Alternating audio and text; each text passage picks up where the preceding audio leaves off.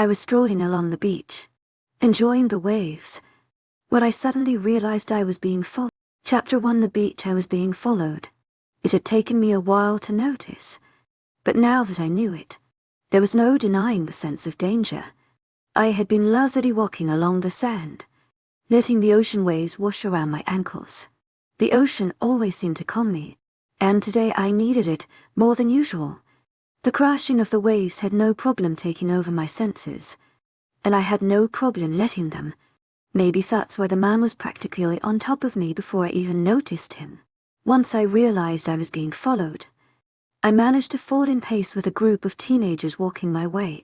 As I walked with them, I watched until the man fell further behind the group, clearly confused. When he was a safe enough distance, I ducked underneath one of the large boulders lining the beach. Since then, I hadn't moved. I hadn't even peeked around the rock to see if he was close to my hiding spot. I didn't know who the man was, or what he wanted, but I was intent on finding out. The only problem was that I was supposed to be here at the beach. I was supposed to be on my way back home so that I could beat my mother's husband before he got there. However, I'd gotten off work early today, and thought I'd chance a small walk along the shore. I told myself that I needed a clear brain. This week held countless things I needed to sort out, including how and when I was going to escape this place. To my agent extraordinaire, Madeleine Noban, heartfelt thanks for your unfailing patience, enthusiasm. This was something I could talk about.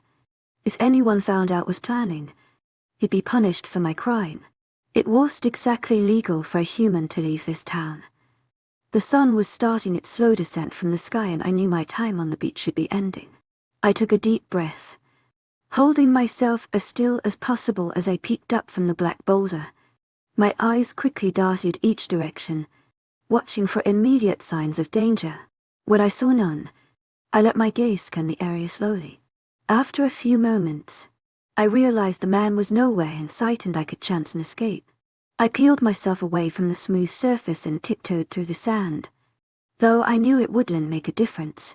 When I was fully out in the open, I started walking quickly. My senses were more aware now though, so I figured you did know if the man was close. I was wrong. All at once, the man appeared once again in my vision. He was ahead of me this time, and it took all my self-control to calmly turn around and head back the other direction. It was opposite of where I needed to go, but it didn't matter. At this point, the only thing that mattered was not getting caught. Because of this, I had to force myself not to sprint in the other direction or draw attention to myself. I told myself that for all I knew he hadn't noticed me, and I would be able to slip away silently. Suddenly, a large hand was placed on my shoulder, just above my backpack. I whirled around, coming face to face with my stalker. He was taller than me, at least another 2 heads beyond mine. He was thick and muscular, his broad shoulders practically blocking my line of view. His beefy hands fully enveloped my shoulder, and I suddenly felt as if I was 5 years old again, looking at the face of someone that held much more power than I ever would. The grip on my shoulder released when I turned around, but I didn't stay put. I slowly started backing away, raising my palms towards my assailant and while simultaneously looking for an escape route. "Who are you?" My voice came out barely above a whisper as I continued to try and create distance between me and the man. He stared at me, something stirring in his eyes at my voice. Whatever was there didn't settle right in my stomach, and I involuntarily froze. He noticed this and proceeded to close the distance between us, reaching again for my shoulder. It only took a second for my mind to register this. When it did, I spun around and started to sprint. However, the moment I did was the moment I realized he'd backed me into the same boulder I had been hiding in just moments ago. I ran straight into the rocks, turning around quickly when I realized I was trapped. When I came face to face with the man again, I reached for my backpack. I quickly unclipped my pepper spray and pressed down, letting the burning liquid reach my attacker's face. I waited for him to recoil so I could break away, but he didn't move. All he did was bring his shirt up to his face and wipe off the oozing liquid. I stared in disbelief, glancing between him and my spray. Then, It hit me. Pepper spray worked on humans. No, I whispered, looking at the man's face, horrified. My resolve was gone and replaced with complete and utter fear. He suddenly reached forward and grabbed the pepper spray from my hand. He tossed it to the side and brought his hands to his eyes, rubbing them with his palms. I watched my spray bounce off some rocks before disappearing into a tide pool, my hope following suit. To my agent extraordinaire, Noble, heartfelt thanks for your unfailing patience, enthusiasm. He finally spoke. His voice was masculine, but not too deep. I expected it to be rough and demanding, but it was surprisingly light-hearted. Through his words, he continued trying to rub the liquid out of his eyes. I waited for him to say more, unable to move from my position against the rock. My body itched to run. Panic crept into my chest when I peeked around his shoulders and realized how far away we were from everyone else. My heart started beating faster as I looked back to what was standing in front of me. Now that I had a clear view of him, I cursed myself. I should have known what he was. If I had been paying attention, I could have left the moment I noticed him. He sighed and brought his hands down to his side. He looked at me, dark eyes red and puffy, but clearly healing. Was that really necessary? I raised my eyebrows but didn't voice my thoughts. I knew he could easily rip me in half. Honestly, after I pepper sprayed him, it was a miracle I was dead already. In the end, I mumbled a quick and simple apology. I bent my head low, avoiding his gaze while praying He to take pity on me. Thoughts raced through my mind as I waited for him to respond. I understand why this creature singled me out, why he decided to follow me. I knew the only time someone like him spoke to someone like me was when they wanted something or someone. My breath hitched in my throat. The last thought struck me as I realized the only reasonable explanation. Somehow, they had figured out I was leaving and he was here to finish me off before I could step a foot outside of this territory. He brought his hand up and I flinched, waiting for him to pin me down and finish me off. But his hand went to the back of his neck, where he rubbed it obstinately. No, it's my bed. I shouldn't have followed you like this. Abruptly, he turned and started walking away. To my agent extraordinaire, Noble, heartfelt thanks for your unfailing patience, enthusiasm. It was more of a trudge than walk. I stood still for a moment, watching him incredulously. Only when his figure disappeared into the crowd did I dare to let out a breath. My heart was still pounding, and I absently brought a hand to rest on it. I stood there, still as the rocks, for a good minute. Only when I once again noticed the setting sun did I start walking. My hand didn't leave my heart, and I doubted it ever would. My body knew how close it had come to danger and was refusing to accept that I was safe. Walking away from a situation like that was unheard of. A werewolf was keen on letting its prey escape. Werewolf. The word reverberated through my brain with each step I took. I had nothing but disdain as sour taste in my mouth for them. The tyrants. The murderers. To my agent extraordinaire, Noble, heartfelt thanks for your unfailing patience, enthusiasm. I could never let that show. The wolves had come out to us humans years ago when I was barely a child. From stories had been told, I knew it was a gruesome and blood-filled time. But they had won, and now humans were at the bottom of a very long food chain. Some of the world still fought them, fought this new way of life, but they were nowhere to be found in this small town. This was exactly one of the reasons I'd planned on leaving. My feet sunk into the sand beneath me as I quickly made my way away from the cliffs. I had just reached the first of many beach umbrellas when I heard someone hollering behind me. I whirled around, only to come face to face with the same man as before, though now I knew better than to call him a man. I stopped dead in my tracks, fear taking control of my limbs as I stared at his advancing frame. He ran until he was in front of me, then hesitated before he spoke. He trailed off. What? My confusion found its way into my mouth. I clamped my hand over it as soon as the word came out. You didn't question them. I'm sorry about earlier. You just took me off guard. His frame was starting to relax, But mine was doing the opposite. He looked into my eyes, waiting for me to answer. I hesitated before responding, voice trembling. My statement came out as a question. The thing in front of me half smiled. It's all right. You don't have to be afraid of me. He reached out his hand and I jumped back. Once my feet started moving, they didn't stop. I was suddenly sprinting off the beach, very aware of the accusatory stares shot my direction. This wolf and I were disturbing the supposed peace. I heard him struggling in the sand behind me, trying to catch up. I only ran faster. I knew I shouldn't have turned my back on him, but there was no going back now. If I stopped, he'd tear me to shreds. Wait, he called just as my foot hit the wooden steps that led up to the pavement. I didn't stop at his words, but that didn't deter him. Before I could finish making it up the stairs, my wrist was caught in his hand, and he was holding me hostage. I whirled around to face him, only barely holding back a scream. Okay, this is going seriously wrong. He panted. His words were rushed, stressed. All I could do was stare at him and wait for my fate. However, the minute I thought he would kill me, he took a deep breath, his shoulders rising and falling with the action. What's your name? What? I cried out, thoroughly confused. I was pulling against his grip, but he didn't seem to notice. He raised one of his eyebrows and repeated his question. What's your name? Why do you want to know my name? He took another deep breath and loosened his grip on my wrist, ultimately letting it go. However, when I tried to sprint away, he grabbed it once again. I watched in horror as varying emotions filled his face, most of them being rage. I flinched violently when his free hand suddenly raised to the sky before resting on the back of his head. I can't believe this is really happening. He looked at me, then to the sky, grumbling something else unintelligible.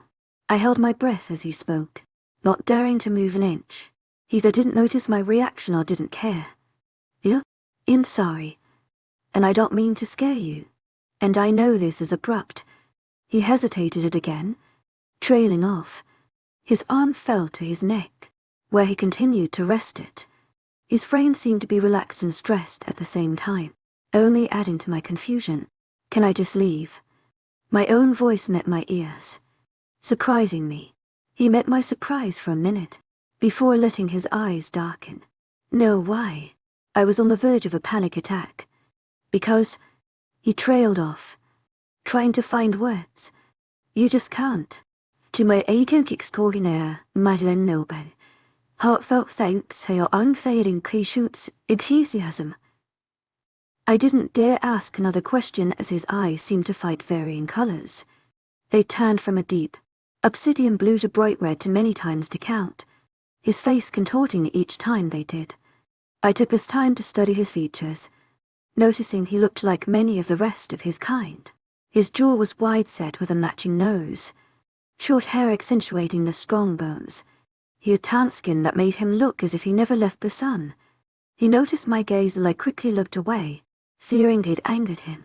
He looked around at the people around us, opening and closing his mouth a few times.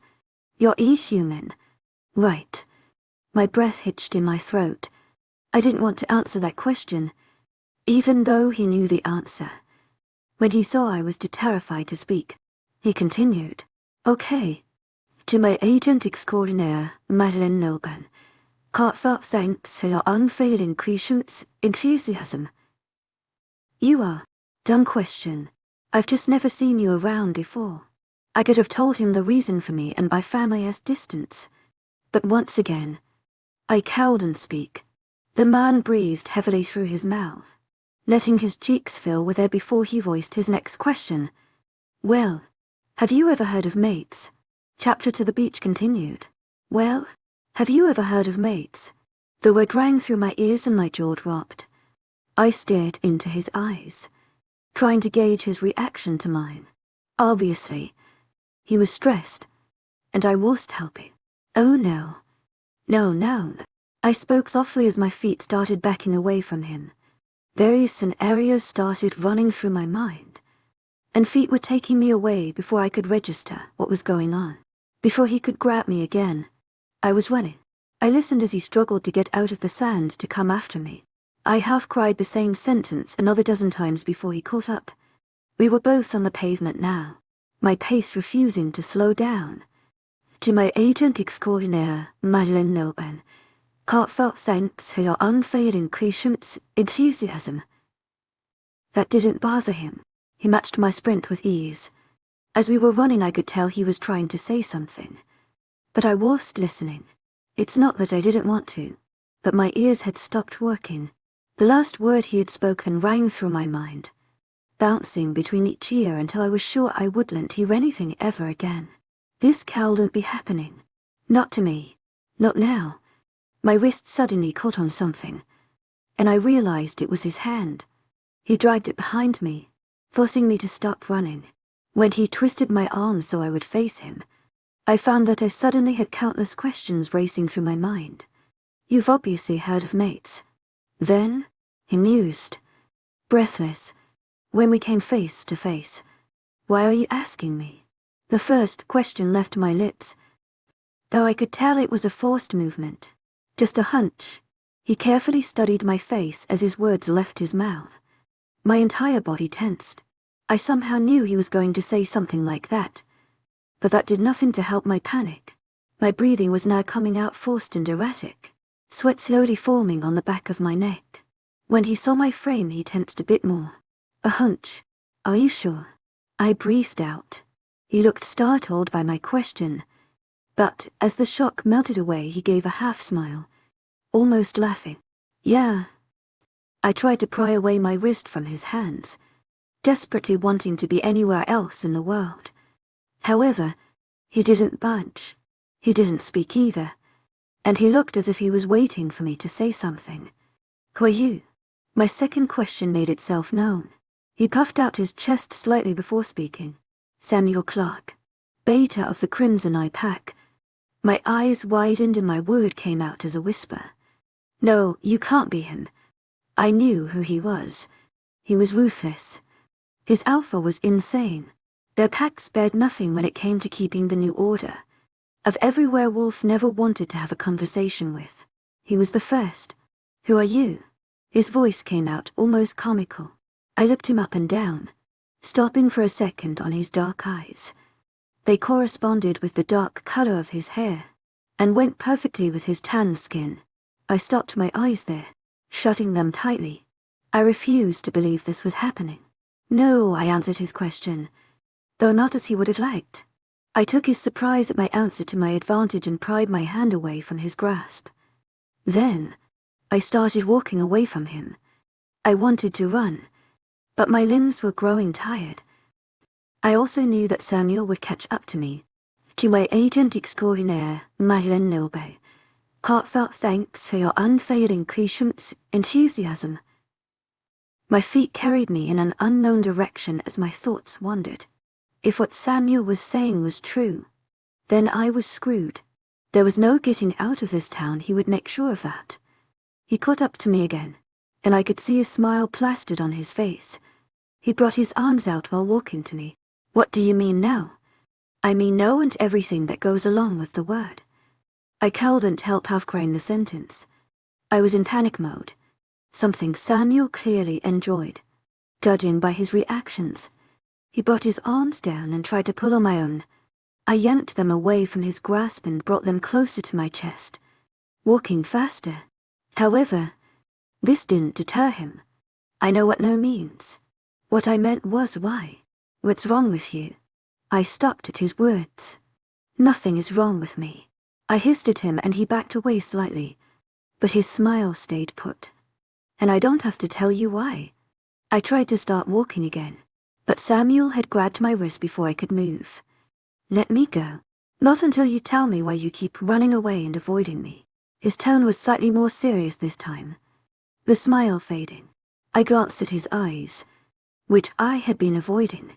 They were pure and pleading. We held eye contact for more than a brief moment, and I could feel my unease settle slightly. I realized that if Samuel wanted to hurt me, he would have done it already. Wolves didn't have a problem making a public example of somebody. I sighed as my legs gave out, and I sat down where I was at, in the middle of the sidewalk. Samuel followed suit, sitting so he could face me. I tried to take my wrist back while responding. I said no because I don't want to be someone's mate. I told him half the truth. He kept my wrist captive in his hand, waiting for me to elaborate. I groaned, trying to put my thoughts together.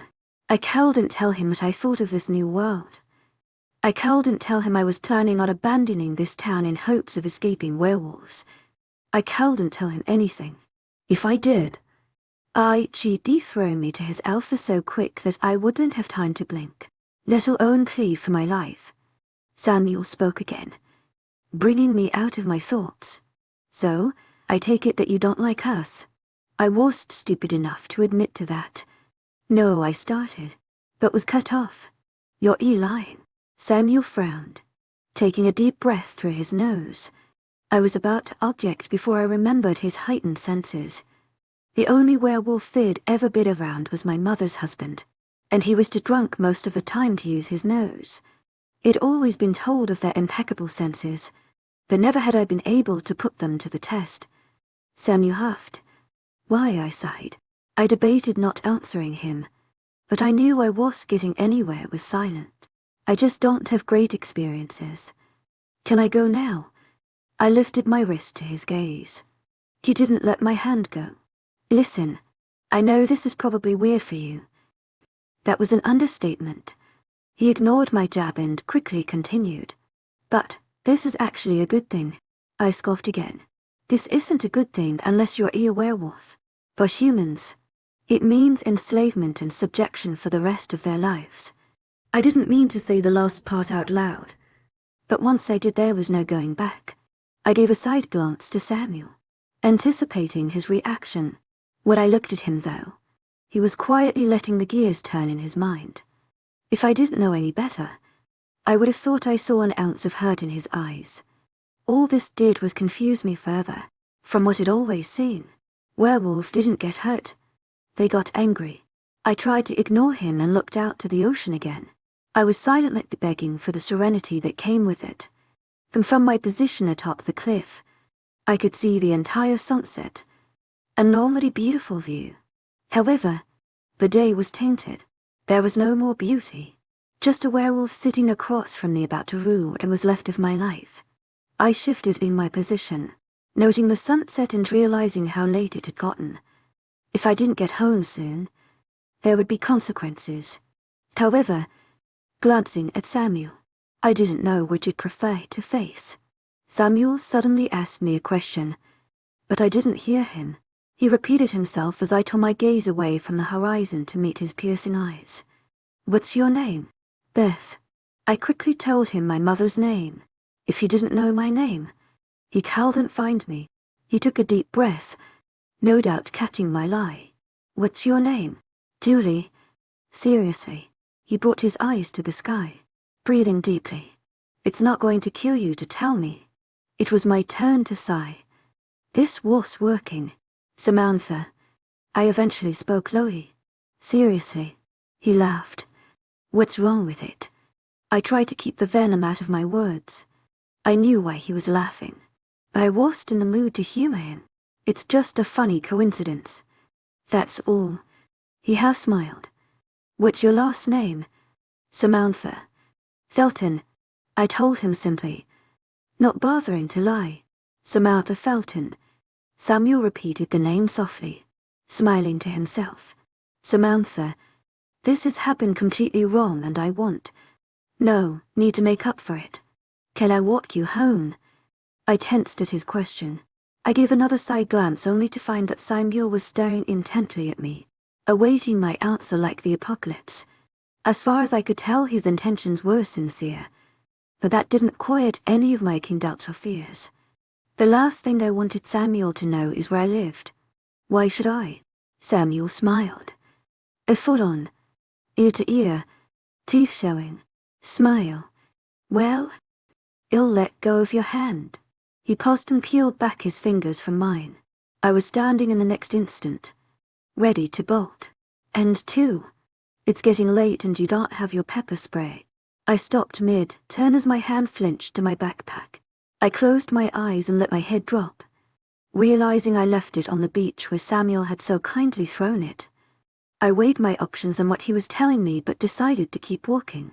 After what I'd faced today, I could walk home without pepper spray. And for 3, Samuel walked up beside me. I can show you why I'm not such a bad choice for a mate. His voice was perky like he had already won the battle. I'm not your mate. I spat the word. I'm a human. Samuel raised his hands in defeat. I can show you why I'm not a bad choice for a friend. I rolled my eyes. I clearly know you already have other intentions. Maybe. But what if we forget about all that? Maybe we can start over. It's kind of hard to start over when one of the first things you say to me is I'm your mate. My tone was harsh and unforgiving. I knew I shouldn't be speaking to a werewolf like this, but in this moment I had no control. Avoiding Samuel's gaze, I looked to my right and caught a glance of the horizon. I looked out only to see the sun truly starting to set, bits of it disappearing beneath the ocean. At this sight, a new wave of panic hit. Samuel was still talking, but I wasn't paying attention to him. Now, I looked down at my watch only to confirm my fears. I was beyond late. I cursed myself and quickly adjusted my backpack before sprinting in the opposite direction of the beach. I had just gotten underway when I was pulled back once again. I looked back to see Samuel holding my backpack by the handle, preventing me from moving further. Let me go. I have to go. I practically screamed at him. He was alarmed at my sudden shift of emotion, but didn't budge. What's wrong with you? That was the second time HED asked me that tonight, and my face flushed with rage. I didn't have time for this. Nothing is wrong with me. You're either one holding me hostage, I snarled, pulling against his grip and debating leaving my backpack behind.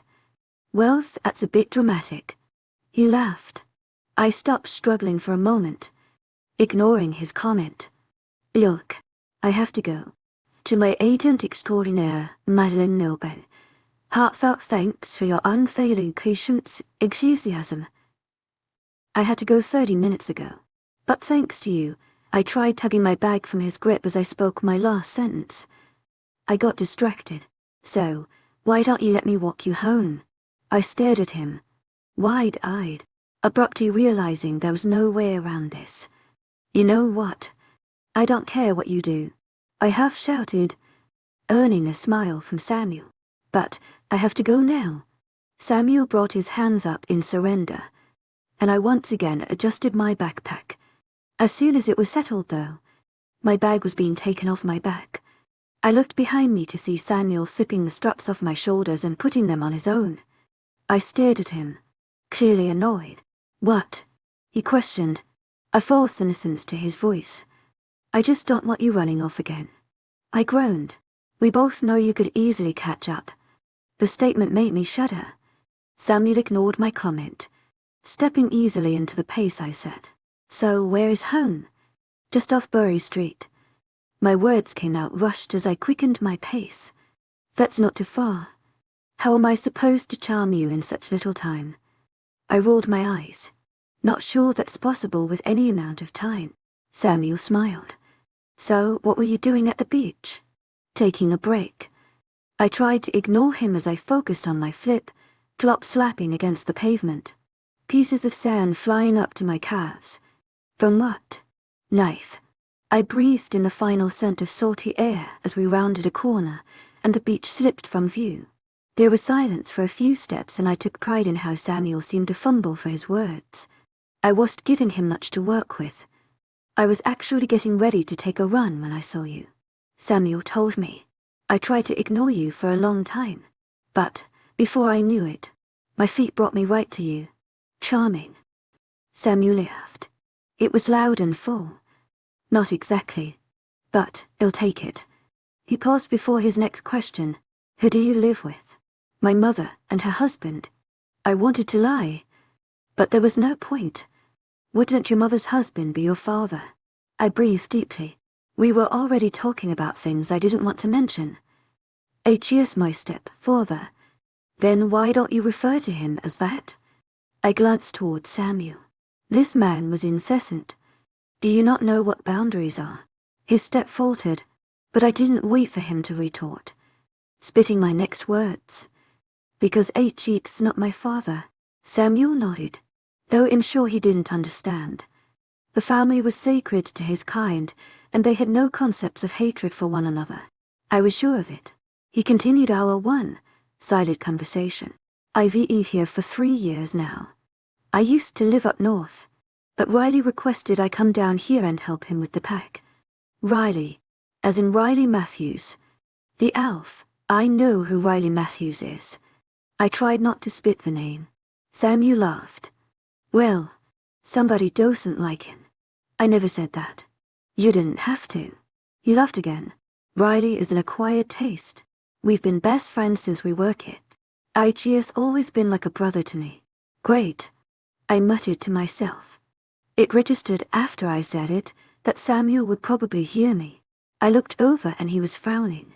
I knew it was disrespectful to talk about an alpha like that, but I couldn't help myself. Not when it came to Riley. We had just rounded another corner when I saw the lights flash on in front of my house. Both my family's cars were parked out front, which meant that James, my stepfather, was home. I stopped suddenly and glanced over to Samuel, who had stopped as well. I can take it from here. I was suddenly uncomfortable but tried not to let it show.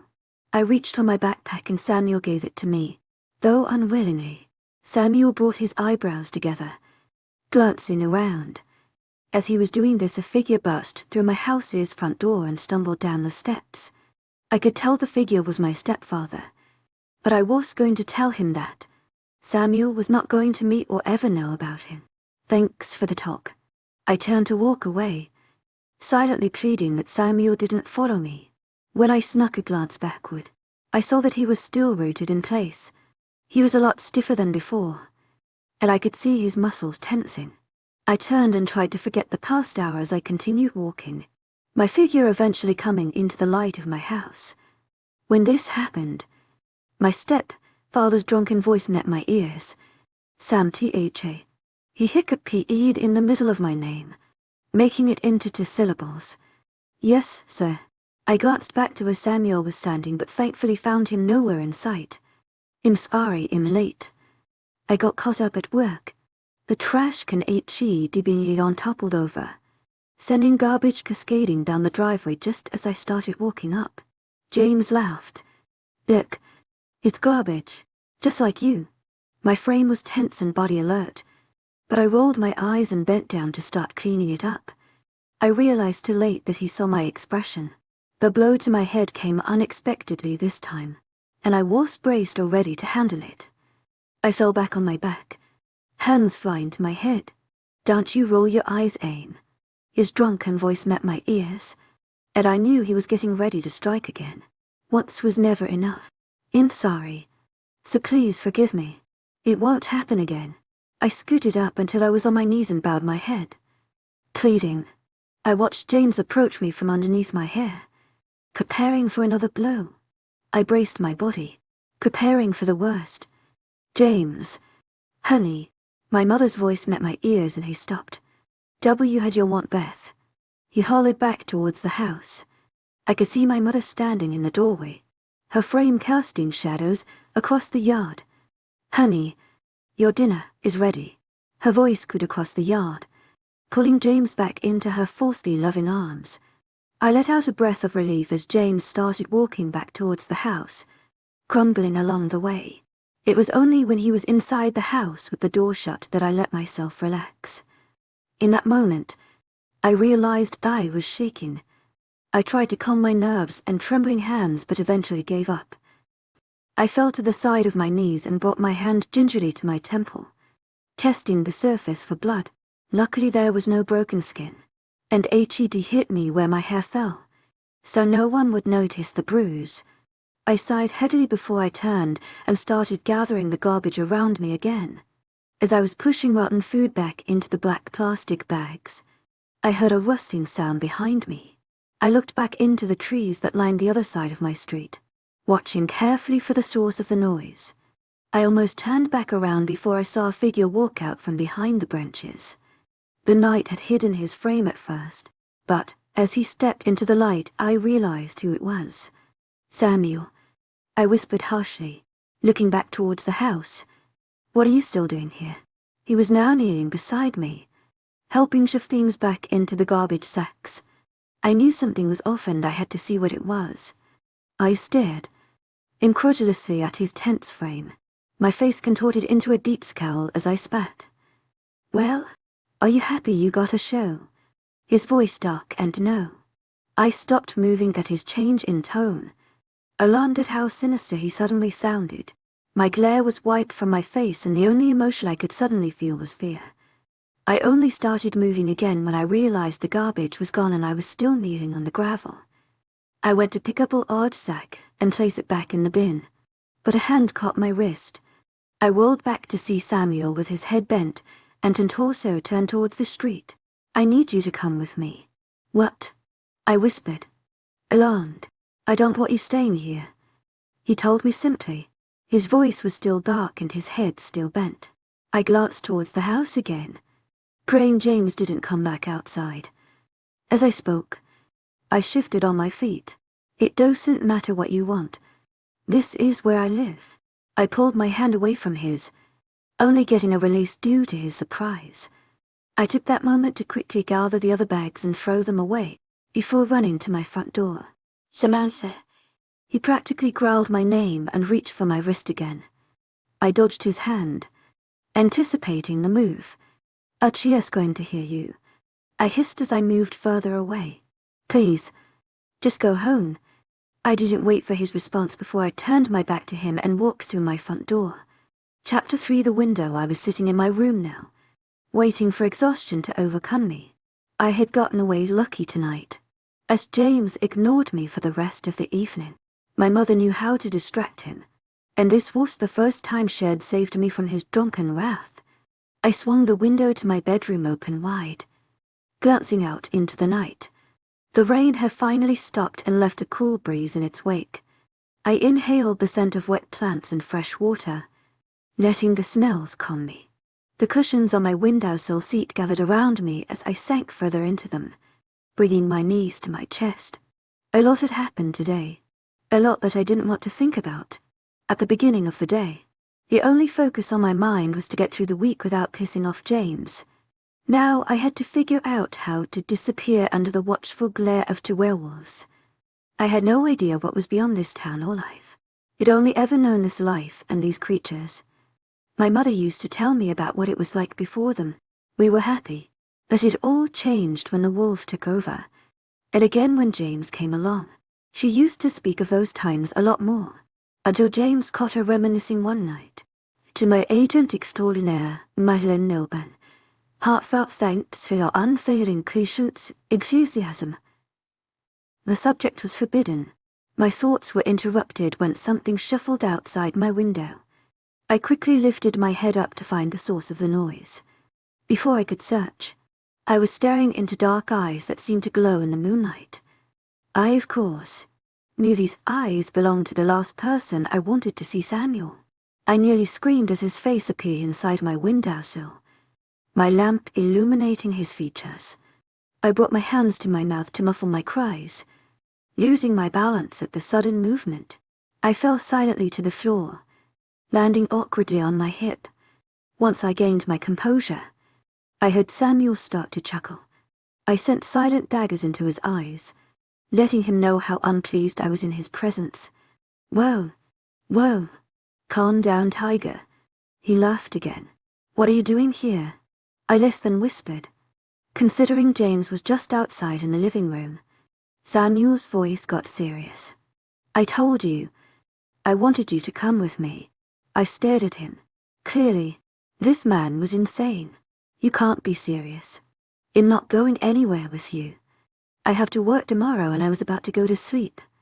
I got off my position from the floor and went to close the windows. "Leave me alone." He caught my hands just as I was about to shut the window in his face. I pushed with all my might against him, but he easily forced the windows back open. "You don't tell me what to do." "Samantha, sorry, that's not how this works." His grip was still on my hand on the window, and he was refusing to let go. "Now, you can either come willingly or forced. It's your choice. Are you insane? Glancing back towards the door. God, all you wolves are the same. You can't just take me from my room in the middle of the night. I haven't even known you for a full day, and here you come, expecting me to heed your every command. You're delusional if you think I'm coming with you. You cut me off. Watch yourself. I didn't respond but continued my fuming in silence. I made no move to go with him, and he made no move to let go of me. I debated calling for my mother, but I didn't want her to know about Samuel, or get in trouble with James. Samuel must have noticed me looking back because he growled lowly.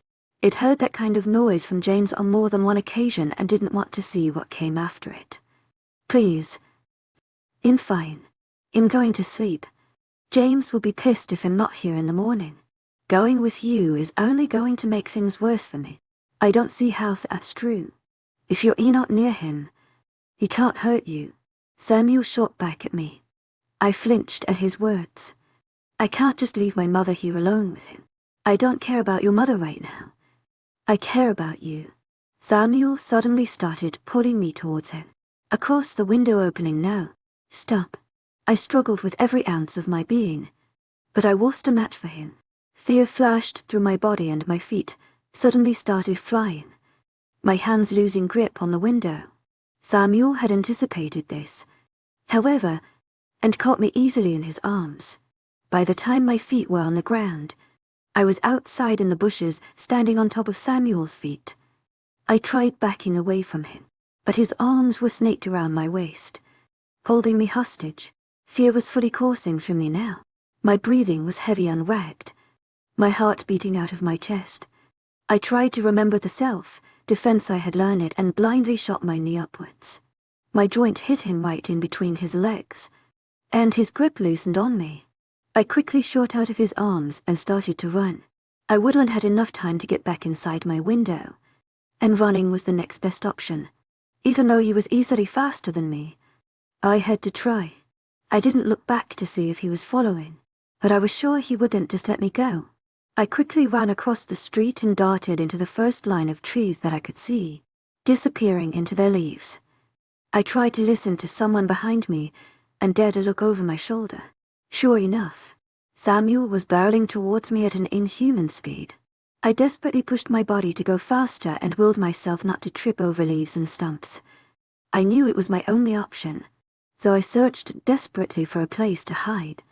There was plenty of trees to climb or bushes to crawl in, but I was afraid that would take too much time. However, realizing that was my only option, I quickly slipped into a piece of a large brush. I crashed into the leaves, feeling the thorns pull at my clothing and hair. After the initial impact, I didn't dare make any movements. I heard his feet running up behind me not too soon after, but they suddenly stopped. I figured he realized I wasn't ahead of him anymore. I tried to listen over the sound of my heartbeat when I sensed his footsteps drawing closer to me. Really, Samantha, did you forget that I'm a wolf? His face suddenly appeared directly in front of mine, his body crouched down beside the bush. I let out a scream, but he quickly brought his large hands to my face to silence me. As he dragged me out of the leaves, I fought harder than I ever had in my life. I thrashed my limbs wildly, kicking and punching whatever I could contact. I didn't stop there but bit at the skin that was holding my mouth as well. My movements did nothing to thwart Samuel, however, and before too long I was being thrown over his shoulder. Let me down, I cried loudly, not bothering to silence my voice. Keep it down or I'm going to have to make you be quiet. His voice was rougher than before, more hostile. It sent chills down my spine. I quieted my voice but still pleaded with him. Please, Samuel, I just want to go home. Please. They'll be fine. Just put me down. I don't want to go with you. Samuel adjusted me on his shoulder, knocking the breath from my lungs. It doesn't really matter what you want. Chapter for the woods. Despite my constant slur of protests and curse words, Samuel continued walking through the forest, away from my house. I was still slung over his shoulder, and my fists were getting sore from constantly clubbing his back. However, he acted as if I was more of a small puppy than a full-sized human being.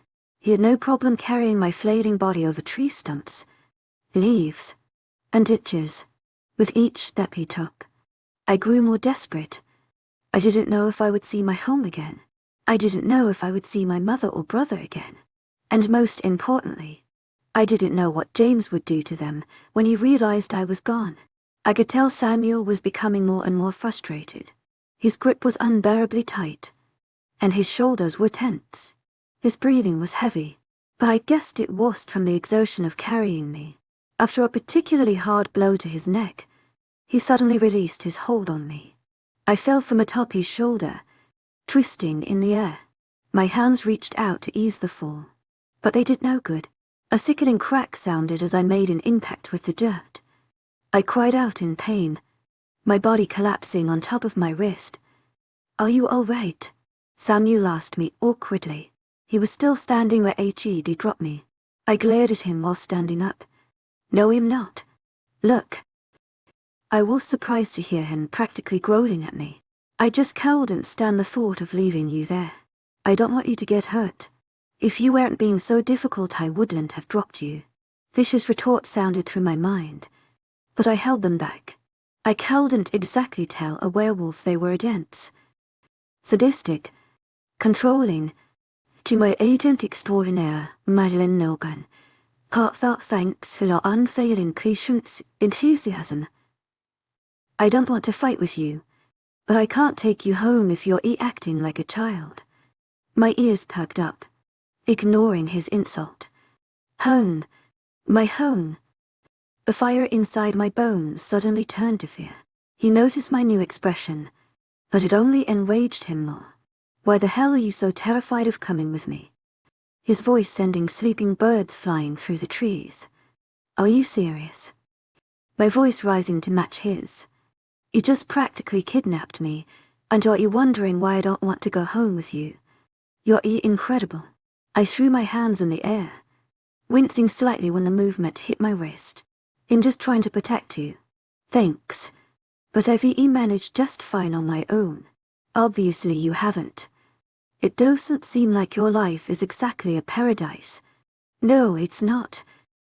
My anger finally getting the better of me. "But, at least at my house, I don't have to deal with a dance." Sadistic, controlling, pack of moronic werewolves. So much for not voicing that thought. Samuel was suddenly silent. Not only was he silent, but he was still. If he was standing and breathing erratically, I would have thought him dead.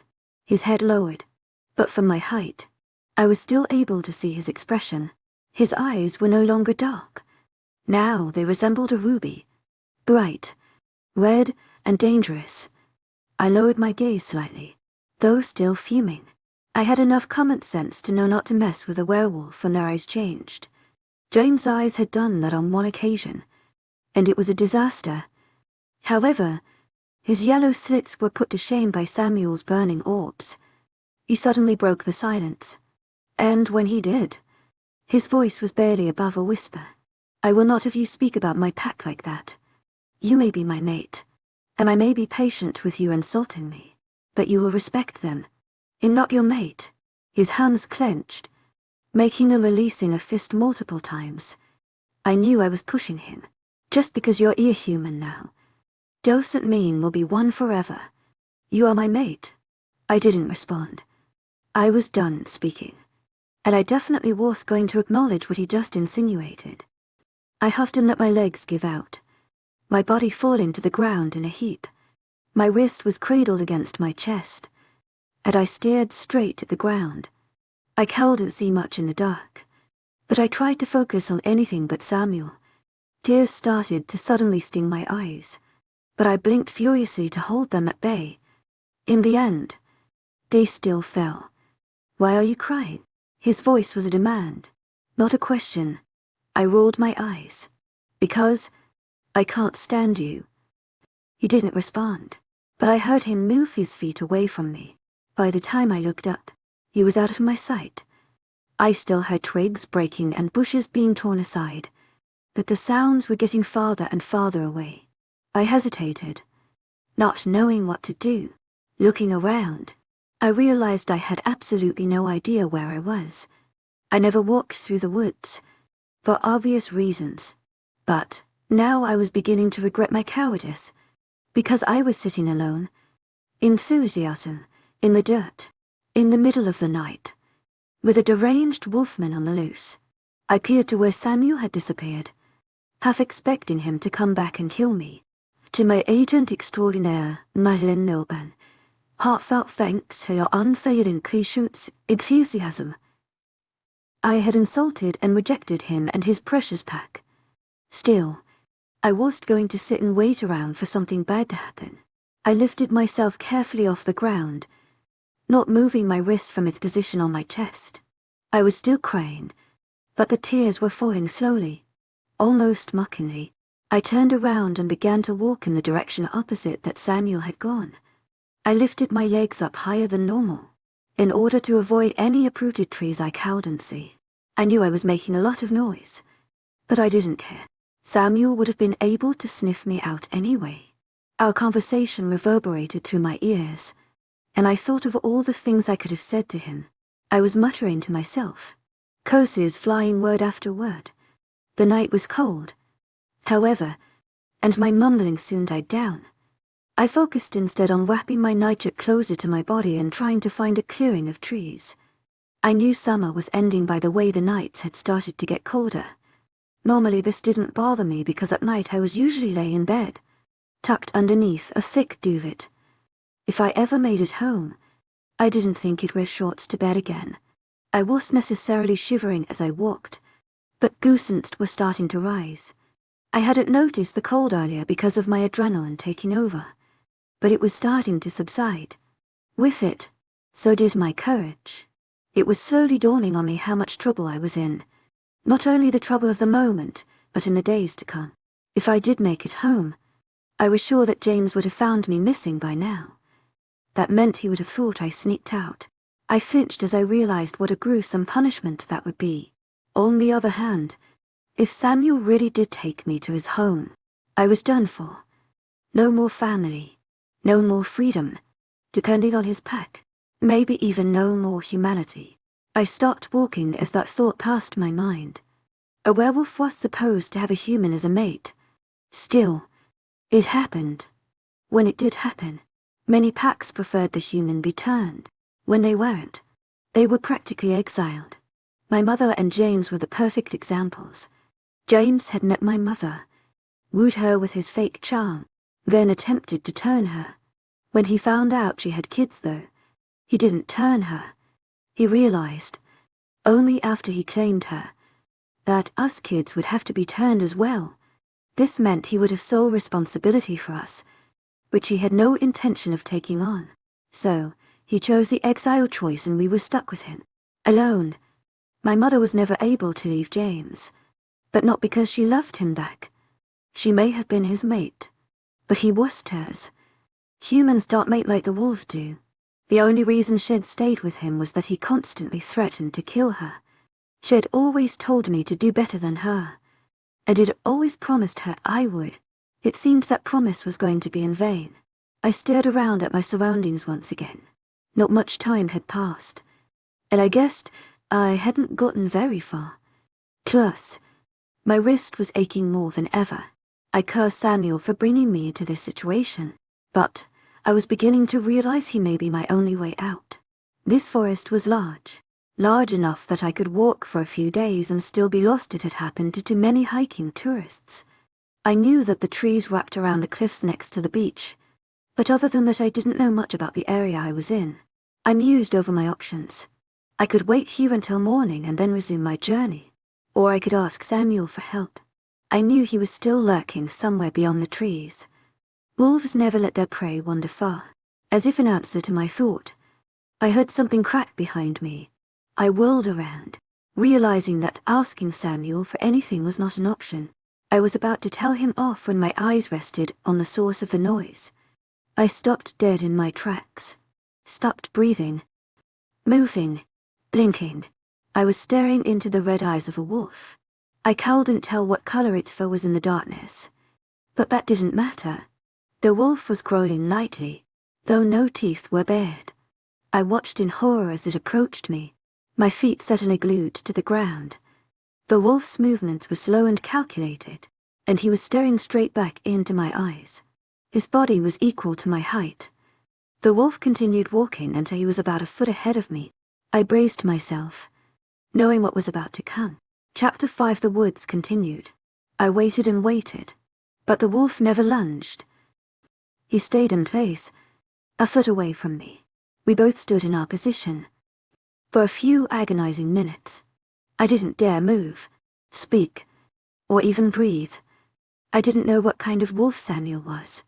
Obviously, he had some sort of thinking ability, but that didn't do much to calm my nerves.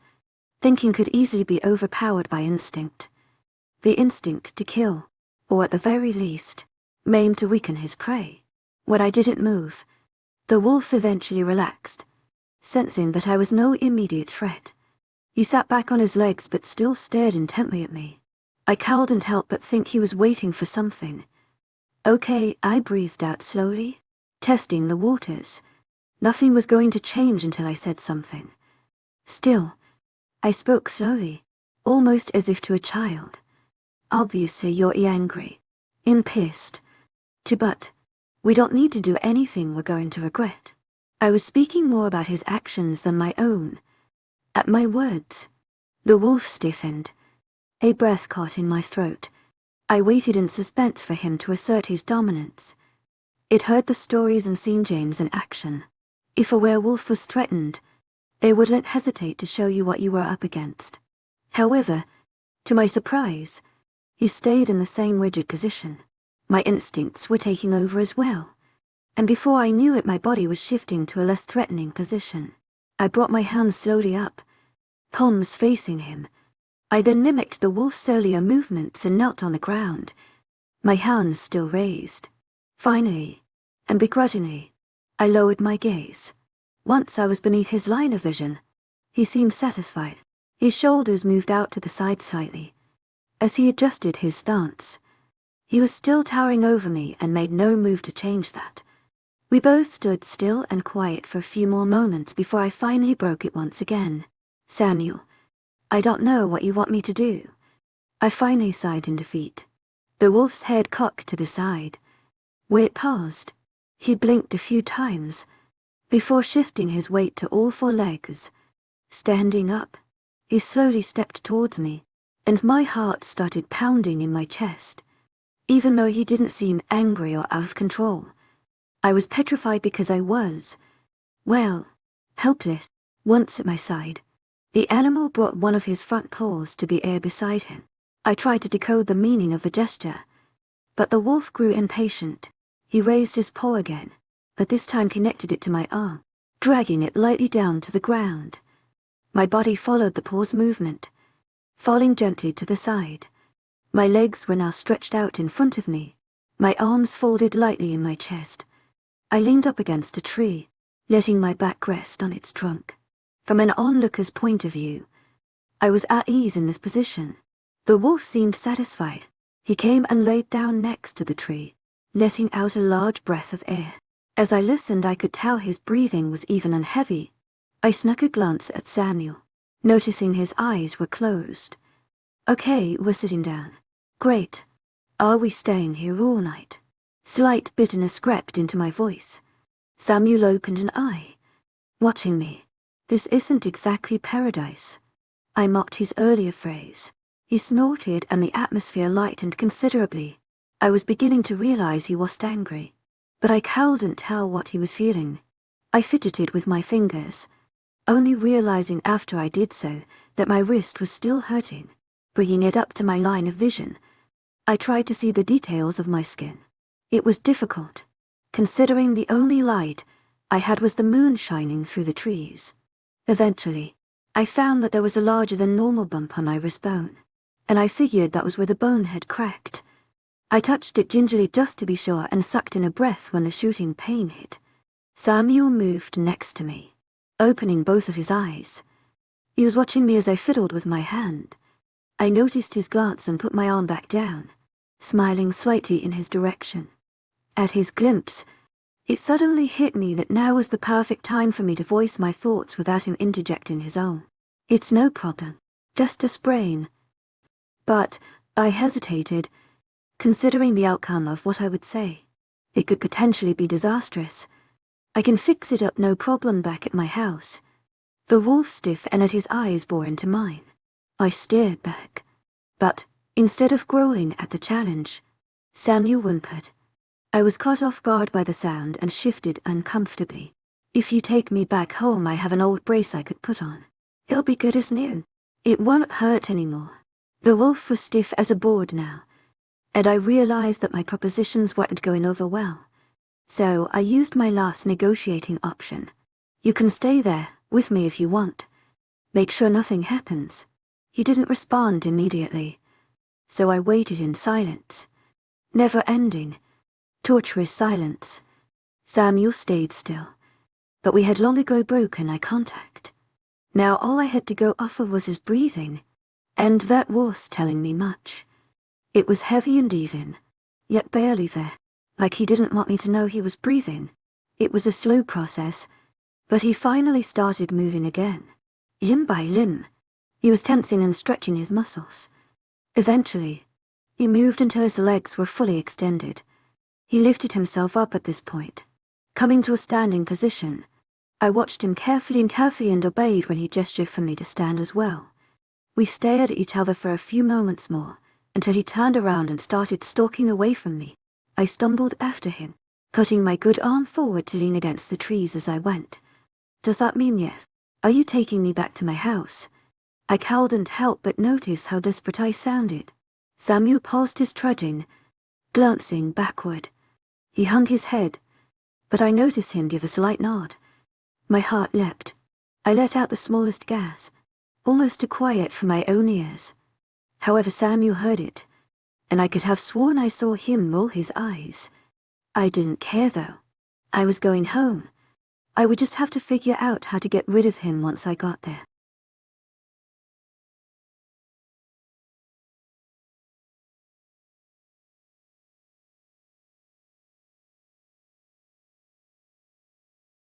I've always dreamed of escaping this godforsaken place, but he became my biggest obstacle. Chapter 6. The bedroom. The walk back to my house was quick. We hadn't gotten as far as I thought, and I was fuming, but I was mostly angry at myself. If I would have just sucked at the cold and dark night, maybe I would have made it home on my own. Then, I wouldn't have to deal with what was sure to come. We were both standing at the edge of the woods, staring back at my house. Samuel was waiting for me to make the first move, but I cowered. The only thing I could think about was what was going to happen when I crawled back in through my window. Samuel was growing impatient, but he was trying not to let it show. He was pacing, but he raised and lowered his paws countless times whilst flicking his tail. "I'm going to need you to hang back for just a minute." I half glanced at Samuel, rushing to finish my sentence when he froze. "Just until I can get back inside. Then, you're welcome to stay all night. Promise." I knew there was no getting rid of him. When Samuel still didn't move, I tried another tactic. "You know, it might be better for me if you weren't if you do well. I mean, if you could." I gestured to his wolf body, hoping Samuel caught what I was trying to say. When he looked at me with confused eyes, I didn't spare kind words. I was growing impatient, too. James won't be as pissed a threat, and if he doesn't see another werewolf trying to sneak into his house. We don't want James mad, because if he is, then he will take it out on my mom. It's not stupid enough to do anything to me if he sees you. So he'll do the next best thing. Please, if you want to make this easier, just please go back to being human." I finished my desperate ramblings, out of breath. I prayed that Samuel would listen to me. If he didn't, I was sure there would be an equivalent of a bloodbath in my bedroom. Samuel suddenly stood up and moved back into the trees. I stood still, listening for the signs of what he was doing. Silent minutes passed by, and just as I was about to give up on him, Samuel's voice met my ears. "I need clothes." I stammered something unintelligible as I searched for something to hand him. I scanned my body, trying to decide if I could spare an article of clothing. However, I was only in a t-shirt and shorts. I don't exactly have anything. I stuttered. I heard him sigh heavily. Look, I'm trying here. Really trying to let you play this out. But this is a bad idea. I don't even know why I'm listening to you. To be honest, I ignored him. Where are your clothes from the floor? Gone. I wasn't exactly planning on turning tonight, so I didn't bring any extra with me. I noticed his voice was growing tired. I eyed my house again, debating my options. I can go and get you something from my house. He didn't dismiss my suggestion, but huffed in annoyance. Like I said, this is a bad idea.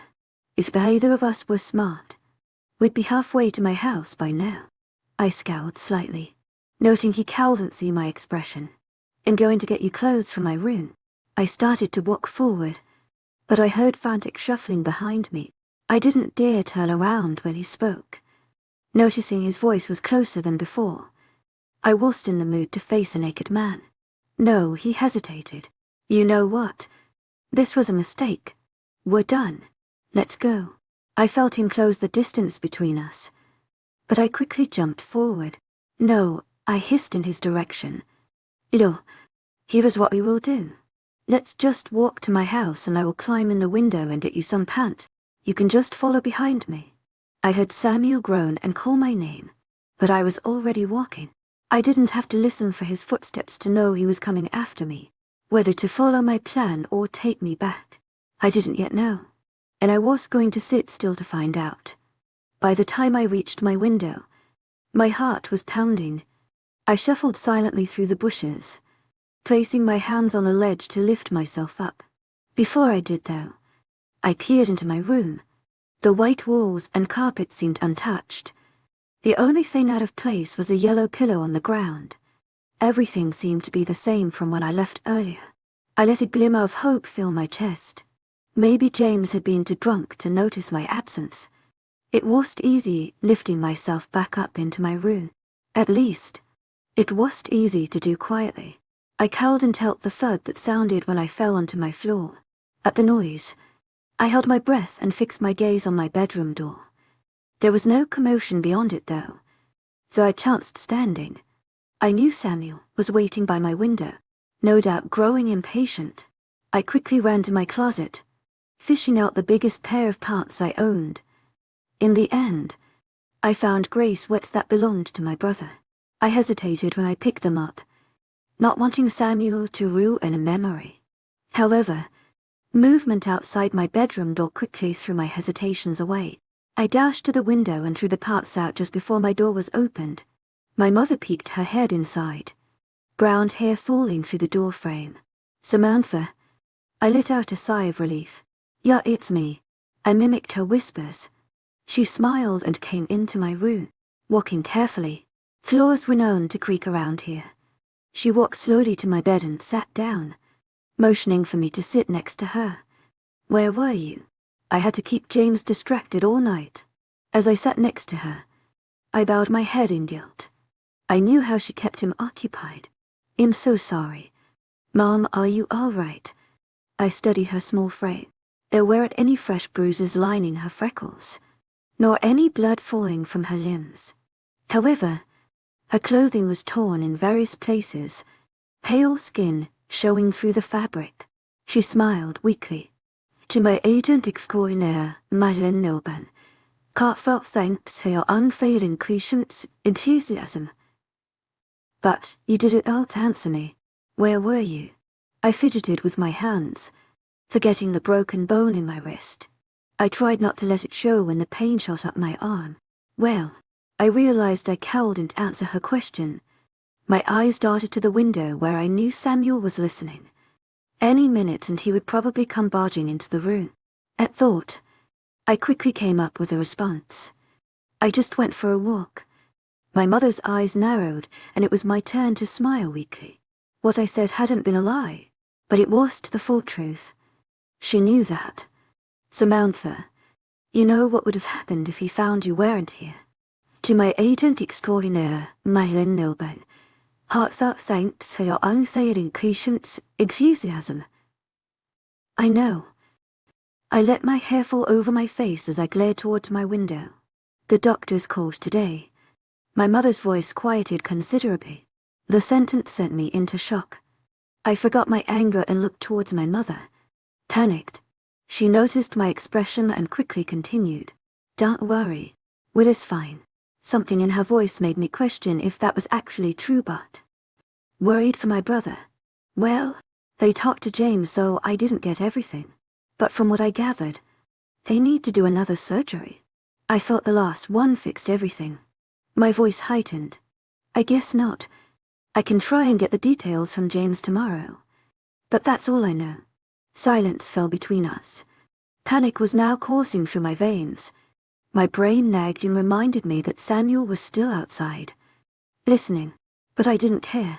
I hesitated before asking my next question, opening and closing my mouth countless times. But I had to know. My mom noticed my unease and put her hand on mine. I looked down to hide the hurt from my wrist. The gasp of pain becoming my question. How are we going to afford this one? Her eyes darkened. Since humans were no longer in charge, things were done differently. If you were in a pack, a doctor was always provided and it was completely free.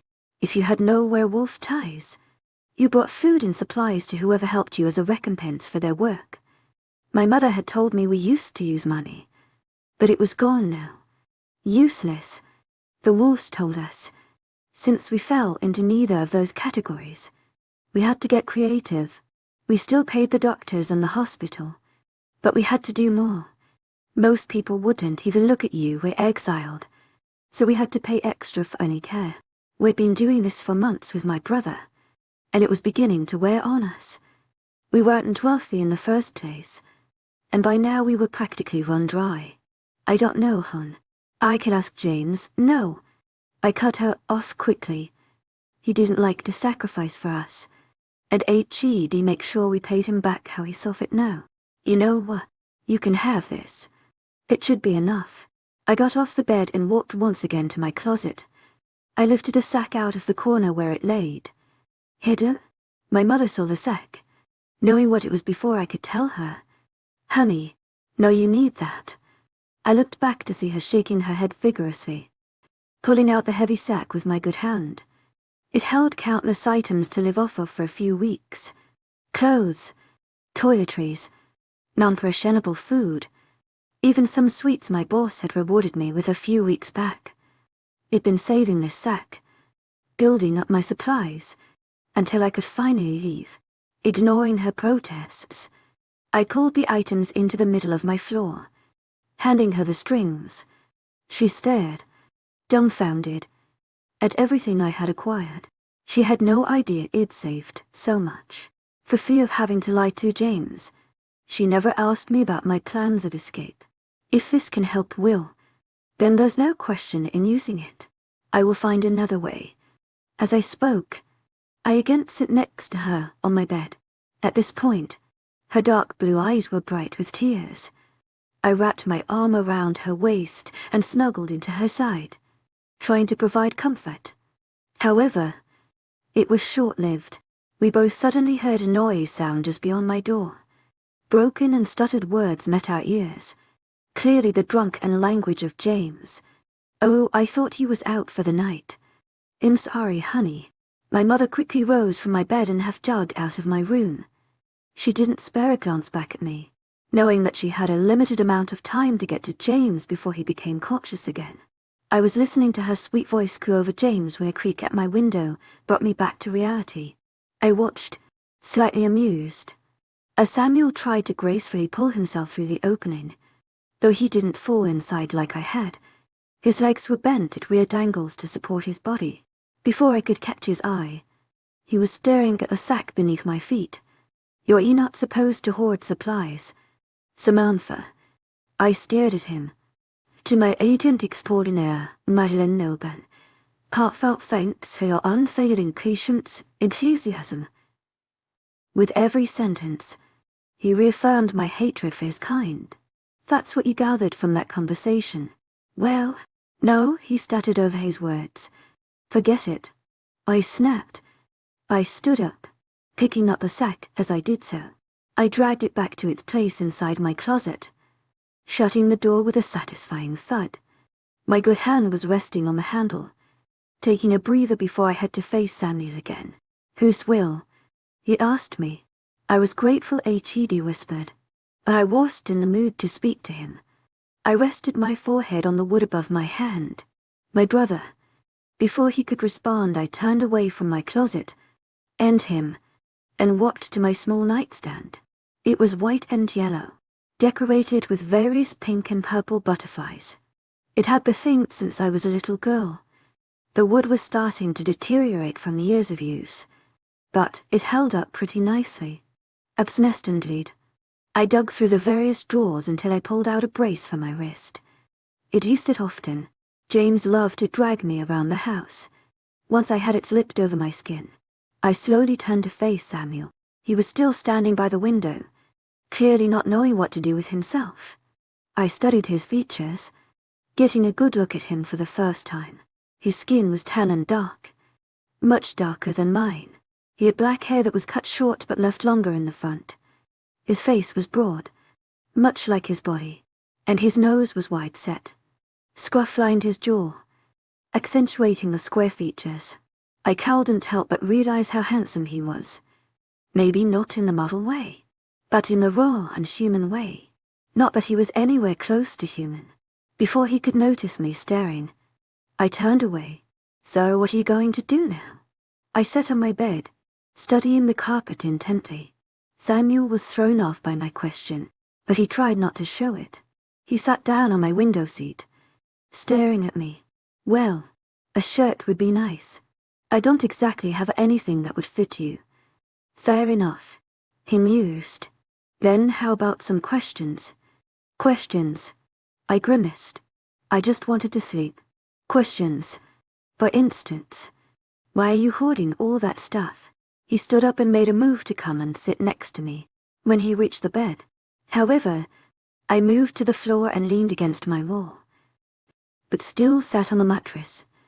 I noted how he made Winbed look like it belonged to a toddler. I considered my answer.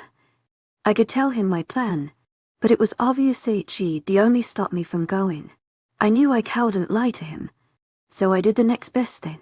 "I don't want to answer that question," Samuel sighed. I knew he was tired. "Okay. What happened to your brother?" Not answering that either.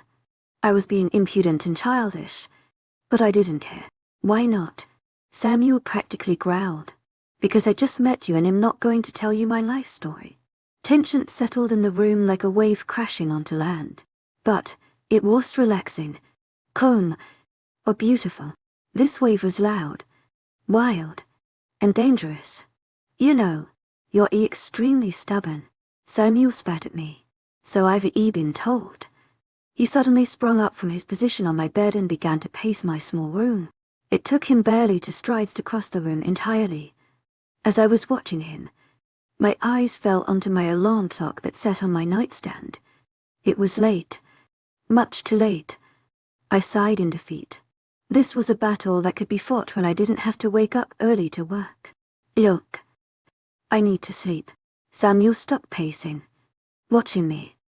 I stood up but went to my bed, pulling off a spare blanket before laying it out on the floor. I didn't particularly care if he was comfortable, but I wanted to make it clear he was sleeping in my bed. As I was slipping off my socks, I heard cracking behind me. I turned around just in time to see Samuel disappear and a wolf emerge from his body. It was a harrowing sight, to say the least. I stood in shock for a few moments before I could pull myself together. In the light of my room, I could see the full details of his wolf form. His coloring was a light blonde, almost white. Spots of caramel danced along his back and up to his head. Both of his ears had the caramel color as well.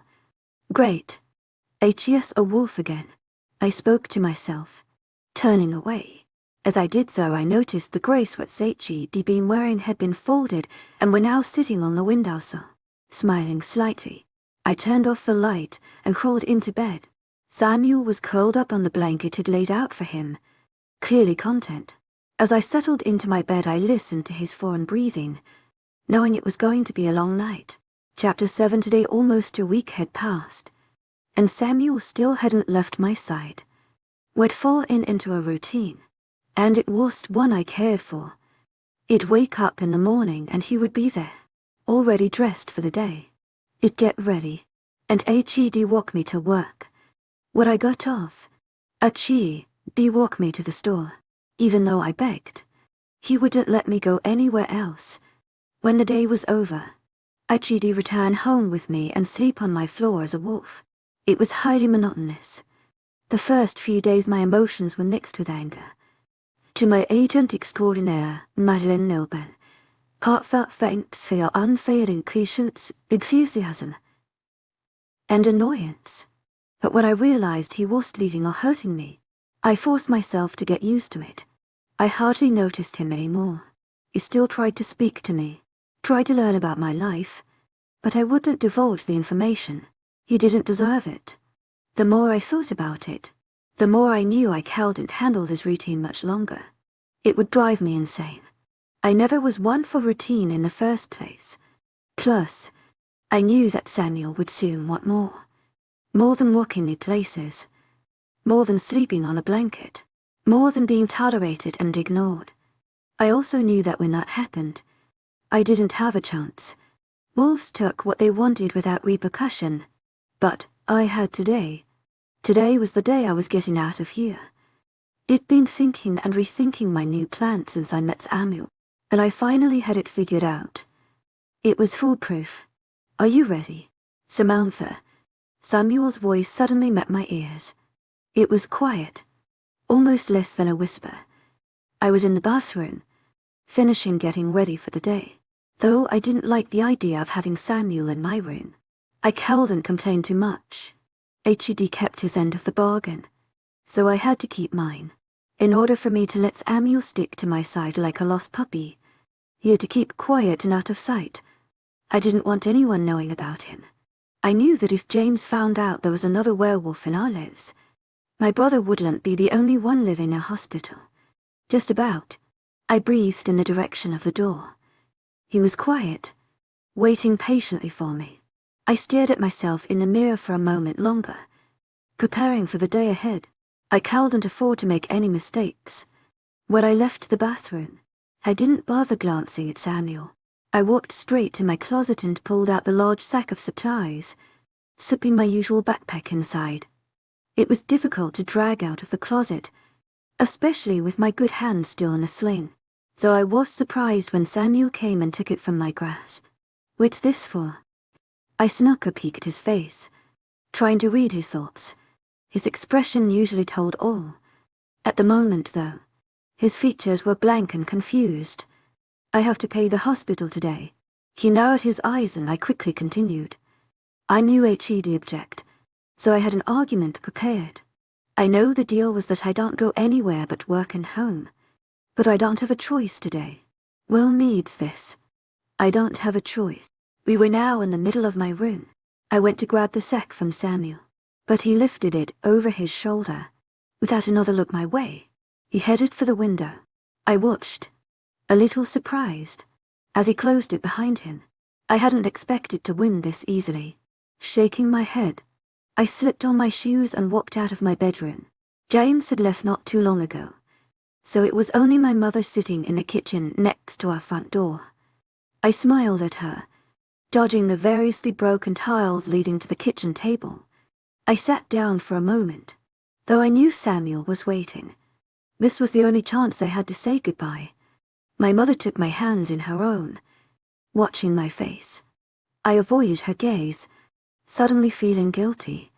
I wanted to tell her everything, but I knew I couldn't. If she had information she was withholding from James or any werewolf for that matter, she'd be done for. This way was better. To my agent extraordinaire,丨Love, heartfelt thanks for your unfailing patience, enthusiasm. Instead of voicing my innermost thoughts, I studied the rundown kitchen for a moment. The yellow wallpaper had faded and was now stained brown. The cabinets lining the walls matched the color, and the wood was splintering in every crevice. The stove and refrigerator barely worked, and the grate had too many pieces missing. Even though this place was barely livable, I would miss it. This was home. My mom noticed my gaze and followed it. I wish we could fix this place up. I looked back at her and smiled. Me too. Maybe someday. Silence fell once again, and I knew I was running out of time. It figured once this moment had come, I'd know what to say. But here I was, struggling to find the right words. Mom, I began. What's wrong? Honey, I just wanted to tell you I love you. I hesitated, trying to find a way to let her know I wouldn't be coming home tonight, or ever again. I'm going to be working pretty late tonight, so I don't think he'll see you. I trained my eyes on hers, hoping she would catch on. Her expression was calm until she met my intense stare. She was startled for a minute before she brought her brow together and frowned. I glanced at the door, watching for figures outside its window. I could tell she wanted me to elaborate, but I held a finger to my lips and shook my head. I have to go, but I love you. I stood up, and she followed suit. We embraced each other and I held her tightly, probably tighter than I ever had before. I didn't want to leave my mother alone, but I knew neither of us stood a chance if I stayed. If I left, I could come back and save her too. When I pulled away, I could tell she understood. Maybe not the entire situation, but enough to know I was coming home. Her eyes were slightly wet, and her hand was cupping her jaw. She nodded slowly, meeting my gaze. Before I could start to cry, I turned away. Bang on. Love you. I opened the front door and jumped down the steps, practically running away. I knew the farther away I was, the easier it would be. Without waiting for Samuel, I started walking down the sidewalk. I knew he would follow suit. Soon enough, I heard his footsteps coming from behind. By the time he reached me, I had my composure once again. You're working late. I knew HE'd been listening. Yeah, I forgot to tell you yesterday. And we've got to drop off the bag at the hospital. What if I dropped it off? I shot him a wary look. That's not part of the deal. The hospital probably knows who you are and would obviously ask questions. Well, going to the hospital isn't part of our deal either.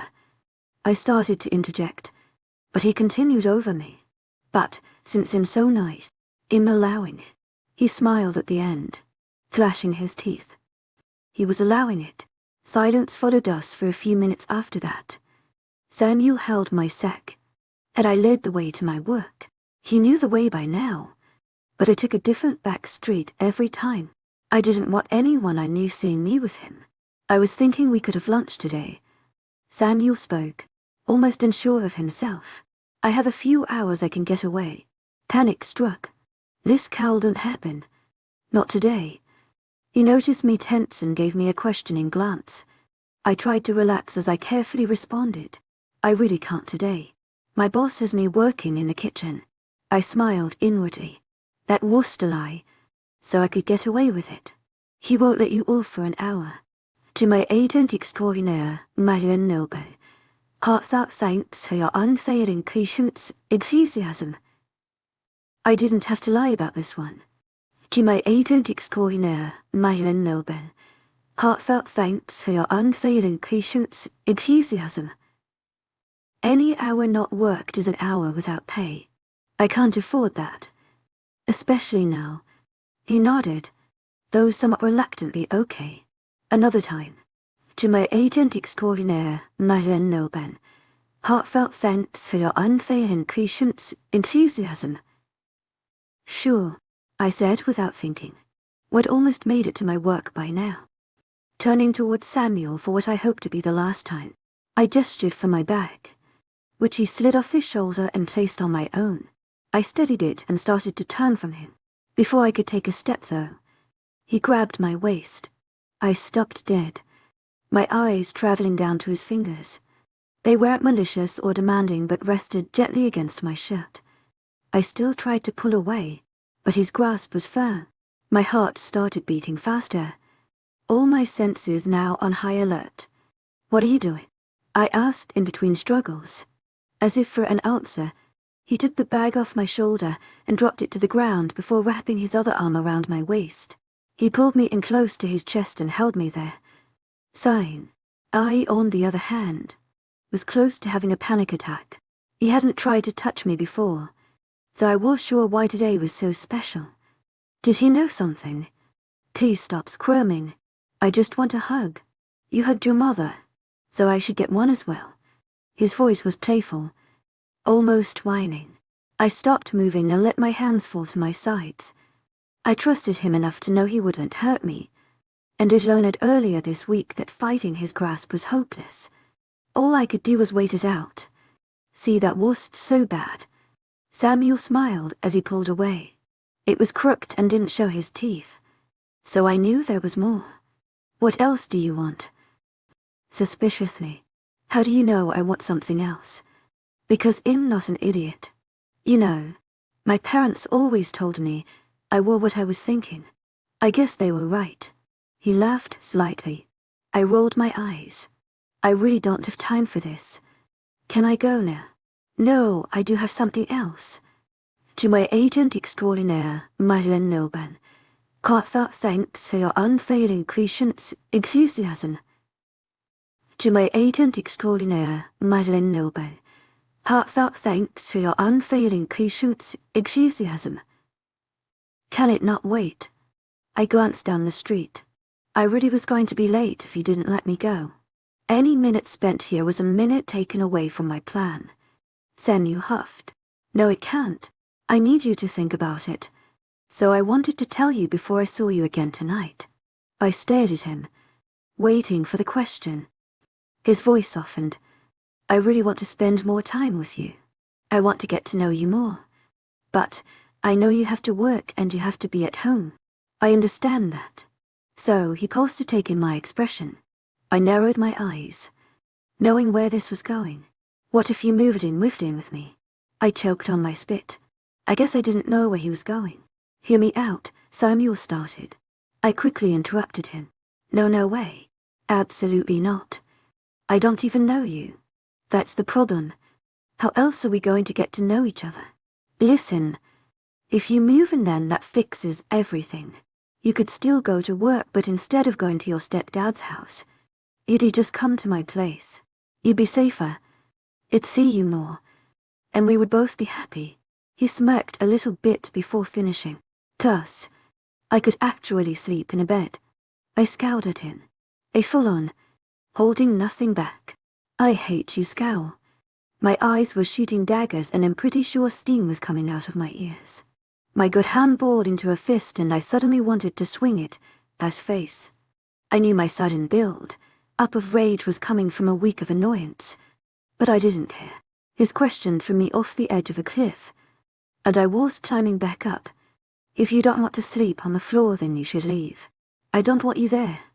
To my agent extraordinaire, Madeleine Nilban. Heartfelt thanks for your unfailing patience, enthusiasm. His eyes wide and he faltered. Pain shot across his features. However, I continued. I'm not leaving my mum. I'm not leaving my job. And I am not moving in with you. I don't want you. I didn't know why I was telling him these things, considering he'd be gone by tonight. Maybe I had no filter. Maybe I didn't want him thinking I cared for him. Maybe I was just stupid. Despite my brain telling me to calm down, I continued to scowl. I couldn't stand him. I didn't care that he was angry or hurt. I cared about leaving this godforsaken place and finding a way to survive. Achiti only made things more difficult for me. Samuel growled, and I whipped my gaze to his. You know what? You're fucking impossible. Though I noticed the dangerous change in tone. Impossible. You're a deranged lunatic who thinks I'm going to magically fall in love with a dog. Mistake number one. His eyes started turning shades, lightening to ruby by the second. I involuntarily stepped back, watching as his chest rose and fell attically. You're done. What? Those weren't the words that expected to come out of his mouth. You're done. I'm done. I've let you have your way for the past week in hopes that you'd drop your fucking attitude and act like an adult. I thought if I was nice enough and let you continue doing whatever the hell it is you do, you'd realize I'm not the enemy here. I guess I overestimated you. Words wouldn't come to my mouth. I stared at him, suddenly terrified that he'd just ruined everything with a lost temper. He continued on. You're quitting your damn job. Today. To my agent extraordinaire, webnovel. Heartfelt thanks for your unfailing patience, enthusiasm. You're moving in with me. I don't care about what you want because you know what. You don't know even what you want. You're just a fucking human. You don't even have enough goddamn sense to give a werewolf respect. By the time he was finished, his breathing was labored. I could tell he was hanging on by a thread. I bent my head, trying not to make the same mistake twice. I should have let this whole thing go. But HED thrown me off guard and I reacted before I thought it through. Now, everything was at stake. To my agent extraordinaire, webnovel. Heartfelt thanks for your unfailing patience, enthusiasm. It took everything I had to utter those 2 syllables. I gritted my teeth and bit my tongue, trying not to let his insults stick. I wanted nothing more than to scream at him and let him know what I really thought about his act of kindness. But if I was going to have a chance at leaving today, I had to fix this. The way things were headed. Samuel wouldn't let me leave his side again. Samuel growled again. No, you're not. Don't lie to me. I stayed quiet. Anything I said was going to add gasoline to his fire. Tell them you're quitting and it's your last day. In picking you up at 6. If you're not outside, then you better pray to your God there's no one around for me to kill. I flinched as he spun on his heels and started walking the opposite direction, watching until he disappeared. My heart was pounding in my ears, making it impossible to tell when he was truly gone. Tears stung at my eyes, but I didn't let them flow. I ignored what had just happened and finished the half-block to work. If I had any hesitations about leaving, they were gone now. I walked into my restaurant, determined. It was time to finish this. Chapter 8 Goodbyes Part 1. I opened the wooden door and a bell rang above my head, signaling my entrance. My head was still pounding from the encounter with Samuel, but I pushed it to the back of my mind. I wouldn't make any more mistakes. Quickly looking around, I noticed there weren't too many people inside the restaurant today. To my agent extraordinaire, webnovel. Heartfelt thanks for your unfailing patience, enthusiasm. At least something was on my side. I quickly darted to the edge of the room, avoiding the circular tables that were normally filled with varying cheap meals. I dropped my sack in a corner next to the checkout counter, praying no one would get curious. Once I reached the back room, I quickly clocked in and headed to the washing station. I greeted my co-workers as I walked by. Though there were only a few of us, my head was bent low, and I began to cough. It was small and I pretended I was trying to hide it. To my agent extraordinaire, webnovel. Heartfelt thanks for your unfailing patience, enthusiasm. People still took notice. They shot me glances varying from worried to annoyed. I paid them no mind though, and finished the short walk to my station. I prayed I would see my boss on the way over so I wouldn't have to work for too long. Sure enough, as I was opening the door to the back room, a tall, old, and lanky man appeared in my vision. I looked up to meet his face. Noting his look of concern, I smiled to myself. He was one of the good ones. Samantha, what are you doing? His voice was a surprisingly low tone, but I was used to it by now. Going to wash dishes. His wrinkled features became more defined as he frowned. I heard that you were coughing. Now that I'm seeing you, you don't look very chipper. His mustache followed his words, angling down at the end of the sentence. To my agent extraordinaire, webnovel. Heartfelt thanks for your unfailing patience, enthusiasm. Maybe fighting with Samuel had been an advantage. I didn't have to fake being shaken up. Word travels fast here. I smiled lightly. But, I'm fine. I think it's just allergies. Allergies don't attribute to the pale and clammy skin. He gestured to my frame. I was startled, but looked to my hands. Sure enough, I was pale and sweating. For the first and last time in my life, I silently thanked Samuel.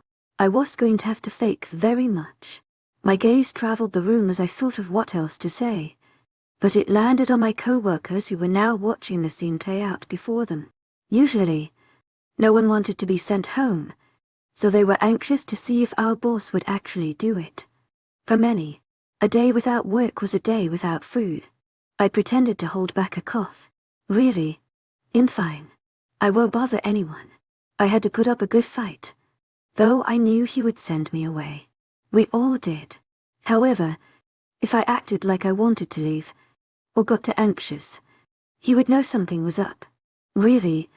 Samantha, you're not. I can't have you getting the customers sick. I looked into his crow's feet eyes, lowering my voice so the others couldn't hear me. Please, Remy, I pleaded, sounding desperate. He looked away and seemed to debate for a moment. I would have been worried, but I knew what Remy would ultimately do. He wouldn't risk his business. I can't risk you spreading your sickness to anything. He stressed the anything, referring to more than just the people that came to his restaurant, though they didn't publicly reveal themselves. If you were paying attention, it was hard to spot a werewolf. Choking on my words. I understand. Ilgo. Remy patted me on the back with his unusually large hands before leading me to the front of the building. I stopped outside the kitchen doors and went to shake his hand, but he pulled me into a hug. I froze momentarily, before reluctantly hugging him back. He whispered softly into my ear, "Good luck, Samantha." I pulled away immediately, shock and fear lining my features. He glanced around, patting my shoulder once more. When he saw no one in earshot, he smiled and again spoke softly. "You know, not everyone gets the chance you do." But they told me I was too high of a risk to go missing, but I was able to convince them to take you. I stared at him, dumbfounded. I found someone to take me across the border months ago, but when I stated my case they refused me. I never heard from them, or anyone like them. Again, I was heartbroken. I couldn't understand why they would refuse me. A month went by and I'd almost given up until one night, I returned home late. I found a hastily written note with a date and place. I could only assume it was them, but I could never figure out what changed their minds. Now here it was, standing in front of me. "You what?" How my voice stuttered. He smiled warmly. "Well, after they told me no, and they saw I was going to go crazy on them, they sort of included me on a few things going on around here. You were one of them." I couldn't find the words to speak. This man, who I had worked under for at least 3 years, was a complete mystery. He ignored my blank look, speaking faster now. "Samantha, just be careful. If Emily and the kids could go, I'd send them with you in a heartbeat. But I know they wouldn't make it. It's not easy out there." He grimaced. "Things have changed. But I know you're Isma. You just have to remember to be smart. Now, do you have all the supplies you need?" I nodded, but he could see my hesitation. "I have a bit. I had to give most of what I have to the hospital. Do you have enough for their payment?" My heart stopped. Mistake number 2. Payment. Amy's eyes widened. "Yes, the payment. They don't exactly do this for free." I hadn't even thought of that. My mind was racing, trying to calculate how much I could spare. It wouldn't be enough for any form of payment. "Oh, much do they want?" Remy looked my small frame up and down, biting his cheek. "Wait here." I watched Emy's tall frame disappear. His black hair was pulled into a ponytail at the base of his head, and it swung as he rushed off. Not too much time passed before he was back in front of me, holding a grocery sack of something. I peered inside, taken aback by the amount of food a single plastic bag could hold. This was what I was saving up. "I don't need it anymore." He thrust the bag into my hand, not letting me refuse him. My gaze moved between the bag and Remy, eyes wide. "I can't take this." I began. I tried putting it back in his hands, but they were placed firmly on his hips. He cut me off. "You can, and you will. Now you need to get going and I have to get back. Do you have something to carry that in?" I nodded slowly, my mind trying to catch up with the situation. Good. Don't be late tonight. They won't wait for you. Before I could breathe another word, Rennie began pushing me out the door. When his hands left my back, I turned around to thank him, but he was already gone. I stood in place and gawked again and the supplies he'd given me. However, I soon felt a gaze on my back. I turned around and met curious onlookers, all of whom were sitting at various tables. I silently swore to myself, glancing at the clock above the door. It spent too much time in there. Rushing past the suspicious glances, I grabbed my sack from the corner and headed out the door. The bell rang once more, welcoming me into the fresh air. Chapter 9 Goodbyes Part 2. The fresh air greeted me like a hurricane. It was vast and overwhelming, and it reminded me of everything at stake. I didn't bother to look around as I rushed out of the restaurant. I quickly made my way through the alleyways, avoiding anyone I could. Though my body was on high alert, my mind was wandering. Thoughts of Remy swirled around, refusing to die out, knowing that Remy was resisting this world. But he was with us, was unraveling my core by the minute. I couldn't help but think that if I had gone months, years maybe, without knowing about him, what else didn't I know? And would that lack of knowledge cause my delicate and reckless plan to crumble? Having reached their destination, my feet stopped walking. I was panting, staring up at a large glass building a few yards ahead. I stood in the shadow of an alley, attempting to size up the distance between myself and the hospital. Not only that, but size up the people surrounding it as well. Samuel was still out there. If he caught an inkling of my presence, I doubted he'd ever live to see another day. I knew I was running short on time, so I quickly deemed the road safe. My feet carried me forwards as I adjusted the sack, shifting it to my front. In the same motion, I swung my backpack onto my shoulders. I buried my face in the frayed cloth of the sack, taking extra care to make sure I wasn't seen by the countless cameras lining the streets. The cameras inside the hospital had broken a few weeks back, but luckily for me, no one deemed them important enough to fix. As I neared the sliding glass doors of the garage building, my heart began to swell. Even in this situation, I was ready to see my brother again. It'd been a few weeks since I had last been able to visit him, but the image of Will was forever ingrained in my mind. Though he wasn't conscious and couldn't speak, his body told me everything. It hadn't taken the unfair fight well. My mind reluctantly flashed back to the day it happened. The beating, the locked door, James' sadistic smile, the blood, and when Will got home. That night had broken me. Like usual, Will had gotten home from work in the middle of one of James' raging drunken episodes. Only this time, James had taken it too far and Will was too late. He knew he didn't stand a chance, but Will attacked James. In the end, James shifted to his wolf and it was all Will could do to survive the trip to the hospital. My mind was swept clean as my nose was suddenly met with the smell of cleansing alcohol and death. I ignored the smell and the bustle of people around me as I walked through the lobby. Drawing nearer to the front desk, I noticed the woman immediately perk up at the sight of me, but I'm sure it was due to the large amount of supplies I held. There was no doubt she was getting paid tonight. Her eyes continued to dart from my supplies to my face, and I knew she recognized me.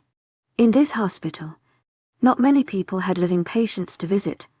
I recognized her too, but has worst a face you easily forgot. She had wild, bouncy, red curls that fell to her shoulders, a petite face with hardly any signs of aging, and piercing bright blue eyes. As I drew closer, she began to smile. It spread across her entire face, lighting up her features. It was contagious. I placed my bag on the ground next to my feet before speaking. To my agent extraordinaire, Madeleine Nilben, heartfelt thanks for your unfailing enthusiasm. Gates around. Her smile faltered, but her voice held the same perk as expected. She's busy with Mr. Bray at the moment. What can I help you with? I grimaced. That name was one that I wanted to hear today. Is she all right? I just need to drop off a payment and speak to her about Will. She's probably fine. The woman, Gracie as her name tag read, lied. It was hard to catch her. Then again, we both knew the answer to my question. If you were speaking to Peyton Bray, you were not fine. She did tell me that she wanted to talk to you about your brother in person though. So I'm afraid you might have to wait a while. I breathed deeply as my heart rate began to climb. How long has she been with him? Do you know when they'll be done? She's been back there with him for a while now. But I'm not sure. He seemed pretty upset when he came in this morning. I mulled over my options. I knew it was a possibility to be in this lobby when Peyton Bray walked out. He was one of the few that was known to be a werewolf, and that was due to a kind personality. Peyton Bray was one of the top-tiered wolves, and he had no qualms about letting you know. Is it all right if I just head on back to see Will? I can leave the payment with you. Gracie's eyebrows raised. To my agent extraordinaire, Madeleine Noban, heartfelt thanks for your unfailing patience, enthusiasm. But didn't you want to speak to her?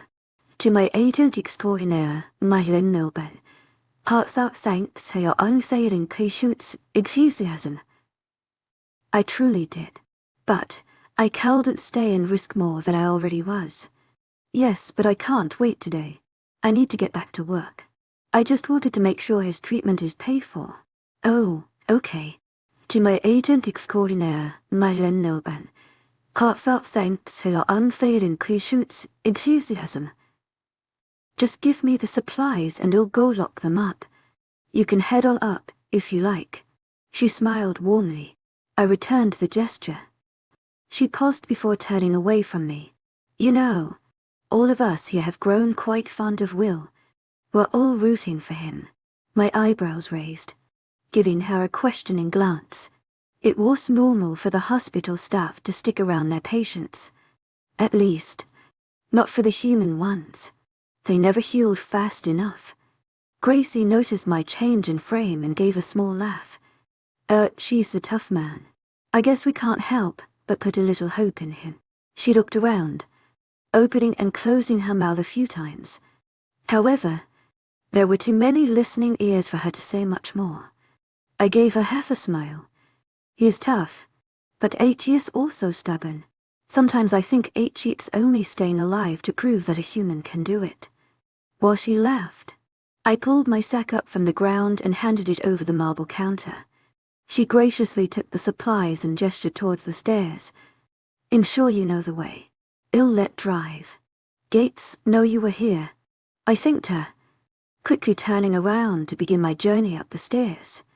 It was a long walk, but I needed it to clear my head. People wouldn't stop surprising me today, and it was taking me off guard. I needed them to stop so that I could focus. I reached Will's room in a record amount of time. My body wanted to barge through the door and say a quick goodbye, but my heart held me back, because James hadn't told us exactly what the doctor said. I had no idea what to expect. I could only hope it was better than last time. The metal handle creaked as I pushed it down, opening the thick door to reveal a small room. It was quaint and simple with a large window covering the side wall. There was a single hospital bed with a blue curtain pushed behind it, as there was no need for privacy. A barren wooden bedside table sat next to the bed, only narrowly avoiding the slew of cords wrapped behind it. On top of the bed lay a still figure with countless monitors and taped onto every inch of its body. I inched forward and stared at Will, holding my breath the whole time. He was barely recognizable. His usual blonde hair was darkened with sweat and matted to his forehead. There were no brown eyes peering into my own. His body was stiff and still. Most importantly, it was broken, every inch of it. A sob choked at the back of my throat, but I held it back. I tried to tell myself he looked better than before. The bruises had started to fade, and his skin was now only a sickly yellow shade instead of vibrant blue and purple. There was no more blood. His legs were elevated and he looked less swollen. Still, he was a pretty sight. And he was still asleep. I moved a chair from the corner of the room from closer to his bed, placing it next to the table.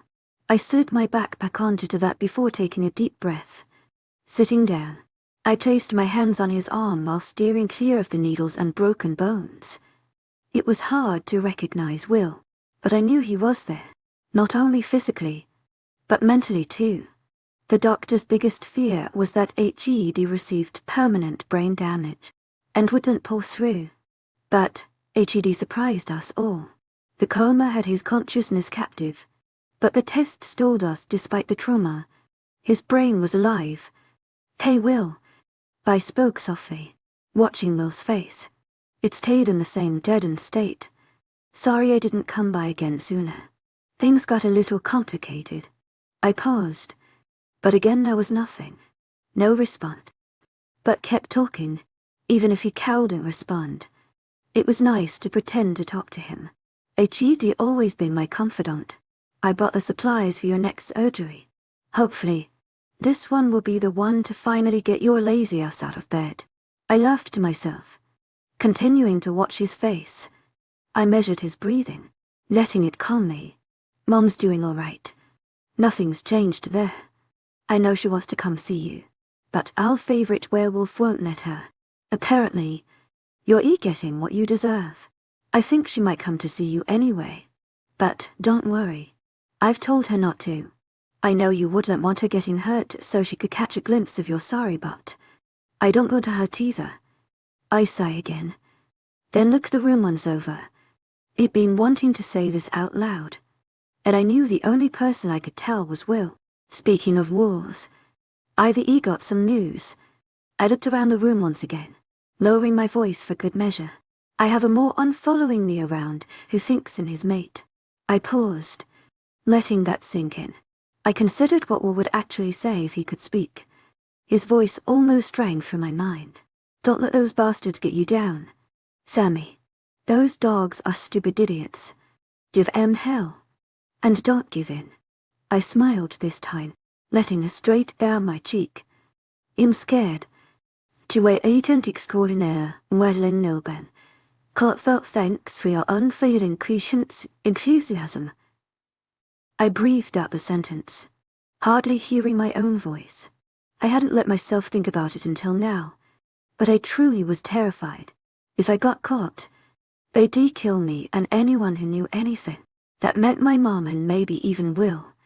I didn't care if I died, but I couldn't handle the thought of my family dying as well. "You know, he can't hear you." I couldn't even hear that. I whipped around at the new voice, quickly wiping the tears from my eyes. My gaze fell upon Drive. Gates, who was standing in the doorway. "Oh, I know." I stuttered. "It just feels like him talking to him." "You didn't hear anything, did you?" "To my agent extraordinaire, Madeline Nilben. Heartfelt thanks for your unfailing patience, enthusiasm." Trying not to act guilty, I try not to eavesdrop on others' conversations, even if they are one-sided. So, no, I didn't hear anything. I actually just got off the phone with Gracie. She told me you were up here. I got the chance to fully take her in, now that my surprise had faded. Her black hair was tied tightly behind both of her ears and rested at the base of her neck. She had fair skin and small eyes. As I took in her appearance, I noticed the swelling and redness lining her face and neck. She noticed my gaze and cleared her throat. I looked down. Apologetically, I suddenly felt as if I was a child that needed scolding. "Sorry," I mumbled, turning back to Will. I heard her sigh. "It's all right.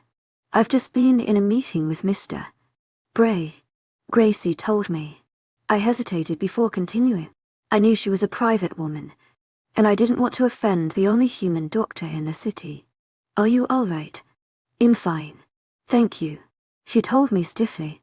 I nodded slowly at her response, knowing she was far from all right. "Forgive me. It's just been a long day.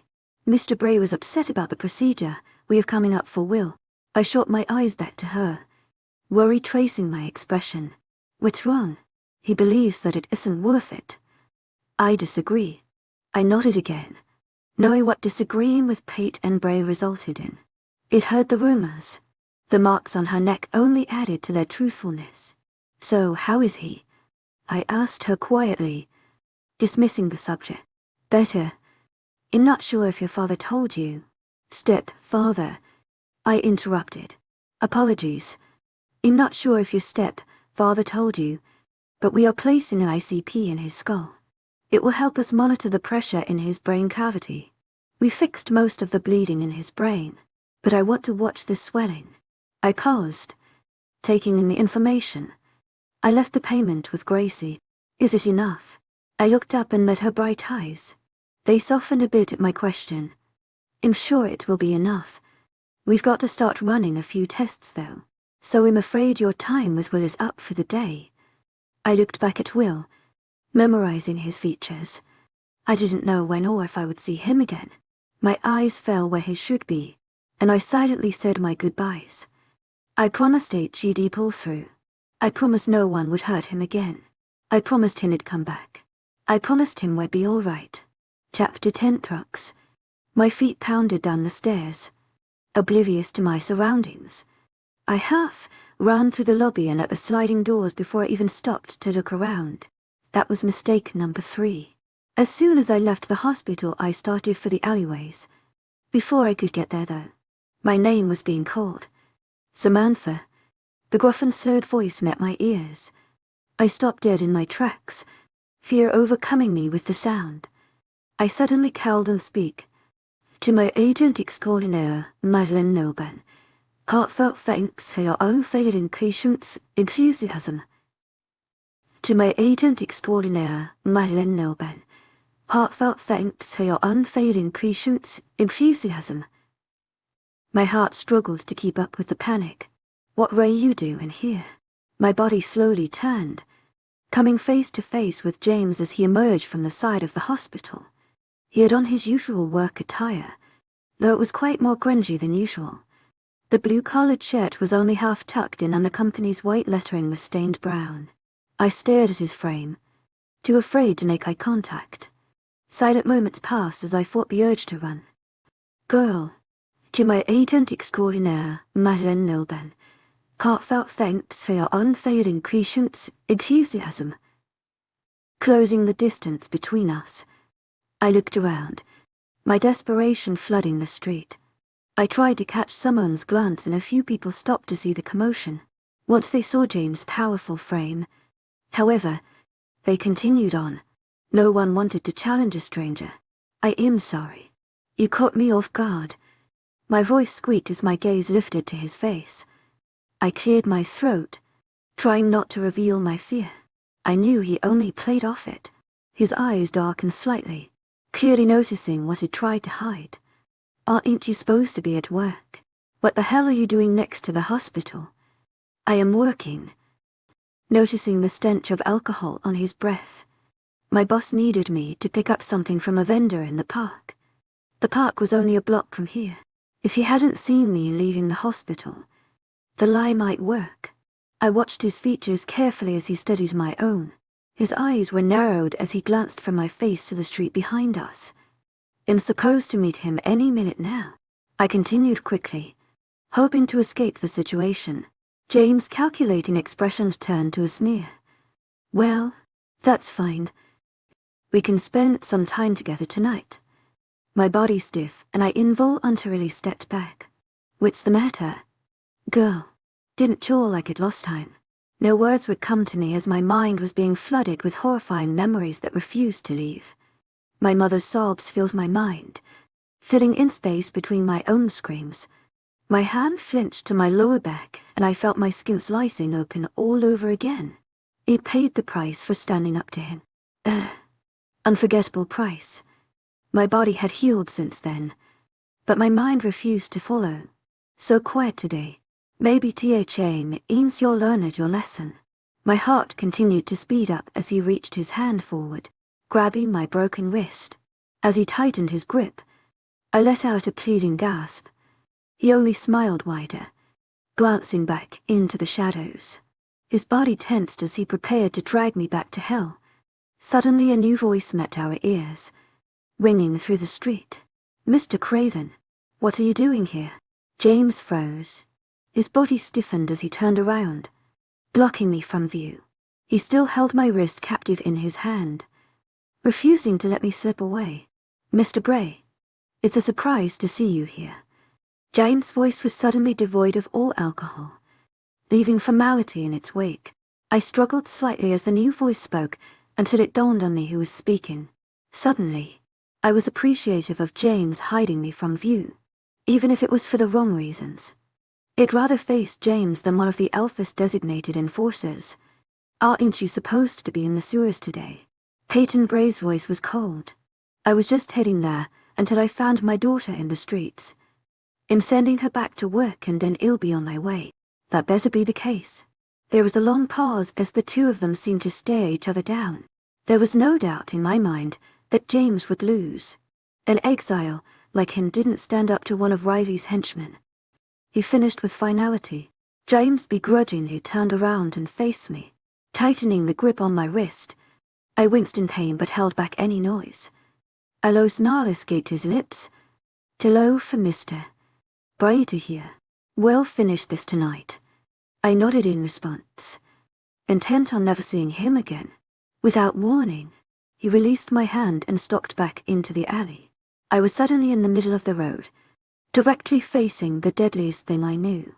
I bent my head low and let my brown hair fall over my features. With any luck, he would continue on and pay me no heed. I was, to my agent extraordinaire, Madeleine Nilban, heartfelt thanks for your unfailing patience, enthusiasm. Only human.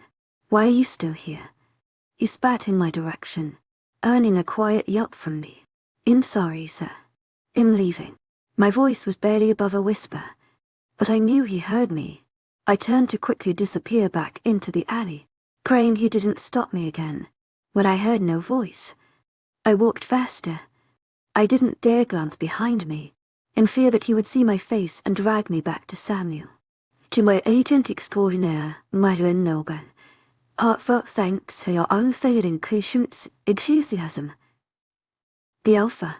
I expected my heart to slow down with the distance between myself and the two wolves I'd just encountered, but it did the opposite.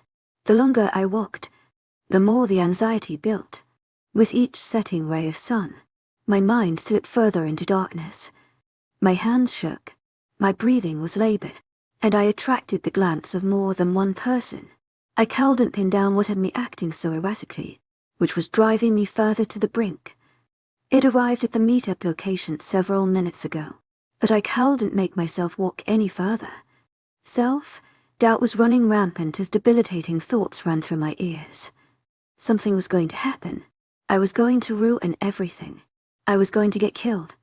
I could never actually pull this off. I was standing outside the town's grocery store, once again hidden by the shadows. As I crouched in my place, attempting to steady my breathing, I noticed a petite figure exit the store. To my agent extraordinaire, Madeleine Nilban, heartfelt thanks for your unfailing patience, enthusiasm. I paid it no mind, until it started walking towards me. I saw the feminine frame and that of other people until she had passed them all. At that point, she was practically standing next to me. "Are you coming?" Her voice was full and authoritative.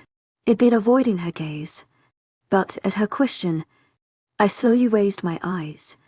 I realized, looking her over, that I had no idea who I was actually supposed to be looking for. She had dark chocolate skin that matched her eyes and black ringlets got short. A simple T-shirt adorned her back, matching the color of her jeans. With a star, I realized she could be anyone. She could be with anyone. "Who are you?" I questioned, slightly paranoid. "You're Samantha," she countered, resting her hands on her hips. "Yes. Well, I came to tell you that if you don't get up, then the car is leaving without you." I sprang from my position at her words, suddenly very aware of the time it wasted and who she was. "I'm sorry. I'm coming. I just got distracted." She laughed. First time fleeing a country. I looked at her dumbfounded until I realized she was joking. "Yo," I forced a laugh. "This is a first for me." "Well, lucky for you, you've got a pretty great driver. Come on." Her voice turned serious again as she gestured for me to follow. I walked a pace behind her, not sure where she was leading me. No one noticed us coming out of the side street, and we easily fell into step with the countless others heading inside the store. However, when everyone reached the entrance, we walked past them. We moved to the side of the stone walls, walking around the side of the building. We stuck close to the sandy material until we came upon two white trucks in the back parking lot. The woman walked towards them and I followed suit. Before long I noticed 3 others leaning nonchalantly against the back of the trucks. The woman ignored the others. Pushing them aside, she reached into the bed of the truck, pulling out clothing that matched her own. "Put these on," she said as she thrust the clothes into my hands. I hesitated, staring first at the walls of the store, then the others watching me. "There's no cameras back here." A new voice spoke. I noticed it was one of the men's. He had tanned skin and dark hair that fell over his face and past his shoulders. "Thanks," I mumbled before walking to the other side of the truck. I quickly changed into the new clothing. Surprised at the perfect fit, I walked back around the car, my old clothes bundles in my good hand. Before I could ask what to do with them, the woman took them.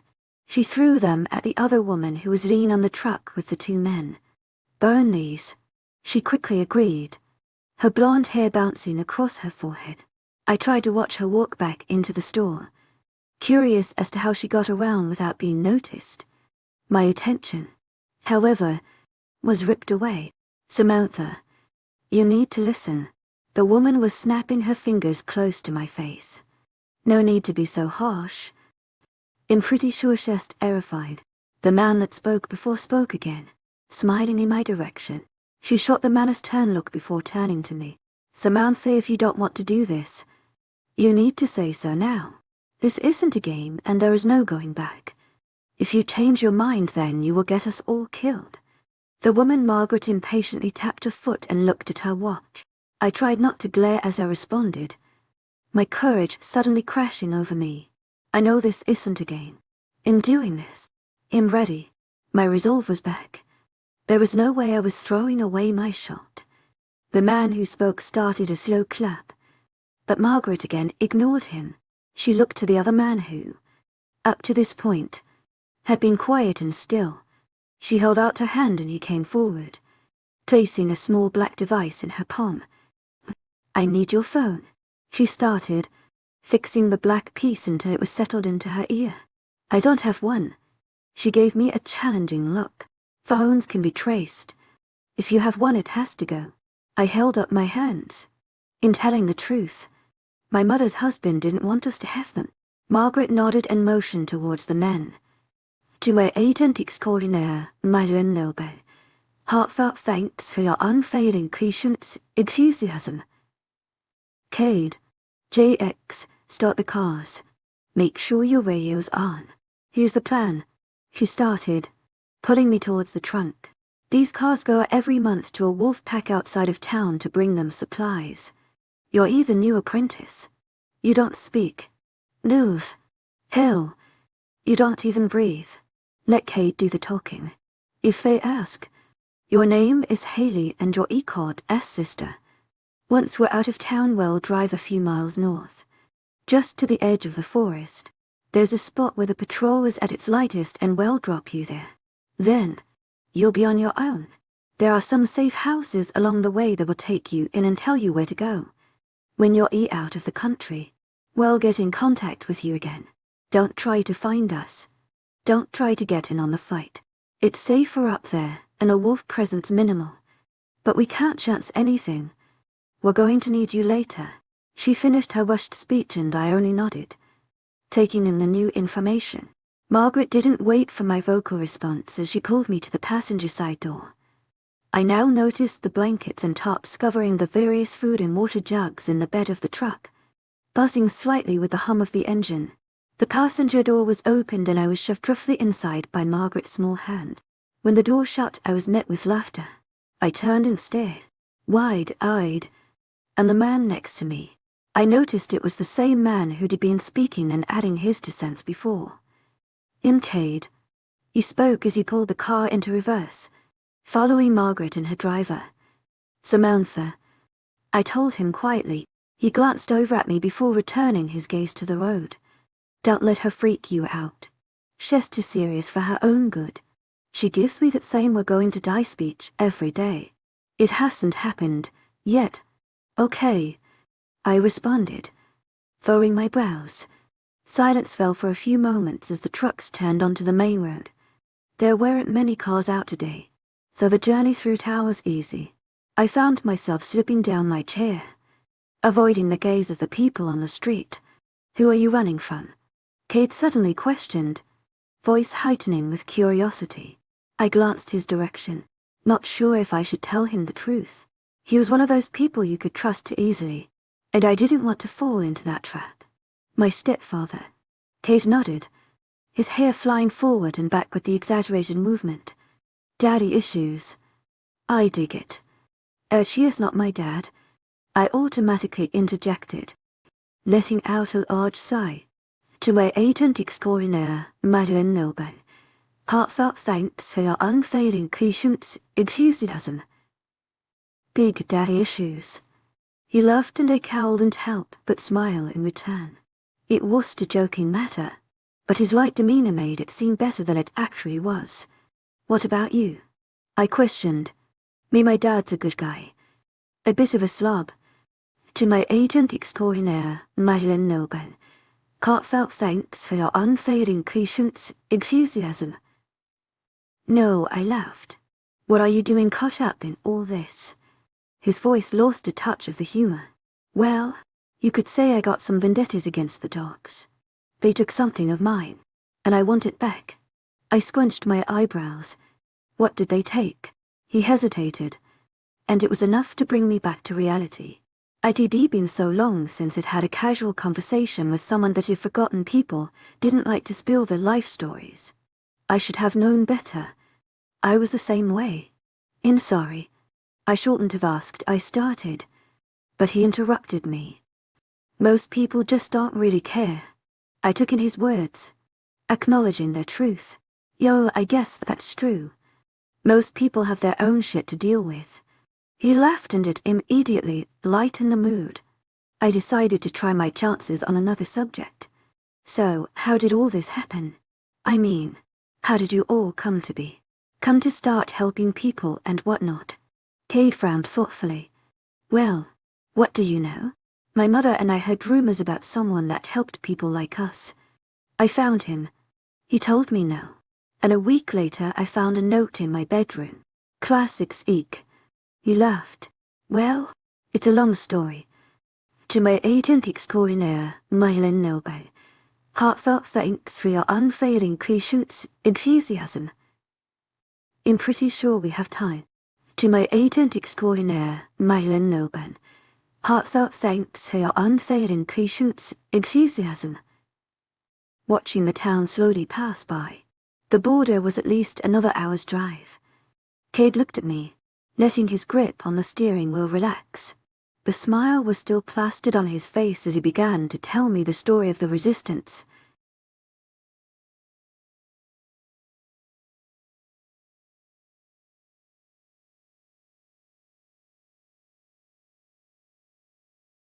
In this war between humans and werewolves, the missing people reappeared, that they were no longer themselves, they had become werewolves. Chapter 11 discussing the mutual hatred well. How far back do you want me to go? Cade mused, eyes trained on the road. I thought for a moment before responding. I already know the basics.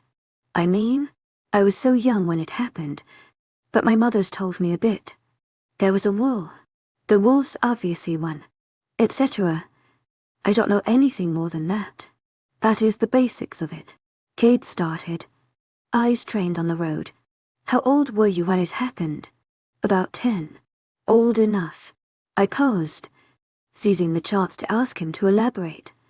What was it like? His hands tightened and released the steering wheel a couple more times before responding. When he did, all trace of humor was gone. To my agent extraordinaire, Madeline Nilben. Heartfelt thanks for your unfailing patience, enthusiasm. It was nothing. People just kept disappearing. The news told us it was terrorists, drug lords, stuff like that. Then, The people who disappeared started showing up again. Only, they weren't themselves anymore. They were werewolves. Glancing out the window, the one and only. Once that happened, no one could deny their existence. Then, the story changed to peace. The government had found a new way to live longer or some shit like that. But people kept on disappearing, including higher ups. Before long, more than half of every country's government was gone. Companies were falling. Supplies were limited. And most everything went under. They told us it was fine. But we knew it wasn't. Small fights broke out here and there. But people were mostly just scared and starting to panic. We knew something was coming. Before long, at least everybody had lost some member of their family, if not multiple. That's when we finally realized it. They were building themselves up. Building an army, so to speak. Trying to outnumber us. At that point, we tried to fight back. But by then it was too late. I let out a small breath. Thinking of my family during that time, I didn't remember anything. So I drew my own conclusions. My mother never talked about him. But I knew by common sense that at one point it had a father. I didn't like to think of him often, for fear of what his story might be. There wasn't much of a chance he was human anymore, or alive. Cod S words only added to those suspicions. That's when the war started, isn't it? Focusing back on the big picture, he nodded. They almost outnumbered us by the time we saw what was actually happening. We didn't stand a chance. But why? Why did they do it? Why does any predator attack? To get stronger? To get control? If you ask me, they're just waiting until they can change or kill us all. Humans are weak compared to them. They need to be killed off. It's just a matter of time before we start fighting and surrender. I shuddered at his last sentence, hugging my body close. Are they all like that? He thought for a moment. Had you met one that isn't? I thought about Samuel. He didn't seem overly dangerous, but I was still scared of him and what he could do. He controlled me, yelled at me, followed me, insulted me, told me I was his, and alluded to the fact that if it were up to him, I wouldn't be human much longer. He never physically hurt me, but the threat was always there. Cade took my silence as an answer. They're ruthless and savage animals. Samantha, they take what they want and they don't want humans. We managed to get rid of a lot of them, but they always make more. I nodded. So how did we start fighting against them? That's a bit of a happier story. Cade smiled. One that isn't even finished. No, I questioned. Definitely not. We haven't won, yet. I smiled at his faith and enthusiasm. Up until this point, I'd only thought about getting out of town so my family and I could be free. It never really went beyond that. Even though I knew the war was raging and destroying other towns and countries, it's hard to think of what you can do to resist when you're already defeated. In the beginning, after the initial formal attacks, people started banding together. I don't know all the details. No one really does unless you were there. But leaders rose up. We found their weakness. We exploited it. Those groups slowly spread and we've now got a resistance almost everywhere. It's taken time, but as they used to say, Rome wasn't built in a day. I mulled over his explanation. It was vague, but like he said, it was an ongoing story. So it's their weakness. To my agent extraordinaire, Madeleine Nilban, heartfelt thanks for your unfailing patience, enthusiasm. He snorted. You don't know. My eyes narrowed. To my agent extraordinaire, Madeleine Nilban, heartfelt thanks for your unfailing patience, enthusiasm. I didn't know. The only werewolf they'd ever been in indirect contact with, up until 2 weeks ago, was James. He didn't exactly spell out how to kill him. No, I stated firmly. I'm not exactly an expert in the supernatural. I'm not either, but I know how to kill a werewolf. He taunted. I let out an abrupt sigh, not sure whether or not to argue with him. You would not think that HE'd be as childlike as he was at his age. And it was throwing me off. He was several years older than me but acted the opposite. In the end, it was hard to be truly upset with his boyish demeanor. I haven't had a lot of contact with them. My family is exiled. Well, my stepfather is exiled. We kind of have to pay that price. Takedi nodded again. The movement bigger than necessary. Well, I guess that's acceptable. He laughed. They really only have two big weaknesses. Everything else kind of falls under the two main ones.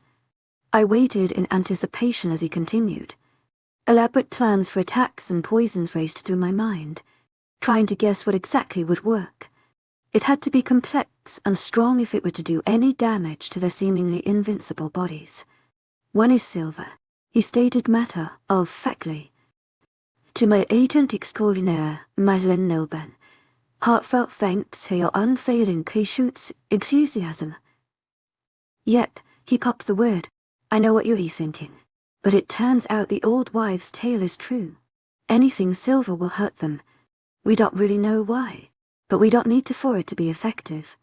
I paused, bringing my knees up to my chest. It made sense. They got rid of money, took over all the companies, and controlled everything. It'd be easy for them to get rid of it, or at least control whoever produced it. Okay, what's the other one? I questioned lightly.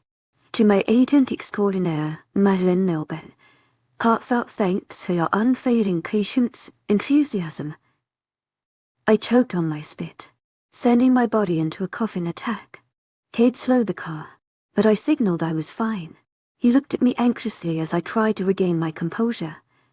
To my agent extraordinaire, Madeleine Nilben, heartfelt thanks for your unfailing patience, enthusiasm. Why? I finally choked out. He raised an eyebrow. Well, they're kind of a werewolf's entire existence. You have to know about them. You know about them, don't you?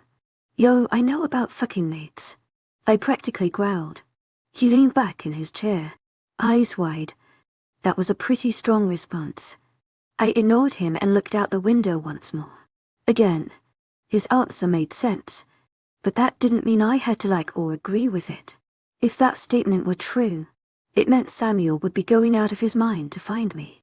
That made my chances of escape extremely slim. Buildings were slowly disappearing, being replaced with bright green trees. I noticed the road becoming rougher, the pavement coming to an end. The car slowed to meet the new gravel, careful not to knock the contents of the truck around. I was suddenly aware of how far out of town we were. I tried to look fused and glanced behind us, watching for anything that might be following. Cade suddenly laughed. I turned to glare at him, but his face was alight with knowledge. You're running from a mate, he exclaimed, wiggling his finger in my direction. You know, it's a good thing Margaret didn't know about that. She'd have lost her shit. I am not, I started to protest. However, he caught me in his gaze and I knew there was no point in denying it. So what if I am? He chuckled. There's no doubt he'll go batshit crazy. I almost feel sorry for that bastard. He paused and looked up for a moment, pouting his lip. To my agent extraordinaire, Madeleine Nilben, heartfelt thanks for your unfailing patience, enthusiasm. Looking down to the ground, it was nice to openly talk about a mutual hatred. So who is it? We're not that close. Do you love him? I turned to him, wide-eyed. Obviously not. Do you see him here with me? No. Well, that's because he is an awful. I struggled to find the right words. He is an awful. Controlling. Stupid. Motherfoo. He raised his palms in surrender. Okay. I get the point. I mean, granted, he doesn't sound that different from the rest of them, so it's not a hard picture to get. How far out? Very much wanting to change the conversation, Cade looked at the dashboard and then at our surroundings. It's say 10 minutes until we reach the border. From there, it'll be another 2 hours until we drop you off. To my agent extraordinaire, Madeleine Nilben, heartfelt thanks for your unfailing patience, enthusiasm.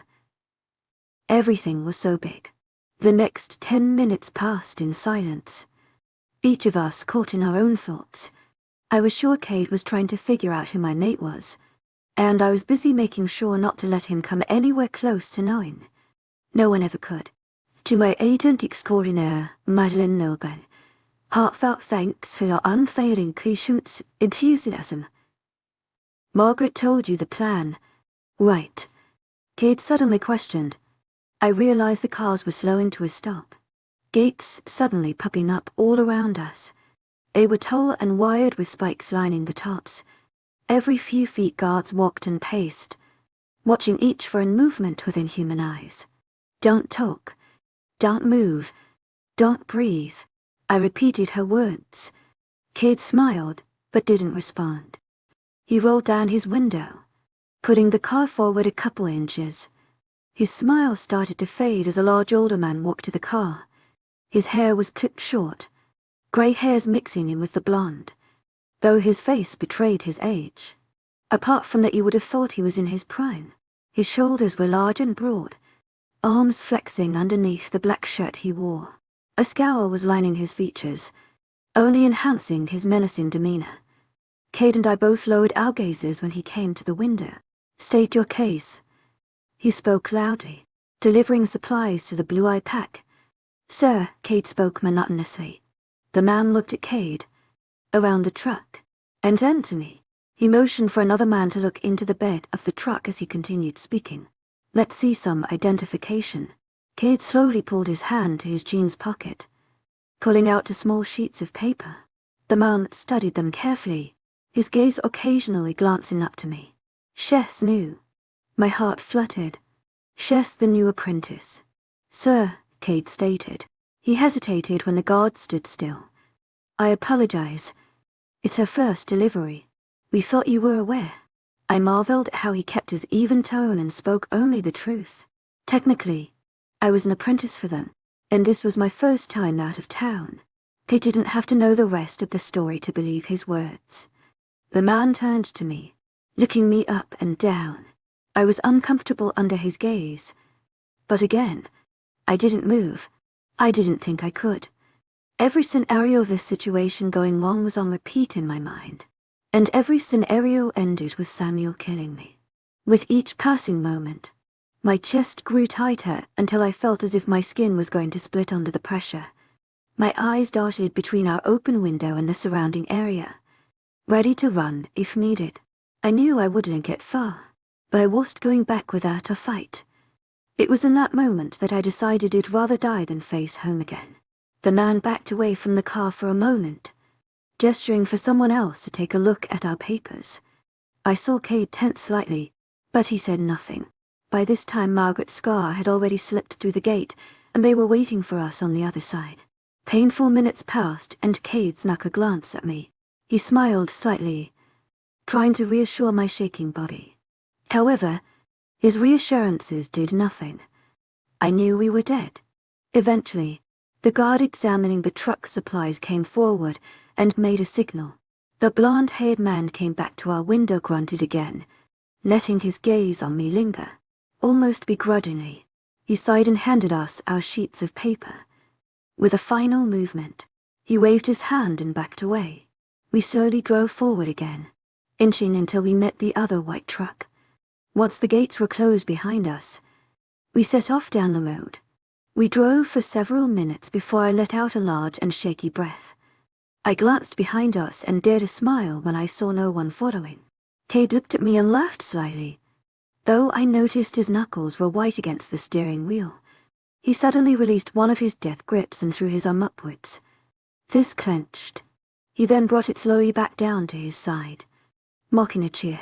He repeated this motion several times until he was practically bouncing in his chair. I laughed at his crazy actions, my mood lightening instantly. Well, Samantha, I'd like to officially welcome you to your freedom. Tell me, how does it feel? I mimicked his toothy grin. Why, thank you. It truly is an honor. I stared at our surroundings. They hadn't changed, but I felt as if I were in an entirely new world. It feels freeing. He laughed at my bad joke and I followed suit. I took a moment to again look out the window. hardly letting myself believe what happened. We actually made it. So what happens to you after this? I suddenly questioned. He thought for a moment. Nothing. To my agent extraordinaire, webnovel. Heartfelt thanks for your unfailing patience, enthusiasm. I go back to town. Keep living my life and fighting where I can. I doubt that once they know you're gone we'll be able to sneak someone out like this again. What with your mate freaking out and all. Is he high-ranking? I ignored his question, too afraid they'd take me back if they knew the answer. Are you guys going to be okay? I countered, a tinge of guilt starting to stab at my stomach. If Samuel knew that they had helped me escape, he'd face worse than death. I suddenly realized it was only mine and my family's lives at stake. But there's two. They'd all risked everything. Oh, don't worry about us. We'll be fine. They'd have to catch us first. I rolled my eyes. Course that'd be really hard. He ignored my taunt and smiled. A thought suddenly came to me, and I couldn't help but voice it. Cade, I know I shouldn't be asking this, but can you do me a favor? His eyebrows raised. What is it? I just don't have anyone to look after my mom or brother once and gone. Can you just keep an eye on them? I can give you their names. He nodded in understanding. Sure, I can do that. Thank you. Thank you for everything. To my agent extraordinaire, webnovel. Heartfelt thanks for your unfailing patience, enthusiasm. I know you guys are putting your asses on the line for me, and I'm not sure why, but I'm grateful. You're welcome, he said uncomfortably. We're just trying to help everyone we can. We're in this together. We know it's at stake. Maybe you can pay us back someday. I nodded. They weren't naive in the affairs of the world. They welcomed the war and fought in it, standing up for what they believed in. I envied their courage. It's a pretty long drive from here. You should probably get some sleep. Who knows when you'll get it again. I thought about his words but realized he was right. My eyes closed and I doubt he did sleep, but before long I was slipping into unconsciousness. Chapter 12. Into the woods I awoke to trees. Never-ending masses of vibrant green spotted with shades of wood. It would have been a beautiful sight, but the sun was well into its descent. Shadows were airlessly dancing across the gravel, attempting to swallow the trucks who dared to invade their space. It was suffocating. I took in my surroundings, waking from my light sleep, and looked over to Cade. His body was relaxed and his face neutral, but I could tell he was deep in thought. He noticed my stirring and glanced over at me, smiling quickly. I was just about to wake you up. We're not too far from the drop-off. I stretched my limbs, preparing them for the walking they were about to do.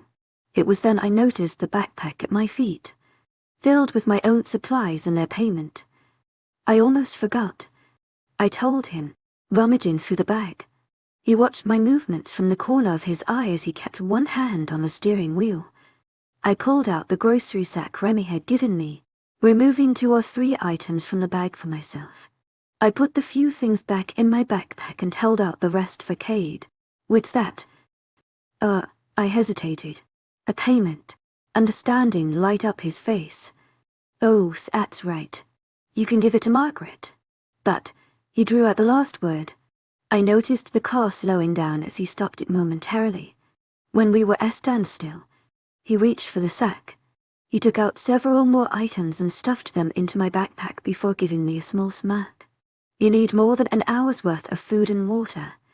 But, that leaves you with hardly anything. I protested. He let out a short laugh. We're not the ones running through the woods for a couple of days. I think we'll be all right. His gaze lingered on mine, carefully watching my eyes. I looked again to the backpack, comparing it to the volume of the plastic sack. Cade had given me almost all the supplies. I pointedly stared at it, not quite sure what to do. I really can manage with less. I disagreed. Cade broke his gaze and rolled his eyes, pulling the car forward once again. Trust me, you really can't. Well then, thank you. I huffed out a breath, trying to hide my excitement. The extra supplies really would help.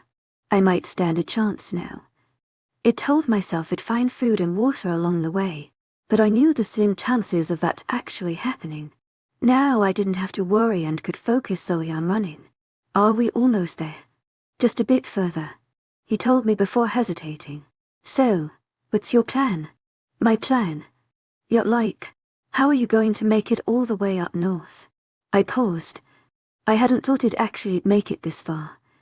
By walking, I guess. Cade laughed once. Do you know the direction? North. I questioned. He looked at me. Worried now? Lines crinkled their way into the corners of his eyes along with a solid one filling his forehead. Samantha, do you know anything past this point? I let out a long breath of air and thought carefully. I have enough supplies to make it to the varying safe houses. Gil asked directions at each one. I guess. I brought some warmer clothes for the nights and I'll find shelter in between the houses. What about your scent? I paused, my face paling. I hadn't thought of that. I stuttered, trying to figure out how I could fool a wolf's most powerful tool, especially one that probably had my scent memorized. Cade saw my white face and only laughed at my unease, placing one of his hands lightly upon my own. You're killing me. To my agent extraordinaire, Madeleine Nilben.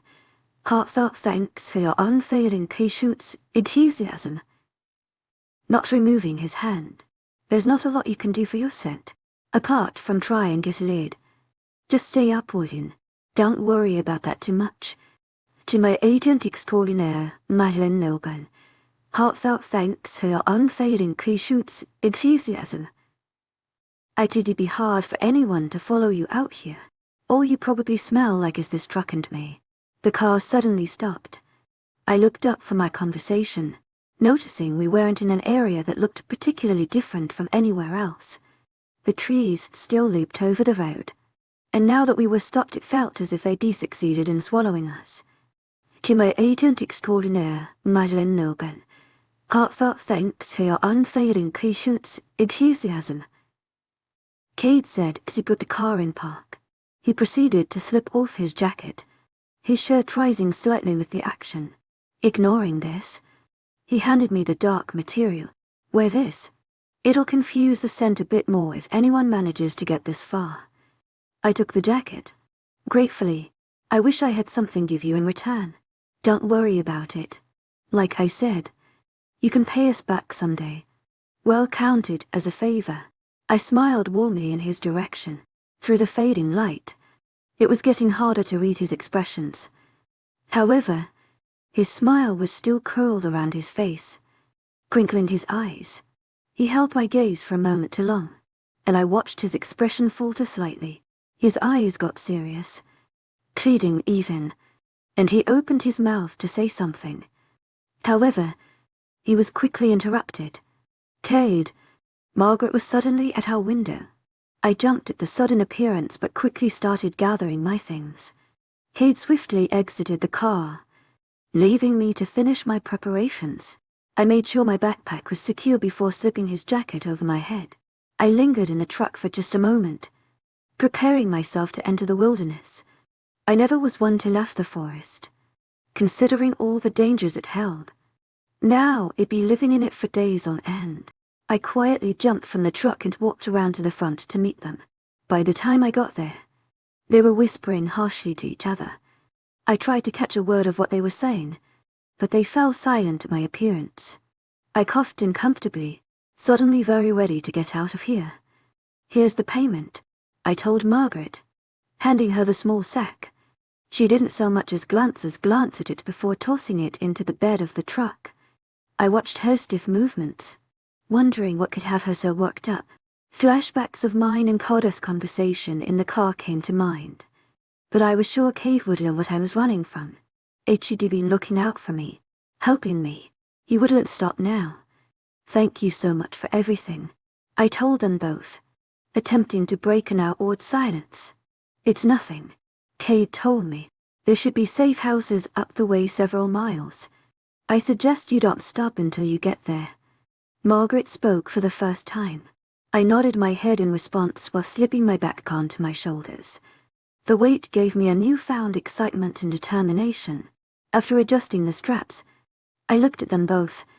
I caught them in the middle of exchanging firm glances with one another, silent communication raying through their faces. I could feel something off, but I quickly brushed it away.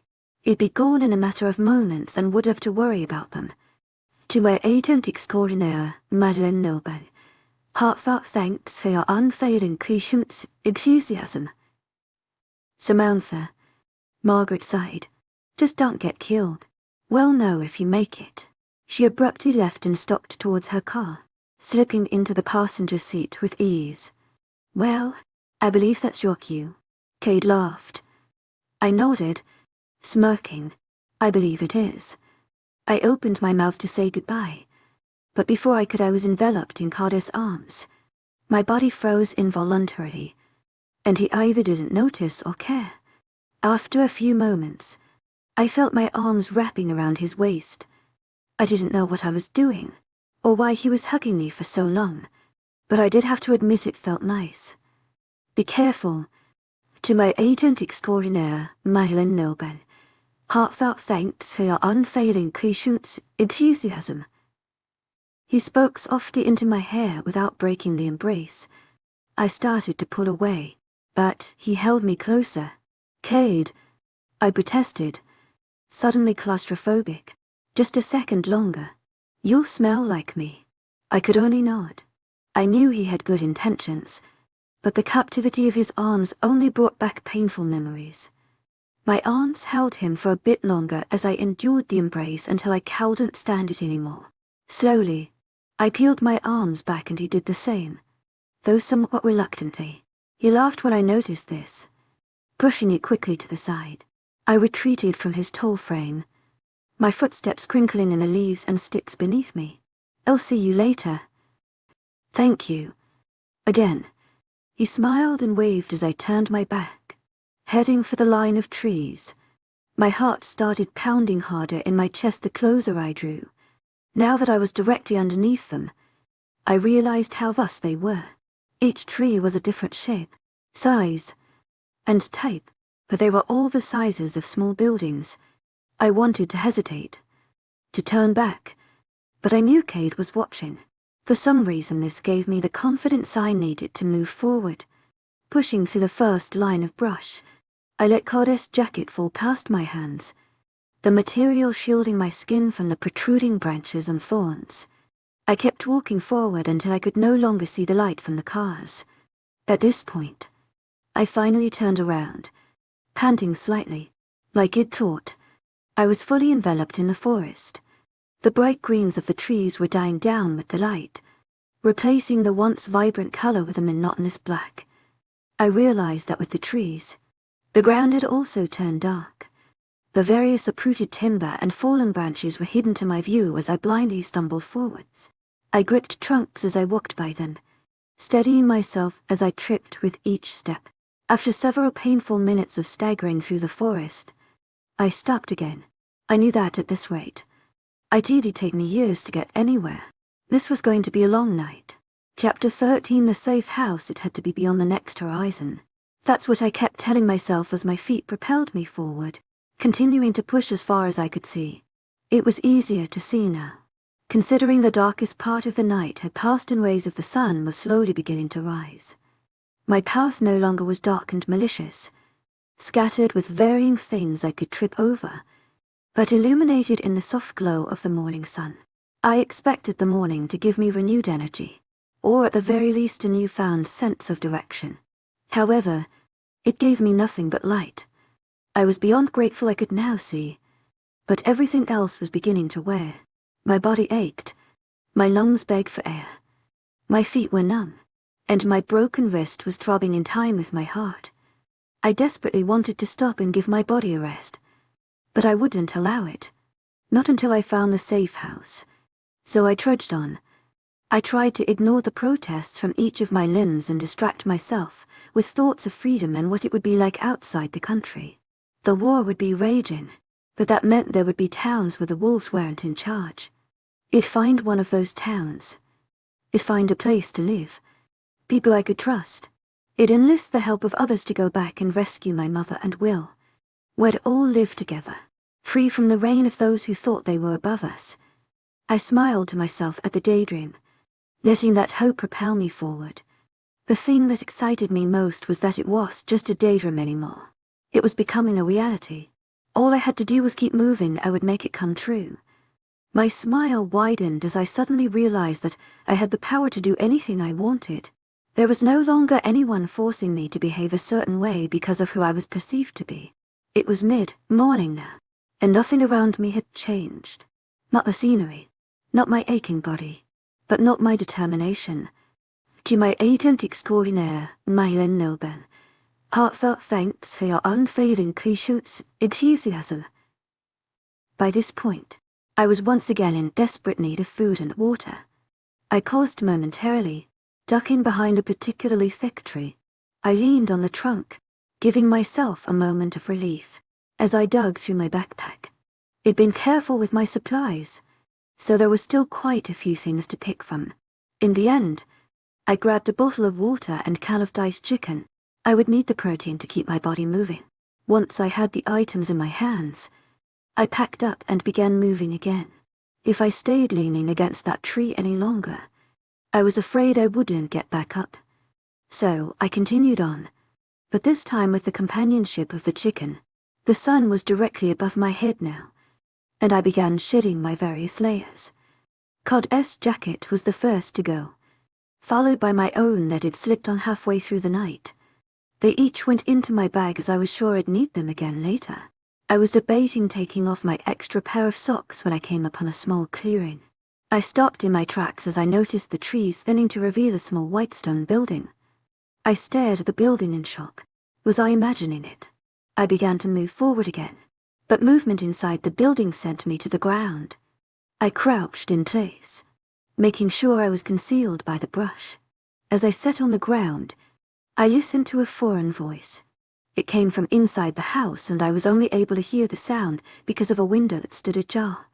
The voice was deep, however, so I deemed it to belong to a man. I concentrated harder as I tried to pick out what the voice was saying. However, I soon realized I didn't have the hearing of a werewolf. I sighed before adjusting my weight to lift myself slowly up.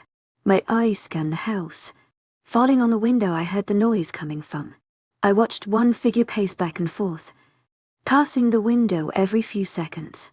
His frame was tense and I noticed his hands were balled into fists, swinging by his side in time with his stride. He was the only one I saw for a few moments until a smaller figure sat at the window. I saw long dirty blonde hair falling behind the figure's shoulders, falling limply against the back. This one was silent, but I figured it was a woman. All of my senses were now focused on that small house and the two people inside. The house was sitting in the center of the clearing, the nearest tree several yards away. It had nothing and almost seemed to beckon me inside. However, my feet wouldn't move. Though I knew this was obviously a safe house, I wasn't intent on barreling inside until I knew I could trust whoever was there.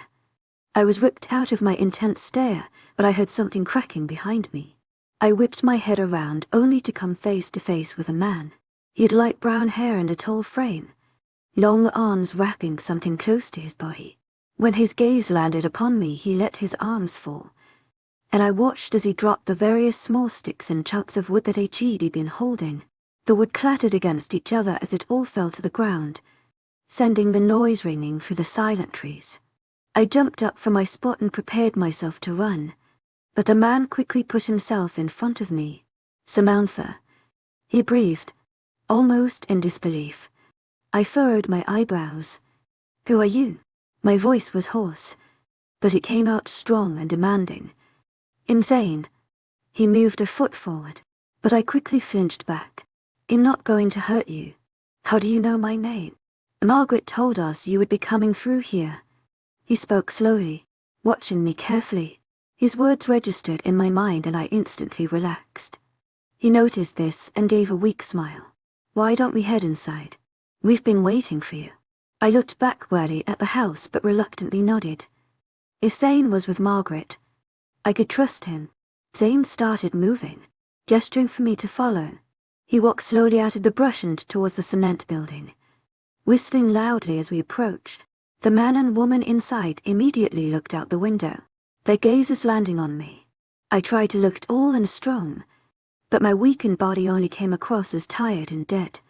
The woman disappeared from the view of the window and came out the side of the building, running towards Zane and I. I stopped in my tracks, watching as she approached me.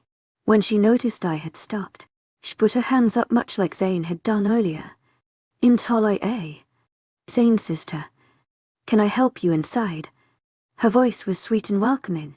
I didn't notice it at first, but she began walking forward again and reached for my bag. All at once, I relaxed. I let her take my backpack and watched as she slid it over her shoulder before putting her arm underneath mine. She started walking forward, taking my weight with her. I leaned on her fully, grateful for the help. The three of us walked to the side of the building and through a small wooden door. Once inside, the other man looked me over while walking quickly to Zane. I watched him carefully, though not as warily as before. He was taller than Zane, but not much broader. His skin reminded me of chocolate, but his eyes were golden, seeming to pierce through my exterior. If he had hair, it was clipped short enough so that it would not be seen. He nodded slightly in my direction to Zane, whispering something. I tried to catch what he was saying, but before I could listen in, "丨Love was speaking to me. The house doesn't have any furniture." She gestured to the barren one-roomed home. "So you'll just have to settle for the ground." She led me to a corner of the room, helping me slide lightly against the stone walls. Now, with a full view of the room, I noticed how small it was. It could hardly be called a safe house, as it was more of a single bedroom with a smaller room in the back. No bathroom. "Extraordinaire, webnovel. Heartfelt thanks for your unfailing patience, enthusiasm." "丨Love started. "You just have to go outside. It's not glamorous, but it'll do." She laughed. "Talia put my backpack down next to my feet before sitting next to me." I smiled lightly at her, though my gaze followed the two men who retreated into the back room. She noticed my gaze and laughed lightly. "Enzo was a bit on edge. I'm sure he just wants to make sure you're who you say you are." She spoke lightly. I nodded in response, leaning my head against the wall. This was the first time I'd sat down since yesterday, and my body was grateful for the relief. Talia suddenly chuckled. "You know, we didn't really expect you until tonight or tomorrow. You must have been hauling us." I smiled at her again, taking a bit of pride at my hard work. It had paid off. I didn't really stop. "To my agent extraordinaire, webnovel. Heartfelt thanks for your unfailing patience, enthusiasm." I shifted my weight to look outside the window and the sun overhead. "I don't think you'll be staying too long here." "To my agent extraordinaire, webnovel. Heartfelt thanks for your unfailing patience, enthusiasm." Talia's eyes widened. I now noticed her baby-like features, morphing her face into a sweet and innocent expression. The more I looked at her, the more I saw the resemblance between her and Zane. "Seriously. But you've got to be exhausted." I closed my eyes for a moment. "I am. But I have to keep moving. At least stay for a few hours. We got some wood to start a fire tonight, so it will be warm inside. Take a rest and eat a real meal. Your body will thank you for it." "She's right. You know." Zane's voice met my ears. I opened my eyes to watch the two men come out of the back room. They looked at Tole and I, Zane folding his arms across his chest. I started to protest, but he held up his hand. "Just rest for a little bit and see how you feel. If you still want to go. But, trust me, you need the rest." I slowly nodded, taking the three of them in. I shifted my body weight, suddenly slightly uncomfortable. My mind told me they were only helping, but my heart didn't like the fact they were trying to keep me here. Zane noticed my sudden unease and raised his arms. "Look, you do you. We're not forcing you to stay, but you should know you won't make it much further without a proper rest." I slowly nodded. He was right. "To my agent extraordinaire, webnovel. Heartfelt thanks for your unfailing patience, enthusiasm." And we all knew it. He smiled and walked to the opposite end of the room, gesturing to the other man while he did so. This is Enzo, by the way. I smiled in his direction, and he nodded at me. Good to have you. Sorry about earlier. We never can be too careful. To my agent extraordinaire, webnovel, heartfelt thanks for your unfailing patience, enthusiasm. I understand. The two men sit down across from each other, and now each of us was leaning against a wall. It made the house seem even smaller. I closed my eyes again, trying to calm my nerves. These people were here to help. They were humans. The good guys. There was no reason I should be afraid of them.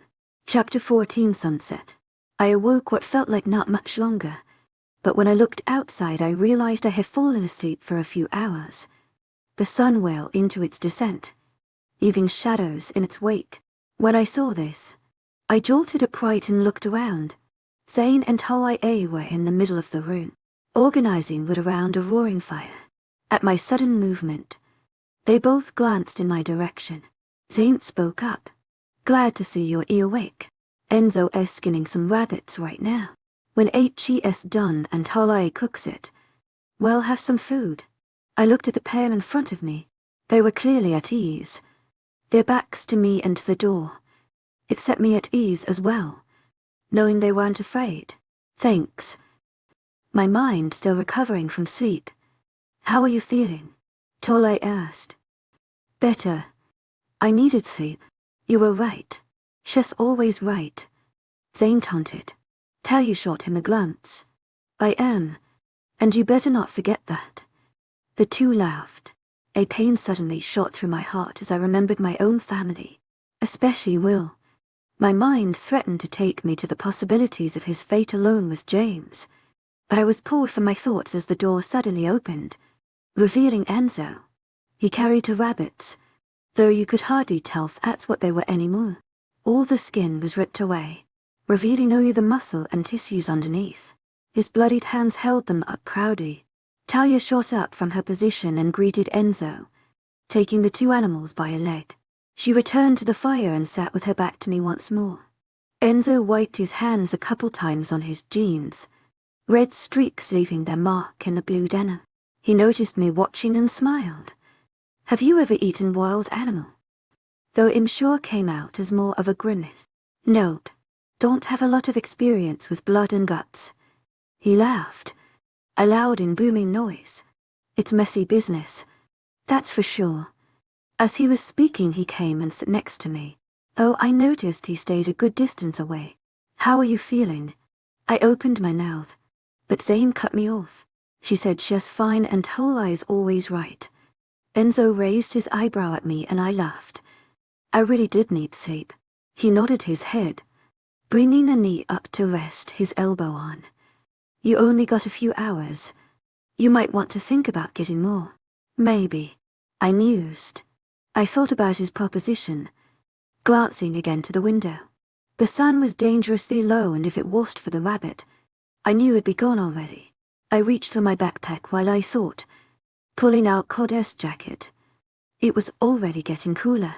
How do you fare last night with the cold? Zane piped in, crawling to sit next to Enzo against the wall.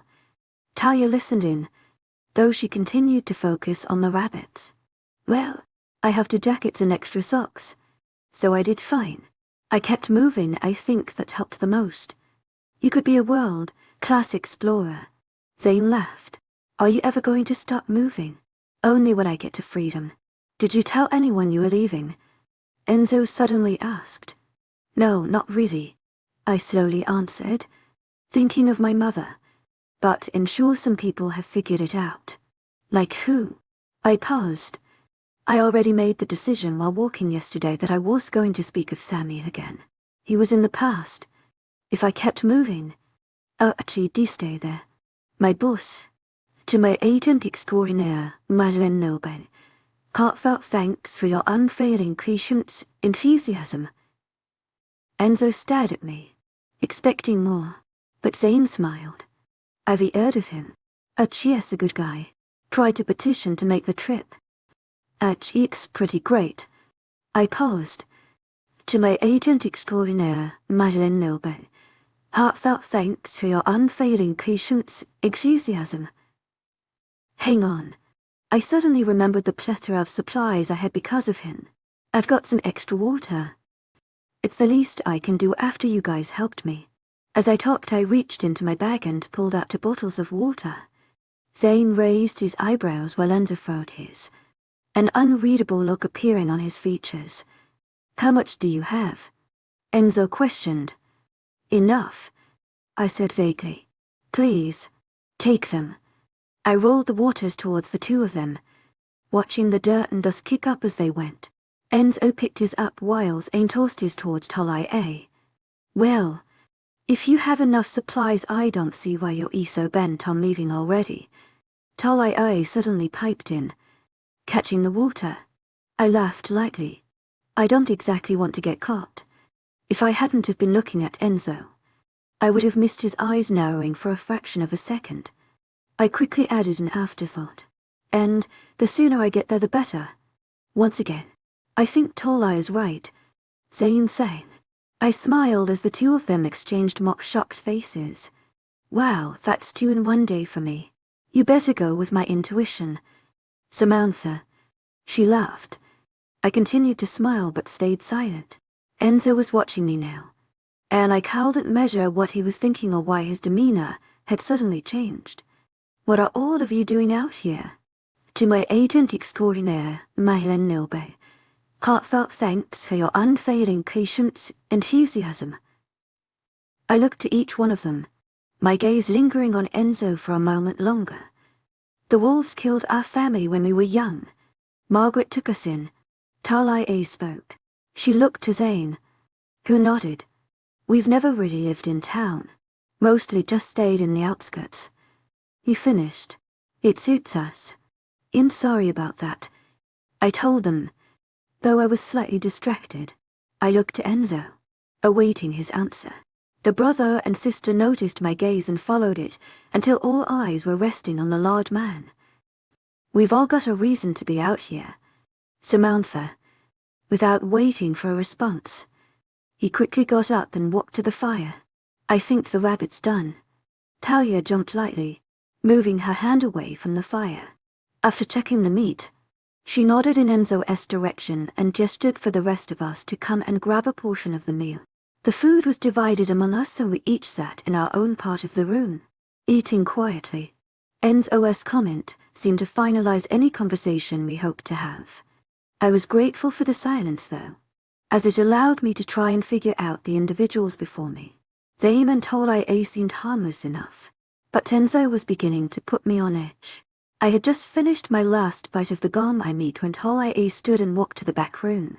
She came back holding a variety of soft material in her hands, placing them on the ground next to the fire. Listen, Samantha, she started. You can do what you want. We aren't forcing you to do anything. But we've got a fire, blankets, and a roof over your head. You should really stay here for the night. I widened my eyes at her forwardness but didn't get the time to let the shock sink in. Zane was right behind her. Not to mention, good company. The woods are lonely. Gesturing to each of them, as they both spoke, unease crept into my heart. Something was settling right in my stomach. And it was the rabbit. I didn't know how rebellions, safe houses, or refuges normally worked, but I was sure it was a general principle to keep moving away from danger. If that was the case, why would they want me to stay? A small and uncomfortable silence stretched between us as the 3 of them awaited my answer. I glanced warily at the setting sun, which was now starting to disappear on the horizon. Trees were towering shadows once more, and the ground was already growing more and more difficult to see. This house is a good place to hide, Enzo finished. And that was it. That was what told me something was definitely wrong. Shrugging, I guess you guys are right. I think I'm going to stay for the night. I am exhausted. I yawned for good measure. Only I'm not sure I want your company. Zane. He dropped his jaw and I laughed loudly, the others following suit. Then suddenly Tolly clasped her hands together. Beaming, She walked forward and grabbed one of the cotton blankets, dropping it lightly in my lap. I grinned up at her, hugging the blanket closely. "Thanks," I told her.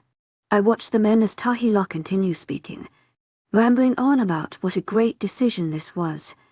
Meanwhile, Zayn and Enzo exchanged a small look. Enzo's shoulders finally relaxing. Talia noticed me looking at them, and must have noticed my unease as well. Before she could bring this to the attention of the others, I quickly pulled her in close. "Can I sleep in the back room, though?" I let her follow my gaze to the men in back, my eyes growing wide. She tilted her head in understanding, a warm smile crawling across her features. "To my agent extraordinaire, Madeleine Nilben, heartfelt thanks for your unfailing patience, enthusiasm." There's even a door for some privacy. A flame flickered within my chest as Talia walked back to Zayn and Enzo. I quickly gathered up my things, dragging my backpack across the room. The two guys looked at me questioningly, but Talia quickly hushed any complaints they would make. I paused outside the entryway, halfway turning to them.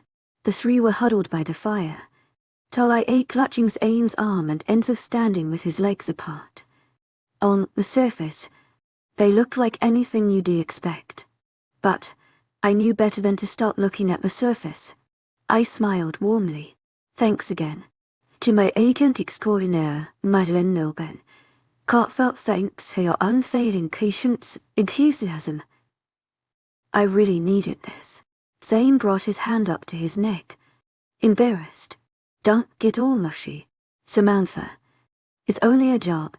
Laughing lightly, I turned and walked into the small room, leaving the three of them behind forever.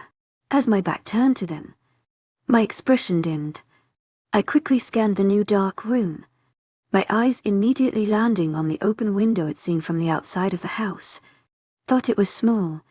It provided a small glimmer of light, just enough to shine the way outside.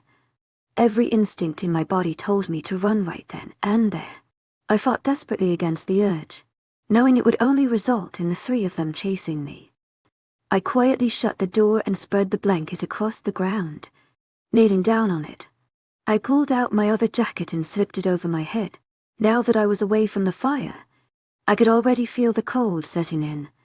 I lay down on the blanket, my back to the window. My eyes were trained on the door, watching the shadows walk around in the other room. The firelight danced and flickered underneath the door, adding to the feeling of anticipation that was now rooted in my gut. I kept my eyes wide open, no sleep coming anywhere close to my consciousness. Just as it expected, I soon heard footsteps approaching my door. I quickly relaxed my body and closed my eyes, letting my hair fall over my face. I was able to peek through the strands of my eyelashes as the door cracked open, revealing a slightly distraught Talia. I pretended to awake at the sound and light, shifting and moving my hair away from my face. I smiled up at her as she wrapped her hands around the door, halfway letting herself in the room. "Sorry to disturb you, but I just wanted to make sure you're all right to stay back here. It can get awfully cold." I lifted my body up to a sitting position, watching her carefully. "Thanks, Talia. I just don't have great experiences with trusting men. I'm really more comfortable sleeping with a door in between me and them." Then, I looked down. "To my agent extraordinaire, Madeleine Nilben, heartfelt thanks for your unfailing patience, enthusiasm." "Oh no, you don't have to be sorry," she practically squealed. "I can only imagine." "All right, I'm going to let you sleep now. Just know you're welcome out there if you want." With that, she retreated from the doorway, leaving me in darkness once more. I let out a sigh of relief. This was an awful, crazy, and dangerous plan that had formed moments ago, but so far it seemed to be working. Play on the sympathy of Talia, joke with Zayn, appease Enzo, show vulnerability. Then, to my agent extraordinaire, Madeleine Nilben, heartfelt thanks for your unfailing patience, enthusiasm. I laid in my position on the floor for what felt like hours, My ears strained to hear any noise coming from the other side of the door. And eventually, there was none. I first had to endure soft mumblings and a dying fire, but soon enough it seemed as if the three of them had gone to sleep. However, I waited a while longer after this happened, just to be safe. When I couldn't stand it any longer, I slowly raised myself off the ground. I rolled the blanket up and stuffed it into my backpack, muffling the zipper with my sleeves. After each movement, I paused and listened for signs of disturbance from the others. As I worked, my breathing quickened as I felt the blood rush to my head. My heartbeat was soon the only thing I could hear, and that's when I decided to slip through the window. The window was small, so I had to take it one step at a time.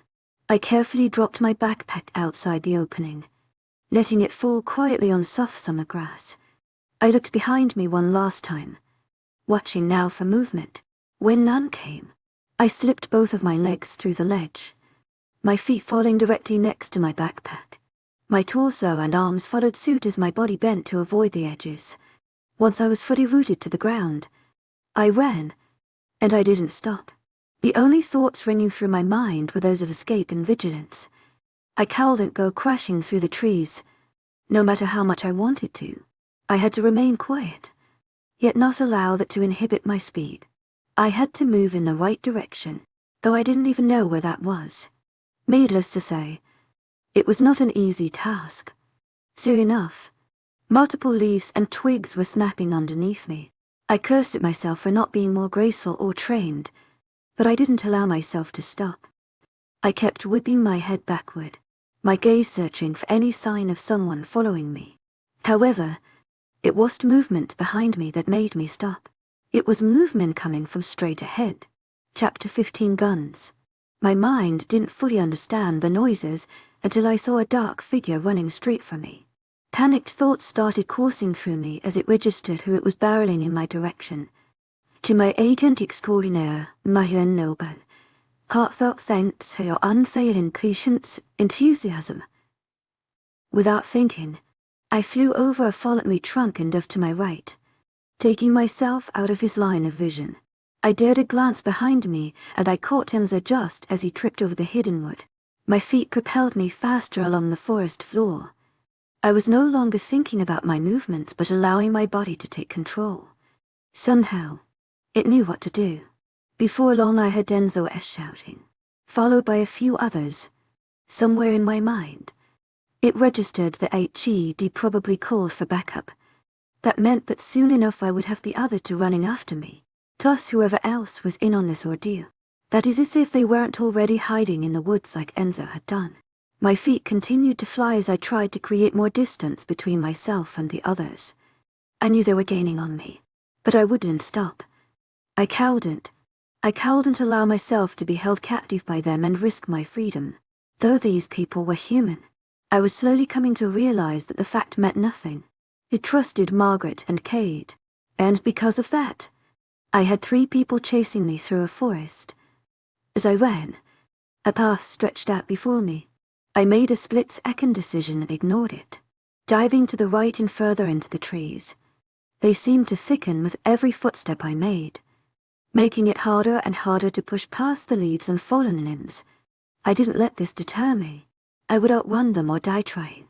As I jumped another log, I dared a glance behind me. When I did this, though, my feet flew out from underneath me as they were snatched by a foreign object. I flailed desperately, kicking at anything I could land my foot on.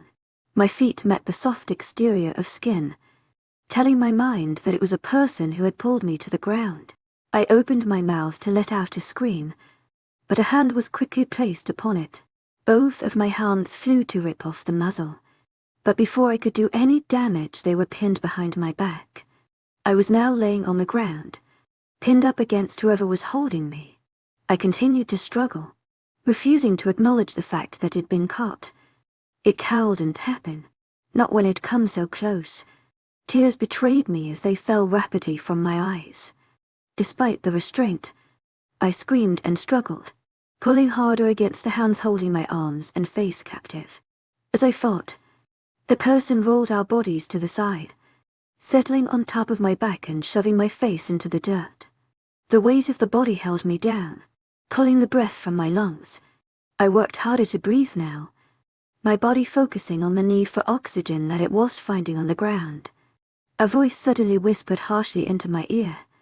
"Shut up and stay still." At the noise, my body went limp. I knew that voice.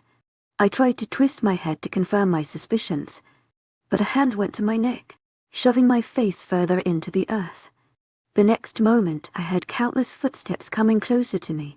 My eyes widened, and I searched for a place to conceal my body before I realized I was already hidden. Thick bushels of leaves and moss surrounded mine and my assailants' bodies, protecting every part of us from view. My breathing quickened as the noises of those chasing me came closer. My mind raced with the option of letting them find me or staying with whoever held me bound. My inner battle didn't slow the world down, however, and the decision was made for me.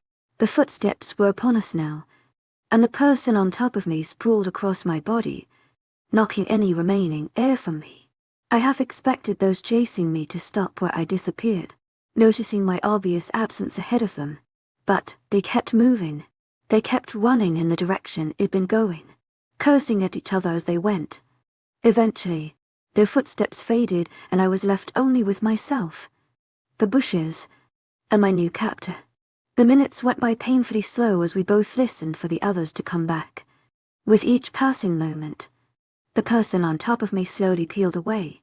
It was slight at first, allowing me to only bring my face out of the mud. But when it was clear they weren't coming our way again, the person sat lightly on my legs. I stayed frozen in place as my arms were eventually released as well, too afraid to turn around. My captor didn't bother moving. To my agent extraordinaire, Mylen Noben, heartfelt thanks for your unfailing patience, enthusiasm. But eventually, I couldn't take it anymore. I slowly turned my head, though I knew what I was going to see before my eyes fell upon him. Samuel. His eyes were a bright ruby color, mixing with every emotion known to man. Each sec and held a new look, a new glare, a new demand. I stared at them. He stared straight back at me, holding me in a gaze that seemed it would never end. It seemed he was fighting something back, and I knew all too well what that something was. How I began, but was quickly cut off. The moment I opened my mouth to speak, Samuel started diminishing the distance between us. He raised his arms and twisted my body, pulling my face next to his. I was kneeling before him now, completely at his mercy, as if he knew this. He closed the remaining distance and crashed his lips upon mine.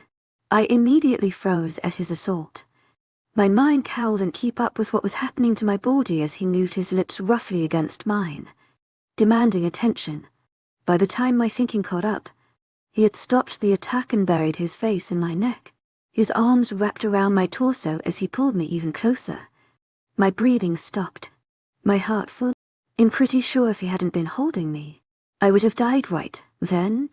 My mind was the only thing alive and it was screaming at me for what just happened. "I thought you were dead," he whispered into my neck. I didn't even try to respond, as too many words were racing through my mind. As if Samuel knew this, he reluctantly let me go, breathing heavily as he did so. I finally realized he no longer had me pinned up against him, and in the next moment, I was flying to my feet. He followed suit. However, enthusiasm glancing warily around us before watching me carefully. "We need to get going." He spoke louder now. I turned to face him, preparing to scream in his face. However, as soon as I looked at him, the words left my brain. Once again, he was standing before me in nothing but an old pair of shorts.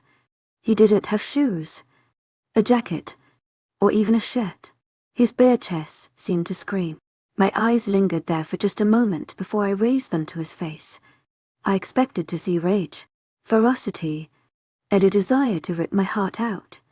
However, his face was the complete opposite of my expectations. His dark eyes were back and they were almost gentle.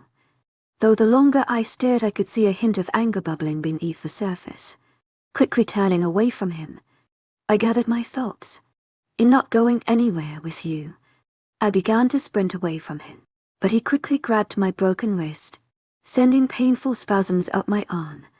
The day at the beach played through my mind, reminding me of how easy it was for him to prevent me from leaving him. The past few days of freedom suddenly seemed as a faraway and impossible dream. I held back a sob as my body swung back around, facing him once more. His anger wasn't beneath the surface anymore, but rising with each act of my insolence. "Do you want to get caught?" He growled at me, ruby flashing into his eyes. I looked straight at those eyes, spitting my words. "I already have." He tensed and started his retort, but he was quickly cut by a sound in the distance. "We need to go. Now." I continued to fight against him, pulling my wrist back to my body. He didn't let go, however, and only came close to me, taking the chance to grab my other arm. Before I knew what was happening, he had me thrown onto his back. I started to protest, but the sound of countless people barreling for the forest now held my attention. Samuel swore under his breath as a man suddenly appeared ahead of us. He came running toward us, a long knife shining brightly in his hand. Samuel quickly propelled us forward, easily dodging the man and his weapon. I held on tightly to his shoulders, more willing to stay with him than meet the stranger holding a knife. We flew through the forest at an inhuman speed. I closed my eyes as various leaves and bits of dirt flew into my face as we dove through bushes rather than around. Samuel's pace was rough and ragged. A loud and feral growl suddenly ripped from his chest, which sent my eyes flinging back open. Various objects were being thrown from ahead of us, and he was desperately trying to maneuver around each one while holding me steadily on his back. However, he was so lucky. Just as he ducked to the right, a short dagger came flying through the air and lodged itself in Samuel's arm. His pace faltered, allowing another identical knife to land next to the first. The injured arm fell dead to his side, half of my body following suit. Samuel stumbled in this shift of weight, his legs failing him as another knife grazed his thigh. We stumbled over each other, the weapons only digging further into his flesh as he tumbled into the dirt. When we finally stopped moving, Samuel was hovering over my body, blood pouring from his wounds. He didn't act as though he cared, though I stared in horror as the dark liquid pooled around me, seeming to glimmer against his skin. My eyes darted around us as I heard multiple people shouting, coming closer. Before I could move, at least 6 men came upon us, each holding several daggers. The weapons each varied in size and length, but they were identical in color and material. As I studied them, suddenly everything about Samuel's wounds made sense. Silver was etched into every single one. Samuel let out a loud and threatening growl as they came closer, making me follow his lead. His good arm wrapped around my side, pushing me behind him. I watched as the men continued to advance upon us. I studied each of them, quickly realizing I recognized Zane and Enzo in their midst. They were breathing heavily, eyes darting between Samuel and me. "Come any closer and you're all dead," Samuel suddenly spat. The men paused, though it didn't seem as if they were afraid of the half-human standing before them. Zane suddenly sneered. The look was so foreign compared to what I'd seen, and I took an involuntary step back. Samuel pulled me closer to him though, not allowing me to move another inch. "You're outnumbered. Wolf, let's not make this harder than it has to be," Samuel scoffed. He didn't bother to respond, but his body started to shake. Bones started cracking, allowing wolf claws to suddenly appear on his hands. Just as he was about to lunge at the men and finish the shift, 2 shots rang through the air. Gunshots. He'd only heard stories of gunshots before. In the early days of James, my mother had told me about them. What they sounded like, smelled like, looked like. She had wanted me prepared if I ever came into a situation with one. Though it wasn't common, wolves had taken every single one. As I stared in the area where the shots rang off, I realized every horrible thing she said was true. 2 more figures started emerging through the trees, the small black guns held high above each of their heads. I recognized each person, each woman. The contrasting skin and hair made them look like night and day, but it was them, Nonetheless, to see them together sent another wave of emotion through my body. It only confirmed what I'd been suspecting. Talia and Margaret. Another two shots rang through the air, and before I could register what was happening, Samuel was falling to the ground. I looked down in horror as more blood started pooling around his feet, seeping from two fresh wounds in each of his legs. That's enough. Margaret's voice suddenly rang out. If you move again, the next shot is going in Samantha's head. I looked up in horror as Talia slowly raised her gun to me. My arms raised up, palms facing the small crowd before us. Stop. Samuel coughed out, managing half a growl. Don't you dare fucking touch her. We won't have to if you comply. Talia spoke up. Samuel stayed silent and my eyes darted from him to the women before us. The men were still there too, each shining blade glimmering in the fading sun. Pounding seconds of silence stretched between us all as we waited on Samuel to make a move. When he stayed still, Margaret finished the ordeal. Tie them up. The men inched forward, each reaching into bags Talia threw their way. Deliberately, almost carefully, they took the rope from the duffels and advanced Samuel and I. Talia came with them, walking straight up to me. One wrong move and chest dead. She glowered at Samuel. I shrunk back at her expression, much like Zane's. It was foreign and seemed drawn against her seemingly innocent features. Samuel raised his gaze and glared back, a low noise coming from his chest. However, he stayed completely still, glancing to the gun trained on my temple. Talia stood by my side, and I mimicked Samuel's stillness, very much aware of the cold hardness pressed into my head. I didn't think I could move if I wanted to. I was still in my initial position, my feet rooted to the ground and arms raised in surrender. My eyes were the only thing that moved, following each of the men as they continued their advances. The men were next to Samuel now, and as they pushed him to his knees and started tying his hands, I noticed silver lacing through the material of the rope. As soon as I noticed this, I heard Samuel breathe, and suddenly, closing his eyes, I looked to where they bound his hands, watching the skin slowly burn. My gaze turned to one of horror as the men continued to wrap the poisonous material around Samuel's torso. Without a shirt, his skin was completely exposed. It moved around the sick rope, blisters popping up almost instantly. What are you doing? To my agent extraordinaire, Madeleine Noble, heartfelt thanks for your unfading enthusiasm. Desperately, I glanced to each of the people I recognized in the group. There had to be some sort of humanity in their souls, something that told them this was wrong. However, they each held stone-cold and hateful glares, their eyes trained on Samuel. I waited for them to answer me, but a sound never left their lips. Please, tell me what's going on. Margaret snapped her gaze to me as Talia shifted the gun against my head. Thane and Enza busied themselves with Samuel, never once looking my way. Samantha, you need to shut up or we will make you, Margaret voiced. My eyes widened at the threat. Confusion mixed through my brain as I watched the supposed good guys inflict pain on Samuel. Endless amounts of rope were being placed around his entire torso. His breathing was ragged now, the silver clearly taking its toll. When it seemed there wasn't an inch left of his body to cover, the men turned to me. Samuel whipped his eyes open and screamed. His voice was desperate and filled with pain. The men ignored him and roughly brought my hands forward, binding my wrists in the same rope as they had Samuel. He suddenly started thrashing beside me, and I shot a horrified glance his way when Talia shifted the gun, clicking something into place. The sound and my terrified expression were all he needed to go ghostly still. He stared in horror at a place next to my head. I desperately wanted to look there and move away from Talia, from the men, from Margaret, but I couldn't move an inch, not without dying. Samantha, you're going to be okay. You're going to be fine. Samuel spoke in a frenzy. His voice was distressed, which did nothing to ease my fears. He knew what trouble we were in, and it was slowly dawning on me as well. I slowly nodded my head, a single tear escaping my eye.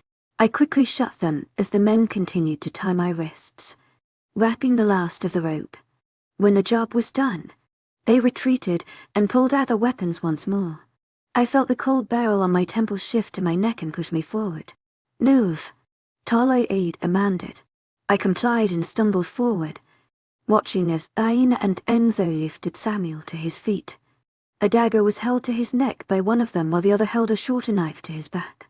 Samuel watched as I walked forward, only moving when pushed forward with the tips of the sharp blades. My head went to turn back to watch him, but Tall trained the gun on the back of it to prevent the movement. I jerked back a sob as I felt the hardness push my hair aside and rest on the vulnerable skin of my skull. As we began walking, I tried to get my bearings. When he'd ran from the safe house, I didn't care which direction I went. When he'd run off the path, I didn't care either. It was only now, when I was tied up and being pushed forward by a gun, that I decided I should look around. And, of course, I didn't recognize a thing. However, I did know something. These people would only take us further into the forest, where we would likely be killed. I once thought they were here to save me, until the gun was pointed at my head. I looked into those familiar faces, devoid of any sympathy. Chapter 16, One of Us Part 1. My suspicions were correct. The group of men and women lead Samuel and me further into the forest, the trees around us growing thicker with every step. The sun was completely gone now, and Margaret had pulled out a flashlight to lead the way. The artificial light sent eerie shadows across our group as the last rays of sun faded away. As we walked, I cowled and felt the glares I sent in Margaret's direction, as well as the feelings of hatred for her and those behind me. Almost all of the people I'd met and trusted were somehow here, dragging me through the forest. To my agent extraordinaire, Madeleine Nogan, heartfelt thanks for your unfailing pursuits, enthusiasm. Zane, Tall, Enzo. These people were supposed to help, not tie me up and hold a gun to my head. My glares did nothing to stop them though, and we trudged on deeper into the never-ending maze of trees. Before long, I started to notice something flickering ahead. We walked directly towards the motion, almost letting it guide us. Accompanying the sparking shadows was a faint orange glow that seemed to mock the appearance of a sunset. As we advanced, my eyes fell upon a raging fire in the middle of a large clearing. Margaret turned off her flashlight as we approached, the fire giving us all the light we needed. I was continually shoved forward by Tall as we entered the clearing. I quickly noticed a stone building to the right of us, nearly identical to the one I'd stayed in earlier that day. The only difference being it was larger. Much larger. People were pouring out of it, walking towards the fire in small groups. I lost count of them as my head was shoved to the ground, preventing me from examining anything further. Our group made our way to the fire where I was pushed to the ground, falling on my knees. The barrel of the gun finally left my head and I quickly turned to find Samuel. The men were dragging him behind us, moving until they came next to me. They threw him on the ground where he landed in a heap. He tried to lift himself up but only fell further into the dirt. I scanned him once over, gasping when I saw the blood staining almost every inch of the rope that held him bound. The skin was hardly there anymore, and the men hadn't bothered to take out the knife lodged into his arm. When my eyes fell upon his extended legs, I realized the cause for him not walking. 2 large holes rested in each leg, something large and silver glinting from within the skin. Apparently, silver bullets were a thing now. His wretched and unmoving figure drew me towards him, my instinct screaming at me to somehow help him. Before I could move though, 2 arms quickly wrapped around my elbows. I looked behind me only to see an expressionless Zane holding me captive. I fought against his grip, but he only tightened it. My ears registered people murmuring and I quickly glanced around us. A large crowd was now gathered around the fire, each and every person looking straight at Samuel and I.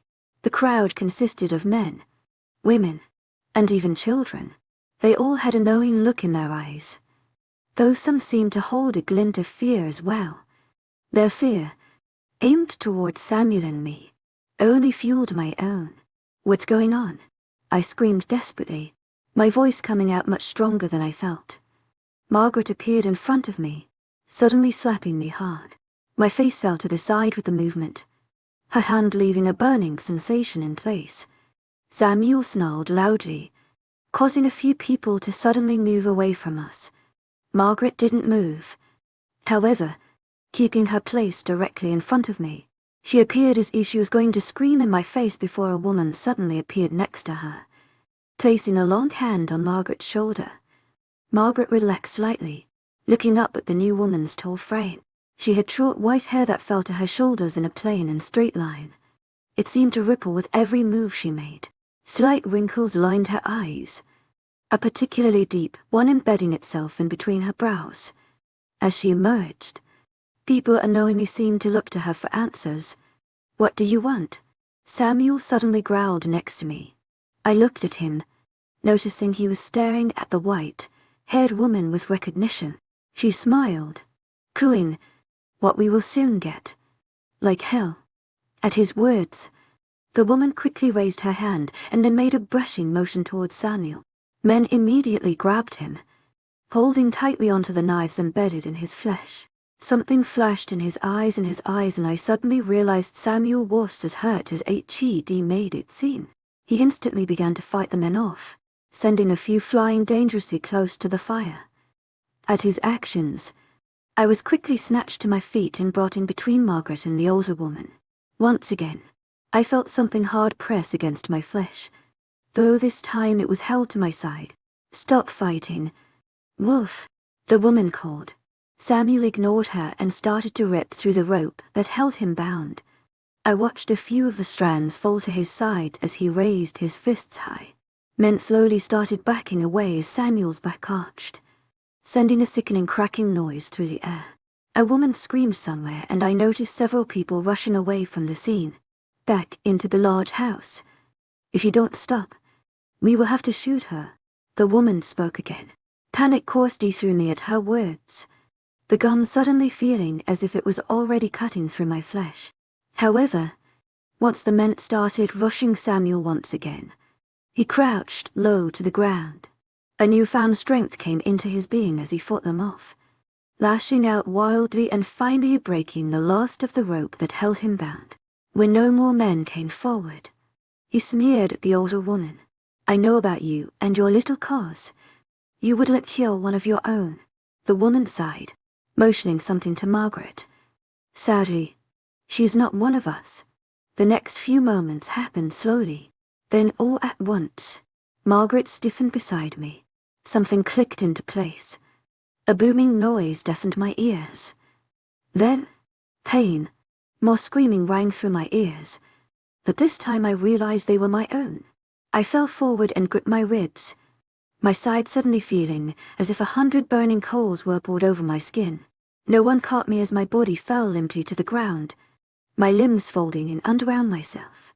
I heard someone screaming my name, but I couldn't register who it was. All I could think was that I was going to die. This was it, and I was never going to make it out. I closed my eyes as black spots danced before my vision. Before I could welcome the darkness, someone was pulling at my face, lightly smacking my cheeks. My eyes shot open at the new sensation as it distracted me from my side for just a moment. I searched my surroundings until my gaze fell on Samuel, who was now directly in front of me. His lips were moving, his face contorted in complete agony. It slowly dawned that he was the one calling my name again and again. He was suddenly ripped from my vision as I felt myself being lifted into the air. I was placed on my feet, though the person holding me supported most of my weight. I slowly lifted my head up, expecting to see Samuel, but it was Margaret that had lifted me off the floor. Confusion poured into me until I saw Samuel placed in front of me, the men holding him down on his knees. Slowly, I noticed my senses were coming back to me, along with the pain growing in my side. Samuel was screaming at the white-haired woman as she adjusted her grey shirt and walked towards him. "Let her go. This doesn't concern her, unless you want the next bullet lodged in her chest. I'd suggest you stay quiet," she spoke monotonously, leaning down to stare in his face. Samuel's chest was quickly rising and falling, puffing out slightly. He shot daggers into the woman's eyes. I tried to watch their encounter without interruption, but all too soon the burning sensation had grown too much to bear. Even with Margaret's strong arms holding me in place, I could hardly stand. My hands were plastered to my side attempting to ease the pain, but they did nothing to help. They only grew wet with what I assumed to be blood running down my body. "What do you want?" Samuel growled. I could hear the smile in the woman's voice as she responded. "Compliance." I felt Samuel's gaze on me once more. I tried to appear strong, tried not to show how much the wound was affecting me. The last thing I wanted was another one of his erupting fits of rage. "Stop her bleeding and I will do what you say." Samuel spoke lowly. "Just don't hurt her." That sounds like a reasonable request. But first, we need you out of the way. Before I knew it, Samuel was being lifted off the ground and pushed forward. The group of men led him around the fire, walking directly by where I half stood. I lifted my gaze to meet Samuel's eyes, but quickly wished I hadn't. They were a flaming red, staring directly into my soul. His face was contorted into worry, his eyes darting constantly to my side. When he was finally out of my sight, I let my gaze down to where he'd been staring. I gasped as I saw the red liquid quickly flowing between my fingers. My breathing quickened and my body tensed, though I knew it was no time for them. Flashbacks of my time with James flew across my mind. This was the same kind of pain. I'd thought if I escaped him I wouldn't have to experience it again. I wouldn't gain any more scars. Clearly, I was wrong. There was no escape. My gaze followed Samuel and the men holding him. They were heading for a spot on the ground that stood out from the rest of the camp, though only a little ways away from the fire and where I now stood. The ground seemed to glisten as the men moved tarps aside, revealing several long silver bars. At this sight, Samuel froze. Margaret tightened her grip on me as the others struggled to push Samuel forward. As they fought, Margaret pushed me forward. I stumbled with the sudden movement, my feet flying out from underneath me. No hands caught me as I fell forward, my shoulder landing painfully on the ground, followed by the rest of my body. I cried out as the burning intensified and now seemed to cover my entire torso. At my cry, Samuel whirled around and began to tear away from his guards.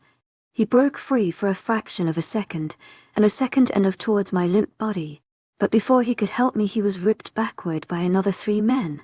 He fought against them desperately, constantly looking back to me. The woman from before came and pulled me to my knees. My legs struggled to hold my weight and I felt as if I'd be content to die right then and there. The woman called out a few words, but my ears once again didn't comprehend what she was saying. However, I did notice Samuel go rigidly still, allowing the men to shove him closer to the silver bars.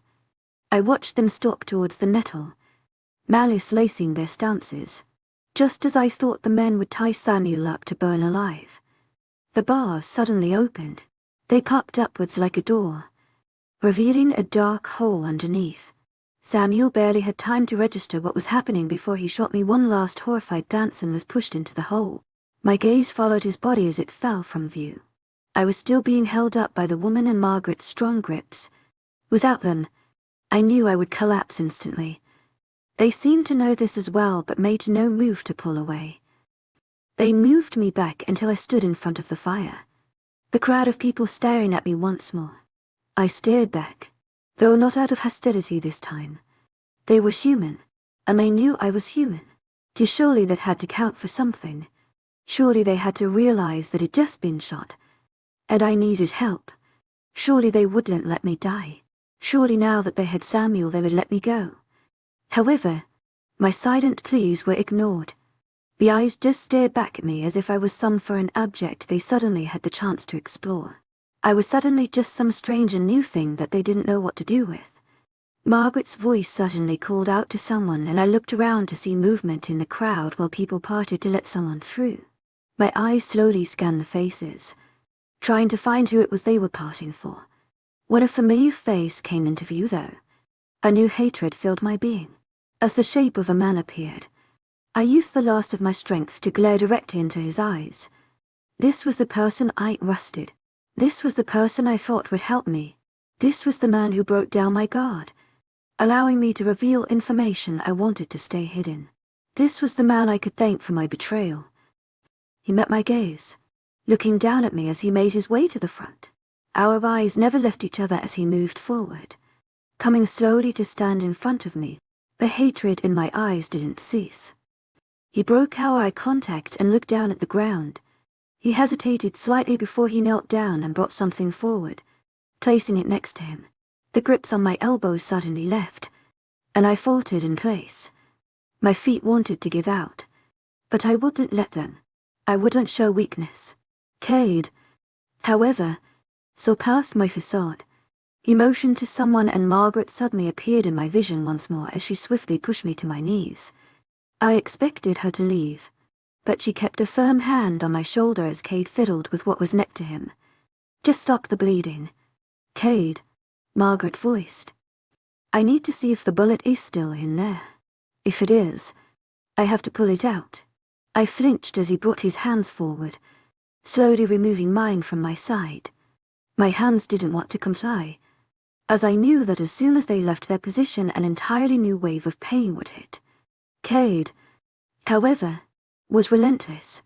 He pulled my arms away, ignoring my slew of curses directed at him. He ignored me as he peeled away the layers of clothing now matted to my skin with blood.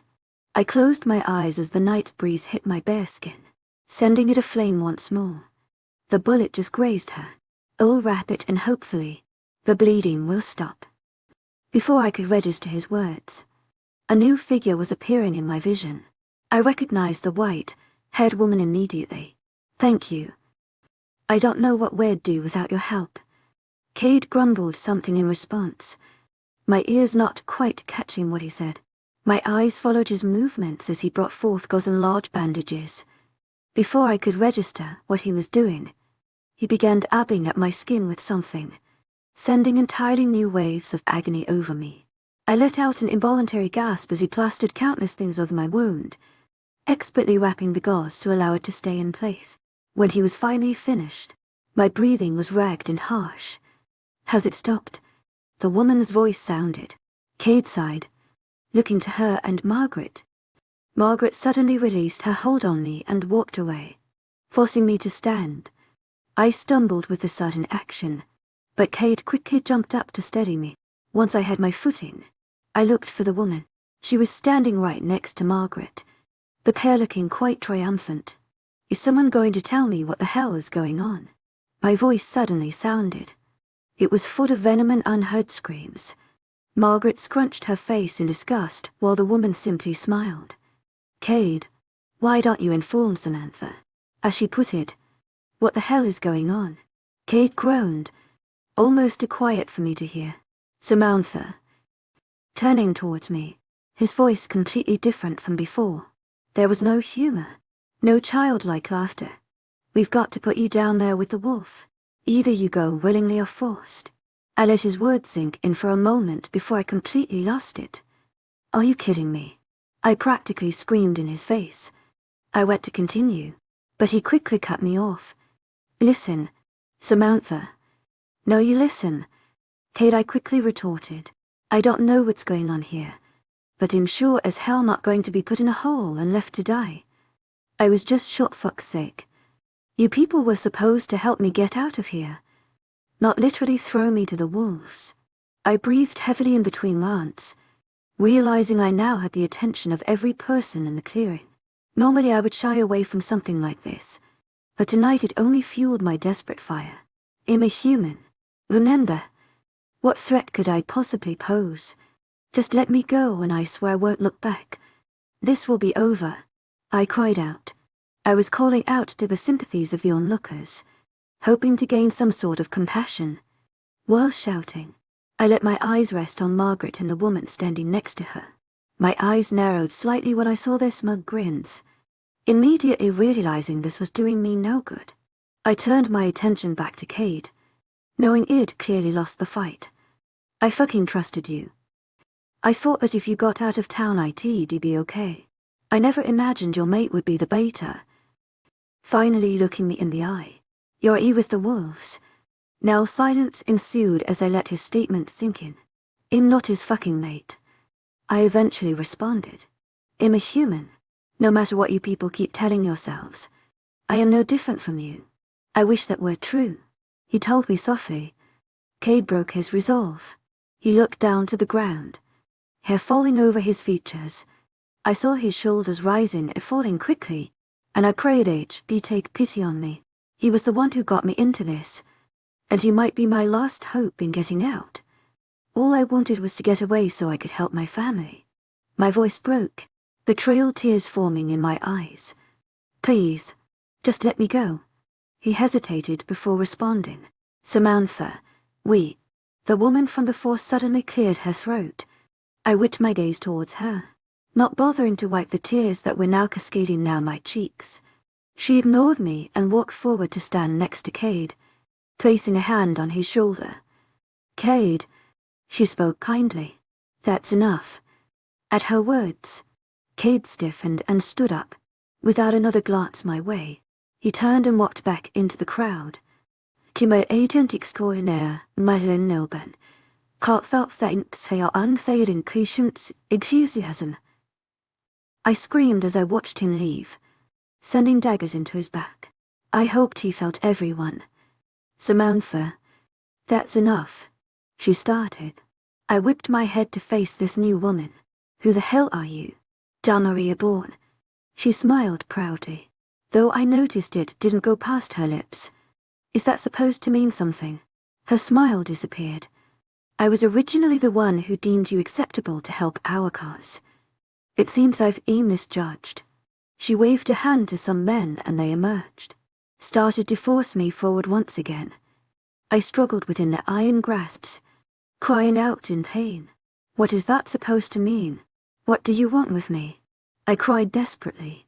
My resolve was weakening and I realized I would do anything to not be thrown into that hole. Please, I just want to leave. Let me go. She smiled. My pleading cries only got louder as the men picked me up by my elbows and began leading me to the hole.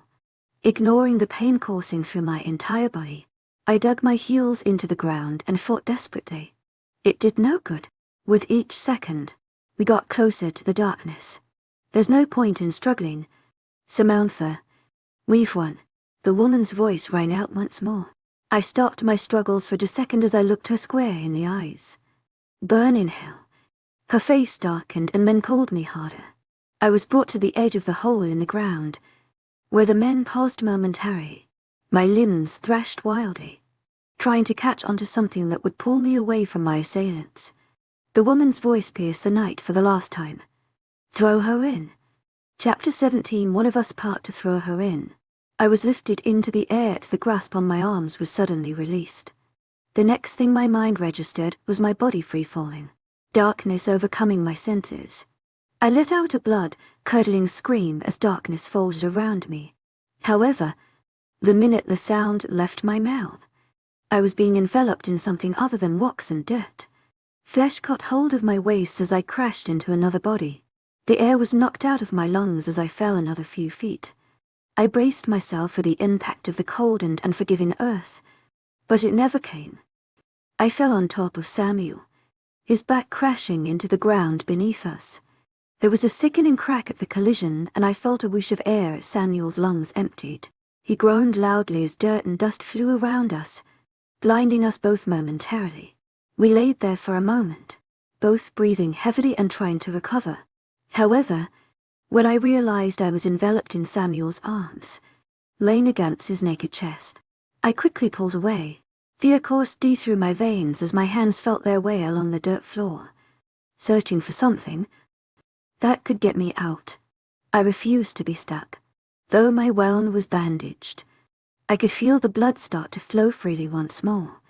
It pushed against and soaked through the gauze as if begging for my attention. However, I forced the sensation out of my mind. My eyes cowled at seeing the darkness that now wrapped around us, so my hands scoured the terrain. They searched for a rock, leaf, anything I could use to help myself escape the situation. But they came up empty again and again. I finally looked upward, a mangled cry escaping my lips. We were at least 10 feet underground. "Samantha," Samuel suddenly groaned. I ignored him as I went into a frenzy, clawing at the dirt around me. The blood was falling down my legs now, but I paid it no mind. I knew the minute I stopped fighting, I'd be resigned to die in this hole. "Samantha," he said a little more forcefully. Again, I ignored him. "Damn it. Samantha, stop moving. You're reopening your wound." I waited for him to come and force me to stop, but he never did. Slightly perplexed at his lack of force, I slowly turned to face him. He was laying in the same place as we landed moments ago, unmoving. His breathing was heavy and long, almost as if he was sighing constantly. "What are you doing?" I asked tentatively. "I can't move."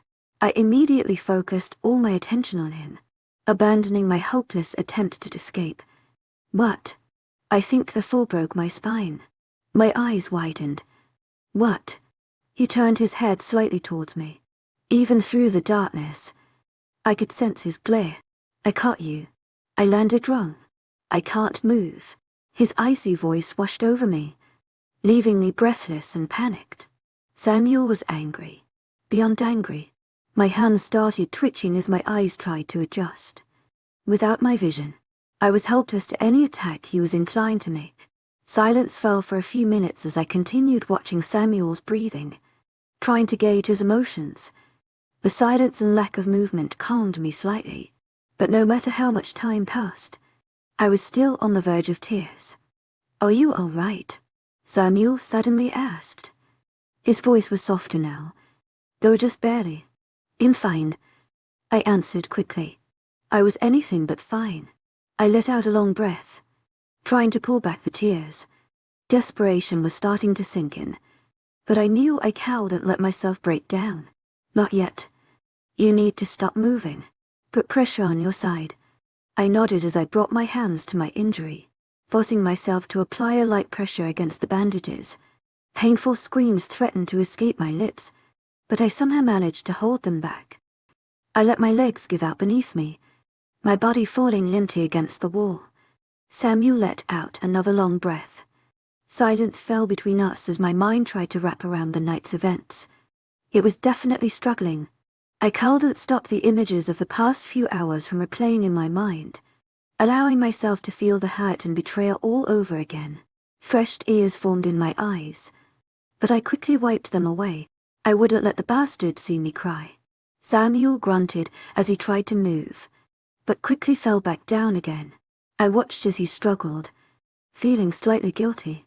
However, as soon as I felt the guilt creep in, I immediately pushed it away. I couldn't be soft. I couldn't let his weakness play on my sympathies. If I wanted to get out, I had to be ruthless. So I let my mind wander as I tried to distract myself and control my thoughts. It didn't work. No matter how I tried to act as if I didn't care. Samuel's struggling frame and freshly burnt skin were embedded deep into my thoughts. "Are you okay?" I asked him begrudgingly. He grunted in response and tried shifting his weight again. Unsuccessfully. The guilt made its home in my chest. "Do you?" I hesitated. "Do you need help?" Silence fell for a few agonizing moments. I watched as he squirmed some more, clearly uncomfortable with the fact he wasn't able to move. "A kiss would be nice," he suddenly told me. My eyebrows raised and eyes widened before I heard him chuckle softly. I let out a long huff, any and all forms of pity immediately disappearing. "That's not funny." "I don't know." "I'm laughing." He paused before continuing. "I mean, it was pretty one-sided last time." My breathing hitched as I remembered our moment in the brush. "I wonder why." I practically growled. Samuel only laughed. "Yep, me too." I rolled my eyes inside as silence greeted us again. I continued to watch him struggle on the ground until he seemed to give up on moving. An angry breath of air came from his lips as his body fell still. His breath formed in the air as a white cloud, disappearing as soon as it arose. I shuddered at the cold, the burning in my side deciding to grow a little more. Sighing, I realized my body was refusing to forget its wounds to instead relive the night's events again and again. My hand traveled to the clothes matted against my body, Though they had cleaned the wound, the dirt found its way into the crevices of bandage once more. "How is your side?" Samuel seemed to sense my thoughts. "Did they clean it?" "Wet it?" I paused, remembering Samuel 1 condition for compliance, yes. "It just reopened when they tossed me in here. To my agent extraordinaire, webnovel, thanks for your unfailing enthusiasm." He mumbled. The faintest smile appeared at the corner of my lips. We could agree on something. My anger slowly subsided as we laid in silence once more. It seemed to be my only friend. However, my mind wandered endlessly, and soon enough it begged me to stop the deafening noise. All I could think about was the moment I was shot, the never-ending pain. And then, all I could think about was the dismissal and betrayal. I felt myself growing colder by the minute, and I knew I needed my mind away from the incident. So, I said the first thing that came to my mind.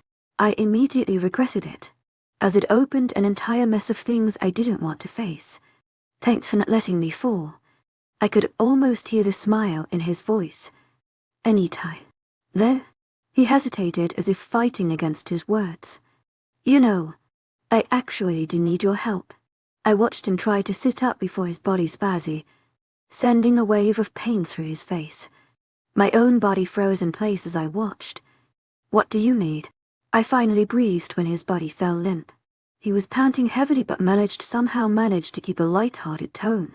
My sudden bout of gratitude seemed to do wonders for his mood. "There's just some silver bullets in my legs that I need to be taken out." I paused before I practically cried. "You want me to take the bullets out?" He nodded his head. "I would do it, but I can't move. I have to get them out before it starts to heal, or else I'm kind of in deep shit." I hesitated once more, before I could retort or explain to him how I clearly was qualified to do anything he was asking me. "It's not hard. Please."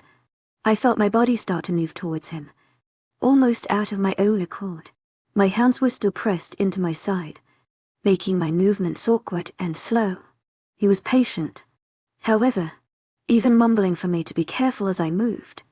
I eventually reached his side and peeled my hands away from my body, searching the darkness for his injuries. "Thigh and knee." He spoke suddenly. I nodded, directing my hands where he told me. The light was all but gone, the fire above ground only casting dark shadows. You could still smell the remnants of the wood as it flickered though, mocking us with its potential light. I held my breath as my hands slowly descended upon his skin, falling just below his knee. Sure enough, I felt broken, swollen, and bleeding skin. My fingers grazed the center of the wound, making Samuel breathe in harshly. "I have no idea what I'm doing."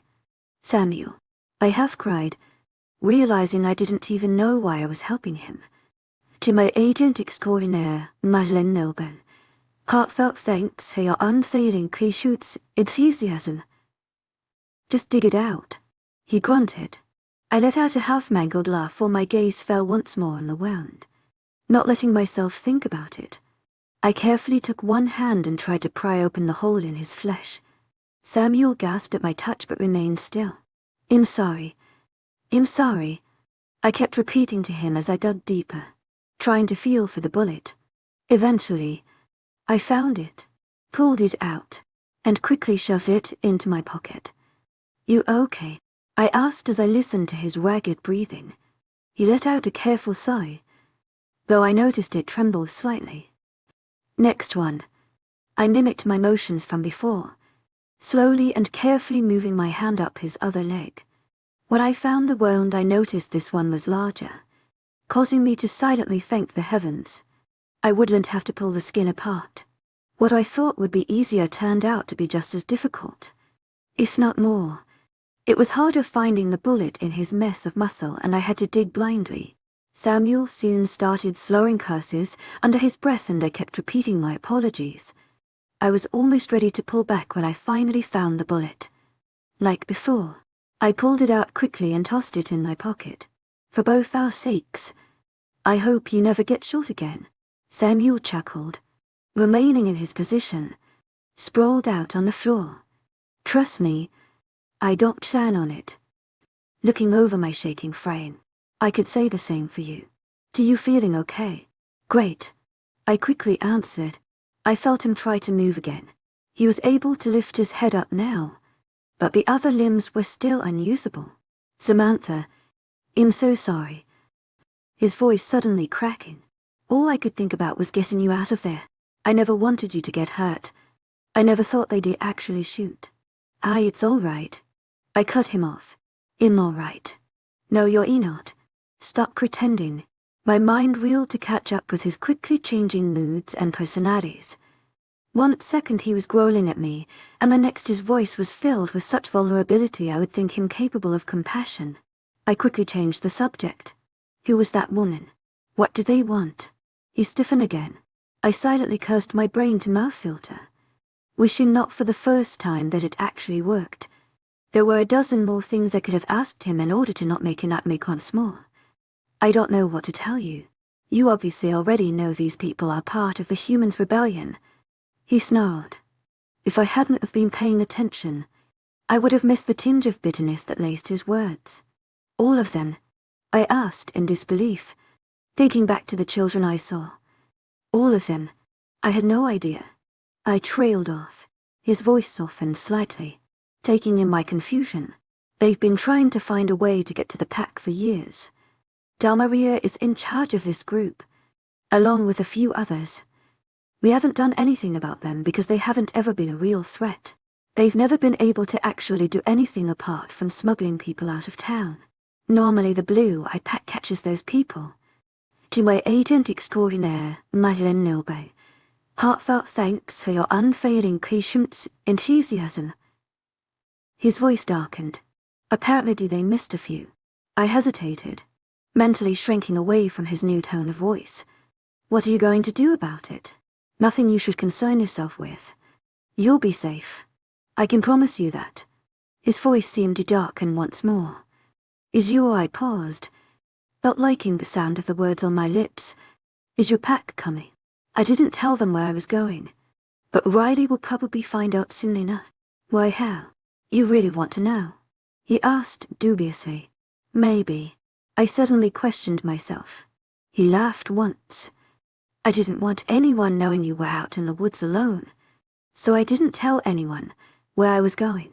He paused, seeming to debate continuing with his explanation. As for how he'll find us, werewolves have abilities humans do not. When we are at our wolf form, we can talk to each other through our minds. It comes in handy since wolves can actually talk. I breathed heavily. It heard rumors about this but never knew the full truth. Secondly, we've got pretty great noses. He'll be able to sniff us out if all else fails. I mean, that's how I found you. He trailed off, growling the next part. Even though you fucking smelled like another man. Someone gave me their jacket. I told him cautiously. He growled more and I winced back, holding my breath. However, he still cowled and moved, so I knew I was safer now. I let the silence stretch for a few minutes as I contemplated what Samuel told me. This is crazy, I eventually whispered, mostly to myself. Samuel caught my thought. Samantha, you've grown up around werewolves. How is this weird? I've tried to avoid them. That's how. That load of good that did you. I ignored his comment, feeling anger slowly rise inside of me. Like usual, it threatened to spill out of my mouth in harsh and accusing statements. However, I tried to ignore it as my body shuddered, the movement hitting my side. I winced slightly before letting silence fall over us, knowing it was better than what I had to say. Tonight was the night to fuel Samuel's fury. I let my thoughts swarm my mind, taking the place of our conversation. Now that my adrenaline was residing, fatigue was starting to overcome me. I pushed it aside as I forced myself to think of ways to escape, as well as involuntarily fret over our situation. How long would we be here? Would they feed us? Would they kill us? Would they let us go? Each question didn't have a very hopeful outcome. Shifting my thoughts, I wistfully reflected back on my family. The likelihood of my mother and brother still being alive was quite slim, but I refused to accept that. I kept telling myself that everything would be alright, even though everything pointed against it. James wouldn't hurt them. They'd be provided for. Will would get better. Vastly and unwillingly, I let my mind float to the person in front of me. Samuel. Replaying the night's events, I slowly realized everything he did to try and protect us. More specifically, to try and protect me. His actions only confused me as I thought harder, remembering every experience with a werewolf in my past. They didn't care about humans. They cared about themselves. They didn't let others push them around. They killed for what they wanted. It seemed to me that, at least for tonight, Samuel was opposite of every one of those statements. Everything I thought I knew was being challenged, as it was the humans taking on the deadly role I thought Samuel to occupy. The more I thought, the more the cold night started to creep in. I tried not to move too much as I brought my knees to my chest, hugging my body for warmth. It seemed the layers I was wearing weren't doing me much good. Samuel noticed my discomfort and suddenly broke the silence. Are you cold? To my agent extraordinaire, webnovel. Heartfelt thanks for your unfailing enthusiasm. Are you not? He laughed quietly. Higher body temperature. Better immune system.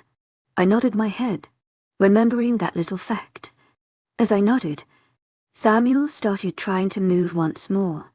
I went to stop him as he started sitting up, but he was soon kneeling on the ground in seemingly perfect health. I stared at him in shock, noting how he moved perfectly on his once mangled legs. What the actual foo, didn't anyone ever tell you it's not polite to swear? I glared at him, though I wasn't actually angry. The only thing I could focus on was his standing figure. All memories of his injuries somehow erased. He sauntered over to where I sat, not noticing my stiffness at his approach. Well then, I breathed as he sat next to me, a little too close for comfort. Samuel let out a single laugh. Calm down. You're cold and I can help. I was about to move away from him until I felt his shoulder brush my face. A sudden wound lingering on my skin, but I didn't flinch back. He leaned further into me. He took his hands and found mine, wrapping them tightly together with his. Is that better? I shivered again, this time as the cold started to leave. I didn't want to encourage Samuel's close proximity, but I couldn't help but appreciate his warmth. To my agent extraordinaire, webnovel. Heartfelt thanks for your unfailing enthusiasm. Just don't come any closer. I paused. Anytime. We stayed like that for a few minutes. I relished in his warmth as he lined himself up against my body. It feared that he would attempt to pull me into him, but he seemed to have completely innocent intents. To my agent extraordinaire, webnovel. Heartfelt thanks for your unfailing enthusiasm. I still found that hard to believe. I've got a proposition. He spoke slowly. What sort of proposition? I narrowed my eyes. Nothing bad. He quickly answered. But I need to talk to Riley and I also don't want you to get cold tonight. I was thinking if I shifted then both problems would be solved. I hesitated, but he seemed to anticipate my reaction. I can promise you we'd both be really warm, he persuaded. I thought you didn't get cold. I questioned, suspiciously. He laughed. I don't. But a little cuddling never ceases to warm the heart. I choked on my spit, scoffing. Did you really just say that? His answer seemed to elicit the response that he wanted, as I noticed a smile spread across his face. He tried to nonchalantly shrug his shoulders, but I could see the laughter under the surface. Maybe. He spoke lightly. Silence stretched once again as he awaited my answer. I thought over his so-called proposition and realized he was probably right. If I didn't want to wake up with hypothermia, this was the best option. Still, a knees tugged at my heart. Just sleeping. Just for warmth. I quietly questioned. Just sleeping. He chuckled. What are you going to say to Riley? He thought for a moment. Well, I need to tell him what's happening. It's probably freaking out. If I tell him then he can come and help us get back home. I froze in place. The last thing I wanted was the lunatic Alpha forcing me back into town. You know, I actually think he'll be fine. You just stay human. To my agent extraordinaire, Madeleine Noble, heartfelt thanks for your unfailing patience, enthusiasm. I started to move away from him, pulling back my hands from his grasp. He didn't stop me, but a sharp burning sensation erupted on my side once again, causing me to fall back against the wall. I gasped in pain as his hands quickly darted to my side, lifting my shirt up slightly to see the bandaging. Samuel cursed under his breath as I sat as still as possible. However, each breath sent another wave of pain through my body, making it hard to focus on anything else. Samuel stayed frozen by my side as we both waited for the burning to subside.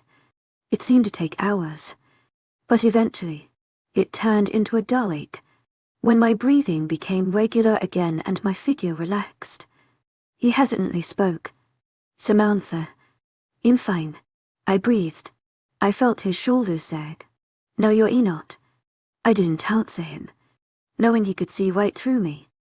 "You need to sleep. If I shift then you can sleep against me and I won't have to worry about you all night." Stubbornness had crept into my mind and I refused to answer. There was no way I was enabling him to call another dozen werewolves to rescue us. I'd make it out on my own. Once I was out of the hole I was determined to keep running, and I couldn't do that if an entire pack showed up. Samuel sighed. "What if I didn't talk to Riley?" "What? The last thing I want is for you to get worse. So I'll level with you. If I can shift then I won't call Riley." I was taken aback by his words. This was an entirely new Samuel that sat next to me. He wasn't forcing my hand, insulting me, or threatening me. For once he seemed like a normal human being. I unknowingly nodded at his words, at which he let another smile plaster his face. He peeled away from me and moved to the other edge of our hole. I tried to watch his movements, but the darkness swallowed him completely. Before long I heard several cracking noises, followed by Samuel's soft grunting. I closed my eyes as I imagined what was happening, recalling the times I'd seen werewolves shift. It was anything but pretty. Seconds later, the noises stopped. I carefully opened my eyes only to see a large blonde wolf tentatively walking towards me. I held my breath as the animal approached, taking in just how large the thing was. I'd seen Samuel's wolf before, but now that I was injured and 10 feet underground, he seemed much more intimidating. The creature noticed my stiff frame and stopped in the middle of our makeshift room. It breathed evenly as I gathered my thoughts, willing myself to breathe again. "Samuel," I hesitantly called. The wolf whined in response. My shoulders fell and relaxed slightly, urging the wolf to come forward again. It wagged its tail lightly before continuing its approach. It only took another few steps until the thing was right next to me, sitting down where Samuel once was. I felt thick for brush against me as the creature circled before laying against the wall. It rested its head on my lap and stared up at me with bright red eyes. I shook my head in disbelief, recognizing those eyes immediately. "This is so weird." The wolf huffed and moved its head, gesturing for me to move into him. I complied and slowly started moving away from the wall, careful not to move my side too much. The task was much easier said than done, as it seemed every inch I moved I had to stop and wait for the pain to subside. The wolf was patient with me as it placed its head behind my back, gently nudging me forward so he could slip behind me. By the time he was resting behind me, I leaned against him. I felt as if I couldn't move another inch. I was breathing heavily once more, hands resting firmly above my hip. I didn't notice myself sink further into fur as I breathed, allowing my body to finally and fully relax. When my heart rate eventually calmed, I opened my eyes to stare at the wolf. The two of us seemed to take up the entire hole, the wolf almost reaching both ends laying down. I leaned my head back as warmth started to surround me, welcoming it gratefully. My head turned to the side as I watched the wolf gaze back at me. I let out a breath of air as our eyes made contact. I don't think he'll ever get used to this.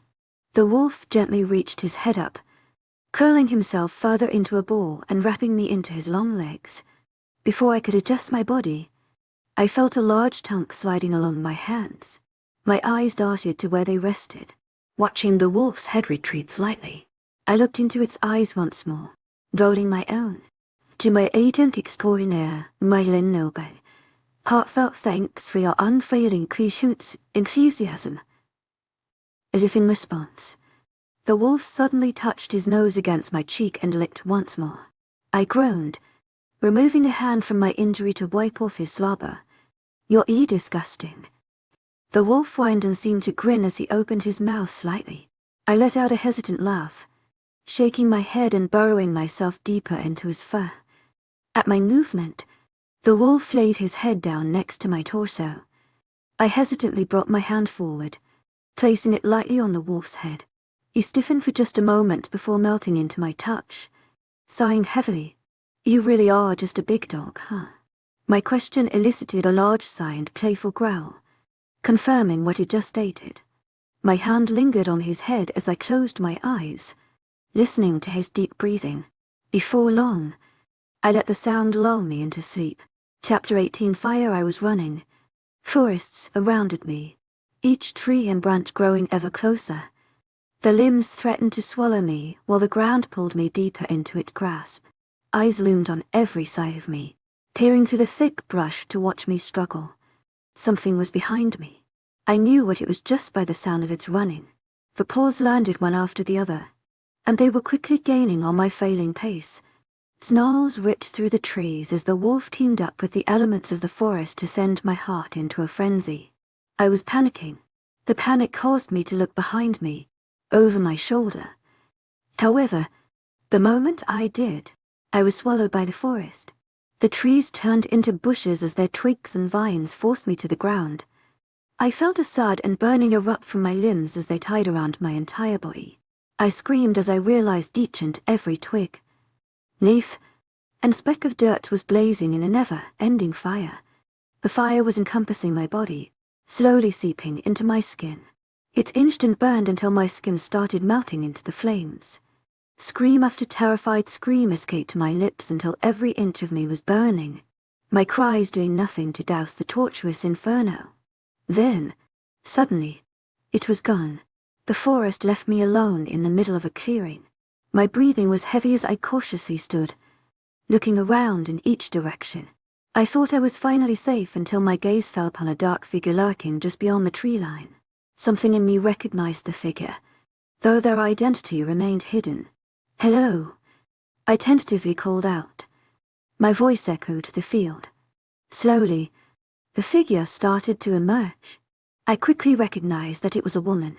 Long, chestnut hair fell across the woman's lengthy torso while blue eyes stared intently into my own. My breath caught in my chest as I realized who this woman was. Mom. To my agent extraordinaire, webnovel, heartfelt thanks for your unfailing patience, enthusiasm. Running quickly to her, I crashed into my mother's frame, sending us both staggering a few paces back. My arms wrapped around her shoulders as I buried my face into her neck, sobs flowing freely from my lips. However, as I held her closer, I realized her body was stiffened and moving. Mom, what's wrong? Finally pulling back and getting a look at her face. It was filled with rage. As my arms left her side, I felt something cold swipe along my waist. I took a step back, only to realize she had done the same.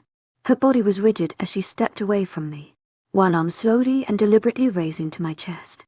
My heart seemed to stop beating as a gun appeared in her hand. What are you doing? To my agent extraordinaire, webnovel, heartfelt thanks for your unfailing patience, enthusiasm. Slowly backing away. You failed me, Samantha. She spoke monotonously. I slowly started backing away, raising my palms in surrender. As I did, my back fell into something solid. I quickly spun around only to see another taunting figure looming down on me. I realized I recognized this figure. To James, you've made a terrible mistake. He suddenly whispered in my ear. You must face the consequences. I tried to run, but he quickly grabbed a hold of my elbows as his hand traced specific letters in the small of my back. I knew it was coming, so it didn't surprise me when something was viciously plunged deep into my back. I cried out as James laughed, pushing me to the ground. I could almost see the knife he held as he anchored his body on mine and carved letters into my skin. The blade dug deeper and cut harsher with each flick of his wrist. I was screaming uncontrollably now, begging for mercy I knew I would never find. In the midst of my screaming, I felt something around me shift. I lifted my head only to be greeted with a circle of people surrounding my broken and bleeding body. They each held a small gun in their hands, pointed directly at me. I tried to stand and run, but one of the people came forward and pushed me back down. I recognized the aged face and white hair before the woman even spoke. "You're not one of us. Maria's pet. Let me go," I desperately screamed. "You're with them now," my mother voiced. She walked up with James while my brother, Will, suddenly appeared next to them. I swear I'm not. Looking into each of their eyes. "Cade," Margaret suddenly called as she stepped forward, her face contorted in disgust. Cade abruptly appeared, walking out from behind Margaret. He didn't speak, only raised his arm like the others before him. I stared in horror as he clicked his gun into place and came to kneel in front of me. His eyes were devoid of life and emotion, and he pressed a barrel to my temple. I waited for him to say his last words, but they never came. He pulled the trigger. I gasped loudly as my eyes flew open, the sound of a gunshot still ringing in my ears. A mangled scream came to the back of my throat, but only pieces of it left my mouth. The resulting noise sounded as if I was being strangled. My body shot upright, my arms reaching out to my sides. I felt surrounded by something warm and soft, but the forearm sensation sent me into a frenzy. My legs kicked at whatever wrapped around them as I tried to get on my knees and crawl away. At my harsh movements, a low growl sounded behind me. This only forced my limbs to thrash once more, finally breaking free of whatever held them bound. As I tore away, something shifted behind me as hot breath suddenly fanned across my neck. I slowly looked over my shoulder, my eyes landing on a large blonde wolf. I screamed again, this time the sound piercing the morning light. The wolf seemed to wince before jumping to its feet, sending me stumbling forward. I used the momentum to quickly scurry to the wall farthest from the animal, my breathing quickening with each movement. The wolf noticed me moving away and deliberately stepped towards my shaking frame. I started to hyperventilate as it came closer, each step placed carefully one after the other. I stared the creature straight in the eye, waiting for the moment it would tear me apart. A growl erupted from in front of me and I screamed once more. However, an attack never came. It seemed that hours passed as I waited for teeth to sink into my skin, but it was sharp fangs that finally greeted me. "Samantha," a familiar voice sounded across the room. I glanced up only to see Samuel standing a few feet away. Samuel." His shoulders relaxed as he rushed to my side. I flinched at his quick movements, but he didn't notice. I was soon enveloped in his arms and pressed against his chest. I fought his grip, but he didn't move. The space around me seemed to shrink smaller and smaller until I couldn't breathe. The walls were closing in. The ground was swallowing me whole. I buried my head as I waited for the earth to come crashing down to finally, and mercifully, kill me. "Samantha, what's wrong?" A faraway voice sounded. My breaths came out ragged and rushed as I tried to focus on the voice. Each moment that passed seemed like a lifetime until I finally realized that the walls were coming down to crush me. Fresh tears started falling down my cheeks as I tentatively cracked open my eyes. As I did, a burning sensation filled my being. Images of flames and guns flashed through my mind, causing me to cry out desperately. I started frantically clawing at whatever force held me bound, screaming for an escape. "Samantha, calm down," the voice attempted to soothe. "You're safe." The words were repeated as images pierced my mind once more, refusing to leave. I tried to focus on the soothing sounds of the phrase when I felt myself being slowly rocked back and forth. I stopped fighting and let the sensation overcome my senses. After what seemed like hours, my breathing finally calmed. Tears still fell out of my eyes, But I didn't think those would ever stop. The voice sounded again, but this time I fully recognized it as Samuel's. "Are you all right?" I slowly nodded, not opening my eyes and keeping my rigid position. "I'm sorry," I whispered. "What happened?" I took a deep breath, forcing the nightmarish images away when they tried to resurface. "Dream." I felt him nod, his head moving on my own. He slowly peeled away from me, allowing me to sit on the ground. He stayed next to my side though, a hand resting across my legs. Although I knew he was waiting for me to speak, I stayed quiet. I was still busy fighting off the demons. "Do you want to talk about it?" He seemed lost. I quickly shook my head. That was the last thing I wanted. He suddenly moved and I opened my eyes slightly to watch what he was doing, sending me a small smile. He quickly stood up and went to the center of the room. He bent down and picked something up before slowly crawling back towards me. "To my agent extraordinaire, Milben. Heartfelt thanks for your unfailing patience, enthusiasm." "This will help." He held up a large bottle of water, placing it lightly in my hands. I stared at it for a minute until my body automatically untwisted the lid and brought the liquid to my mouth. It was cool as it ran down my throat, reviving me just a little bit. "Thank you," I whispered to Samuel, taking a small drink himself. "Anytime." I wrapped my arms around myself and started to bring my knees to my chest. As I did so, another burning sensation erupted on my side. I gasped as I forced my legs back down, reaching to put out the flame. The nightmare resurfaced as I suddenly felt thousands of vines and leaves holding me down, the flame slowly eating away at my skin once more. Samuel was at my side in the next instant. As my breathing and heart rate increased, he held me close to his side, trying not to move my body. "You're all right. You're safe." He spoke softly. I nodded my head, willing my heart to believe his words. Reality was slowly coming back to me, and I knew it was plants or trees that were causing the flames to erupt in my side.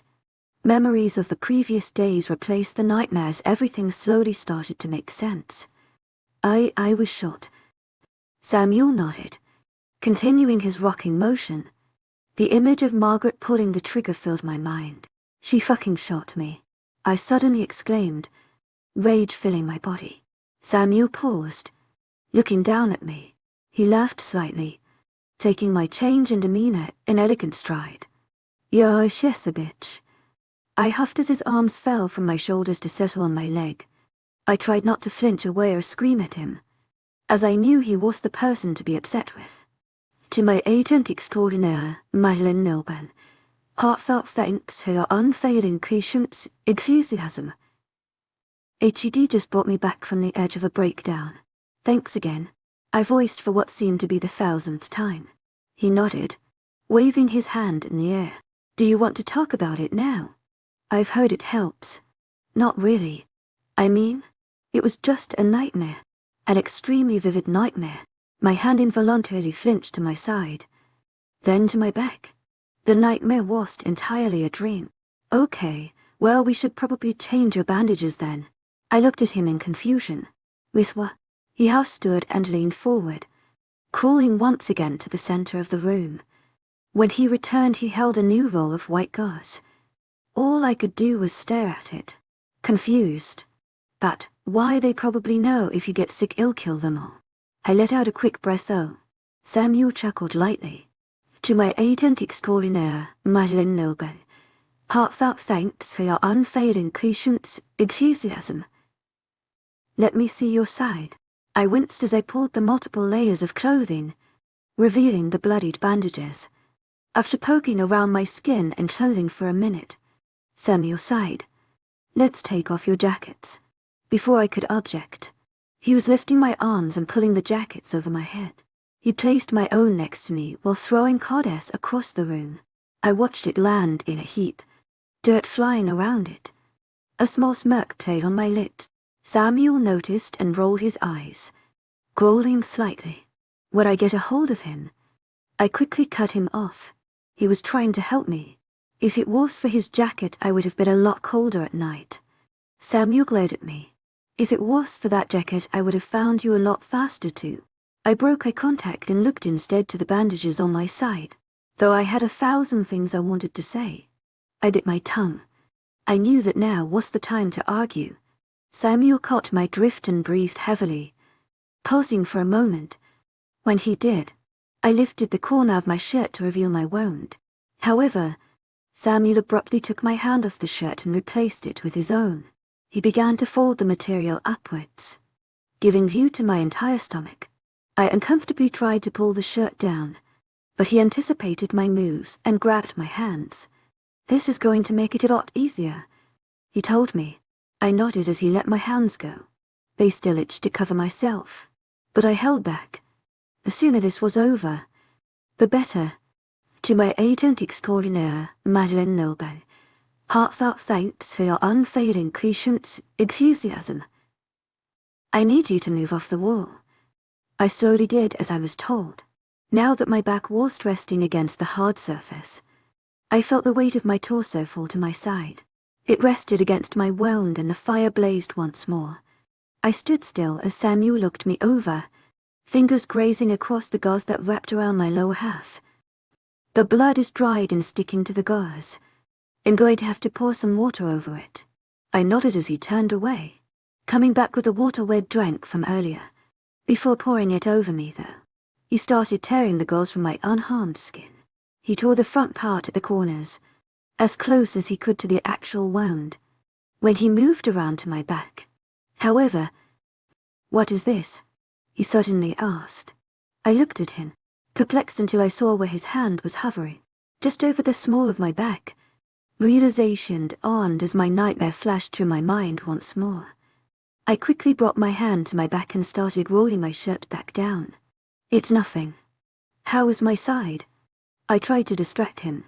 Samuel shook his head, catching my shirt as it fell.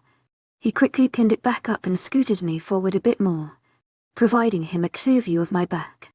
I struggled against his hands that now held mine in place, preventing them from hiding what I knew he was staring at.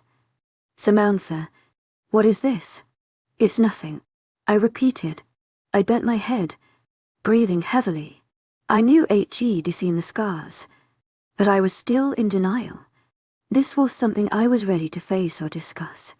I suddenly felt his warm fingers against my skin. I flinched away from his touch, but his hand moved with me.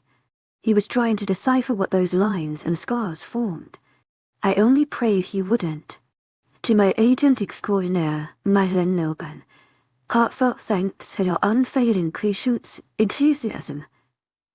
My prayers were never heard. A tear escaped my eye as he pushed me forward again, bringing my back into the light. His hand traced a particular spot and I shuddered. He paused his movements, looking into my eyes, waiting. He wanted an explanation. My breath shaking. James was really drunk. I made him mad.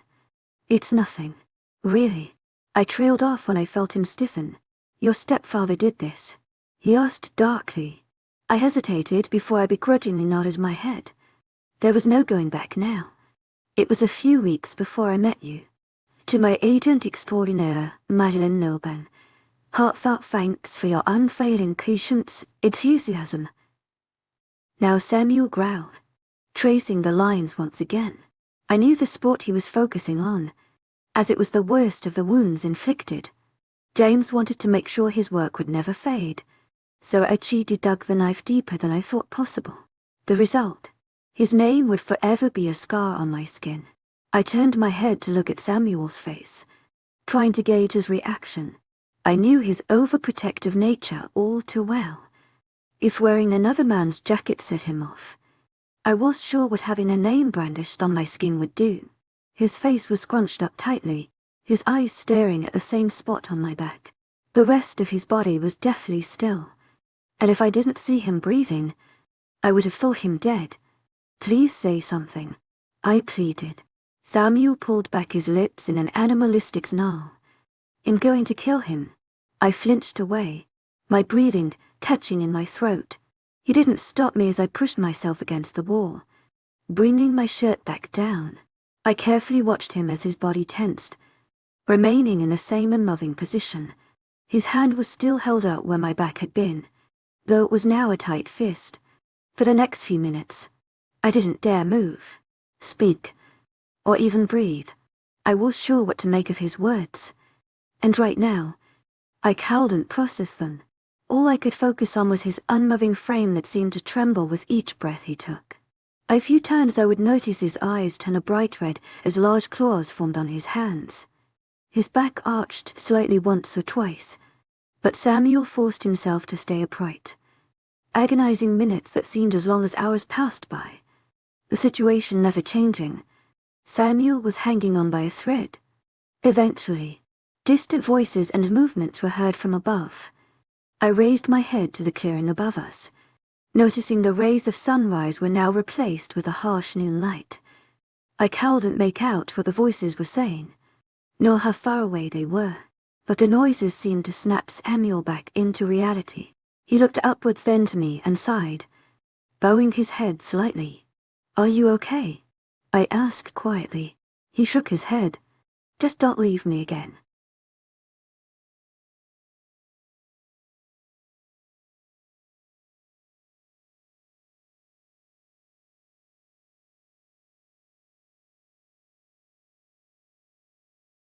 Surrounded by enemies and with no escape in sight, Samuel and I are forced to confront our deepest fears. When a dark wolf appears above our prison, the tension reaches a breaking point. Chapter 19. Chances Samuel had finished redressing my wound and we now sat in silence. Never-ending, harrowing, deafening silence. I couldn't tell what was going through his mind, and I was sure that I wanted to. He had finally relaxed enough to not involuntarily shift, but he didn't do much beyond that. At the moment, we were both sitting on opposite ends of our dirt hole, lost in our thoughts. It wasn't a good situation for me, as I was trying to avoid thinking. After everything that happened, I knew it was easier to ignore the problem, push away the thoughts and think only of the present. It would do me no good to dwell on the people that betrayed me, or the fact that there was no conceivable way out of this, or the possibility that my family was already dead. Still, images of the past few days seemed to slap me across the face. I felt each and every blow. One for the people it trusted. One for the mistakes it made. One for relying on anyone but myself. They just kept coming. My breath shook as I inhaled deeply, my hands bracing my temples. I glanced up to Samuel, only to see him with his eyes closed where he rested his head against the wall. His knees were bent with his arms relaxing on top of them. He seemed to be in perfect health. There were no memories of the injuries he'd sustained, no scars brandishing his skin from the countless wounds inflicted. He had gotten what he wanted me. That appeared to be the only thing that would ever worry him. The only proof he'd struggled with anything in this situation was the 2 silver bullets buried deep in my pockets. I remembered the tiny things, my hands digging into my jacket as I eyed Samuel warily. When I realized he was still sleeping, I dug out the bullets and held one in my fingers, twisting it close to my eyes. The bullet was half the size of my pinky and silver through and through.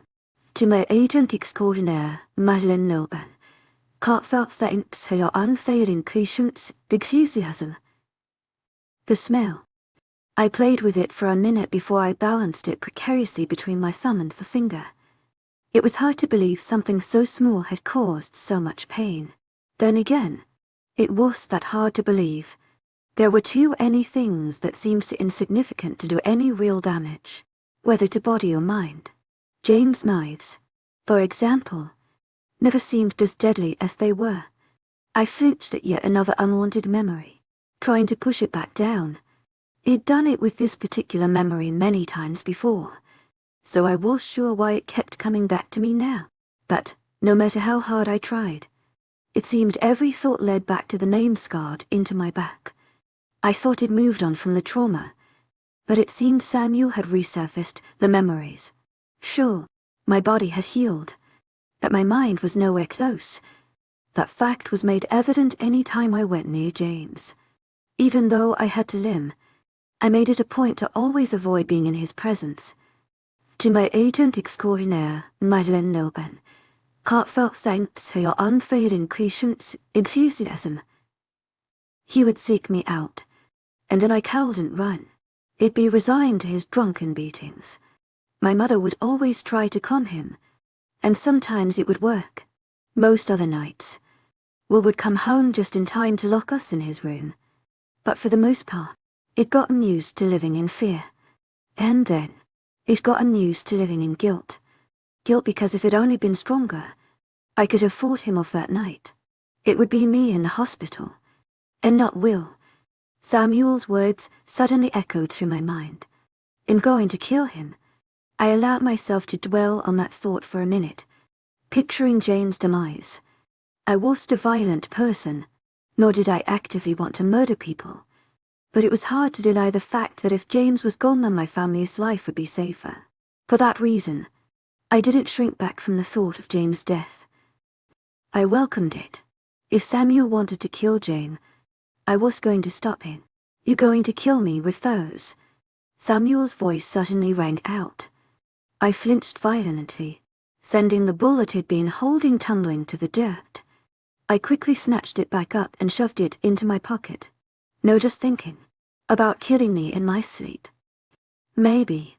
Samuel let out a barking laugh, shifting his weight around. I allowed myself to laugh with him for just a moment. "What were you really thinking about?" he asked me. "Tu m'as aidé extraordinaire, Madeleine Noble. Heartfelt thanks for your unfailing patience, enthusiasm." I seemed to do that a lot during our conversations. I was trying not to think. "Tu m'as aidé extraordinaire, Madeleine Noble. Heartfelt thanks for your unfailing patience, enthusiasm." Interesting idea, he mused. I rolled my eyes. "Doesn't really work." "Well, I honestly could have told you that. Thank you. You're really just such a big help," I told him sarcastically. He laughed again. I know.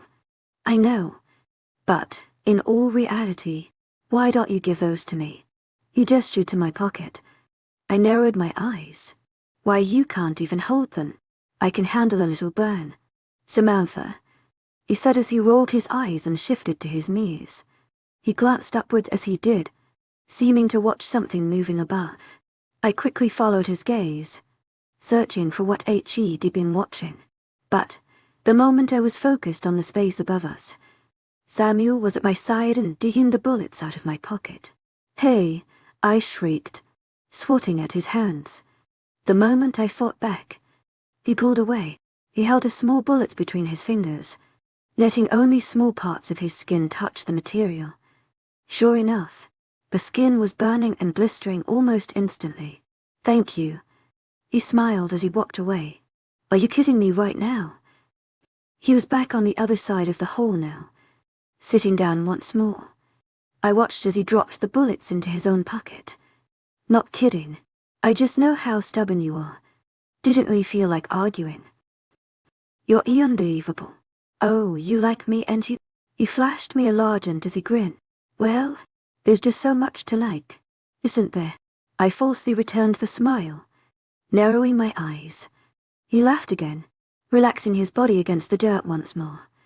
"How are you feeling?" He promptly changed the subject. "Just peachy. In short, that's the truth." I stubbornly stated. "I'm fine.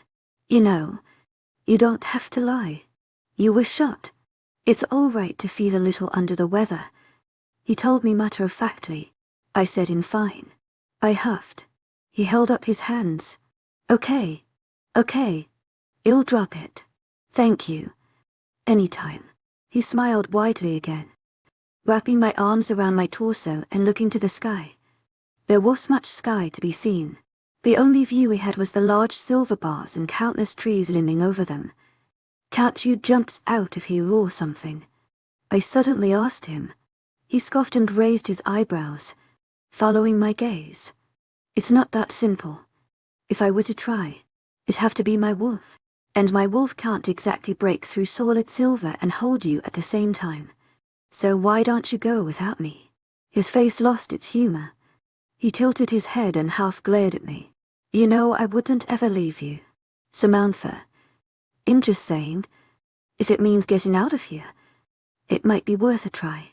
You want me to leave you alone in this hole so they can shoot you again?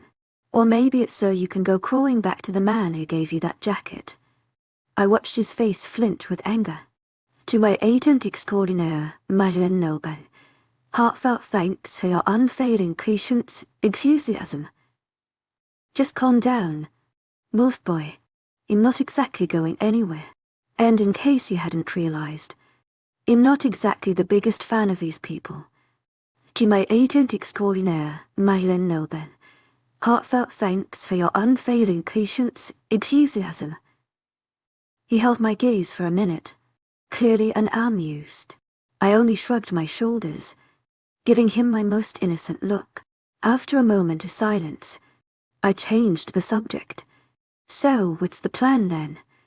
I slowly asked. Plan? He seemed confused. I started, rolling my eyes. How are you planning on getting out of here? Samuel tight and his lips. Well, I don't really have one. I glared at him. You what? I don't have a plan. He shrugged nonchalantly. Well, how the hell are we supposed to get out then? Do you trust me? Definitely not. I watched Samuel's lips form a soft pout. That hurt. Sammy. My mouth let out a sharp breath as I raised my eyebrows. Number 1, don't call me that. Number 2, can you blame me? He rolled his eyes. If you can call me a wolf boy, then I can call you Sammy. He paused, thinking for a minute. And I haven't done anything to betray your trust yet. Have I? Oh no, of course not. You were only going to force me to move in with you and turn me into a werewolf. I don't see your point. I let out a laugh. Wow, wow. You really don't see anything wrong with that statement. I looked away from him as I shoved my fists into the dirt. My frustration was building. Every conversation with Samuel was the same. We argued, talked in circles, and ultimately gave each other the silent treatment. We acted like the children fighting over their favorite toy. Samuel groaned, rubbing his palms against his eyes. I don't understand you. Well, maybe that's because you've never tried to. He paused his movements, bringing his palms slowly back down to rest on his knees. His eyebrows raised as he frowned, thoughtfully. You know, I guess you're right there. Inspiring. What? I meant that maybe the reason I don't understand you is that you never open up to me. I paused, amazed at his ability to constantly morph the truth. So, if I'm understanding you right, you think that it's my fault you're a misogynistic dick. He glared at me, then let out a long breath, closing his eyes for a moment and regaining his composure. You know, this road goes both ways. What is that supposed to mean? I practically spat. I mean that if someone wants respect, they have to give it. Why would I give you respect? Why wouldn't you? I narrowed my eyes. Do I have to list the reasons again? Look, Samantha, believe it or not, I know I'm not perfect, but, at least in trying here, I tried to cut him off, but he spoke over me, holding up his hand. If you don't think I understand you, then why don't you explain yourself? I folded my arms tightly across my chest, looking down to the ground. Why should I give you that courtesy when it's never been shown to me? You've never asked. That's not something you should have to ask for. So, I'm supposed to automatically know what you are thinking. He practically growled. I looked up to meet his glance. His face was scrunched up, his eyebrows forming deep lines in between his eyes. He was awaiting my answer like it was his last meal. I finally spat my response. You're supposed to not think of just yourself for once in your life. My eyes met the ground once again. I culled and held his gaze as the emotions ran through his face. They would only distract me. My blood was pumping, my heart was racing, and I was in no mood to lose an argument. After a while, Samuel sighed heavily. His voice was softer now, almost pleading. Samantha, why did you run?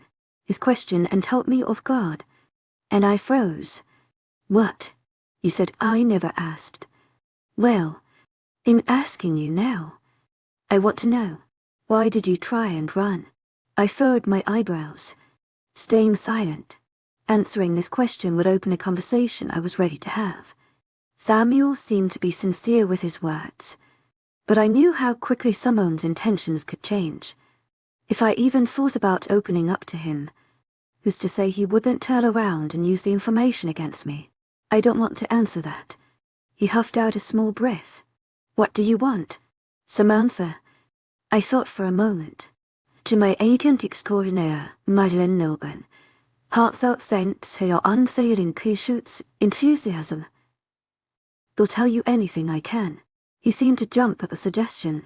His frame perked up slightly as his eyes trained holes into my own. I paused, thinking of one question weighing constantly on my mind. Do you know if my family is okay? Seemingly taken aback. Then slowly, he shook his head. Not really.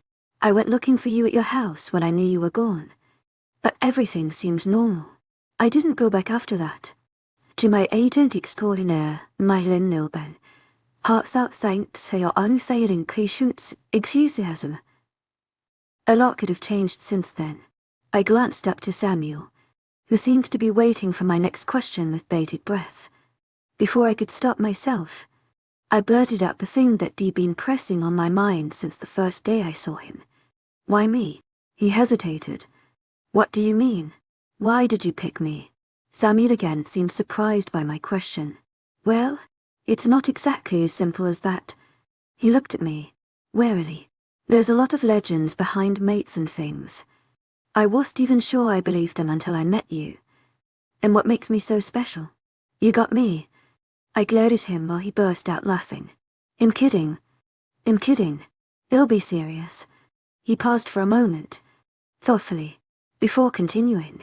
It's said that a mate is supposed to be your perfect other half. The term comes from what you humans used to refer to as soulmates. The feeling is different for everyone, but in the end, it boils down to one thing. When you see your mate, the world changes. Your world magically changed when you met me. It sounds crazy, but yes. Smiling. I know it's weird for you, especially since humans can't feel the mate bond. Trust me, I didn't even believe in this before I saw you. You really believe in your...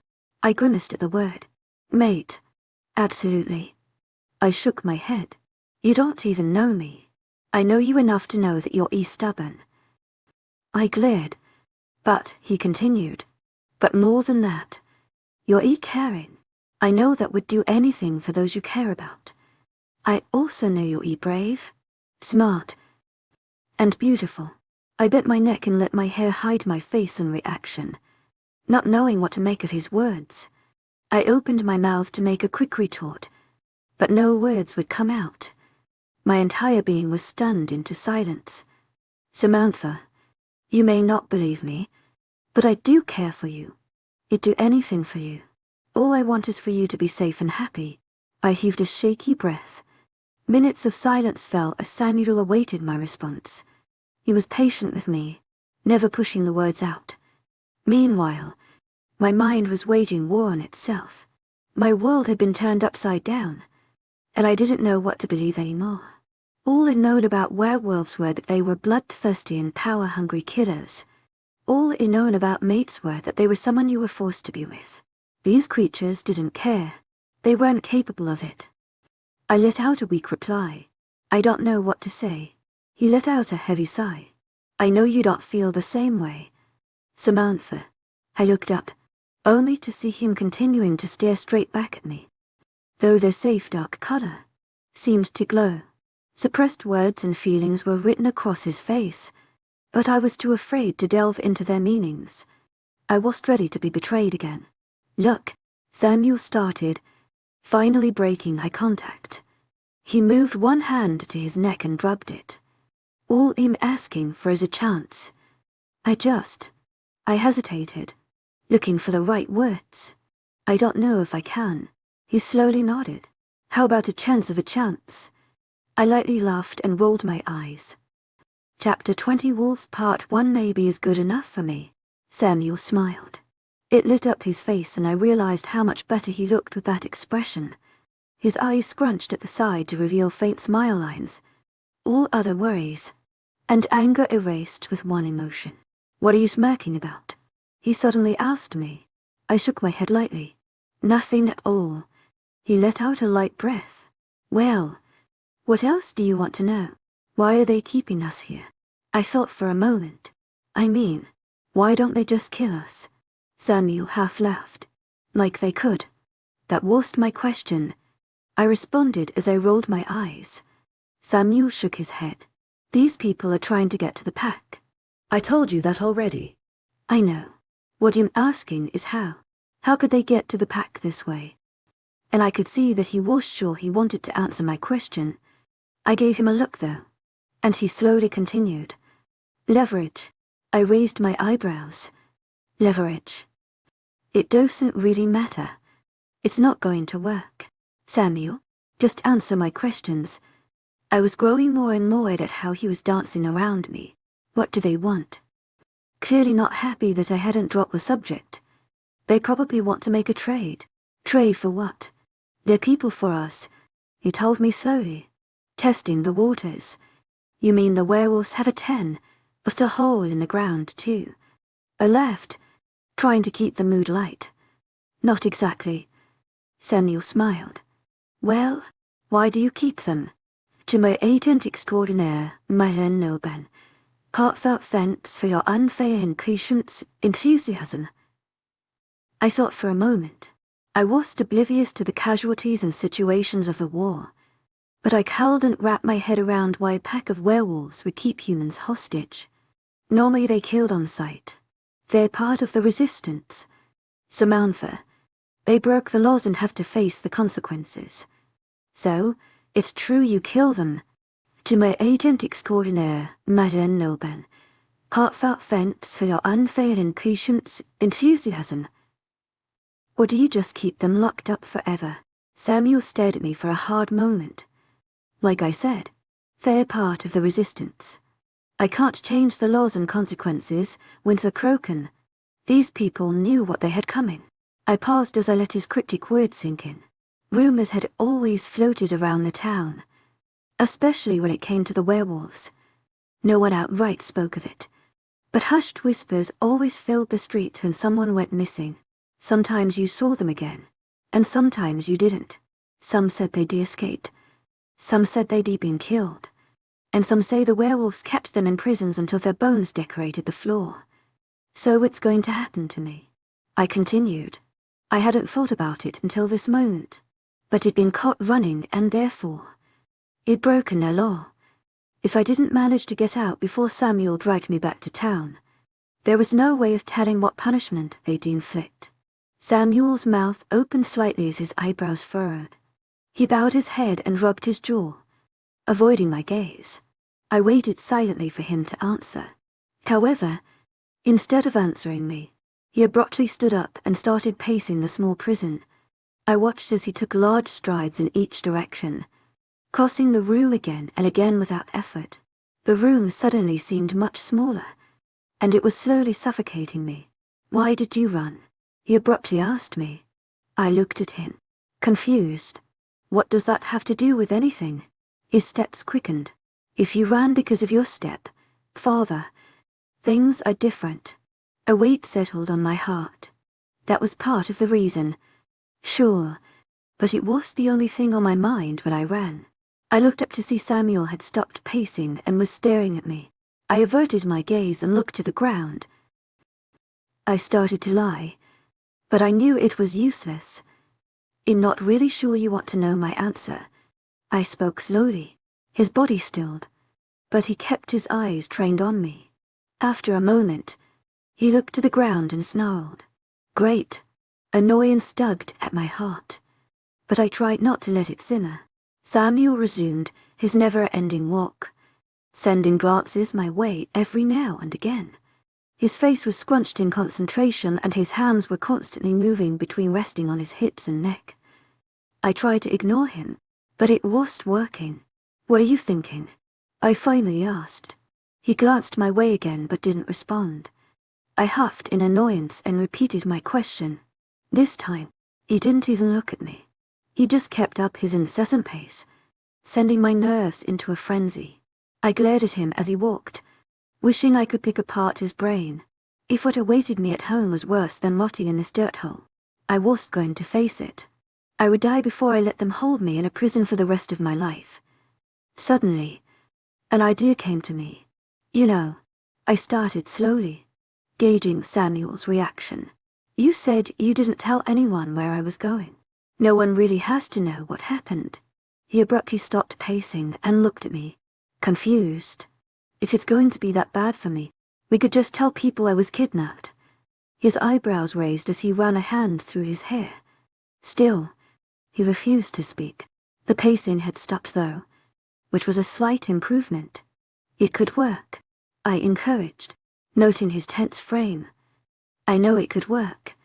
That's not the point. He finally answered. Then what is? We can't just lie and duck under the law. Under the Alpha?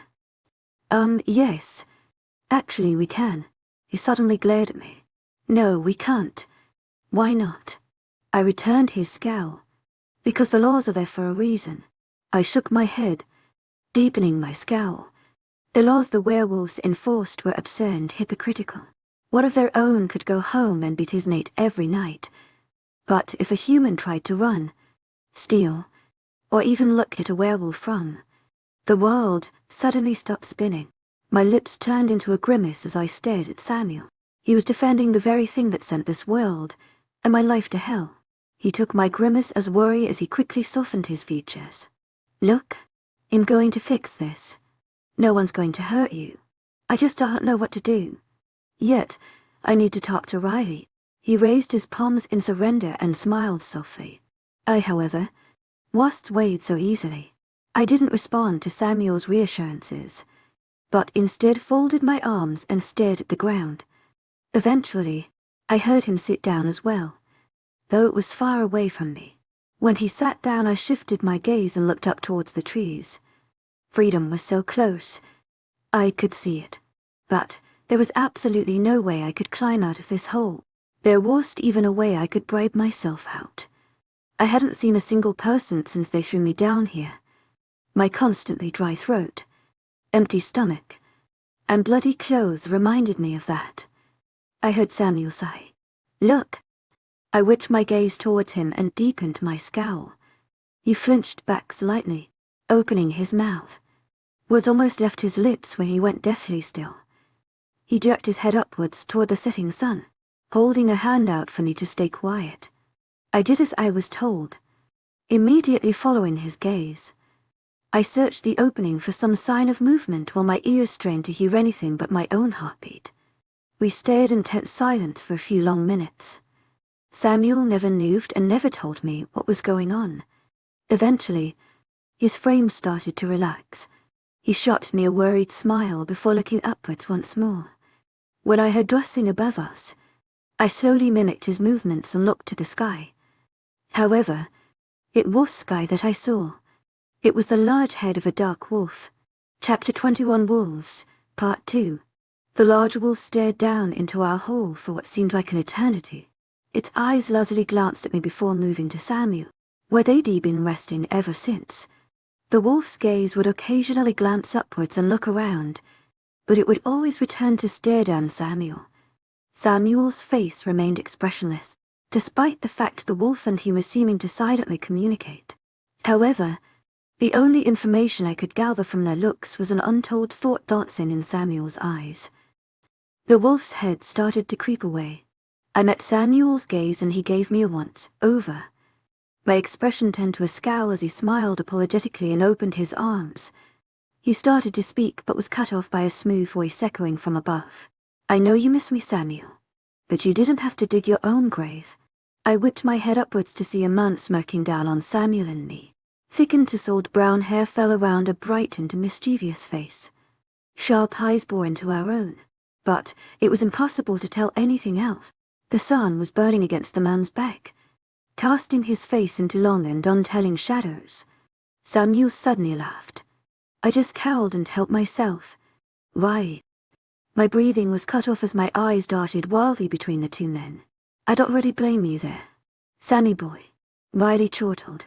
Now tell me, is this the mate I've heard nothing about? I suddenly felt Riley's eyes burning into my shoulders. I kept my gaze down but quickly glanced to Samuel, just in time to see him shrug his shoulders. Let's do introductions later. You want to tell me what's going on up there? I already told you. Riley shook his head as he glanced up momentarily. There's not a lot going on. It seems like they're all in the house. Stupid sons of bitches didn't think anyone would get into their camp. How many are there again? Close to 60. It seemed about a third or a little more were fighters. And the rest? Probably their families. Samuel finished with a glance my way. I met his gaze and deepened my scowl. Folding my arms and pushing myself deeper into the dirt wall, I heard Riley shuffling around above us. But neither Samuel or I paid him any mind. Samuel kept my gaze, his eyes searching my features. You got the bullets? Riley suddenly asked. Samuel kept my gaze for a moment longer before he shifted his weight and slowly stood. He reached into his pocket and pulled out the small bullets, holding them up for Riley to see. I looked at his fingers and swore I could hear the skin sizzling as the material burned deeper into his fingertips. Riley nodded at us as his face suddenly disappeared for a moment. In that moment, Samuel expertly threw each bullet towards the sky. They smoothly passed through the silver bars where they fell into Riley's extended hand. He inspected them each for a moment while they burned small holes into his palm. This is pretty pure. How did they get it? I didn't exactly have time to ask them that. Samuel rolled his eyes. Well, that was helpful of you, Samuel mumbled under his breath while he sat back down. I shrank further into the wall as Riley's face appeared once more. Watching her. To my agent extraordinaire, Madeleine Noble. Heartfelt thanks for your unfailing patience, enthusiasm. I knew his eyes were resting more on me. It was impossible not to feel the heavy glare. You know what? I'm going to need you to shift, Riley suddenly commanded Samuel. Samuel stilled for a moment. Why? Becky's, I need to tell you what's happening and don't want the human to hear. I glared at the figure above me. Samuel hesitated for a moment and I felt his weary gaze rest on me. A second passed and I was surprised when I heard his bones start to crack. I shook my head and brought my gaze to the ground as the sounds filled my ears. My hands clenched into fists around my knees as I pulled them against my chest. The position burned like hell, but it only fueled the fire rising inside of me. My brain was slowly wrapping around the situation and my thoughts were turning to rage, drowning out everything else. I didn't bother to look at the two as they conversed. Didn't bother to take notice of Samuel's large blonde wolf dominating our prison. My teeth clenched as I thought of the previous night. It'd been weak, tired, and vulnerable. My mind was still wrapping around the fact that not only had I been caught while on the run, but had been shot and thrown into a makeshift prison. Samuel saw my weak state and manipulated me in a moment of pain. To my agent extraordinaire, Madeleine Noble, heartfelt thanks for your unfailing patience, enthusiasm. He feigned concern. He made me believe he was considerate. I squeezed my eyes shut tightly as I forced back tears. They weren't tears of sorrow, but a token of pure anger. It let my guard down, even though I knew I should have expected this from him and nothing less. This was all he was capable of. Now, it was just one more tally mark on a list of my mistakes and misplaced trust. Their conversation didn't last long, and much too soon I heard bones cracking once more. Scuffling sounded above as Riley took off running, but only silence greeted me from Samuel. He shuffled around his side of the hole as he pulled his pants on and breathed a little heavier. For a few moments, I could tell he was standing in the middle of the room staring at me, probably expecting me to explode at any given minute. Honestly, I waited for that moment as well. Eventually, I felt him start walking towards me. I whipped my gaze up and sent him a look of death. Every feeling of anger and hatred I could muster was put into my expression as I used it to dare him to come one step closer. It worked for a moment as he suddenly stilled mid-step and took a deep breath. His face was tentative and afflicted, but I refused to soften my glare. I was determined to make him squirm as long as possible. He stared wide-eyed at me for a moment before slowly sinking to the ground where he sat. Uncomfortably. I don't think I've ever seen a glare like that. You could win a contest. Samuel laughed once, attempting to lighten the mood. It didn't work. Now that he was sitting, I tore my gaze away and rested my chin on my knees. I stared at the wall as if it was suddenly the most interesting thing in the world, when in reality, it was the only distraction keeping me from tearing across the room and slapping Samuel in the face. Samuel shifted his weight and spoke slowly. I know you're mad, but in my defense, we aren't getting out of this without him. I scoffed but stayed silent. My words were simmering, waiting for the right moment to be unleashed. He would have come anyway. It just would have been a matter of time. Samuel tried again. I rolled my eyes as justification. He could do no wrong. If I didn't talk to him when I caught to him, then I caught to he wouldn't have killed everything in his path looking for me. This was the best option. His words danced in my mind, and my eyes snapped closed. I could tell Samuel was growing impatient, but his irritation only fueled my own. He lowly growled as he tried again. You can't be mad, Samantha. I was just doing what's best. I saw it. I saw furious, dark, burning fire that defeated any and all other senses. I can't be mad. I breathed out, slowly opening my eyes. I can't be mad. I questioned again, raising my gaze to Samuel's. His face was contorted into an unreadable expression, but I saw the fire dancing in his eyes too. I was challenging him and he was gladly accepting. You have no right. My voice was low, barely above a whisper. My hands were trembling as I felt the fire encompass every limb. I have every right, Samuel stated, his short fuse starting to burn. I shook my head and scoffed. To think that I trusted you for even a moment. I let out a harsh breath. You've just proven everything. A low rumble came from Samuel's chest. Samantha, you need to calm down. Don't you dare tell me to calm down. I beat out. He took a deep breath. You're acting irrationally. You're in pain, hungry, tired, and you're not thinking straight. Though his words were calm, his voice was dangerous. I don't want to do this. We'll be out of here soon and then we can talk. You have no idea what I am thinking. Samuel, don't even try that with me. My voice was slowly rising. You're being ridiculous. I snapped. I snapped hard. If you think in being ridiculous, you better look in a goddamn mirror. I was only doing what's best. Samuel suddenly matched my temper. I shook my head wildly. You have no idea what's best. All you think about is yourself. You have absolutely no right to go around trying to tell me what I should feel and how I should act. You have no idea what the hell is even going on. What the hell is going on then? Samantha, what piece of information did I miss apart from you running away and causing all of this? If you would have just listened, then we wouldn't be in this shit hole in the first place. Do you think I wanted you to come after me? I suddenly roared. What do you think I was running from? Samuel stilled, closing his eyes. His voice lowered considerably, adding to the danger. We both know that's bullshit. You were planning to run long before you met me. Stop blaming me for your mistakes. The only mistake I made was not running sooner. You lied to me. You outright lied to my face. Just so you could please your goddamn alpha and drag me back to hell. You think that town is hell. I know it is. Samuel suddenly stood and advanced towards me. He stopped a few inches shy of my shaking frame. You have no idea what hell is. You think you could survive a single day out there. His hands flew upwards. You're so goddamn naive. If you knew what was really out there, you'd be crawling back to me, begging for protection. I shot up, holding my side tightly with both hands. Though I was head shorter than Samuel, I stood tall with every inch I had. I've survived daily beatings for more than half my life.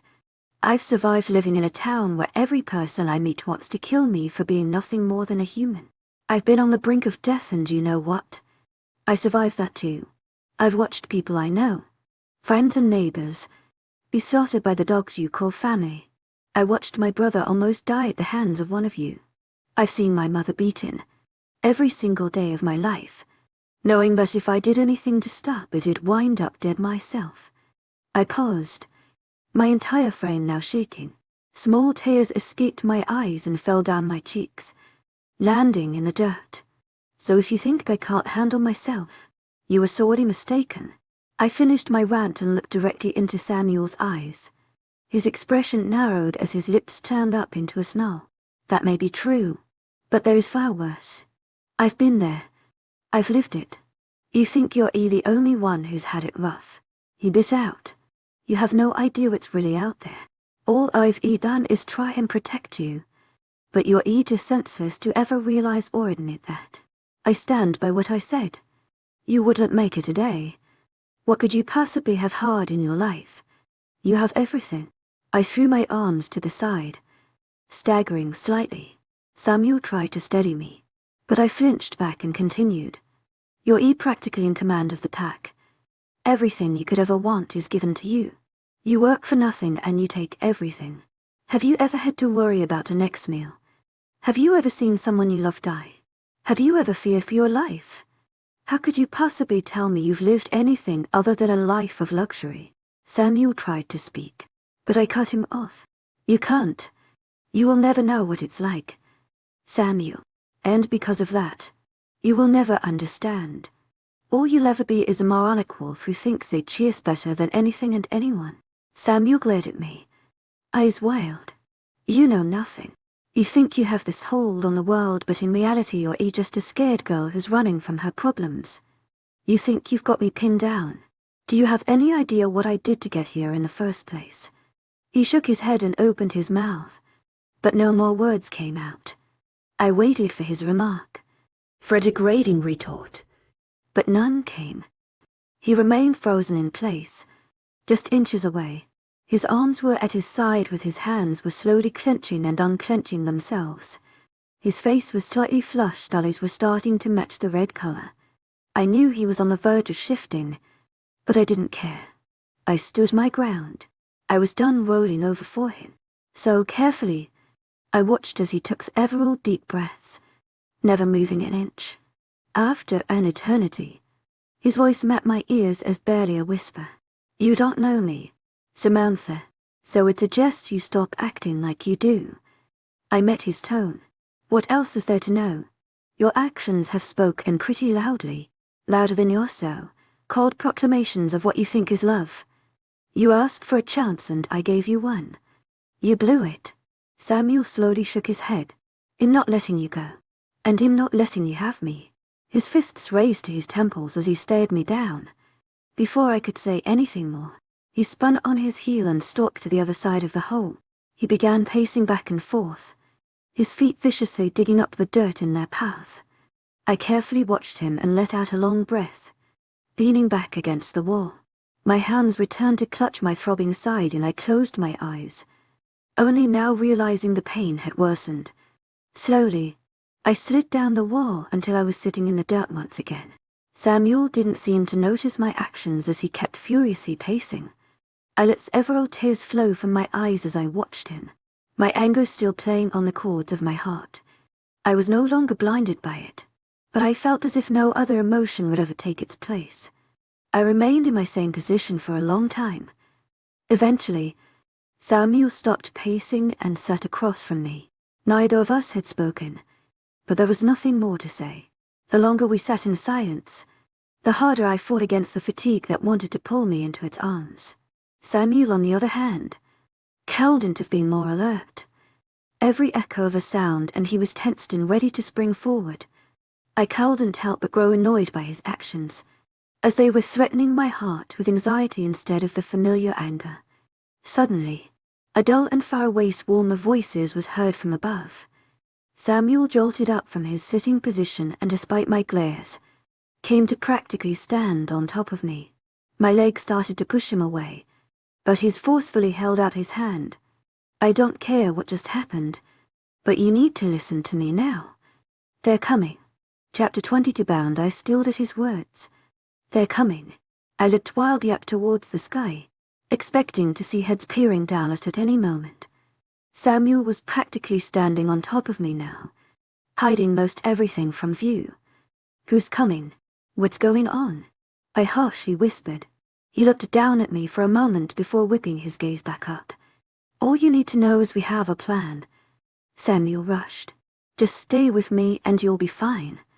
I started to ask more questions, but they were cut off by a noise directly above us. I peered around Samuel's large frame to see the silver bars up above slowly raising towards the sky. Shadow figures were lifting up the heavy metal while others were scattered around working along the edges. I struggled to make out their faces and recognize even one of them, but the setting sun made it impossible to distinguish anything but shadows. Once the bars were out of sight, a few of the figures started moving away. As they disappeared, though, one person emerged. They came to the edge of the hole, like all the others, but stalled once they saw us. I noticed hair falling around the shoulders of the figure as they tucked their hands behind their back. "Here's how this is going to work," the person spoke. I immediately recognized the voice of Maria, the silver-haired woman who everyone seemed to worship. As she spoke, two other people came to stand next to her. They stretched something between them, holding the edges about a foot apart from each other. Maria nodded to the couple and they released part of what they held. It fell down the dirt wall of our prison, swaying as it came to a standstill around Samuel's waist. Now that it was closer, I recognized that it was a thick, roped ladder. "Samantha will come up first, then you. If you try anything, we will not hesitate to shoot." As she spoke, I heard the easily recognizable clicking of a trigger locking into place. I quickly started to get up and make my way towards the ladder, but Samuel held me down with one hand. He shot me a glance, silently telling me to stay in place. When Samuel was sure I was going to move, he looked at Maria and lowly spoke. "We come up together or not at all." Maria sighed. "You're not in the place to be making demands." To my agent extraordinaire, Madeleine Nelbay, heartfelt thanks for your unfailing patience, enthusiasm. "I am. We're happy to stay down here for as long as we need." My eyes widened. I tried to stand again, but Samuel's hand was still holding my shoulder down. My eyes darted to Maria, who was still as a statue, watching us with a never-ending calculating stare. I gripped Samuel's leg, grabbing his attention. "Samuel, I'm not." "Wait," he whispered so only I could hear, squeezing my shoulder. Then he lifted his voice to Maria. "We come up together or not at all." At Samuel's words, the two people beside Maria began to raise the rope ladder. I watched in horror as it rose above my reach. It continued to ascend and neither Sheen or Samuel moved to stop it. They stared each other down as the rope kept climbing, inch by inch. Then suddenly, Maria held out her hand. The two figures holding the ladder immediately stilled. The rope just a feet from the surface. Maria continued to stare but said nothing. She eventually nodded to Samuel, who immediately turned to face me. As he did, she disappeared from view. A couple more people replaced her and took the rope, binding it down to something in the ground. "Get on my back," Samuel lowly spoke as he lifted me up by my forearm. I quickly obliged. I sprang from my position, holding onto Samuel's arm for support. When I was steadily standing, he crouched down low enough for me to climb onto his back. I hesitated only slightly, glancing between the rope that had just been dropped down and Samuel's bare back. My stomach churned at the thought of holding onto him so intimately. Samuel noticed my small hesitation and turned to face me, sending me a careful look. He held my gaze for just a moment before turning to face forward again. I shook my head and took a shaky breath, trying to calm myself. This was the only way out. Once we were above ground, I could take off running and never look back. That was the driving thought in my mind as I felt my arms wrapped around Samuel's neck. He grabbed my legs and hoisted me further up as he slowly stood, adjusting my weight against his own. I bit back a gasp as the movement stretched my side, making it feel as if my body was being torn apart. Samuel noticed my discomfort. "I'm sorry, but this is going to hurt. Just hold on and try not to choke me." I immediately loosened my grasp around his neck, causing him to chuckle slightly. He walked towards the ladder and gripped the thick rope, pulling against it forcefully. When he was satisfied with the strength, he turned his head to the side a bit. To my agent extraordinaire, Madeline, heartfelt thanks for your unfailing patience, enthusiasm. I quietly nodded my head while burying my face in my arm and preparing myself for the misery of the climb. Samuel wasted no time as he caught hold of the rope and hoisted us upwards, his feet catching on the rope beneath us. We swayed slightly, but Samuel was quick with his movements. He didn't hesitate as he moved from one rung of the ladder to another. I, on the other hand, struggled.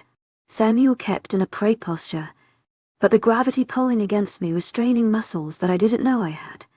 I involuntarily tightened my grip around his neck and shoulders, my legs doing the same around his waist. I squeezed my eyes shut as I tried to concentrate on holding on instead of the burning pain from my side slowly eating me away. Samuel whispered encouragements to me, reassuring me we were getting closer and closer to the top.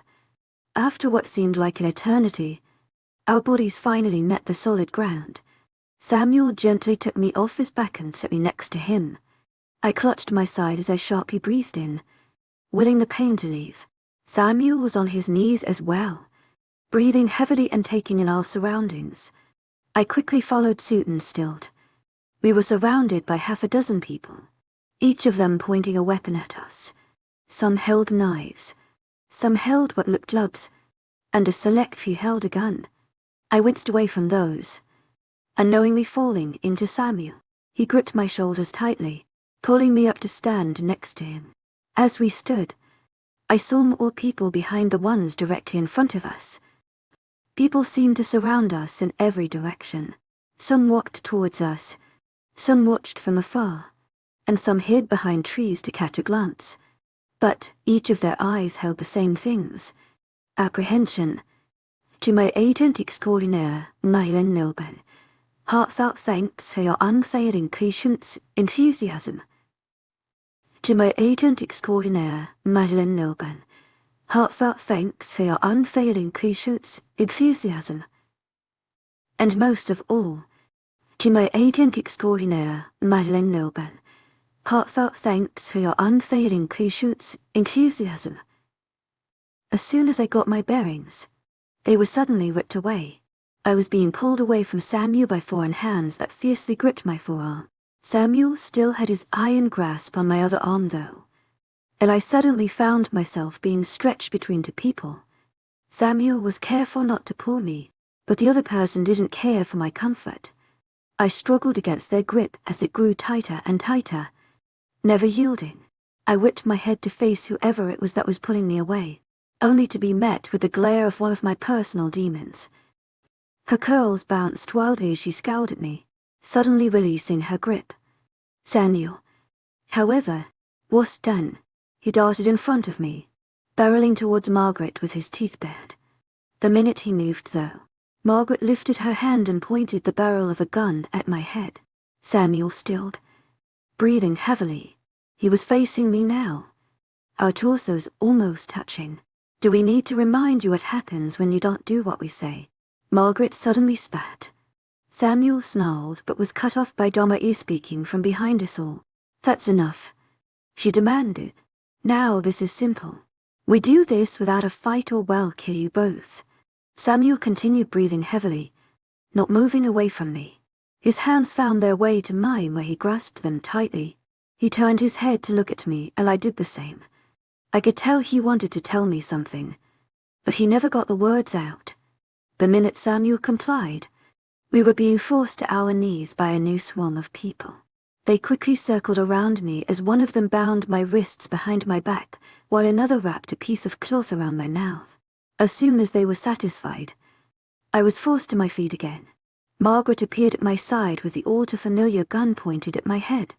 Her other hand grabbed the rope around my wrists, pulling me towards her. As she did, I heard a large growl pierce my ears. I whipped my head to the side to see countless men wrapping Samuel in rope and gagging him as well.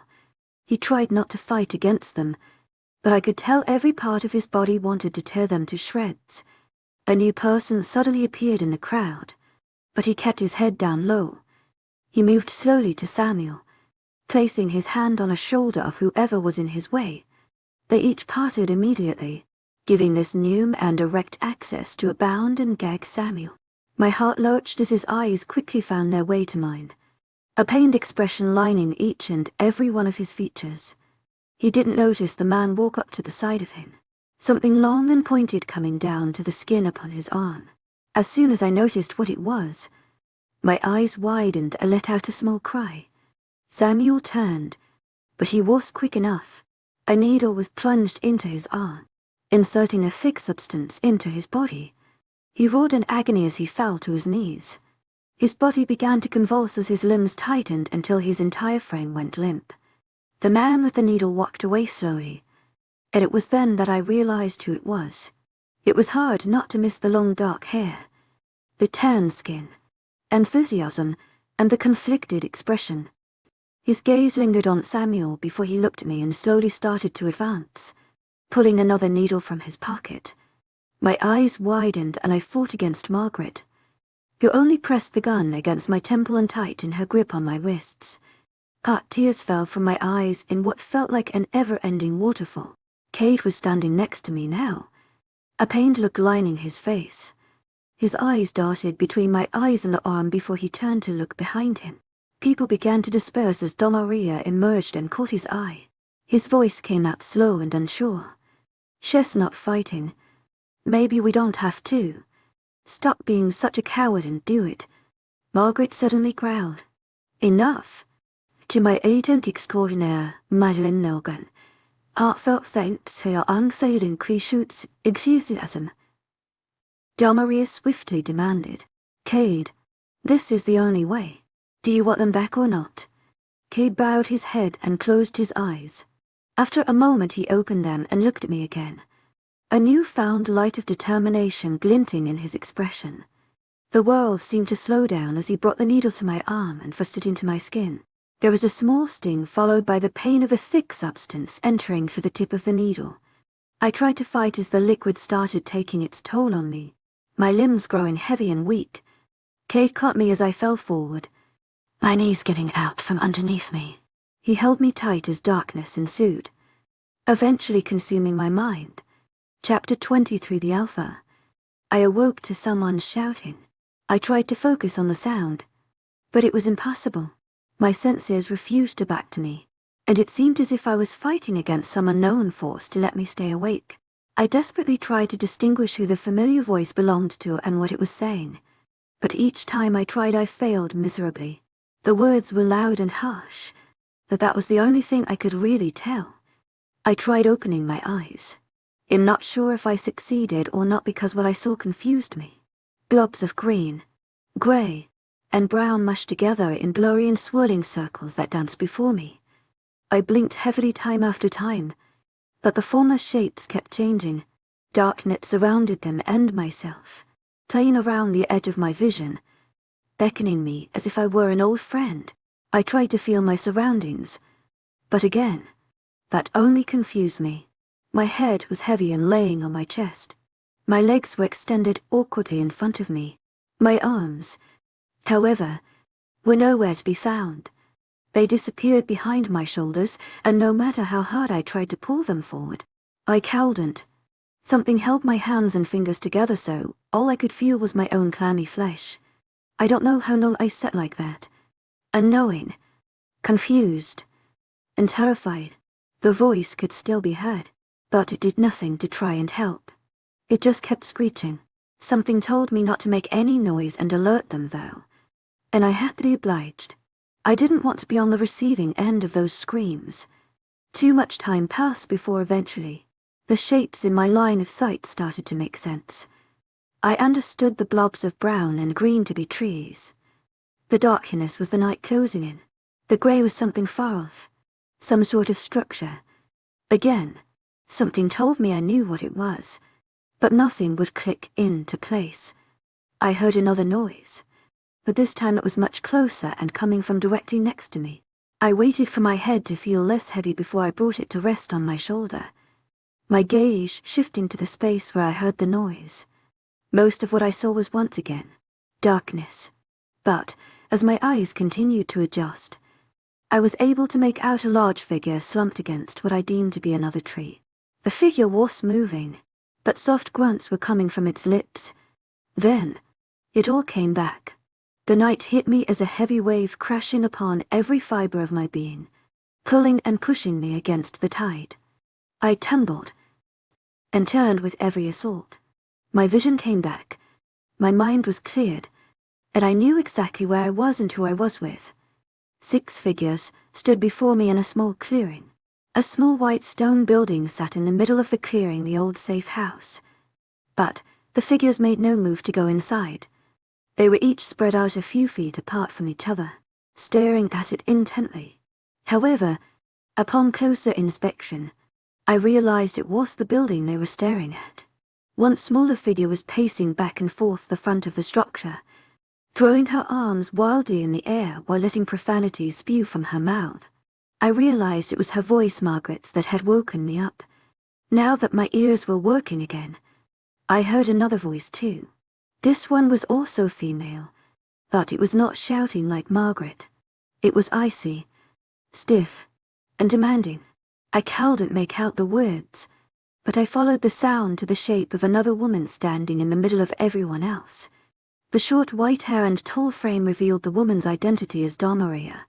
Though her frame was unmoving, I noticed her head flick to the side with any movement from the trees. She watched her surroundings carefully, waiting for something. After a few moments, she snapped in Margaret's direction, and her shouting immediately died down. She stopped pacing and moved to stand next to the 3 other figures. I could tell they were men, but I didn't recognize them. I only recognized one other person from the group in front of me, and it was perhaps the one person I least wanted to see. Kid was standing slightly away from everyone else, though still close enough to clearly be a part of the group. He was standing on his toes, bouncing slightly. A large white box was held in his hand, and he kept incessantly fidgeting with the clasp.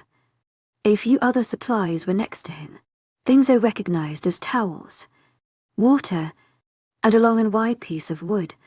The soft grunts came from beside me once again, and I whipped my gaze around to find a barely conscious Samuel tied to the tree next to me.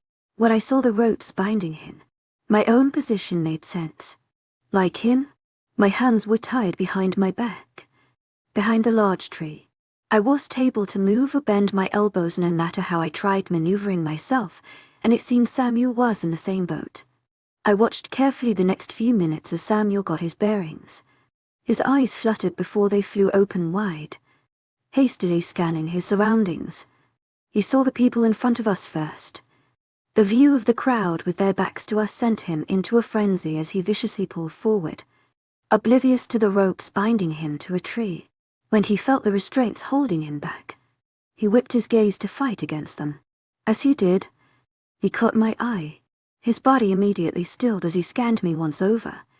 Then again, just to be sure, I offered him a small smile, though smiling wasn't exactly what I wanted to be doing in this situation. "Are you hurt?" he softly whispered.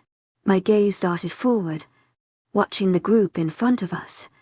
They hadn't seemed to hear Samuel, so I attempted to match his whispering. My voice barely came out, but when it did, it was hoarse and unrecognizable. "No, are you?" He let out a long sigh, eyeing the ropes behind my back. "What happened?" "I don't know. I just woke up. To my agent extraordinaire, Madeleine Noble, heartfelt thanks for your unfailing patience, enthusiasm." He watched me through tired eyes and I bit my lip, taking in his tattered state. I didn't fail to notice how he ignored my previous question, but it was hard to decipher why.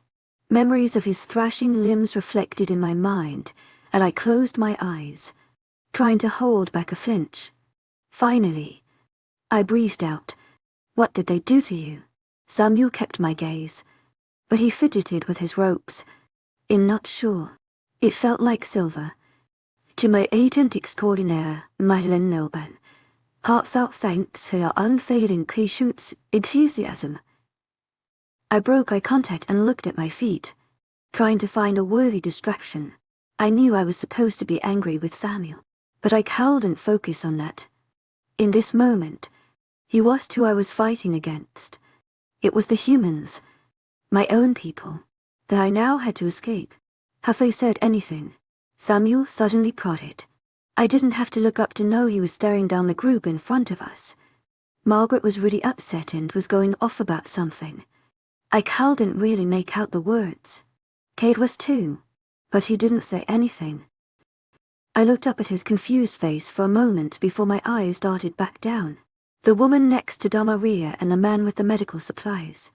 Samuel took a deep breath through his nose. Cheers, the one you smelled like, he said lowly. It was his jacket. Yet, I replied without emotion. He looked at me pointedly and though I didn't want to talk about it, I reluctantly elaborated. They're the ones who helped me out of town. He didn't say anything to me for a long time.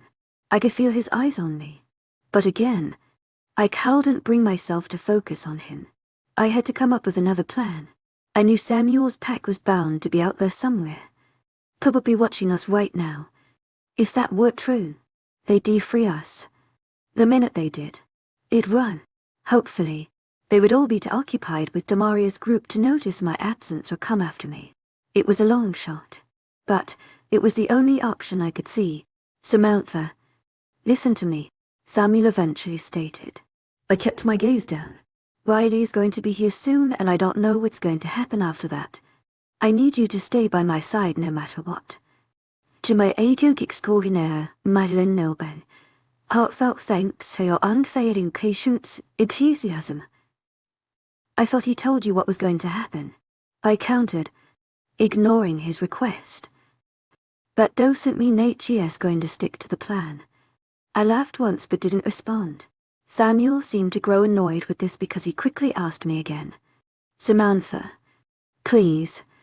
I don't want you getting hurt and I don't know what Maria has planned.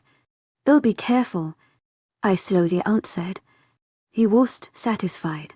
I know what you're thinking and I'm telling you it's not going to work. You need to listen to me. Samuel was suddenly cut off by a loud noise coming from across the clearing. The trees next to the house started to move slightly as a powerful voice pierced the night. Donna, you're born. The voice loudly sneered. Our group all turned towards the sound of the voice as we watched 3 men come out of the trees. One man was in the middle with the other 2 flanking him. They each walked haughtily towards us as a large smirk grew on the face of the man in the middle. As they approached, the group in front of us shifted back until they were standing only a few feet in front of where Samuel and I sat. The 3 men continued their advances though, only stopping when the one in the middle held up his hand. Riley Matthews. Maria suddenly spoke, her voice cool. The middle man's face darkened. To my agent extraordinaire, Madeleine Nilben, heartfelt thanks for your unfailing patience, enthusiasm. I thought you'd have a little more respect, seeing that you did call on me. I stared at the man in the middle, taking him in. I'd only seen Riley once before, and that was just hours ago. That time, I hadn't been able to define much of his features. Now that I was able to take in his whole frame, I realized he wasn't what I expected, and it was unnerving. He had the typical werewolf build, large and broad shoulders, thick muscles, and clenched fist, but he was much taller than average. His height towered over every person in the clearing. However, it wasn't his height that demanded attention. The thing you couldn't look away from was his face. Bright red eyes shone constantly and thick 2-soled brown hair accentuated their color. I realized they were the same color that Samuel's eyes were each time he shifted. However, there was something more lurking in Riley's eyes. They were wild, unforgiving. They were the kind of thing you saw right before death. I held my breath as the 3 men suddenly looked towards Samuel and me. Riley's frame stiffened and his expression grew to the rage of 1,000 storms. Are you all right, Samuel? He ignored everyone else and spoke only to the man at my side. Samuel shifted, tugging on the rope behind his back. In fine. I assume you brought them, Maria interrupted, stepping into Riley's line of view. It was then that Riley nodded to the men at his sides. They both disappeared and reappeared a moment later, with a line of people being towed behind them. I widened my eyes at the sight. They each had ropes binding their hands and wrists, and they were tied together like cattle being led to a slaughter. I counted 7 in total, men and women of all ages. They were all tired, their bodies dragging behind them as their wrists were pulled forward. My breath hitched as my eyes rested on a particular girl. She had familiar features and had to be the youngest one, no more than 17 years old. She, like the men and women around her, was struggling to even stand. My gaze shifted to the men that were holding the ropes, realizing that I immediately recognized one of them. To my agent extraordinaire, Madeleine Nolban, heartfelt thanks for your unfailing enthusiasm. It was hard to miss the icy, vacant expression of Peyton Bray. His hair was black and cut short, leaving no room for error in his sharp features. His thick and broad shoulders matched his arms and legs. The muscle beneath his clothing seemed to beg to be ripped out of its constraints.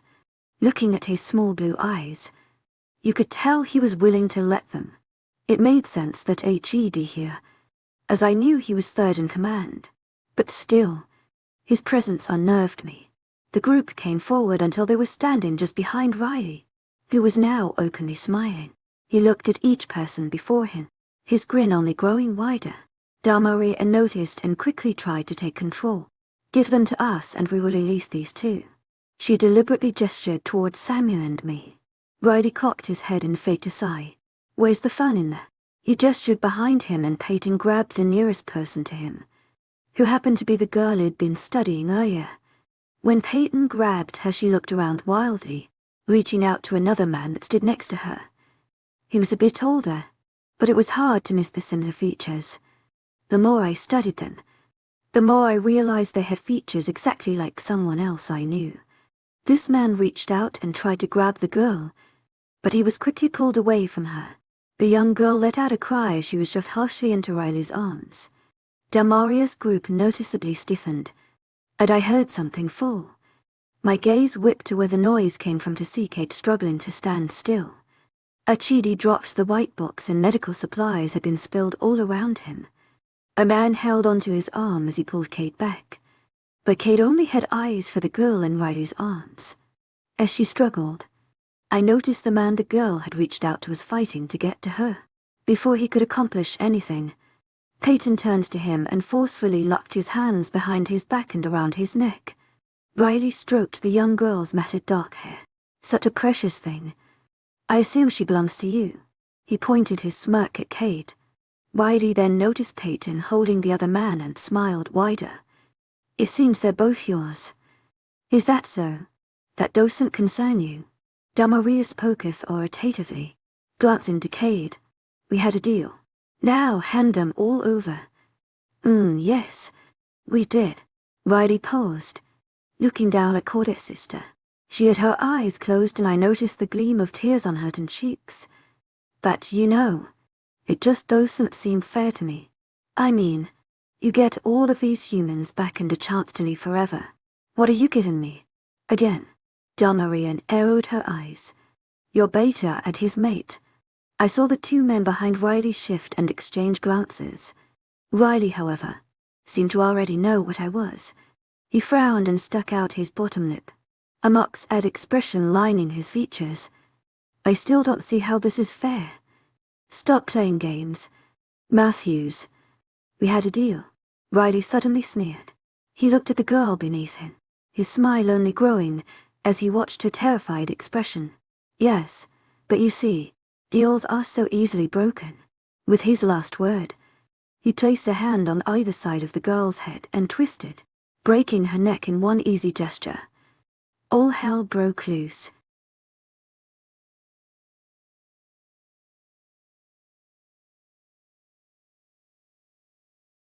During the escape, I fell into the mud, feeling an inexplicable fear.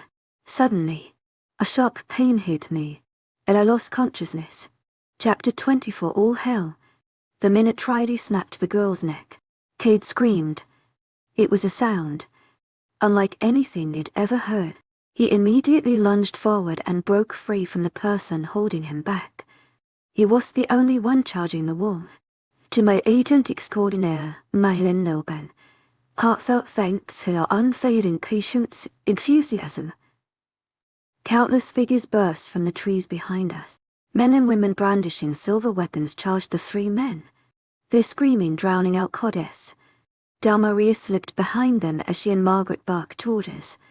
The werewolves, however, had been expecting this. The minute people emerged from the trees, wolves appeared across the clearing.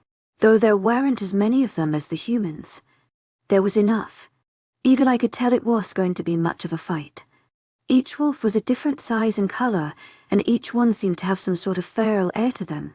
There wasn't a single shred of humanity in their eyes, as it seemed they'd abandoned that long ago. The original three didn't bother to shift. The wolves parted around them as they watched the scene unfold. My blood ran cold as the first human met the first wolf, and chaos ensued. Weapons were being lunged into fur. Teeth were cutting through skin. The only thing I could hear was the countless cries of pain as a new target was met. Through the chaos, I watched a familiar figure stalk towards me, a fire blazing in their eyes. Margaret was following behind Maria, who was lifting a gun out of her waistband. For the first time since I met her, I saw something shine in her eyes. To my agent extraordinaire, Myelin Nilben, heartfelt thanks for your unfailing patience, enthusiasm. Before they could come any closer, Samuel was screaming with rage. I whipped my gaze just in time to see him burst forward from the tree and lunge at Maria. Before she could fire her weapon, Samuel was on top of her. I heard her scream, but it was cut short by two gunshots ringing through the trees. Margaret stood next to the duo, arms extended and pointed at Samuel. His roars echoed trees, and then suddenly he was alone. Bridie appeared next to Margaret, hitting the gun out of her hands. She whirled around to face him, but before she could, her head was ripped clean from her neck. I heard myself scream, but the noise was drowned out by everyone around me. My hands pulled desperately against their restraints as I watched Margaret's body crumple, blood spitting from the gaping hole where her head once was. Riley paid her no mind as he stooped down to where Samuel rested. He raised him from the ground, but his body was limp. Riley wrapped his arm underneath Samuel and started carrying him away, but not before he sent a sickeningly forceful kick to Aria's head. Her hair fell to the side and blood started oozing from her ear. I stayed silent, frantically working on the rope that had my hands tied, as Riley dragged Samuel back through the chaos. Then, suddenly, my hands were released. I quickly brought them forward as I heard someone move from behind me. My gaze rested on a dark figure holding another man at his side, and I recognized Cade immediately. I looked at him and the ropes, confusion lacing my features. I'm sorry this happened. Breathlessly, his eyes darted behind me before he continued, his voice pained and cracking. I just wanted my family back. And with that, he was gone. He disappeared into the trees and I was left kneeling on the ground. It only took another second and a glance at the fight behind me before I drew after him. I was running after Cade, but I knew HE'd be going in the right direction to get away from everything. I didn't pay attention to the noise behind me, the burning in my side, or the warning signals sounding in my mind. My eyes scanned the terrain as I expected to pass Cade and the other man at any second, but I never found them. That didn't thwart me though, as I was concerned with finding them. The only thing I could think about was running.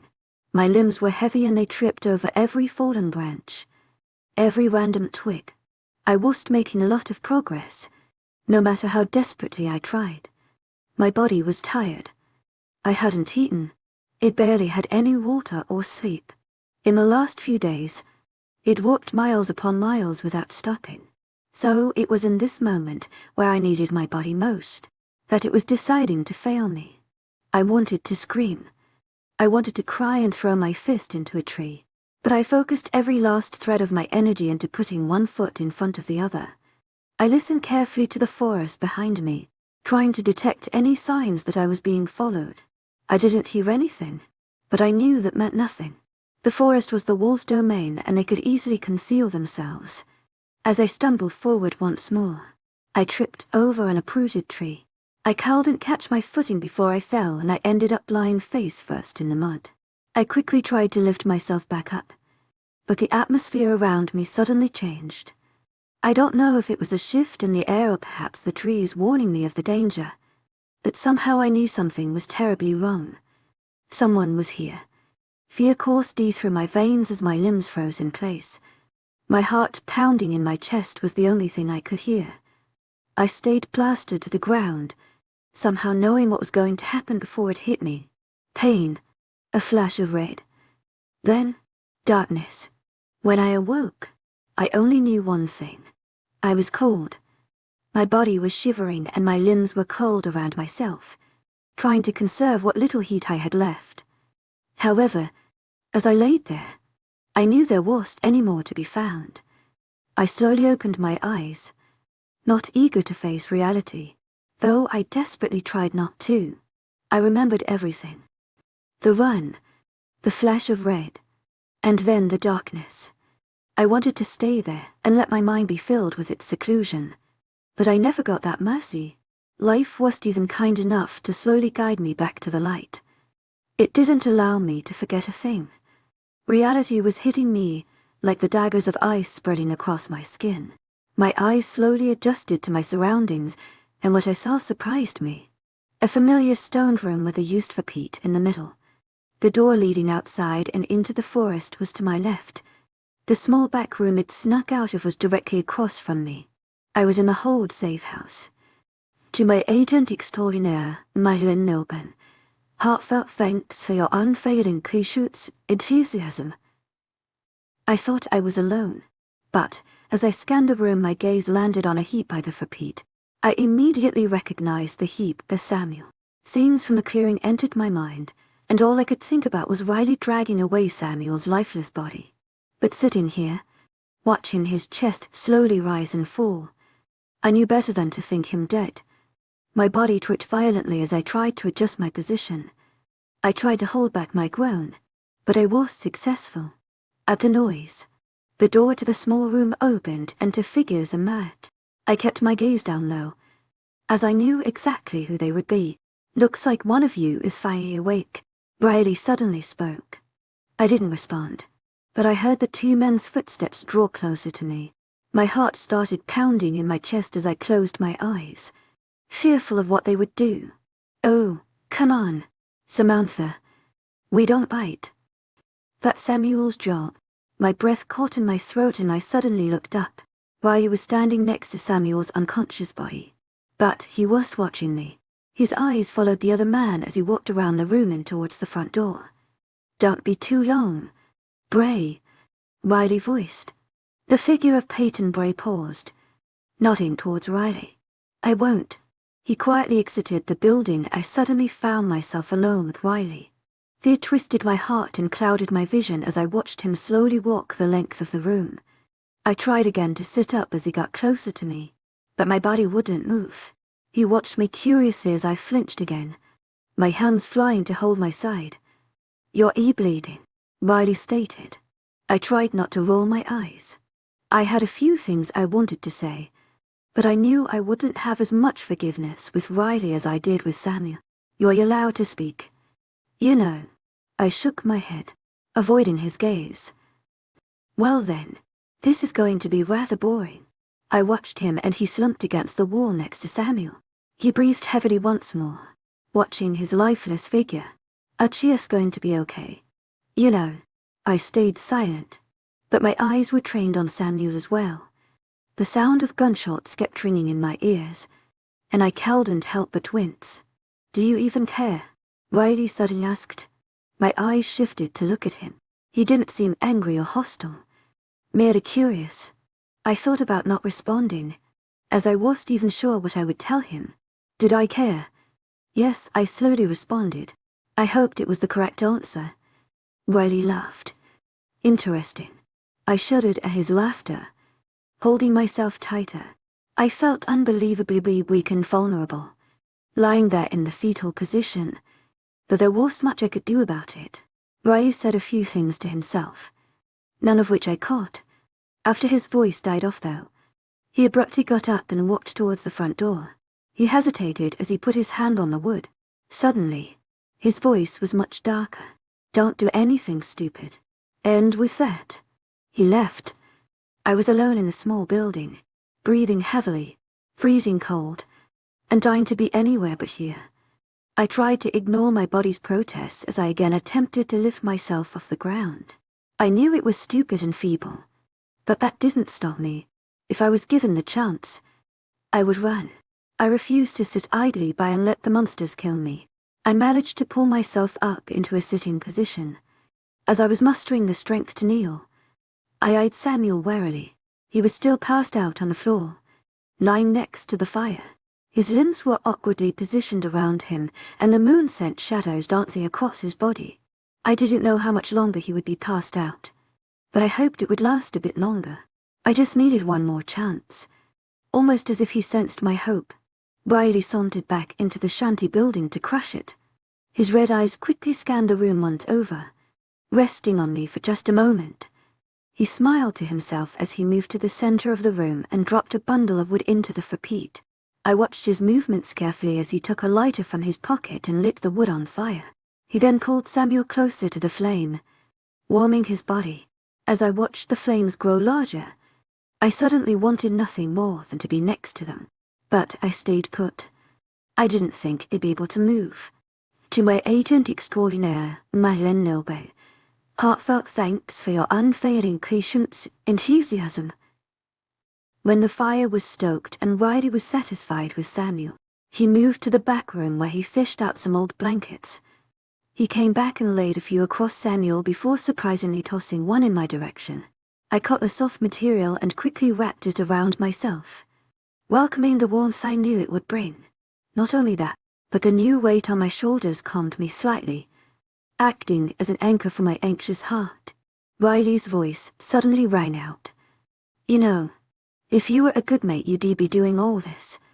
I furrowed my eyebrows and buried my head in my knees as I slowly raised them to my chest, relishing in the new warmth creeping across my body. I didn't respond to Riley, as I didn't know what he wanted me to tell him. I could hardly move, let alone carry firewood and cuddle my soulmate. I heard Riley sigh heavily. I watched him through pieces of my hair as he repositioned a few more things and then slowly wandered to my side of the room. My breathing hitched the closer he came, but he didn't stop his advances. My eyes quickly darted between him and Samuel, and I suddenly prayed he would wake up. Riley wouldn't be able to come after me, or at least I hoped. To my agent extraordinaire, Noble, heartfelt thanks for your unfailing patience, enthusiasm. My prayers were never answered, and Riley came to sit right next to me. I quickly tried to move away, but he held up a hand. I froze my movements, fear taking control of my body. "We need to have a talk." I slowly raised my gaze to meet his eyes. They were cold and calculating, entirely different from before. Questions were dancing in my mind, and it seemed Riley knew every single one could be answered with one name: Samuel. I looked over at his lifeless frame. Riley followed my gaze, his shoulders stiffening. I didn't want to respond, but he seemed to be waiting for me to answer him. "What about him?"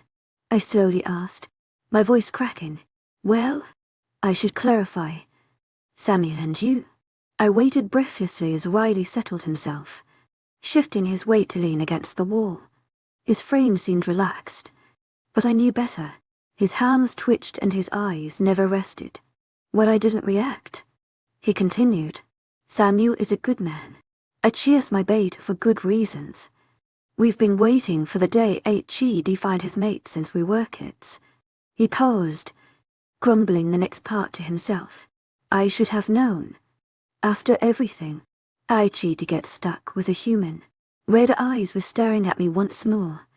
This time, they held me hostage.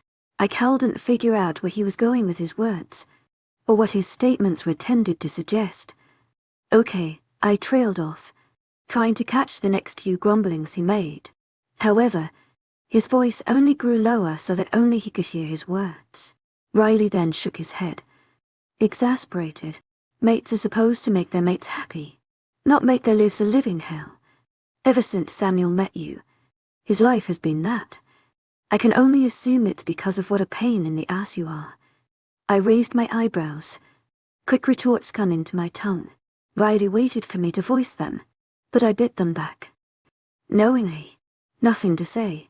He taunted, frowning. I sighed heavily, though it did nothing to calm me. I refused to play his game. Smart choice. As I was saying, he gestured grandly to Samuel. He deserves to be happy. So you will make him happy or I will make your life a living hell. He pursed his lips, catching my wide eyes. Even for a human to understand. I tried finding my voice. He wouldn't let you hurt me. Maybe. Riley mused. But you have a family, don't you? My breathing stopped. Oh, you do. I believe one of them is already in the hospital. Is he not? This doesn't involve them. I breathed. Riley raised his eyebrows in clear amusement. Oh, how little you know. His words played on my mind and a hard glare found its way into my features. I was beyond angry at him threatening my family. But more than that, I was scared. You see, Samantha, I can make things very difficult for you and your family. It'd be easy. To my agent extraordinaire, Madeleine Nilben. Heartfelt thanks for your unfailing patience, enthusiasm. He paused, flicking something off his shorts. Or you can do as I say and we can all be happy. My breathing quickened as the blood rushed to my heart. It wasn't enough for Riley to drag me back from the brink of freedom. No, he wanted me and everyone I knew put in a cage that only he had the keys to. He wanted to pull my strings and make me play a role I could never fill. What do you want me to do? I bowed my head, my hands curling tightly around my legs. To my agent extraordinaire, Madeleine Nilben. Heartfelt thanks for your unfailing patience, enthusiasm. To my agent extraordinaire, Madeleine Nilben. Heartfelt thanks for your unfailing patience, enthusiasm. I'm sure you can manage it. The hard glare sank further into my face as I stared at the ground, waiting for his response. He plastered a smile on his features, clearly enjoying the fact that he had complete and utter control. Let Samuel turn you. My breathing stopped. Riley took my silence as defiance. Listen, if you really love being a human that much, then I guess I'll put my warriors to work. Your brother's name is Will, right? He took the phone out of his pocket and began dialing the number. Panic struck my heart as I lifted my hands at his phone. I'd been anticipating this though, and only tossed it to his other hand. What could be the matter? Samantha? He raised his eyebrows in mock surprise. I struggled with the pain that was rising from my side as I struggled to speak. Please don't hurt them. My hands started to shake as my eyes darted from him to the phone. His expression darkened with sick pleasure. It would take one call one. His hand held up phone, his thumb hovering over the deadly button. Please just leave them alone. They have nothing to do with this. My voice broke. I broke with it. Riley suddenly snarled. If you don't want them hurt, then I suggest you do what I say. I bent my head. My heart ached. My limbs sagged. Even though I knew what would happen to me, I didn't think twice about Riley's deal. I would not risk their lives for anything. Tears started forming in my eyes, threatening to spill, as I whispered my answer. To my agent extraordinaire, Madeleine Nilben. Heartfelt thanks for your unfailing patience, enthusiasm. I'm sorry. What was that?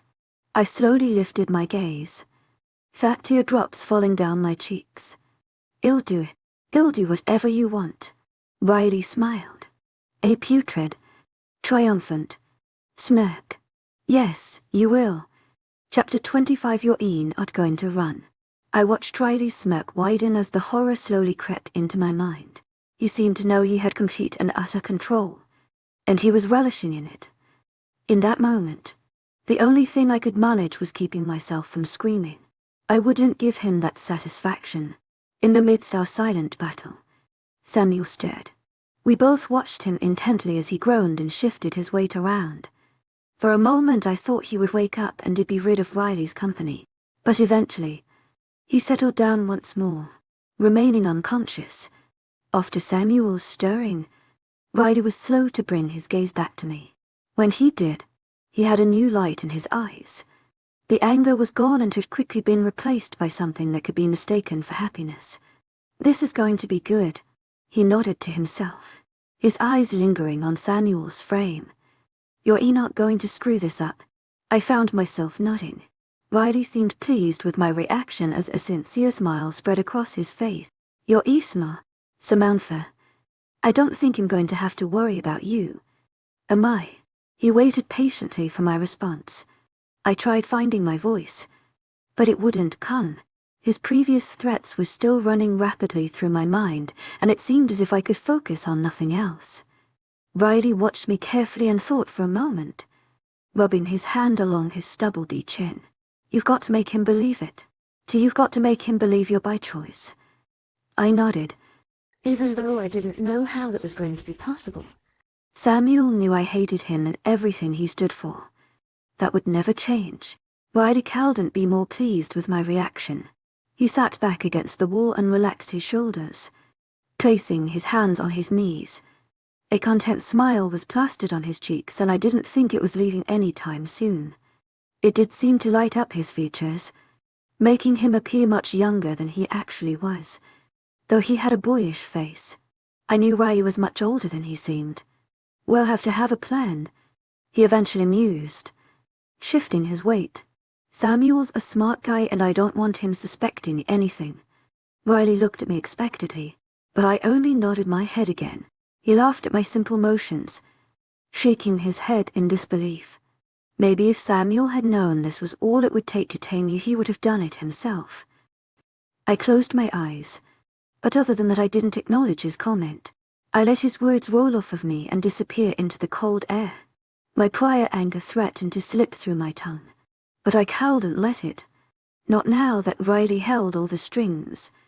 Riley stretched and groaned slightly. His eyes flickered between me and the door as he pursed his lips. "Well, it's getting late. Bray is taking too long, and frankly, I'm tired." Riley stood up and slowly made his way to the back room, where he started moving things about. His back was turned to me, and the only thing I could see was his muscles tensing as he reached around, searching for something. Before long, he came back out of the room holding something heavy in his hands. As he approached, I made it out to be a bundle of thick and frayed rope.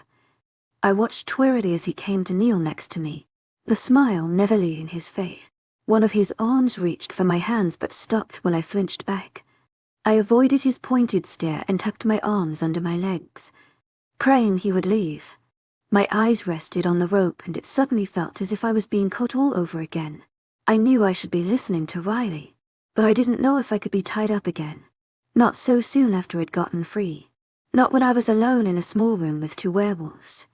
The images of Riley tearing Margaret's head clean off her shoulders were still fresh in my mind. And if I was tied up, it would be even easier for him to do the same to me. He sighed and tucked condescending. "You were doing so well, Samantha. Surely you aren't afraid of a little bit of rope." He held out his arms to show me the tangled mess. As he continued speaking, he untangled the material and laid it over his knees. "I guess I understand. I mean, those humans were pretty nasty. You can actually thank them for this rope.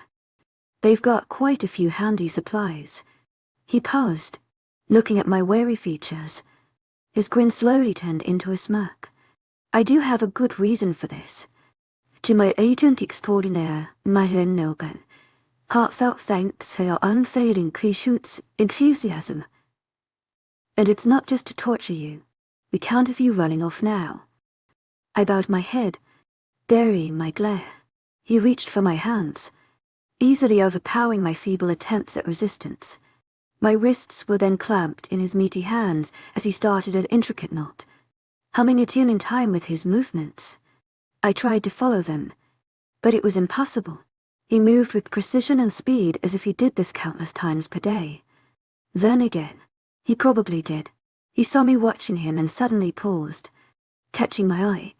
I carefully looked back at him as a thought crossed his features. He tilted his head side and frowned thoughtfully before finally speaking. "New plan." At that, he started undoing the ropes around my wrists. I looked at him, bewildered, as my skin came back into view, and he gathered the rope back in his arms. My body stayed frozen when he abruptly stood up and walked back to the small room, depositing the rope in the doorway. When he turned back to me, a different kind of smile was on his face. "You're not going to run?" My eyebrows involuntarily raised. "Achidi," said the statement casually, as if he'd only been talking about the weather. When I stared into his red eyes, though, I knew there was a more sinister meaning. "What?" I breathed out. "You're going to stay by Samuel's side for when he wakes up." He said it as if it was the simplest thing in the world. My eyes darted to Samuel's unconscious figure. He was still laying by the fire, several blankets covering his body. They rose and fell evenly, keeping time with his heavy breathing. I slowly brought my gaze back up to Riley. Why, he rolled his eyes. "It's part of the plan, isn't it?" My face contorted in confusion. We'd never actually specified a plan for Samuel's and my new relationship, but it seemed Riley had it all figured out. Whether or not he decided to share that plan with me was still undecided. "Plus, like I said," he continued, his voice a tone darker, "you're not going to run. What makes you so sure?" I decided to play his game. If but for a moment. He laughed, but his expression told a different emotion. "Because if we wake up and you're gone, I would have no problem going back home and killing everyone before you even made it out of the forest." My heart started to beat faster as his words sunk in. Even if I did have the chance to run, I wouldn't make it far. By the time the wolves noticed me missing, it wouldn't be hard to overcome me or run ahead. By the time they caught me again, everyone I knew could be dead. Riley noticed my panicked features and loudly scoffed. "Oh, come on now. You didn't think you'd actually be able to outrun a werewolf, did you?" His words stung. They pierced my heart like 1,000 knives. "To my agent extraordinaire, Madeleine Noban, heartfelt thanks for your unfailing patience, enthusiasm." I thought I could outrun them. "To my agent extraordinaire, Madeleine Noban, heartfelt thanks for your unfailing patience, enthusiasm." I thought I could get away. "To my agent extraordinaire, Madeleine Noban, heartfelt thanks for your unfailing patience, enthusiasm." I had hoped things could be better. I was slowly realizing that hope was useless. It had more than enough chances to run, and they all ended the same way. I got caught. I got captured. And now, my family would pay the price for it. They would be killed if I didn't comply with everything the wolf told me to do. There was no way around it. They were smarter, faster, and stronger. I was merely a human who had the delusion I could escape them. The thought of freedom was nothing more than an unattainable fantasy. "I won't run," I whispered, closing my eyes. Countless emotions threatened to spill out, but I willed the tears away and let numbness slowly overtake me. "No, you won't," Riley sang. "Like I said, you're a smart little human." Riley was at my side in the next instant, hoisting me off the ground. His grip was rough, but it was demanding and forceful. He kept a steady hand on my upper arm and shoulder as I stumbled a bit, dizzy from the sudden change in position. Along with that, the wound in my side started to burn once more, and I was sure how much more blood I could lose. Riley didn't seem to care about this, though, as he pushed me forward towards the edges of the fire. My feet fell over one another and he sighed, annoyed. After a long minute of me stumbling and Riley spit fury mumbling, we reached Samuel's side. Riley led me next to the front of his body and let go of my bicep. I immediately fell to the ground, momentarily surprised at the warmth spreading around me. My arms brought the blanket tighter around my shoulders as I relished in the new feeling. I didn't think he'd be sleeping, but at least now I didn't have to be cold. I watched as Riley retreated to the other side of the room. He settled in a corner where he could see each part of the house clearly. There was a door or window he wouldn't know that opened. It was hard to notice that from his new position. He could watch Samuel and me as well. I kept my gaze down, bowing my head and letting my hair cover my features. I kept an eye on Riley through the parting strands. His eyes soon closed as he leaned up against the corner where the walls met and let his head fall behind him. His shoulders were squared and arms folded, and he looked completely and utterly relaxed. To my agent extraordinaire, Madeleine Nilben, heartfelt thanks for your unfailing patience, enthusiasm. What did he have to worry about? He knew I wouldn't run. My gaze finally fell on Samuel, beckiest of the shadows from the flames. I couldn't see his face, but I could feel the warmth of his body. I was sitting maybe a foot away from him, directly next to the fire. If he opened his eyes, it'd be the first thing he'd see. Only time would tell whether or not that was a good thing. I skinned Samuel once more before shifting my weight away from him and closer to the fire. Riley didn't say anything, so I figured he was letting himself fall asleep. I held my hands out to the flames, sighing as the warmth danced along my fingertips. I watched the fire for a moment before my eyes traveled up to the door just beyond the flames. It was run down like colored wood and it looked as if it would fall apart at any minute. To be honest, I wasn't sure how it was still standing. I thought for a moment of what was beyond that door. An open forest. It would be so easy to leave. I'd just have to wait for Riley to fall asleep.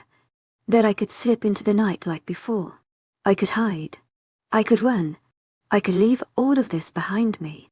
I shook my head, biting down forcefully on my lip, allowing the sensation to bring me back to reality. There was no getting out and I was foolish to think anything different. There would be no more running. There would be no more freedom. I couldn't risk all of my mother's lives. It worked too hard to let them die at the hand of some arrogant beast. I brought my knees to my chest, hugging them tightly. I didn't know what to do. It seemed as if I'd spent my entire life knowing that someday I would be free of all of this, and it'd free my family too. Somehow, somewhere, it would happen. Maybe where I'd even find my father along the way. But now, Riley was forcing me to become the thing I hated most in this life. He was forcing me to become a monster, a bloodthirsty, power-hungry, to my agent extraordinaire, Madeleine Nilben. Heartfelt thanks for your unfailing patience, enthusiasm. And if I refused, I'd kill the only thing I had left. It was next to impossible to think of myself as one of them. Not only was I not a killer, but there weren't many humans who made the change. Anymore. None that I knew personally, but stories circulated. Rumors were heard. Any human who attempted to shift went through hell to survive it. Many didn't. It's why the werewolves stopped changing people. In the first place, my mother always told me that they were killing people faster than they could turn them. If Samuel and Riley really did force me to turn, who's to say I would even survive? My thoughts were cut short as Samuel started moving once again. His breathing came out rapidly as his legs twitched.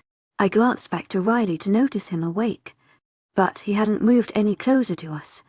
He was watching Samuel intently, looking for any sign he'd do more than just mindlessly move his limbs. I turned back to watch him, soon noticing how he was moving more now than he had the entire night. I held my breath as I inched to the side, letting the light from the fire light up his features. And then, Samuel's eyes opened. Chapter 26. Faking Riley was behind me in an instant. We both watched with bated breath as Samuel's eyes peacefully fluttered open. He was still for just a moment before everything came crashing down onto his consciousness. His eyes suddenly widened and his muscles tensed, ready to attack the first thing they saw. Riley's voice instantly came from behind me. Samuel, it's all right. Samuel's eyes darted up to Riley, but before he could respond, he saw me. His frantic gaze softened immediately as he scanned me once over. He propped himself up on one elbow as he did so, bringing his other hand to rub the length of his face. I watched him timidly, very aware of Riley standing directly behind me, his feet digging into my hips. Samuel continued staring at me, and I steered back. I was sure what to say, and it seemed he wasn't. To my agent extraordinaire, Madeleine Nilben, heartfelt thanks for your unfailing patience, enthusiasm.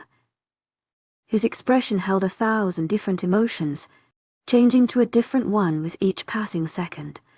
The one that seemed to keep coming back around, though, was confusion. What exactly happened? He finally asked.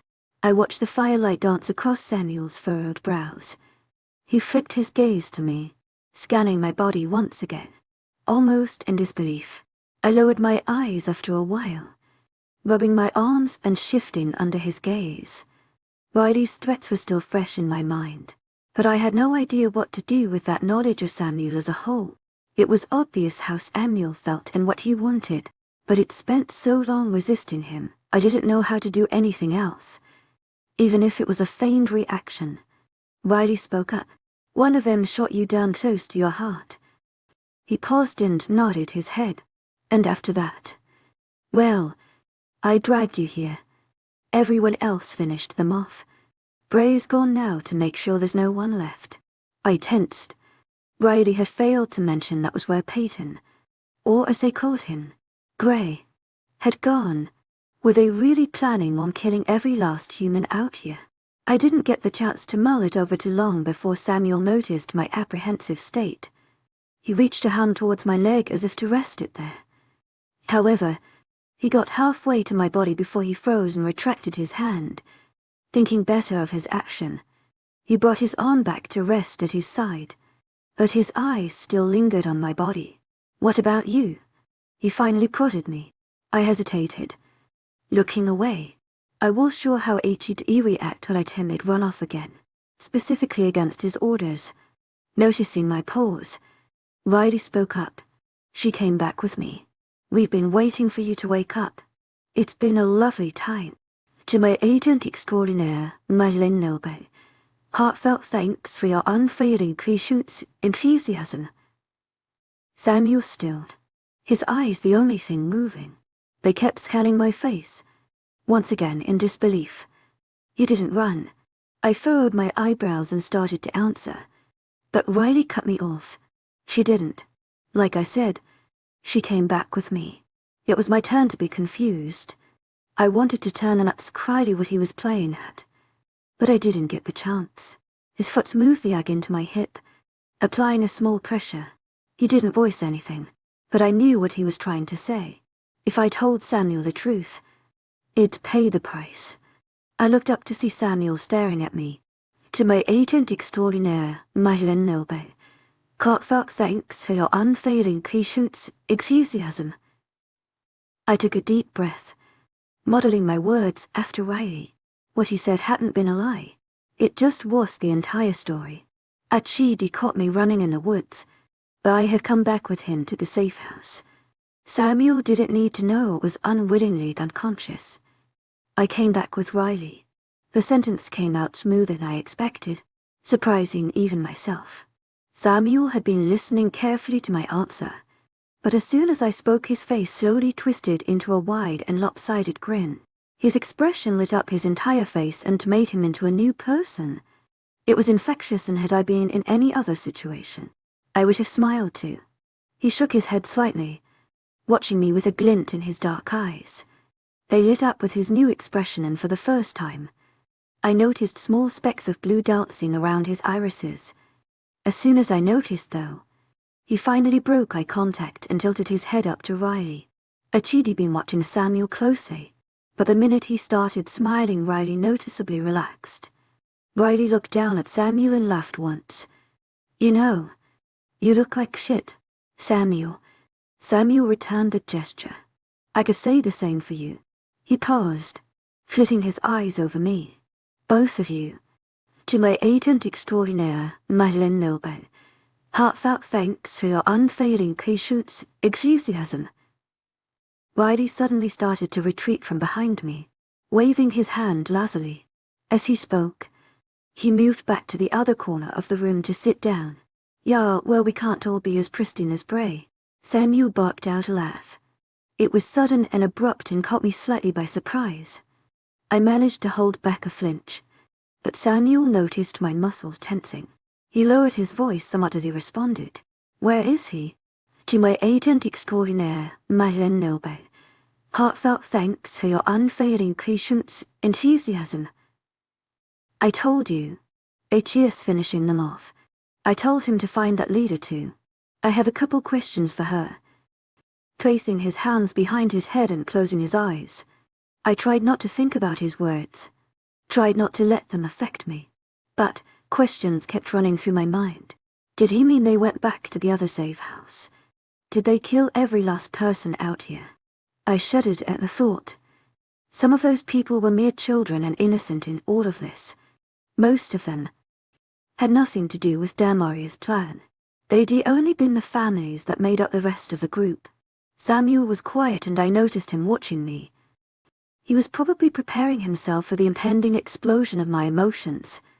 However, I managed to keep a level face. I forced the pictures of all the innocent people out of my mind and let a dark, numbing sensation take over. "How are you feeling?"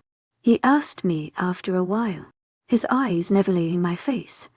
I noticed he stared me down quite a lot, but I knew now was the time to call him out on it.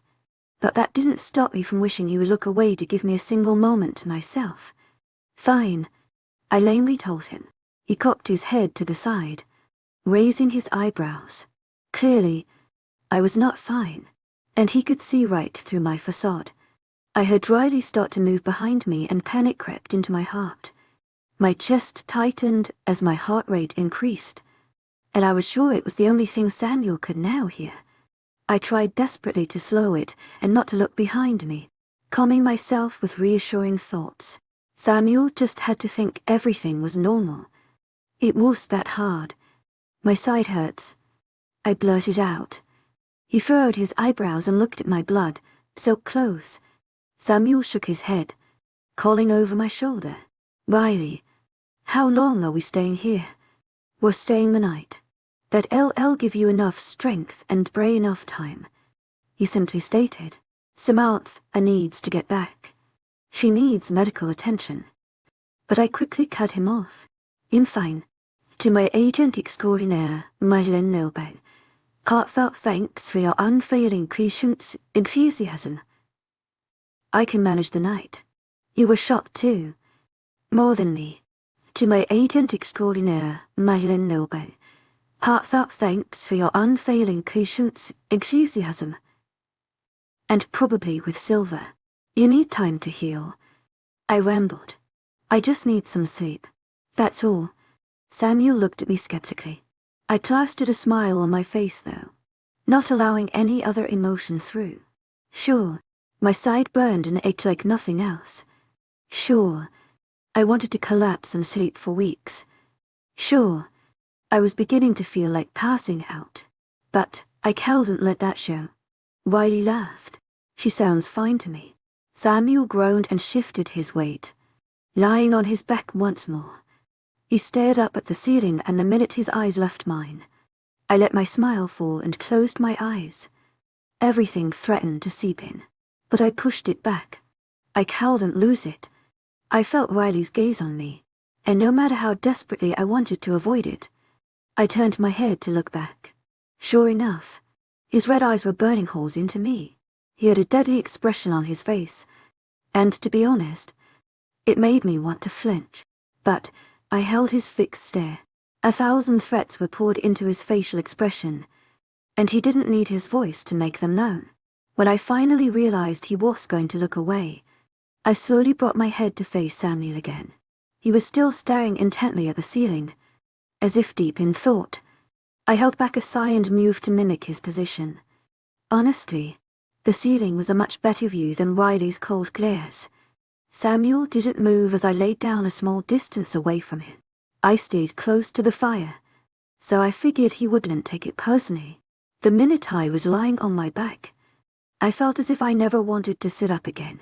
Sleep tugged at my eyes, but I refused to let it take me just yet.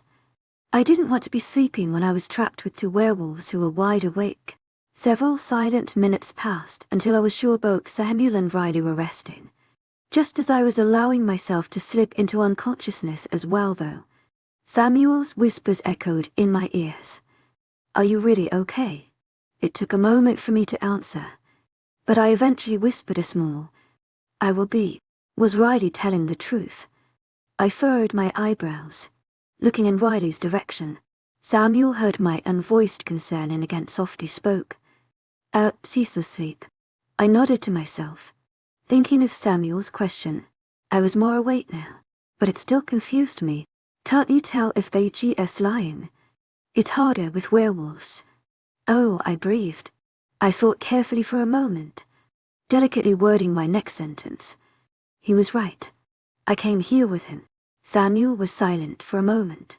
Why, his question caught me off guard. 1,000 responses flew into my mind.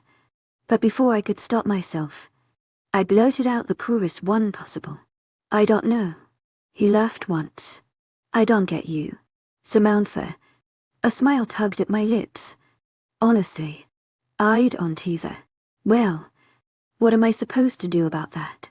I held back a sigh. The last thing I wanted to do was banter with Samuel. That's your problem. Samuel laughed again. I don't see that as much of a problem. More like a challenge. I forced a laugh but didn't say anything. Silence fell for a few minutes. It crept in and filled every crevice of our small room until it was the only thing I could hear. I knew Samuel wasn't asleep yet, for whatever reason, and it was slowly driving me mad. I had things I wanted to know, and now, with Riley asleep, was the best time to ask. Where's Peyton? Riley said, "Yes, off in the forest." I bit my lip, taking care of the rest of them. Samuel was silent for a moment before he reluctantly responded. Yes, all of them. All of them. Horror crept into my heart, but I tried to keep my voice level. What's the point? What do you mean? I mean, why would you kill all of them? The families. Not all of them had something to do with it. Samuel didn't answer for a long time. I didn't think he would. But finally, after several tense minutes, his voice stiffly came out. It doesn't matter to Rai. They were all technically part of the human resistance. Does it matter to you? What I want doesn't matter. I'm not the alpha, he whispered heavily. I furrowed my eyebrows, opening and closing my mouth several times. There were so many things wrong with what he said. So many retorts I wanted to spit out. But I didn't think I could tell him any of them. Riley might be asleep, but once he woke up it wouldn't be hard for him to know it upset Samuel. Samuel stayed silent, patiently waiting for me to explode. I shook my head once more, just to make sure I wouldn't, before I spoke again. So, what's the plan now? Now he paused, surprised at my change of topic. Right now we should be sleeping. To my agent extraordinaire, Mylan Nilben. Heartfelt thanks for your unfailing patience, enthusiasm. I meant tomorrow. I could almost hear him shrug. Not sure. Go back home, I guess. Get you to the doctor. My heart stunned at the word home. We were going back to where we lived, but I was sure I would never see it as home again. When I didn't respond, Samuel shifted his weight and let out a long breath. Look, I just don't know what's going to happen. I haven't talked to Riley about you yet. To my agent extraordinaire, Madeleine Nilban, heartfelt thanks for your unfailing patience, enthusiasm. I softly replied. I didn't know what else to say. No, it's not. To my agent extraordinaire, Madeleine Nilban, heartfelt thanks for your unfailing patience, enthusiasm. I want to talk about things. The tone of his voice raised, he continued. Can we talk tomorrow? About everything. About us. I closed my eyes, willing back the tears. Never had I planned for there to be an us to talk about. Now, it seemed it was beyond inevitable, and I'd have to fake every last word. To my agent extraordinaire, Madeleine Nilban, heartfelt thanks for your unfailing patience, enthusiasm. Chapter 27, Pain and Panic. I woke up in the early hours of the morning, countless nightmares fresh on my mind. I was breathing heavily, sprawled out on my back, with my limbs folding over my chest. The fire next to me had died long ago, and small rays of sunlight were emerging from the treetops outdoors.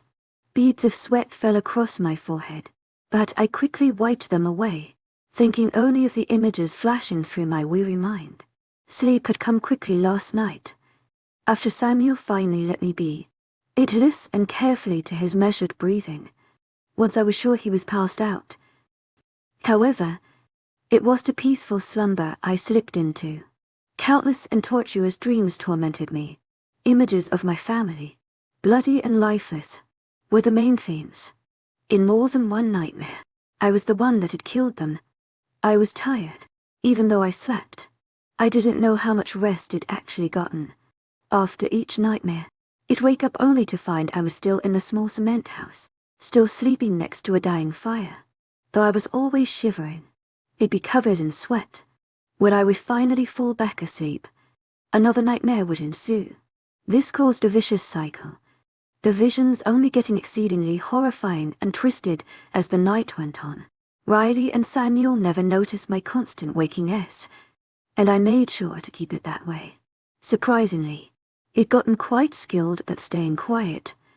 However, with the images of my bloody family plaguing my mind, I wasn't sure how much longer I would last. I was suddenly called from my thoughts when I heard an abrupt and loud noise right outside the door. I whipped my head to the wall downward, watching carefully for any sign of movement. At the same time, Riley shot up from his position in the far corner of the room, readying himself for any sign of danger. Samuel immediately followed, placing himself directly in front of me. When the door started to open though, they both visibly relaxed. My eyebrows furrowed at a sudden change of demeanor, and I painfully lifted myself to my knees to peer around Samuel's wide frame. Sure enough, the door was fully opened and the morning dew was starting to seep inside. Just beyond the door were 3 figures, though only one of them was standing. When I tried to get a better look at the others, my gaze was cut off by the first from walking towards us.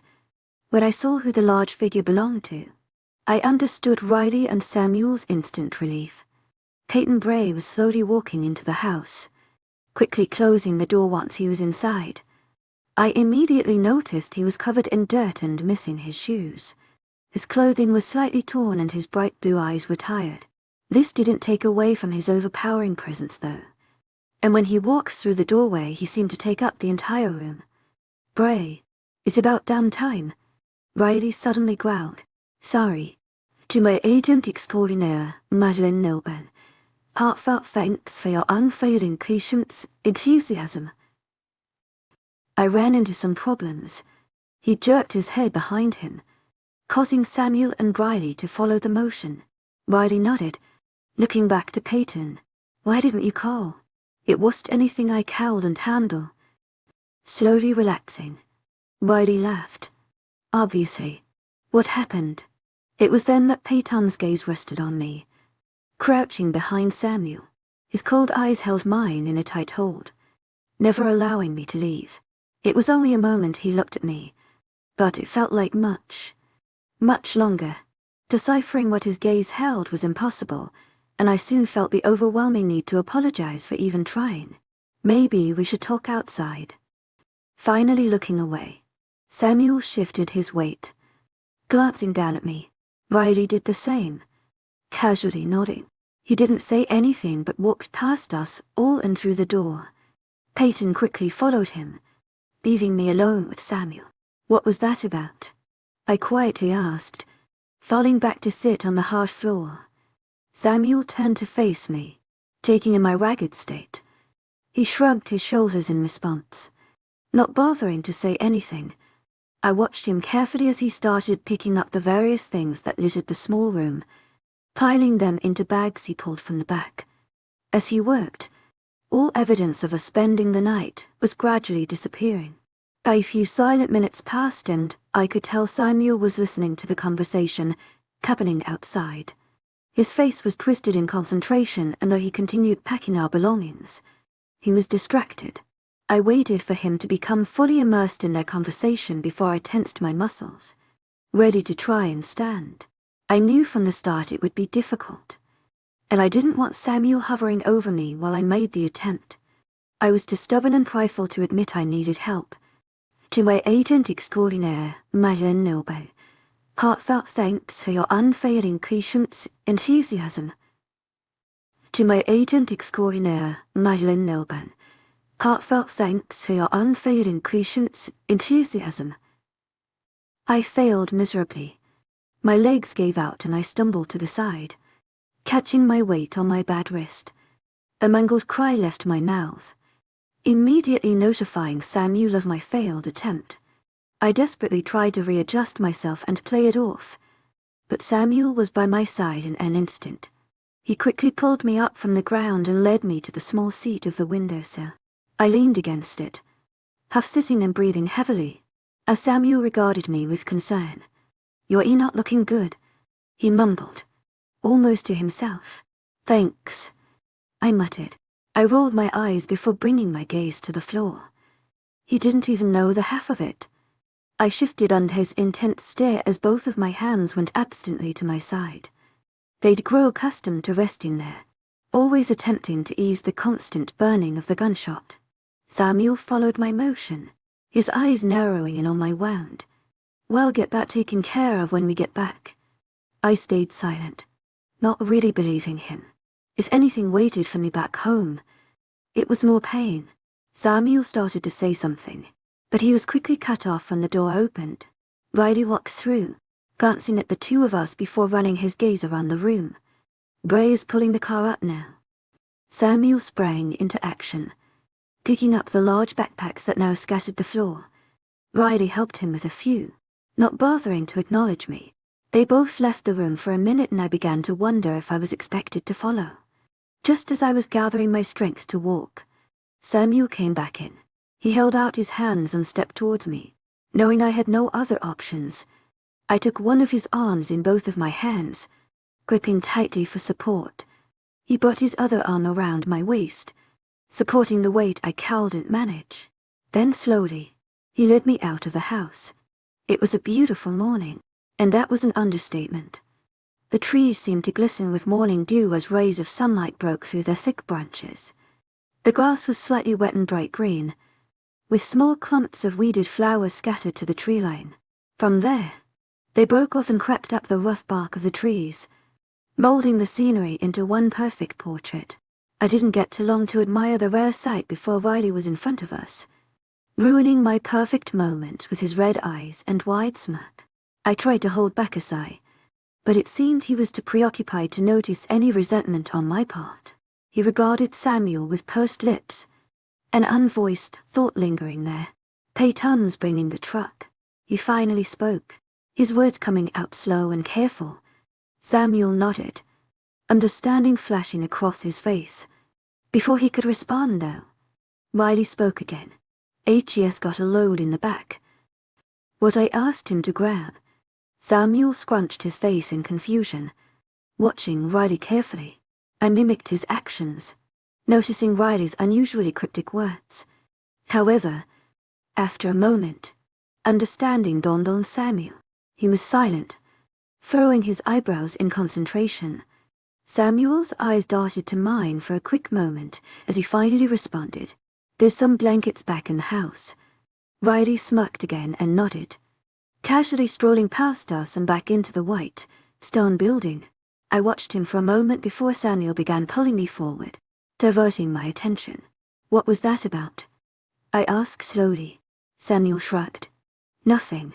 Annoyance tugged at my heart and I cowed and helped but grow heated from his response. My carefulness were out the window, quickly replaced with my temper. "Obviously it's something. You just won't tell me." He glanced back at the building inside. It's nothing. Bray brought the truck, so I'm going to sit with you in the back. There's not enough room up front." And I did panting. "And nothing." He spoke lightly.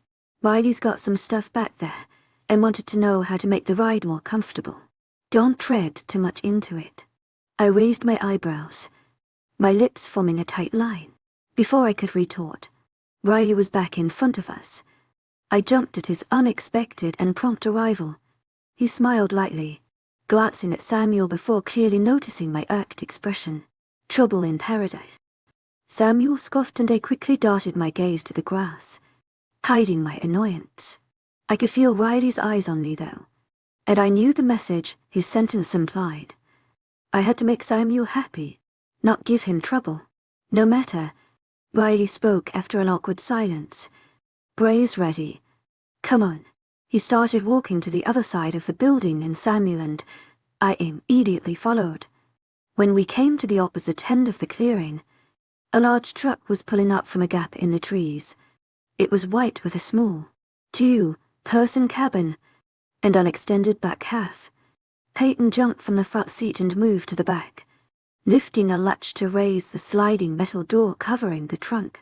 Samuel guided us to where Peyton stood and whisked as he finished lifting the door. Inside the truck was dark and stuffy. Various things were scattered along the floor, everything pushed up to the walls. A few small items had fallen from their place though, littering the floor. I quickly scanned the items, searching for anything suspicious or covered in blankets. My eyes rested on a small heap to the left of the truck where multiple blankets covered what was underneath. "Ure?" Samuel suddenly asked.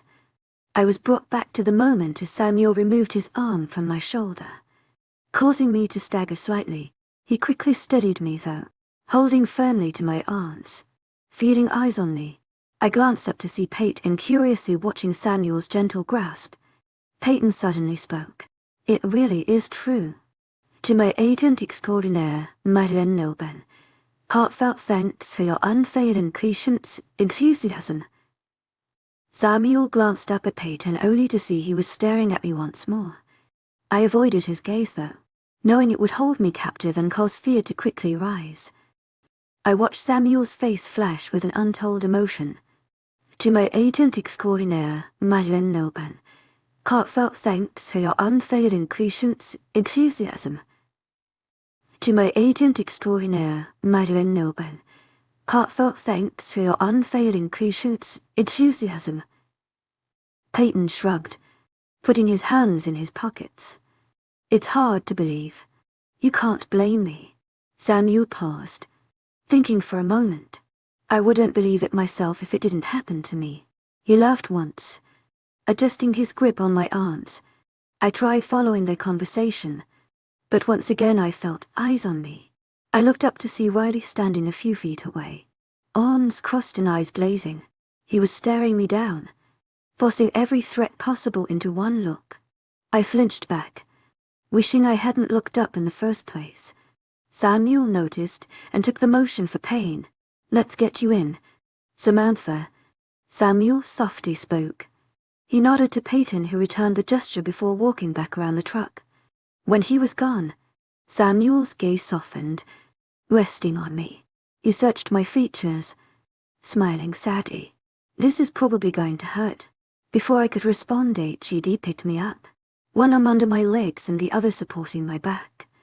I gasped in shock and pain at his sudden movements, but as quickly as it happened, I was released once more. Confused, I opened my eyes. I hadn't realized did shut to see I was at the back of the truck, leaning against the hard metal surface. Samuel was back at the entrance, quickly sliding the door back down. When he did, I was overcome with complete and suffocating darkness. I could hear Samuel's footsteps coming back towards me, and I suddenly wanted nothing more than to be far, far away from him. I don't know if it was the darkness, my pain, or the uncertainty of the entire scene, but something inside of me was threatening to snap. I tried desperately to keep my breathing steady and my heart rate normal.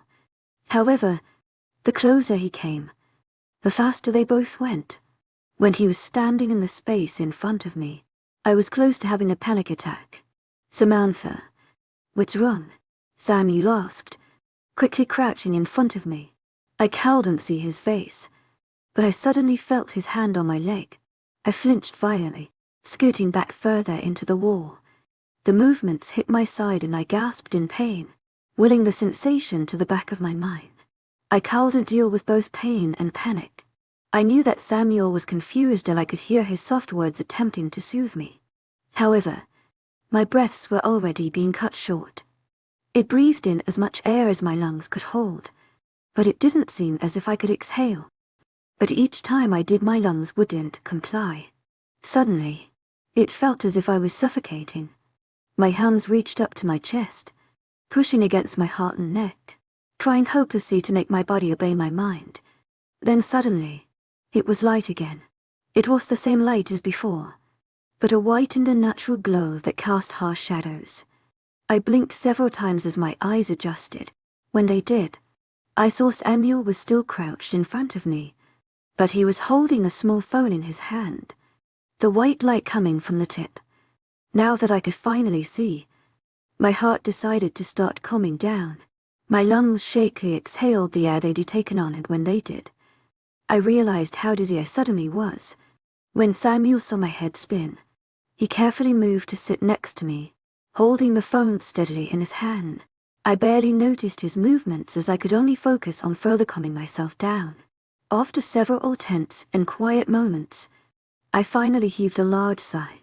My hands left my chest and rested in my lap as I fumbled with my fingers. Samuel was still sitting next to me, unmoving. I dared a glance in his direction, only to find he was staring right at me the entire time. I shied away from his intrusive stare, looking instead at my feet. His voice met my ears, barely above a whisper. "Are you all right? What happened?" I shook my head. The last thing I wanted to do was talk, but I knew he wouldn't let me ignore him. "I don't know. It just got darkened," I sighed, searching for an answer to my anxiety. I soon found there wasn't one. "I don't know." Samuel nodded, shifting his weight and slowly bringing a hand to mine. I tried not to flinch, but I was suddenly so overcome with exhaustion. It was hard. "To my agent extraordinaire, Madeleine Noban. Thanks for your unfailing patience, enthusiasm." I should have thought about that. The truck suddenly started moving. I whipped my head up, looking around as various small objects fell haphazardly to the ground. Samuel noticed them too and let out a small laugh. Trying to diffuse the tension, he watched me anxiously, waiting for me to break down once more. I managed a small smile to let him know that for the moment, I was all right. As the truck bounced along the road, several more items bounced with it. I watched twirly as backpack slipped, supplies falling from their contents. One smaller bag fell on the heap on the far side of the truck and bounced lightly to the ground. I watched, confused, as it pulled a piece of blanket along with it. My eyes widened at what I saw when the blanket had been pulled away. A cold chill ran up my spine and a large pit settled in my stomach. My face paled and my hands went slack, no longer mindlessly fidgeting with my shirt. "Samantha?" Samuel questioned, following my gaze. When his eyes rested on what I saw, his face flashed with apprehension. He tried speaking again, but I was already gone. There was nothing that could pull me away from the thing sticking out from the blanket. Nothing that would erase the image from my mind. Nothing that would stop the fear seeping into my skin. It was lying limply in the air as if suspended by invisible strings. Blood was seeping through, dripping to the metal floor. The shadows from Samuel's light only aided in the dead and cold or emanating from its tips. A hand.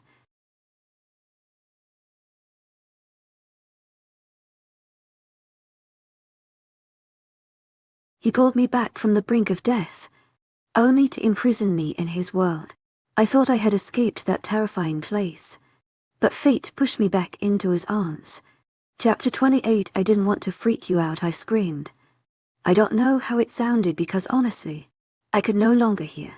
All of my senses were focused on what appeared to be part of a dead body lying only feet away from me. My legs flailed, pushing me as far away from the hand as possible. I've AP registered Samuel helping me along the wall and calling out my name, but I didn't answer him. Then suddenly, he left my side. Achiti laid the phone beside me, and I grabbed it quickly, holding to the light for dear life. I followed Samuel's movements and watched as he forcefully pulled the blankets around the hand, adjusting whatever else was under the material. When he came to sit next to me again, he rested his fingers on my arm. I didn't move. I cowered. My eyes were still trained on the place had seen the gory hand, and they never wanted to leave. Though I could only view the dark material of the blankets now, I knew what was underneath. Nothing could shield that anymore. I suddenly felt a small pressure on my chin, pulling my face to the side. Before I knew what was happening, I was staring into the eyes of Samuel. His fingers gripped my chin, just hard enough to hold my face in place. "Samantha, look at me." Samuel's voice came out gently. I reluctantly did as I was told. My eyes stopped darting to the side, but instead focused on the face before me. Familiar dark eyes, stubbledy chin, wide nose. The longer I stared, the more that I surprisingly calmed down. It seemed as if focusing on Samuel's features forced my brain to think of something other than the limb hanging in my memory. Samuel eventually dropped his hand, but I didn't divert my gaze. I took a deep breath, searching his features for an explanation. What was that? I slowly asked, despite knowing exactly what it was I saw. Samuel closed his eyes inside, and I somehow knew he was about to play it off. Before he got the chance to speak, I interrupted. Don't you dare tell me it was nothing. That was nothing. You're not stupid. He opened his eyes and let a small smile come to his face. I guess I should have seen that one coming. Samuel, I snapped, the smile disappearing as quickly as it came. I don't know what to tell you. Samantha, how about you start with why there was a bloody hand under a pile of blankets? I didn't want you to freak out. Great job you did there. Finally breaking my gaze away, I looked down to my lap, suddenly not wanting to face the rest of the truck. We were still bouncing along the dirt road, and things were continuously being thrown around. There was no guarantee the blanket hadn't shifted again. Why are you carting dead bodies around? Samuel stilled, shock lining his face. He thought for a moment before painfully uttering his next words. They're not dead. Samantha. My expression followed his, though fear melded with my shock. As well. What? He shook his head, glancing up at the spot I was avoiding. Bray found them. Why you want some answers? They're human, I practically whispered, panic creeping up my spine. Yes, but you don't need to worry. They won't hurt you. He quickly spoke, misplacing my fears. Bray will take care of them when we get back. I nodded, biting my bottom lip. It was the humans I was worried about. The only thing running through my mind was the fact that if I didn't listen to Rai, the bloodied hand and unconscious body would easily be mine. Who is it? I suddenly asked, recalling the countless faces of Damaria's people. I can't tell you that. I shook my head, pushing away my annoyance. However, Samuel clearly saw through my weak facade. It's not that I don't want to tell you. Riley just doesn't want anyone to know. We're not even telling the pack. My interest piqued. How does that work? What do you mean? I mean, how would they not know? They're everywhere. Samuel laughed, folding his arms in his lap. It does seem like that, doesn't it? Why wouldn't you tell them? I tried again, ignoring how he danced around my previous question. Riley just doesn't want everyone freaking out. There were a lot more people with Damaria than we originally thought. He doesn't want the pack to panic. I agree. I furrowed my eyebrows. That made no sense. Why on earth would they panic? They were just humans. His tone hardened. Humans can do a lot of damage. I bit my lip once more, staying silent for several long minutes. Samuel didn't seem too intent on starting up a conversation, either because HED taken back his phone and was typing away on the screen. His movements were foreign and out of place, but I didn't comment on it. The only time it ever interacted with Samuel was when he was following me traversing through the woods, so it was hard to think of him doing anything different. But now that I thought about it, it only made sense. Everyone had phones. Well, everyone but me. You should sleep, Samuel eventually commented, finally laying his phone down. He kept the light on, something I greatly appreciated. It's going to be a few hours. I tilted my head. How far are we? Maybe 3 hours from the edge of town. A bit longer after that. I meant, how far distance-wise? He paused, pursing his lips and thinking. I'm not sure. Maybe close to a little over 100 miles out. Why? I ignored him, a small smile spreading across my face. Even though I was caught running, it'd gotten pretty far. Granted, most of the miles traveled were in a car with Cade, but it walked a fair distance too. It was hard not to be proud of my small accomplishment, even if it didn't mean anything anymore. What are you smirking about? Samuel suddenly asked, I darted my gaze up to him for a small moment. My smirk widened a bit more as I used Samuel's method against him. "It's nothing." He laughed. It wasn't for store strained, but a full-sounding bark that echoed through my ears. "Tooth, Samantha." We fell into a comfortable silence. I had no intent on breaking it and was even debating trying to sleep again. However, the thought of Samuel catching me in a nightmare was enough to keep me awake. Samuel eventually broke the silence, much to my dismay. "You know, we should talk." "About what?" I slowly asked. "About what happened. I know you're still upset with me." I wasn't quite ready to have this conversation. Yes, I knew exactly how I felt and where I stood, but I also knew that I could share none of it with Samuel. Not anymore. Not now that Riley had threatened my family. I started fidgeting with my hands, picking at the skin on my fingers. What's there to talk about? It was long, tired, and heavy. "Look, I'm sorry for the things I said. It was uncalled for. I was pissed off and not thinking. I was confused for a moment before I remembered our encounter where it finally snapped. It was just after I realized Samuel lied to me, and I was beyond furious. To be honest, the conversation was still raw in my mind.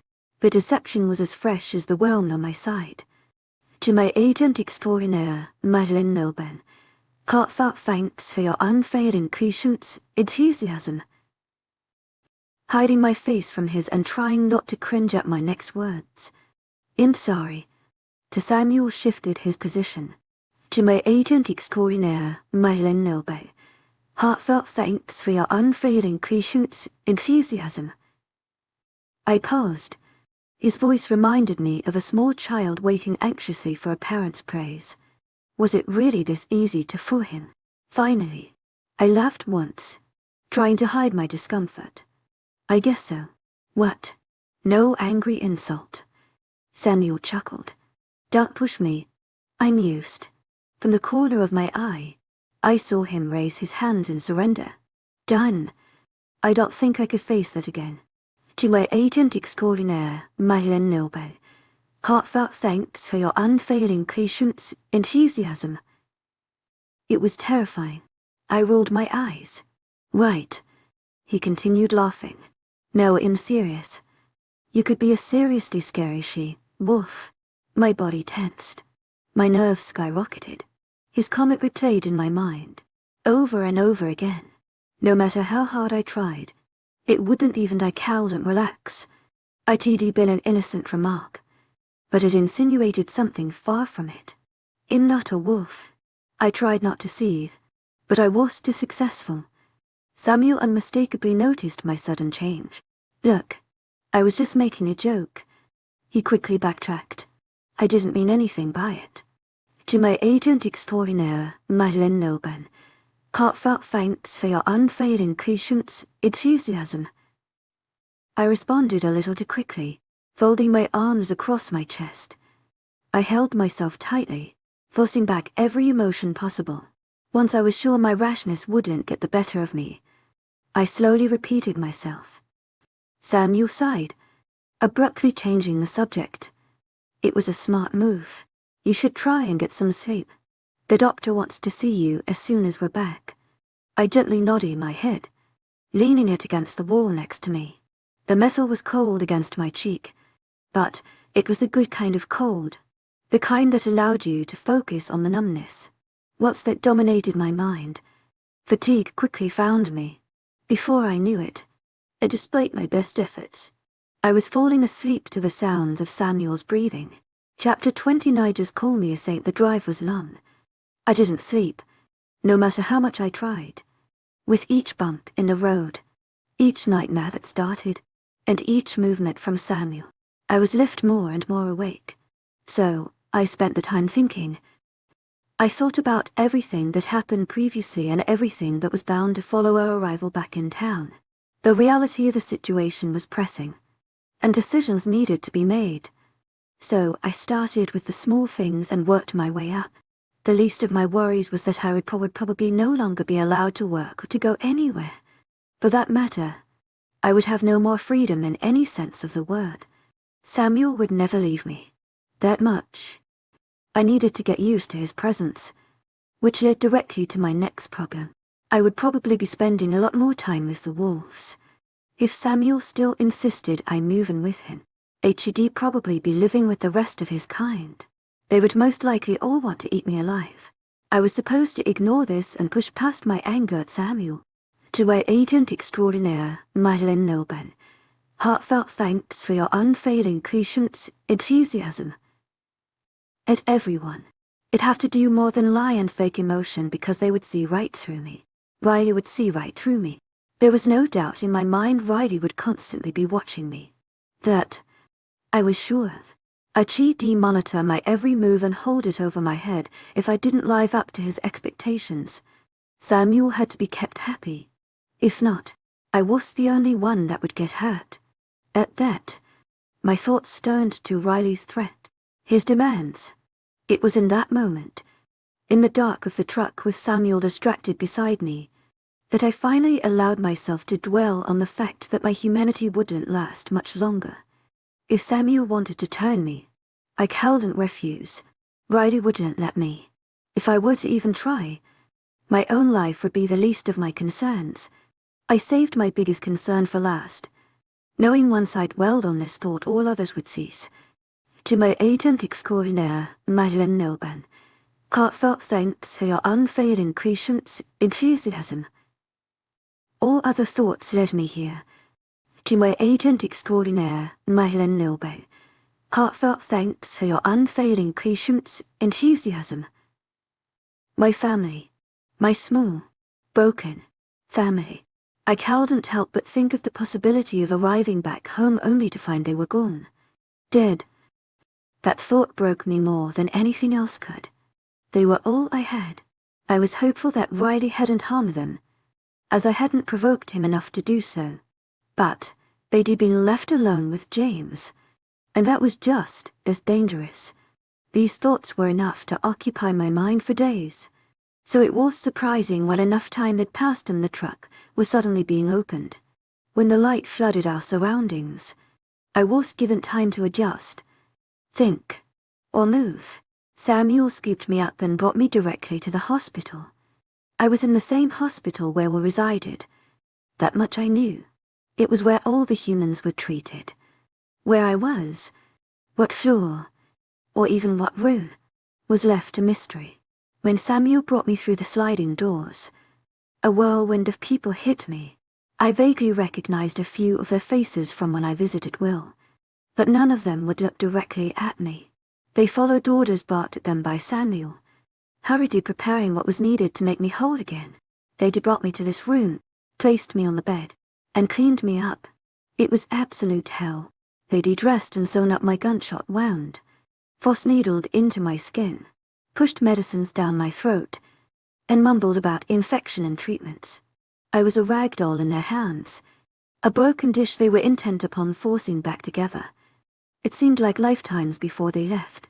When they did, it was only after they were temporarily satisfied with the endless supply of fluids and pain medication dripping into my body. I was now lying back on the bed in a white gown with matching knitted blankets pulled up to my shoulders.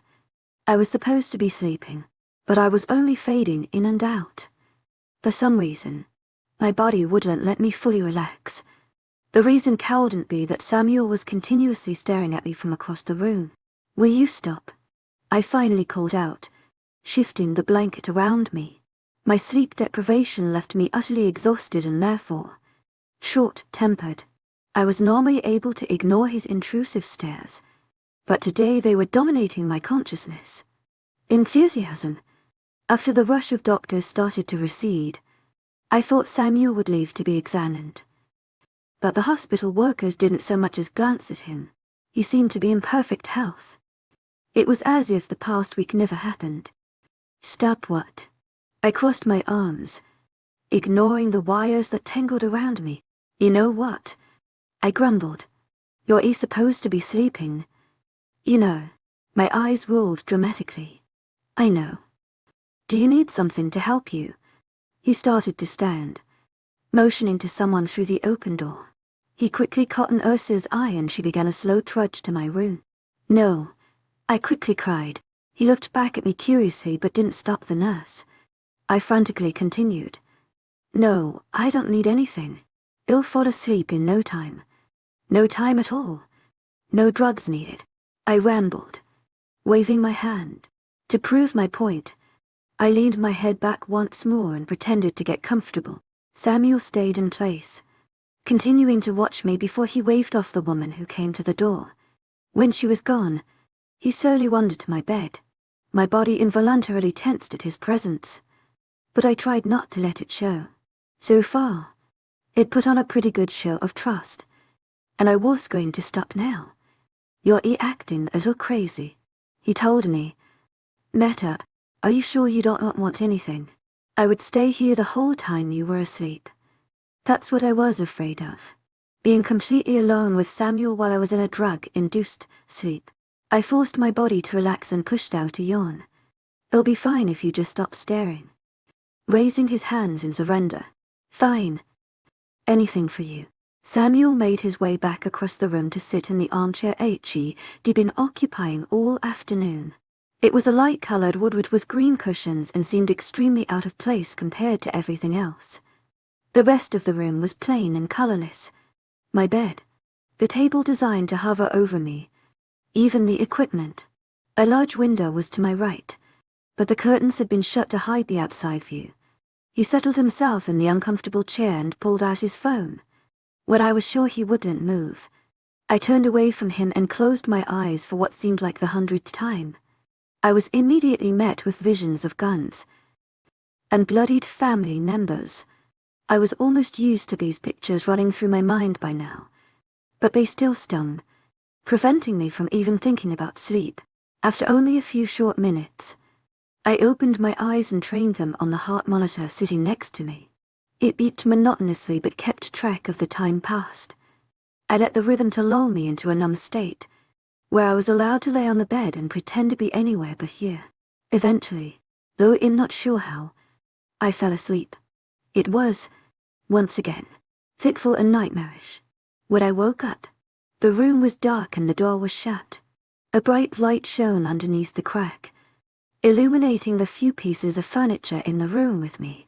My gaze glanced over Samuel, who was still sitting in his chair, but now with his head slumped on his shoulder. I shook away the images remaining in my mind and pulled the blanket and countless cords off of my body. My feet swung around and hit the floor, and when I was ready, I pulled myself up to stand. I swayed only slightly, but for the most part, held a firm position. When I was sure I wouldn't fall, I quietly padded away from my bed and towards the bathroom door next to Samuel. The minute I got a foot away from my bed, though, something caught on my arm and fell to the ground. It crashed and bounced, sending an abrupt noise to the still and quiet room. Not another moment passed before Samuel was on his feet, searching the room wildly. I paused, ignoring Samuel, and half turned to glare at the tangled cord that knocked my cup of water to the floor. When I was sufficiently satisfied that nothing else would fall if I moved, I started towards the bathroom once more. I was stopped, however, by Samuel's broad frame stalking towards me. "What are you doing?" he called out. His voice held to many emotions: worry, concern, to my ancient extraordinaire Madeleine Noble. Heartfelt thanks for your unfailing patience, enthusiasm, and a touch of hurt. I was confused until I realized the scene HED woken up to. It was the middle of the night and I was sneaking in the direction of the front door. The bathroom was right next to it, but of course, that wouldn't be Samuel's initial thought. I was just trying to go to the bathroom, I quickly muttered.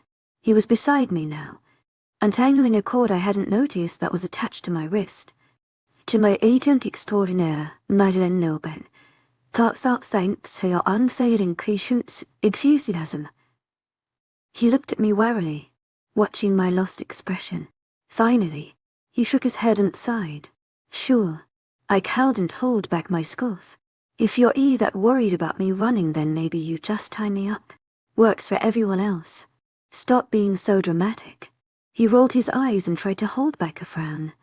His hand was still on my wrist, though the wire was long gone. eyes glancing over my expression as I shifted under his stare. I was still fuming at his comment, and I was certainly not holding back my glare. Eventually, to my agent extraordinaire, Madeleine, heartfelt thanks for your unfailing patience, enthusiasm. He met my eyes and softened. Come on, I'll help you to the bathroom. I let him help me to the door, where he waited patiently for me to finish my business. I gave myself enough time to compose my features and push back my anger. But I was through and ready to face Samuel. He carefully led me back to the bed and pulled the blankets around my shoulders. I leaned my head against the flat pillow and pressed a button that raised the back of the bed and allowed me to sit up. Samuel watched me warily, holding out his arms as if I was going to fall. It's going to be hard to sleep sitting up, don't you think? He asked after a while. I adjusted my pillow and closed my eyes, wishing I could ignore him. I'm not tired. I got enough sleep. I think we both know true. I raised one eyebrow while opening my eyes to a slit. When I saw his hardened expression, I closed them again and remained silent. I was finding that it was easier to say nothing than to risk the wrong words escaping my mouth. Samuel slowly lowered himself to sit at the foot of my bed. His hand rested on my cuff and I fought the urge to pull it away. How are you feeling? Fine, I quickly responded. Do you need any more pain medicine? No, you'll tell me if you do. No, sure. We fell into silence. It wasn't comfortable, but it was filled with unease. To my agent extraordinaire, Madeleine, heartfelt thanks for your unfailing patience, enthusiasm. It was just there. Neither of us knew what to say, and I believed it was because neither of us knew what to do. To my agent extraordinaire, Madeleine, heartfelt thanks for your unfailing patience, enthusiasm. No matter how I tried, Samuel knew I was still upset with him. He'd known me long enough to realize I didn't let things go so easily. Why he was confronting me about it was something I was going to bring up. I listened to the soft hum of voices outside my room, trying to discern what they were saying. It passed a bit of time and allowed me to focus on something other than Samuel's fingers running along my lower leg. How long will I be here? I suddenly broke the silence. Opening my eyes, they'd adjusted to the dark room now, and I was able to make out Samuel's features clearly.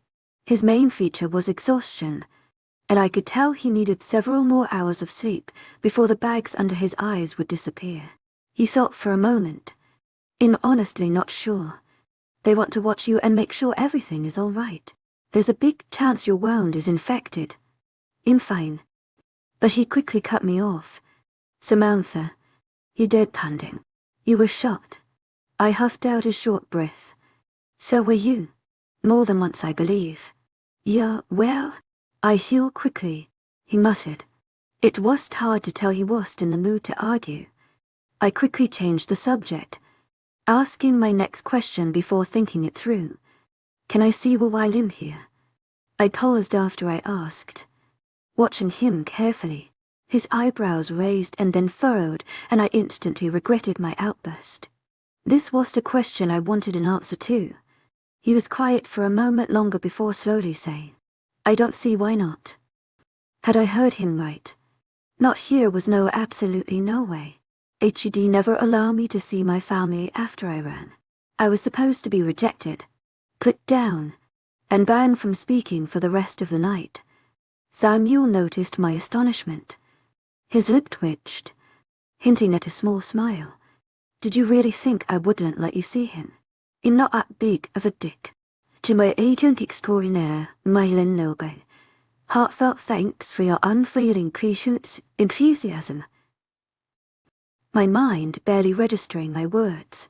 His expression dark and I quickly recovered, catching up with the conversation. Sorry, not about that last part. You're really okay with me seeing him? His face fell back to normal and he shrugged. To my agent extraordinaire, Madeleine, heartfelt thanks for your unfailing patience, enthusiasm. I mean, you can't go alone, but you can still see him. A large smile slowly spread across my face.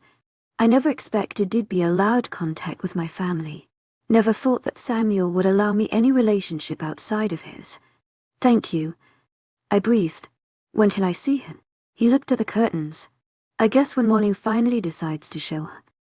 My smile spread further. Thank you. Really? I repeated. This time a smile did appear on his face. I watched it light up his features like it had so many times before. He looked years younger with this expression, and it suited him greatly. Not that I would ever tell him that. Just call me a saint, he responded, waving his hands aimlessly. I tried to hold back a smile. Yeah, right. He looked at me with pure innocence, mock offense lining his amused expression. You don't think him a saint? You're a lot of things, Samuel, but I don't think a saint is one of them. I left. It was a loud noise. Abrupt and foreign. I couldn't remember the last time that sound came from my lips.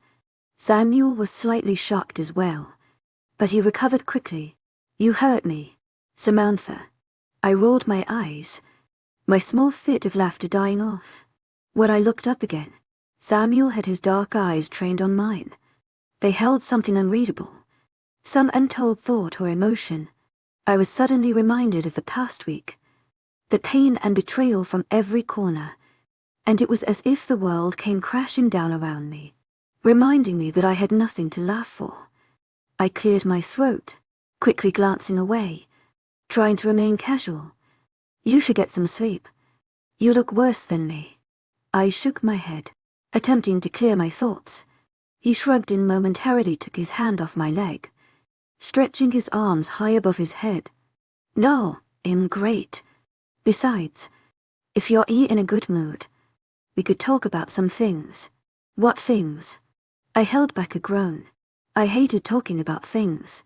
This might have worked moments ago, but now every time I looked at Samuel I could only think of the reasons I ran from him.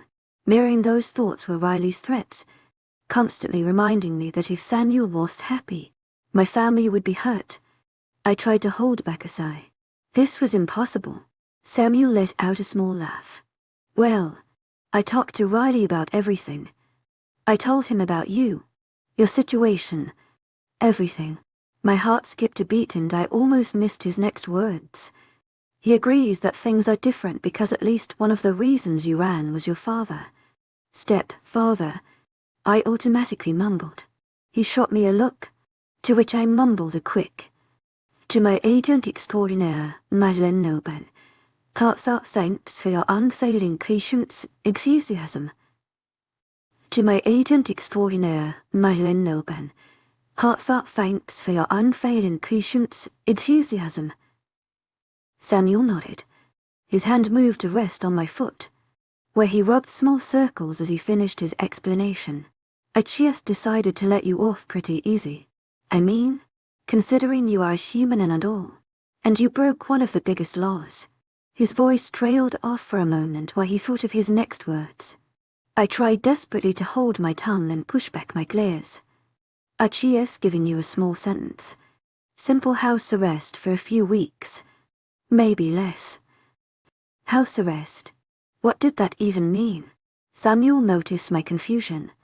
It basically means you'll just be confined to a certain place, under surveillance, for a certain amount of time.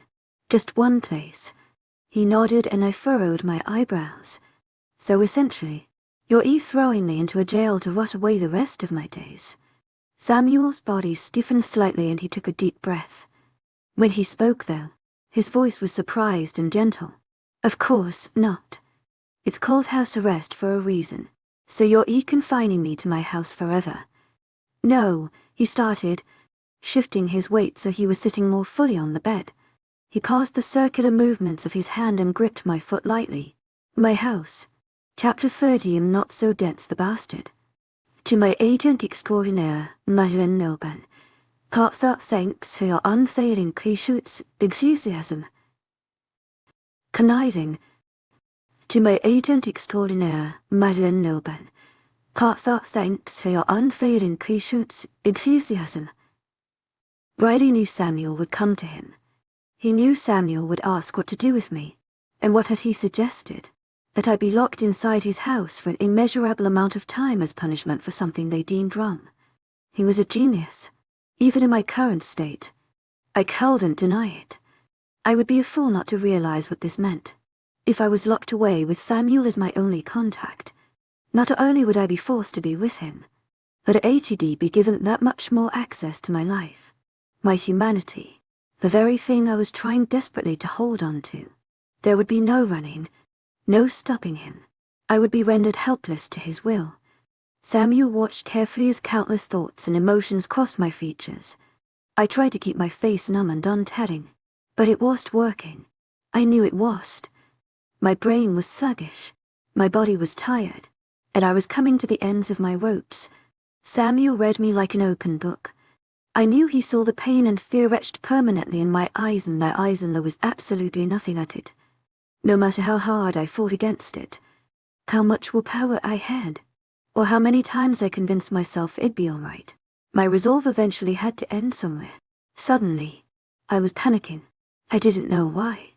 I'd expected this punishment, or at least something like it. I knew that the minute I stepped back into this town, Riley would cause me a world of hurt. He would make sure I was exactly what he and Samuel wanted. There was no way around it. So why was it that when my fate was finally revealed, I had wave after wave of panic, dread, and anxiety crash upon me? Tense minutes passed. I tried calming myself. I truly did.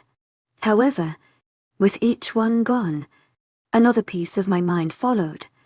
Samuel was silent. He didn't know what to say. I didn't know what to do. And the situation was quickly turning into an impending storm. Each minute, each second, signified one more wave pushing me further under a frenzied ocean. Samuel was at the surface, waiting, while unbeknownst to him, I fought to breathe. My breaths were short and shaking in time with my hands. I planted them firmly in my lap, trying desperately to shield the tremors from Samuel's watchful eye. My heart was racing. The monitor beside me registered the accelerated pace. The beeping noise quickened until it sounded like one solid high-pitched drone. I didn't acknowledge it and prayed Samuel would do the same. He couldn't know what his words were doing to me. Riley would find out and we'd all be dead. Samuel opened his mouth, worry lines etching deeper into his skin. The smile he held before was nowhere to be seen, replaced instead with a man that had too many troubles. He looked at me with a pained expression as his body went stiff, watching intently as I slowly unraveled. When the heart monitor didn't calm down, he nodded to himself and smiled sadly at me. His gaze darted to the door, leading to the myriad of hospital staff. Before I could say anything, he called for them. Another wave hit me. This time, it forced every last bit of air out of my lungs. I fought frantically to breathe in again, but it wasn't working. I couldn't breathe. I couldn't get air. There was nothing there. My hands snaked to my chest and throat where they clutched and pulled at my skin, fighting to find a new way to breathe. What happened? A woman suddenly spoke. I shot my gaze up to see a petite woman with short blonde hair. She was standing in the middle of the group of workers that had just flooded the room. They each had their gazes drilled into me, silently assessing my declining state. I flinched away from them, but they did not rush me like before. For whatever reason, they stood rooted in place. I suspected it had something to do with the werewolf sitting at the foot of my bed, just having another panic attack. Samuel started, moving to the side as he spoke. Only when he moved was I immediately engulfed in what seemed to be an endless number of people. A light was shown into my eyes the same moment my legs and arms were gripped by numerous hands. I quickly realized I was thrashing wildly, my arms and legs striking at whatever they could make contact with. I told my limbs to stop. I told myself to calm down. I told my lungs to breathe. But my head was spinning. Nothing was making sense. And I still couldn't get any air.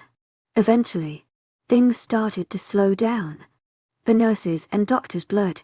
A sensation was slowly overtaking my senses, dragging me far away from the hospital bed. The blonde woman's face was suddenly over mine, and she was speaking softly, though I couldn't make out the words. Her voice sang a soft lullaby, The sound overcame and filled my thoughts. In the next moment, I could only see darkness. My eyes fluttered open suddenly. There was no gradual ease back into reality. Rather, it hit me like a freight train. I was still in the hospital. Still in the same room. Nothing had changed from when they put me under. Not even Samuel sitting in his chair. He was sleeping, like the last time I awoke. And it almost felt as if nothing had happened. I could almost pretend Samuel and I never had a conversation. To my agent extraordinaire, Madeleine Noble, heartfelt thanks for your unfailing patience, enthusiasm. The memories moved slow as molasses, but they were there. They just weren't making sense. Then again, the only thing I could really focus on was my throat. It was burning, begging for liquid. I noticed the water on the table beside me and reached out to it instantly. When my hand lifted up, though, it met resistance. My eyes groggily traveled down my arm to stare at my wrist. It was loosely tied to the side of my bed with a soft fabric. When I attempted lifting my other arm, I found the same thing. I groaned loudly and gradually lifted myself up to a sitting position, staring confused still at the two pieces of material binding me to the bed. Abruptly, I heard movement from across the room. By the time I lifted my head up, Samuel was beside me, eyeing me cautiously. I stared blankly back at him, my eyelids heavy and refusing to cooperate. I opened my mouth to say something, but no words would come out, though this would normally bother me. I couldn't find it in me to care. The only thing I wanted was water. Suddenly, I felt his hand on my arm. It was strange, almost comforting, feeling his flesh so delicately resting upon my own. His hand was light and gentle, only resting there to give me reassurance. My eyebrows furrowed at the sensation and I tried to sort through the reasons why I hated Samuel. "Samantha," he softly cooed. The hand lingering on my arm was brought up to my cheek. Unconsciously, I leaned into it. "Samantha, how do you feel?" Though I didn't move my head from his hand, my eyes glanced to the side where I'd seen the water. Samuel understood immediately and brought the cup to my lips, tilting it ever so slightly. The cool liquid fell into my mouth, reviving me slightly. He placed the cup back on the table and sat next to me while pressing a button on my bed. After a few moments and creaking noises, I felt the support of my mattress behind me, allowing me to lean back. I quickly did so, adjusting my weight so I was comfortable. When I was settled, Samuel rested his hand on my thigh. Blankets and my hospital gown separated his flesh from mine, and I was suddenly wishing he'd hold my cheek once more. The thought was unsettling and I quickly pushed it aside as exhaustion. "How are you feeling?" he softly asked. His frame was relaxed, along with his features. Dark eyes searched my own. My thoughts were barely starting to become coherent. It took what felt like hours to comprehend his question, then another day to finally speak. When I did eventually respond, my tone was laced with confusion. My wrists, I trailed off. My head rested on my shoulder and I stared down my arm to the soft material binding my limbs. Samuel smiled sadly. "We didn't know how you'd be when you woke up. Didn't want you hurting yourself." As he spoke, he reached forward and began untying the fabric. They were only loosely tied in the first place, so it wasn't hard for him to do. When the material was gone, I lifted my wrists to my face, examining them. Samuel chuckled lightly. "They must have really knocked you out. You're still pretty out of it, huh?" I narrowed my eyes, bringing one hand to hold the side of my head. "What happened?" My voice came out surprisingly smooth, but notably quiet. "Nothing." I sighed heavily, and when his words registered, I used all my strength to glare at him. This only caused him to smile. "Just testing you. You had a pretty nasty panic attack. I had them sedate you." I nodded slowly. The molasses of my thoughts were starting to make sense. After a few silent moments, I quietly asked for more water. Samuel quickly gave me the cup again, but this time let me hold it myself. I greedily drank the entire thing, emptying the small plastic cup in seconds.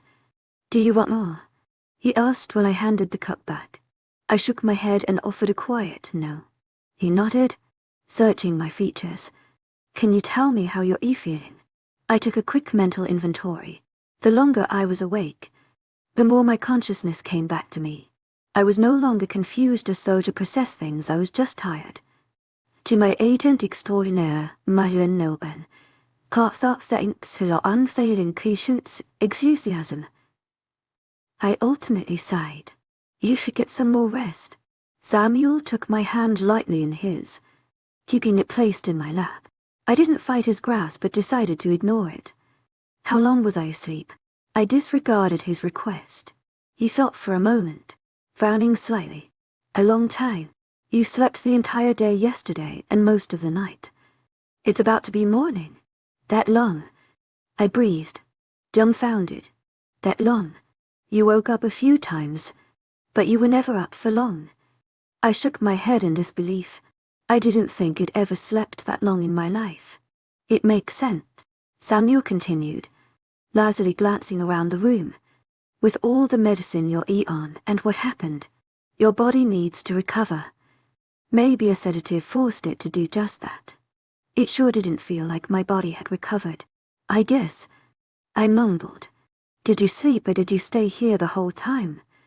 I slept here, he stated simply, returning his gaze to mine. I wanted to be here if you woke up or something happened. I bit my lip and nodded, bobbing my head to my chest. My hair fell across my features, hiding them like they'd done so many times before. So Samuel slowly started with a question in his voice.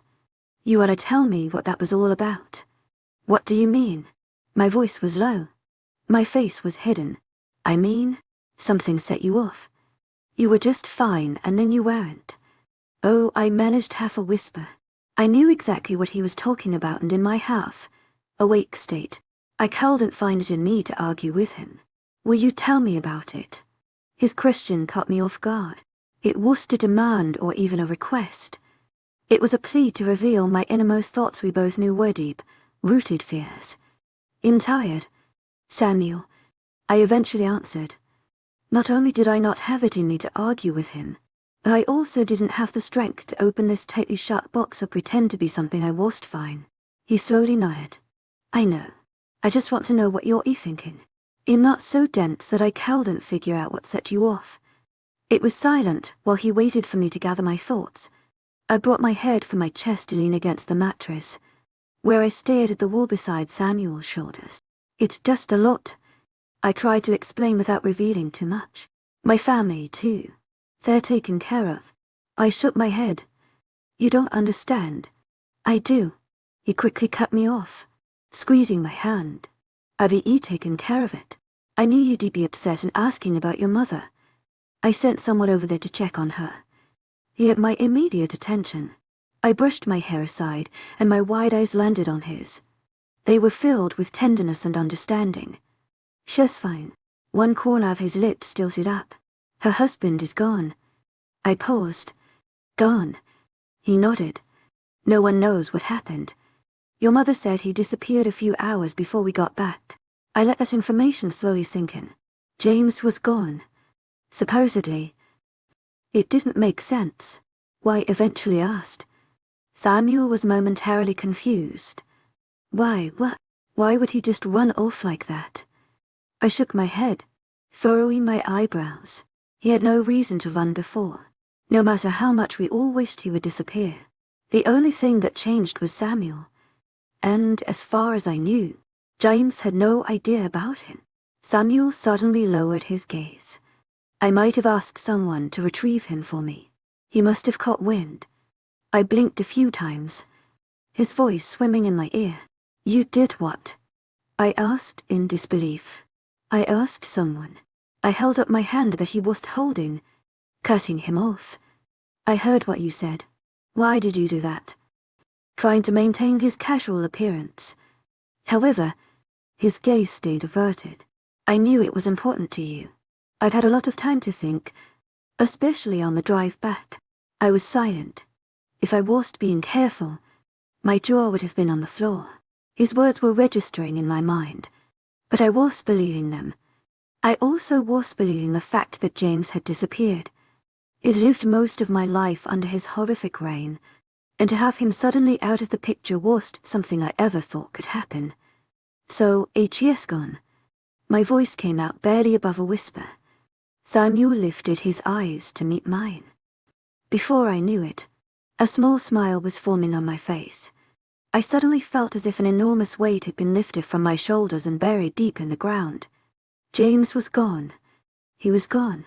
Even if it was temporary. Even if it was under questioning circumstances. He was gone. And that was a day I never thought I'd live to see.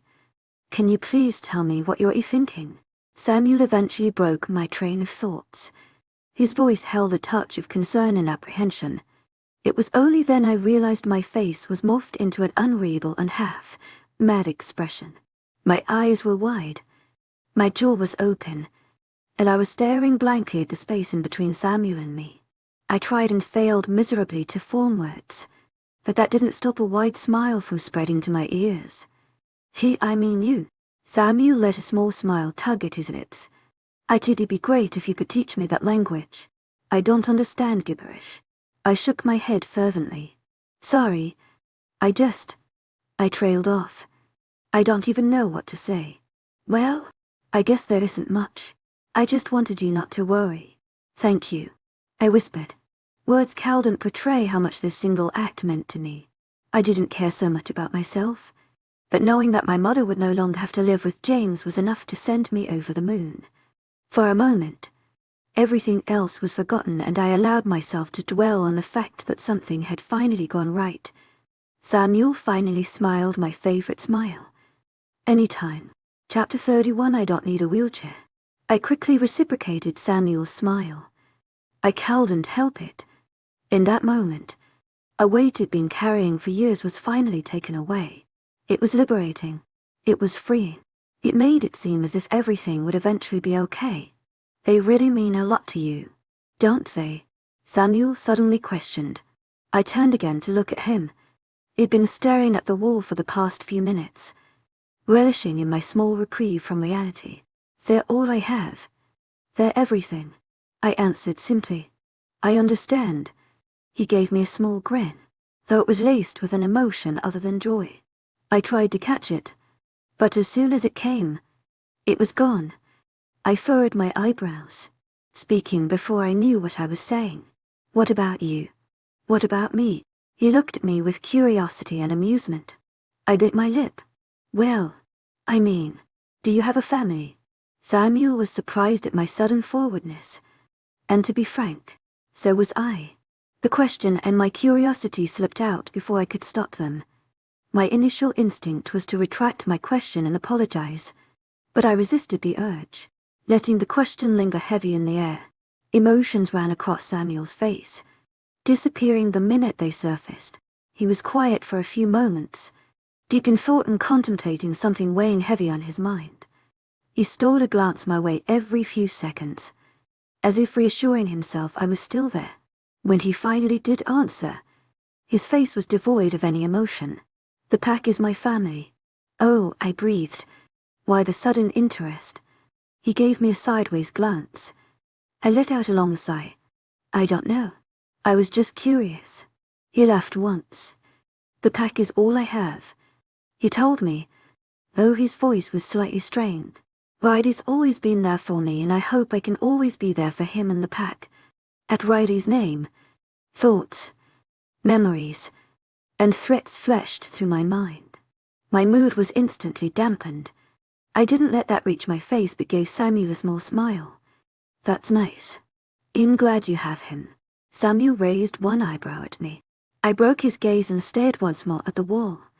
Just as he was about to say something else, there was a small and timid knock on the door. We both whipped our gazes to it, Samuel tensing slightly. After the third knock sounded, the light wooden door began to slowly open. A woman peeked her head through, glancing at Samuel as she did. He nodded once and it was enough for her to fully enter the room. When she was fully in view, I was able to recognize her as the woman from before who helped in sedating me. It was her voice that ultimately lulled me into what seemed to be a never-ending sleep. She spoke softly as she walked slowly forward. How are you feeling today? Her gaze darted between Samuel and me. Tired. I trailed off, suspicious of her intentions. Under no circumstances would I be sedated again. That's to be expected. She smiled sweetly, tucking away a piece of blonde hair into her ponytail. It was then I realized the bags and her monotone face of exhaustion she seemed to brand. She was older than me, probably middle-aged, with a petite frame that was heavily weighed down. The woman continued her way across the room and came to stand on the opposite side of the bed of Samuel. She looked over the monitors, writing a few things down here and there. No one in the room breathed and the sound of silence was deafening. How is your pain? She suddenly questioned, not looking up from what she was writing. I paused, realizing it was practically non-existent. Great. To my agent extraordinaire, Madeleine Nobel. Heartfelt thanks for your unfailing patience, enthusiasm. She smiled again, nodding to herself. We'd like to take a look at your stitches and change your dressings before we move forward with anything else. You're not going to sedate me again, are you? The woman laughed lightly and I saw a small smile creep across Samuel's face. No, she clarified. We're not. I nodded and smiled back at the woman, relief flooding me. Though I wasn't intent on being sedated, I doubted I could have fought them off. I'm going to grab some supplies and I will be right back. The woman nodded to us before exiting the room. Samuel stood up from the bed, stretching his arms high above him. He sighed heavily as he moved away from me, retreating to the chair in the corner of the room. You don't have to stay. You know, I told him, watching the door for the nurses to come back in. I'm not leaving. The next hour was a blur.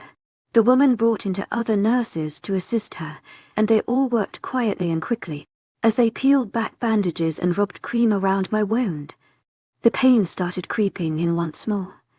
I promptly ignored it, knowing additional pain medicine would only add state of exhaustion. So, I gritted my teeth and kept it. As they worked, they explained to me what they were doing and how my healing was progressing, but I didn't really pay attention. Most of their words were foreign. To my agent extraordinaire, Madeleine Nobel. Heartfelt thanks for your unfailing patience, enthusiasm. All I could gather was that it would take longer than preferable before I was fully functioning again. Though that knowledge was frustrating, it didn't surprise me. Traversing through the woods with two species out to kill you wasn't exactly a walk in the park. I realized that the longer I stayed in the hospital, the longer I could postpone being locked away. Eventually, the nurses left. After they were gone, my wounds were cleaned, and various foods were forced down my throat. I was finally left on my own. Samuel. To my agent extraordinaire, Madeleine Nobel. Heartfelt thanks for your unfailing patience, enthusiasm. Stayed with me, but it was hard to pay him any attention. I leaned back on my bed once more, closing my eyes and drifting in and out of consciousness. Now that I was moving, my pain was once again non-existent and I was left with a comfortable numbness. A calming silence filled each and every crack in the room, only adding to my relief. Samuel didn't attempt to speak to me, but allowed me solace in my small reprieve. The remainder of the day proceeded like that. Easy silence with countless naps. The blonde woman would come in every few hours to check on me, but that was the only anomaly in an uneventful day. When the clock read well into the evening, I voiced a thought that had been lingering in my mind. Can I see Will? I questioned Samuel, lifting myself to face him. He was currently sitting in his chair, though now it was pulled obnoxiously close to my bed. Between that and the medical equipment, there was much room. Samuel didn't seem to mind though, and he wasn't planning on moving his chair back anytime soon. And Samuel opened one of his eyes. His arms were folded across his chest and he was leaning back, his head falling against the back of the chair. To anyone else, it would have looked like he was sleeping. I, however, knew he never slept unless I did. I asked if I could see Will. I repeated in an even tone. My hands fidgeted with the blanket resting on my waist. I knew that HED agreed to let me see my brother previously. but that was before I had a slight mental breakdown and had to be sedated. Samuel shifted his weight, leaning forward with his elbows on his knees. I don't have anything against that. He then paused, mulling over his thoughts. My heart sank, recognizing the uncertain expression he now wore. But I want to check with the doctors. I let out a heavy breath and tried to resist rolling my eyes. I just want to go sit with him. I'm not running across town or anything. I know. I just don't want to take any chances. He gave me a pointed look. You were shot, Samantha, so you keep reminding me. I grumbled. Samuel laughed and rose from his chair, pushing it back. He then stepped towards the door, leaving it half-open as he called to the nearest nurse on duty. He lingered just outside of my earshot, speaking with whoever it was in a low tone. I tried desperately to hear what they were saying, but he made sure that was impossible. Soon enough, he eventually came back through the door and walked over to me. I was surprised, however, to see someone trailing closely behind him. When I saw what they carted, it was impossible to hold back his cough. A wheelchair. To my agent extraordinaire, webnovel. Heartfelt thanks for your unfailing patience, enthusiasm. Samuel shrugged, turning around and dismissing the nurse while grabbing the black chair. He placed it directly next to my bed so that I could easily maneuver onto it if needed. When it was locked in place, his hand reached out towards me, gesturing for me to take my place in the horrifying chair. I vehemently shook my head. I don't need a wheelchair.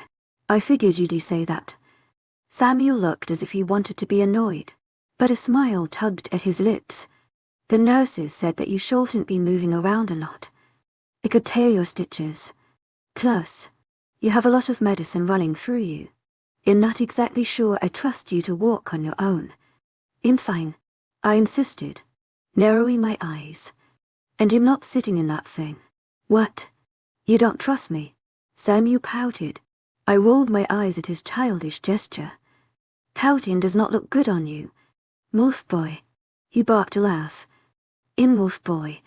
Again. We're back to that. We never left. I grumbled, folding my arms across my chest. Samuel continued laughing, shaking his head. Look.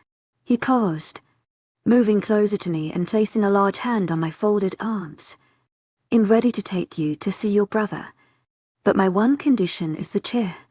It's not that bad. To my agent extraordinaire, webnovel. Heartfelt thanks for your unfailing patience, enthusiasm.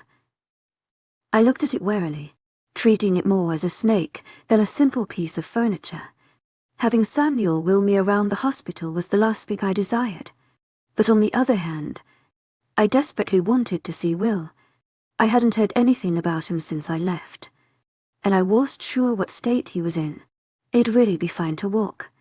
I tried one last time, pushing my chances and playing on Samuel's sympathies. And it'd really be fine to let you stay in bed all day. I glared at him, where I knew he was going to budge. I let out a frustrated breath and the expression melted away, moving quickly to the side to allow me full access to the chair. I braced my muscles, swinging my legs over the edge of my bed. Though I tried to do so gracefully and without pain, it didn't go according to plan. I got tangled in blankets and twisted my hips a bit too much, causing a sharp burning to shoot up my side. My breathing hitched in my throat as I held back a gasp, waiting for it to subside. To my agent extraordinaire, webnovel. Heartfelt thanks for your unfailing patience, enthusiasm. Samuel was next to me in an instant, holding my hand tightly. I'm fine, I quickly told him, seeing the look of concern cross his features. I just moved a bit too quickly. Samuel nodded silently and started untangling the blankets from around my legs, causing me to shiver from the sudden exposure. Not a moment later was he helping me off the bed to sit in the uncomfortable chair. Gracefully and with minimal effort, when I was situated, he placed an extra blanket in my lap. I quickly tucked it around my legs while Samuel grabbed whatever machine I was connected to and pulled it beside the chair. When everything was settled, he unlocked the wheels and began carting me out of the room and across the hospital floors. It was humiliating. I avoided the glances from the hospital workers, though I knew they didn't linger on me for long. From this alone, I knew most of the workers had to be human. They skirted far around the edges of Samuel and me, some even turning the opposite direction when they saw us coming their way. Samuel didn't seem to notice this, nor did he seem to mind. Not soon enough were we finally in a hallway I recognized. I knew the exact room Will was resting in. Somehow Samuel knew this too, as he brought me right outside the correct door. When he reached forward to turn the handle, my heart started racing with anxiety. For all I knew, Will could be on the brink of death and there would be nothing I could do about it. In my current state, there was no way I could continue to provide for his treatment. When the door opened and Samuel wheeled me inside, I took in a sharp breath. The scene before me was enough to send my mind into a frenzy. Will was still laying in a hospital bed in the center of the room. However, that was the only similarity to the room they'd been in so many times before today. This room used to hold the rejected equipment, the overused bed, and monitors that seemed as if they were ready to fall apart. Those were the only things we could afford and the only things James would allow. Now Will was laying in a bed that seemed twice the size of any normal hospital bed. Brand new equipment lined the wall behind him and fresh, up-to-date techs ways littered the opposite. For a fleeting moment, I thought we were in the wrong place. Samuel had paused as soon as we stepped foot in the room, allowing time for me to adjust. I took countless deep breaths, my hand finding its way to my heart while my eyes scanned everything over again and again. I couldn't believe what I was seeing. What happened? I let out a whisper. Samuel didn't explain but pushed me forward until I was sitting next to Will. I talked with his doctor. He spoke slowly, dancing around my earlier question. She said his surgery went well and he is slowly improving. For the first time, I allowed my eyes to wholly rest on my brother. Compared to the last time I saw him, he looked almost like a different person. His legs were no longer bandaged and elevated, but resting underneath mounds of knitted blankets. The bruises were long gone, leaving his normally rough and dry skin spotless. Though wires were still attached to multiple parts of his body, they were much less than last time. When I looked at him, I could almost imagine he was only sleeping and would wake with a brush of my hand. Tears welled in my eyes, though they weren't tears of sadness. I never thought my brother would recover from what James did to him. But here I was, staring at the evidence of just that. Though he was still asleep and there were parts of his body that still needed healing. It was a far cry from being on the verge of death. It seemed almost a miracle that HED improved this much in the short amount of time since I last saw him. I asked, shaking my head. Samuel moved from behind me to stand at my side. He looked at Will with interest. The doctors have been working hard on him. Apparently, I trailed off, my eyes scanning the new equipment behind Will. Where did all of this come from? Where did all of what come from? I gestured to the walls. To my agent extraordinaire, Madeleine Nobel. Heartfelt thanks for your unfailing patience, enthusiasm. Oh, I can't afford any of it. Samuel shrugged, avoiding my gaze. His peculiar behavior was starting to make sense, and I stared at him in disbelief. It was you, I questioned, but it was more of a statement. When Samuel shrugged again, I grabbed his arm and attention. My eyes bore into his own, demanding an answer. I might have called the hospital. He ultimately sighed. My hand released his arm and absently came back to rest in my lap. I furrowed my brows, searching my mind for a reason as to why Samuel was suddenly acting this way. Up to this point, nothing I wanted about mattered. Now, suddenly, Samuel was straining his neck to take care of those I loved. I was beyond grateful knowing these things were no longer a constant concern. But his actions were perplexing. The minute I thought I had Samuel pinned down, he did something to defy my expectations. Why are you doing this? I asked him softly. Samuel turned my chair to face him as he crouched down to my level.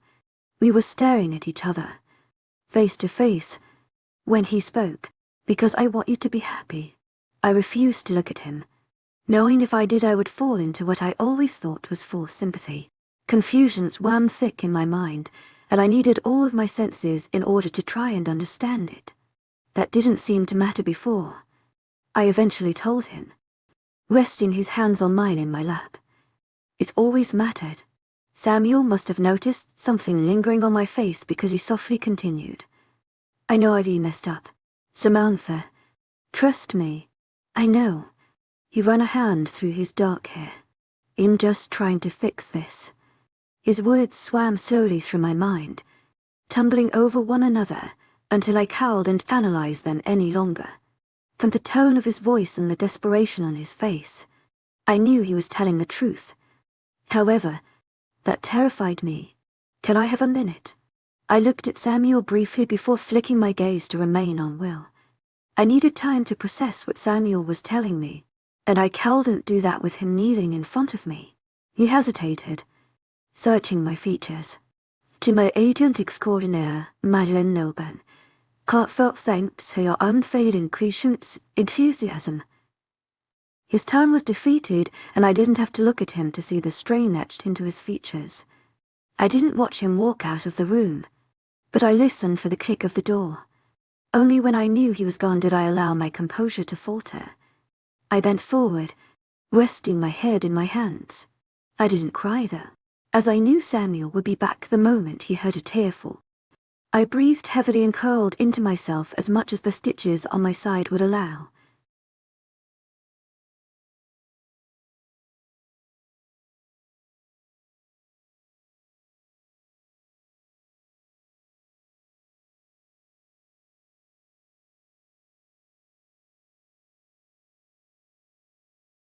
Imagine being torn between trusting a werewolf who seems to care for you and the undeniable fact that werewolves have always been ruthless and cold-hearted. Chapter 32. What a pleasant surprise. I held myself for a few fleeting moments, attempting to gather my thoughts into something I could comprehend. When it didn't work, I groaned and threw my head back, staring at my brother. I could seriously use you right now. To my agent extraordinaire, Madeleine Nilben, heartfelt thanks for your unfailing patience, enthusiasm. His blank features remained the same, unaffected by my plea. I had grown to expect this though, so it didn't thwart me. Weeks of not having him around trained me to expect silence. I learned to fill it though, my one-sided conversations helping cut through the void left behind. I started to speak again but quickly stopped myself, remembering Samuel. Knowing him, he would be waiting just outside the door, listening to every word that left my mouth. This was beyond frustrating, considering the very thing I wanted to speak to Will about was the dog himself. My fingers found their way to my temples. A headache was coming on, but I knew it was from my injuries. Samuel's actions were sending my body into overdrive. If I knew what to expect from him, I could prepare for uneasily handle it. But, with him switching back and forth from controlling my life to taking care of my problems and family, I couldn't keep up. I had so many questions and so many conflicting emotions that I didn't know what to do with them. On the one hand, I knew Samuel's actions were sincere. I could tell that much. With Samuel, whatever he was feeling was usually plastered on his face. Unless he was careful, I was able to read his every emotion. As far as I could tell, his intentions were genuine. The things he'd done for me since we'd been back home were what one might expect from someone trying to show they care. On the other hand, everything he'd ever been through pointed to werewolves being incapable of caring. They took over the world, and all the creatures in it. To gain power and control, they slaughtered anything that could breathe, tore apart families, and built a world revolving around their needs and their needs alone. Nothing and no one else mattered. They were ruthless, cold-hearted, and controlling. But lately, Samuel hadn't been any of those things. There were times that he terrified me and times that I saw the animal inside of him. But on the surface, it seemed as though there was something more than an animalistic need to dominate. To my agent extraordinaire, Madeleine Nilben, heartfelt thanks for your unfailing patience, enthusiasm. There was no gain from him taking care of me or my family. His actions held no profit for himself. I shook my head, trying again to clear it. It was a near impossible task. Letting my troubles slip away took a few minutes, and only when I looked at my brother did the stress finally melt off of me. "You're looking a lot better," I whispered to him, bringing my hand to his arm. "You sure have missed a lot." I was silent for a while, watching and listening to his even breaths. The urge to tell him everything that happened was growing. Because of this, I opened and closed my mouth multiple times, searching for anything I could say that would relieve my stress. I got out. "You know, I made it." I spoke so softly, I could barely hear myself. When I opened my mouth again, the words came as easily as a breath of fresh air. I made it pretty far. "To my agent extraordinaire, webnovel, heartfelt thanks for your unfailing patience, enthusiasm." It was wonderful.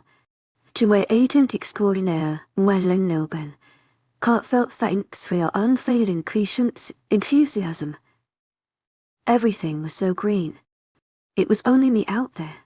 I smiled to myself, but it was quickly wiped away. I would have made it all the way, too, but you know me. I'm always screwing things up. My lungs let out all the air they'd been holding, but that somehow only made me feel heavier. I glanced at the door, knowing who lurked beyond it was part of the reason. "I'm back now." I spoke again, my voice lowering considerably. It was back to nothing more than a faint whisper. "Well, I'll be safe. And that's what matters. Nothing else. Everything from before."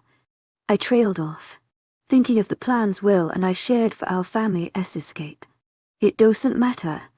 And in that moment, I realized how true my statement was. I would never risk their lives for anything. As long as Will and my mother were safe, everything would be fine.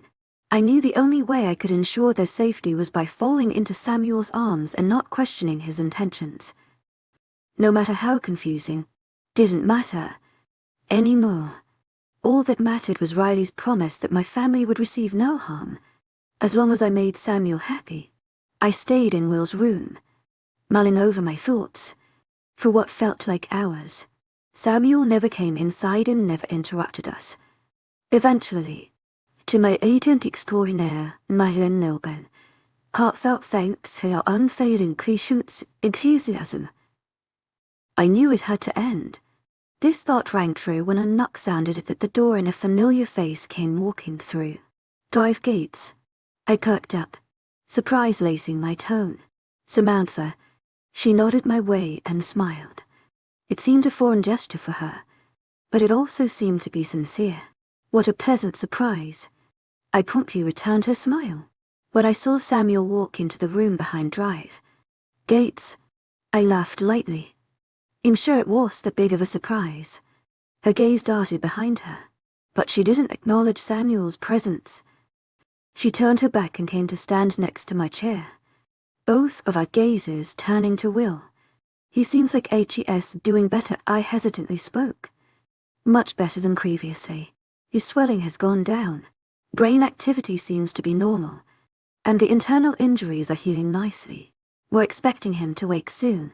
To my agent extraordinaire, webnovel, heartfelt thanks for your unfailing patience, enthusiasm." I turned to face her. She nodded firmly, eyeing the monitors next to Will's bed. "Thanks to his new accommodations, his healing has improved greatly." Samuel suddenly spoke from the doorway, interrupting us. "We should be getting back." I turned my head to glance at him, but Drive Gates kept her gaze forward, her face hardening. At her actions, my heart leapt and eyes widened considerably. What she was doing was considered blatant disrespect, and from the scowl slowly creeping onto her face, I was positive she meant it. Panic started coursing through my veins, but when I turned to Samuel, he only had eyes for me. He didn't comment on her behavior, nor did he glance her way. He only watched me carefully, holding out one of his hands. I tried to keep my composure and ignore Drive Gates' actions as my hands reached down to direct the wheels toward Samuel. When I got past her and Samuel took my chair, I offered her a quiet, "Thank you, Drive." Gates opened her mouth to respond, but before she could say anything I was wheeled out of the room. The halls were quiet as Samuel pushed me the short distance back to my room. The only noise was his footsteps rhythmically echoing off the floor. It was well into the evening, much later than I initially thought, and it seemed as if most of the workers had gone home for the night.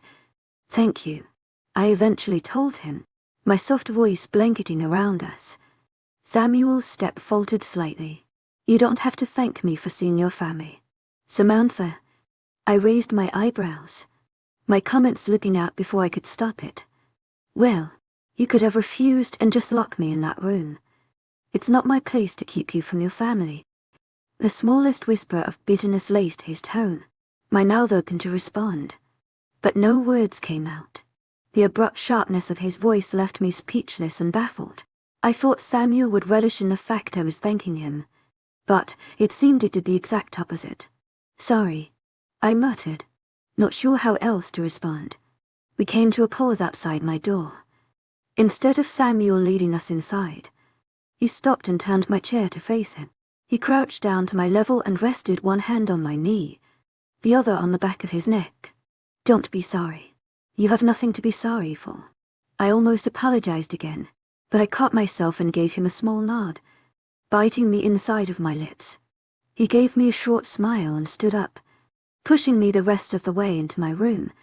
Getting into my bed was much more difficult than getting out.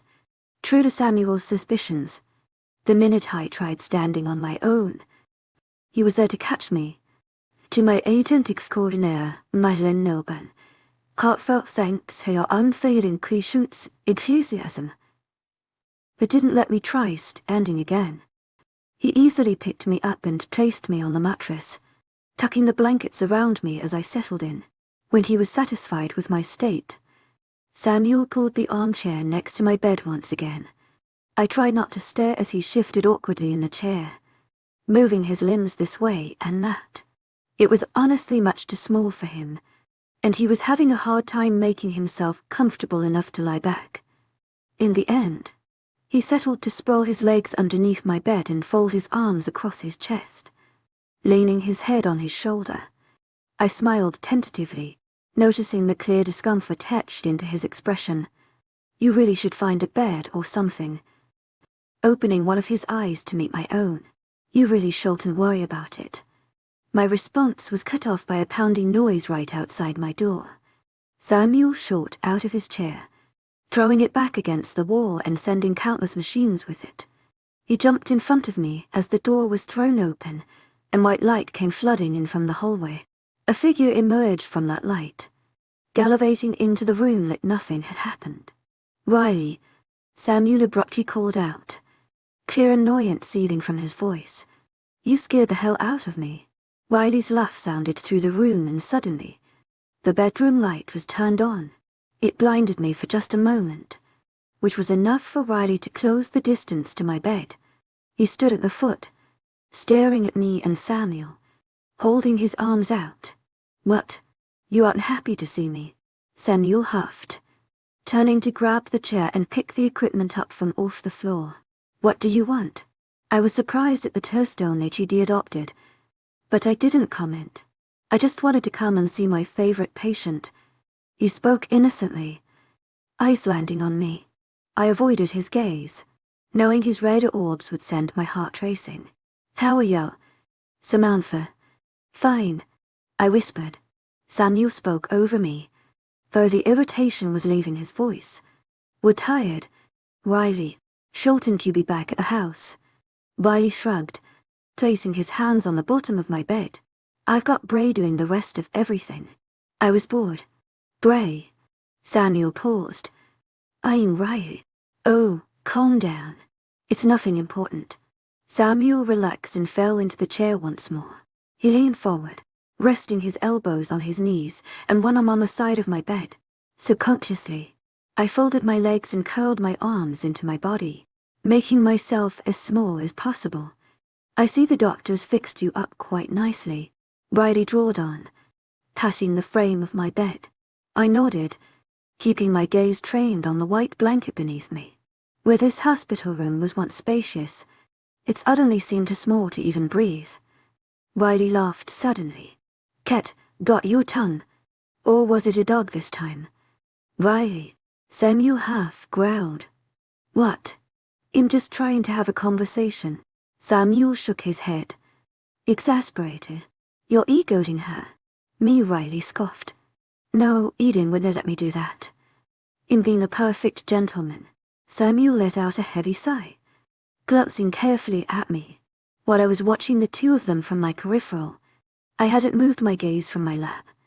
I thought if I was careful with my actions and lucky enough, Riley would take Samuel and then I could rest without either of their presences. Why are you here? Samuel asked hurriedly. I told you. I wanted to see my favorite patient. Samuel gave Riley an abrupt look of discontent, at which Riley laughed, always straight to the point. Isn't he? Samantha. Again. I nodded. Riley smiled even larger at this but finally decided to give his full attention to Samuel. The other reason I came here was to talk to you. Since you so selflessly haven't shifted the past few days, I came to relieve you of your babysitting duties. You need to go for a run or something. Maybe go clean out your apartment. We both know you're a pig at heart. Samuel's eyes darted to me, and I tried not to stiffen. I knew what Riley was insinuating. Perfectly fine. Riley, Samuel started, and I can send someone to clean the apartment. Maybe so, but you don't want them going through your personal belongings. Do you? It's been a while since you've been there. I'm sure there are some things that need to be put away. Riley emphasized. Samuel stilled, then cursed under his breath. I can go later. He spoke to Riley while looking at me. I caught his gaze for a moment, noticing the stress and conflict binding his eyes. Nonsense. Why put off until tomorrow what you can do right now? Samuel rolled his eyes, giving Riley a look. To my agent extraordinaire, Mylan Nilben. Heartfelt thanks for your unfailing patience, enthusiasm. You're really telling me that? He laughed lightly. I never was one to follow my own advice. We both know that. He paused, giving Samuel time to retort. When he was quiet, Riley continued on, smiling. Now go on. Samantha and I will be perfectly fine here, won't we? The room seemed to hold its breath as it awaited my response. In that split second, I realized I had two options. I could beg for Samuel to stay, upsetting Riley and his agenda, or I could convince Samuel I was terrified to be alone with the alpha.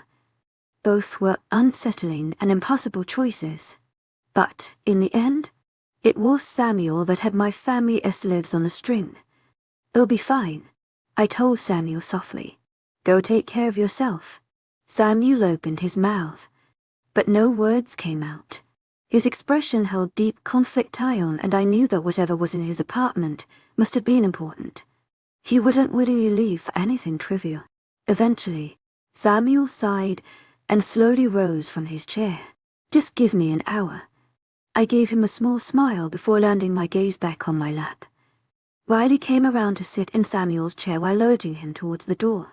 Take all the time you need. Chapter 33. Go on. Ask me. Samuel begrudgingly started leaving the room, repeating over and over again that he'd be back soon. He wasn't keen on leaving, and multiple times he tried to make an excuse to stay. However, because he was so distracted, his excuses were weak and easily dismissed by Riley. I stayed impassive while Riley shoved Samuel along, pushing him through the door. When he was finally out of the room, down the hall, and out of earshot, Riley turned to me. I expected his face to darken and the threats to ensue, but he kept his cheerful demeanor. I doubt he'll even be an hour. Riley mused. Honestly, I'm surprised he left in the first place. I thought he'd take a lot more than that. I held my breath and nodded. It seemed that was all I was capable of. Riley laughed. You don't need to worry. I'm not going to kill you. I'd be too messy. Plus, Samuel would never forgive me. I nodded again, my suddenly clammy hands twisting the blanket in my lap. Riley waited for me to say something else. and while the silence stretched, my heart rate climbed. 1,000 questions ran through my mind, but I didn't let them go any further than that. If I misspoke in Ang, Riley could easily use it against me. I was going to give him any reason to go after my family. With Will so close, there would be nothing I could do if Riley wanted to prove a point. When he saw I was going to verbally respond, Riley sighed, exasperated. Seriously, just calm down, will you? You're making me on edge. His legs started twitching as he came to sit in what used to be Samuel's chair. I tried to do as I was told, letting out small breaths and focusing on soothing my mind. Why are you here? I eventually managed. Well, he shifted his weight forward, leaning towards my bed. I wanted to see how my favorite couple is getting along. We're doing fine. My voice was small. Maybe so, but I heard there was an incident of sorts. Riley prodded. Confusion swam in my expression as I fought through the memories of the hospital. At no point had I deliberately disrespected or upset Samuel. Most of my time here had been spent asleep or with my brother. For these reasons, I couldn't figure out what he was referring to, nor how he knew anything had happened. As far as I was aware, Samuel hadn't been in contact with Riley. Then again, I didn't know much. When Riley saw my expression, he continued, rolling his eyes dramatically. Come on, Samantha. You thought I wouldn't hear about your so-called panic attack. Who do you think these people work for? I shook my head fervently, finally understanding. I started to explain, but he cut me off. Don't care. They'll hear the correct story from Samuel and I don't need your excuses. My mouth stayed hanging half open. What do you want? To my agent extraordinaire, Mazen Nilben. Heartfelt thanks for your unfailing patience, enthusiasm. Well, firstly, let's make sure we don't have another one of those episodes. Sound good? I nodded, and he smiled. We need to talk about this plan with Samuel. You'll be getting out of the hospital soon and real life is going to start. Real life for Samuel means that he has responsibilities with the pack. Responsibilities that his mate is supposed to help him with. But, since you're human, it complicates things. He groaned. You really do make life quite difficult. If you were a wolf we wouldn't have to deal with any of this. Sorry, I muttered, trying to keep the bitterness out of my tone. If they were human I wouldn't have to deal with any of this. To my agent extraordinaire, Maylin Nilben. Heartfelt thanks for your unfailing patience, enthusiasm.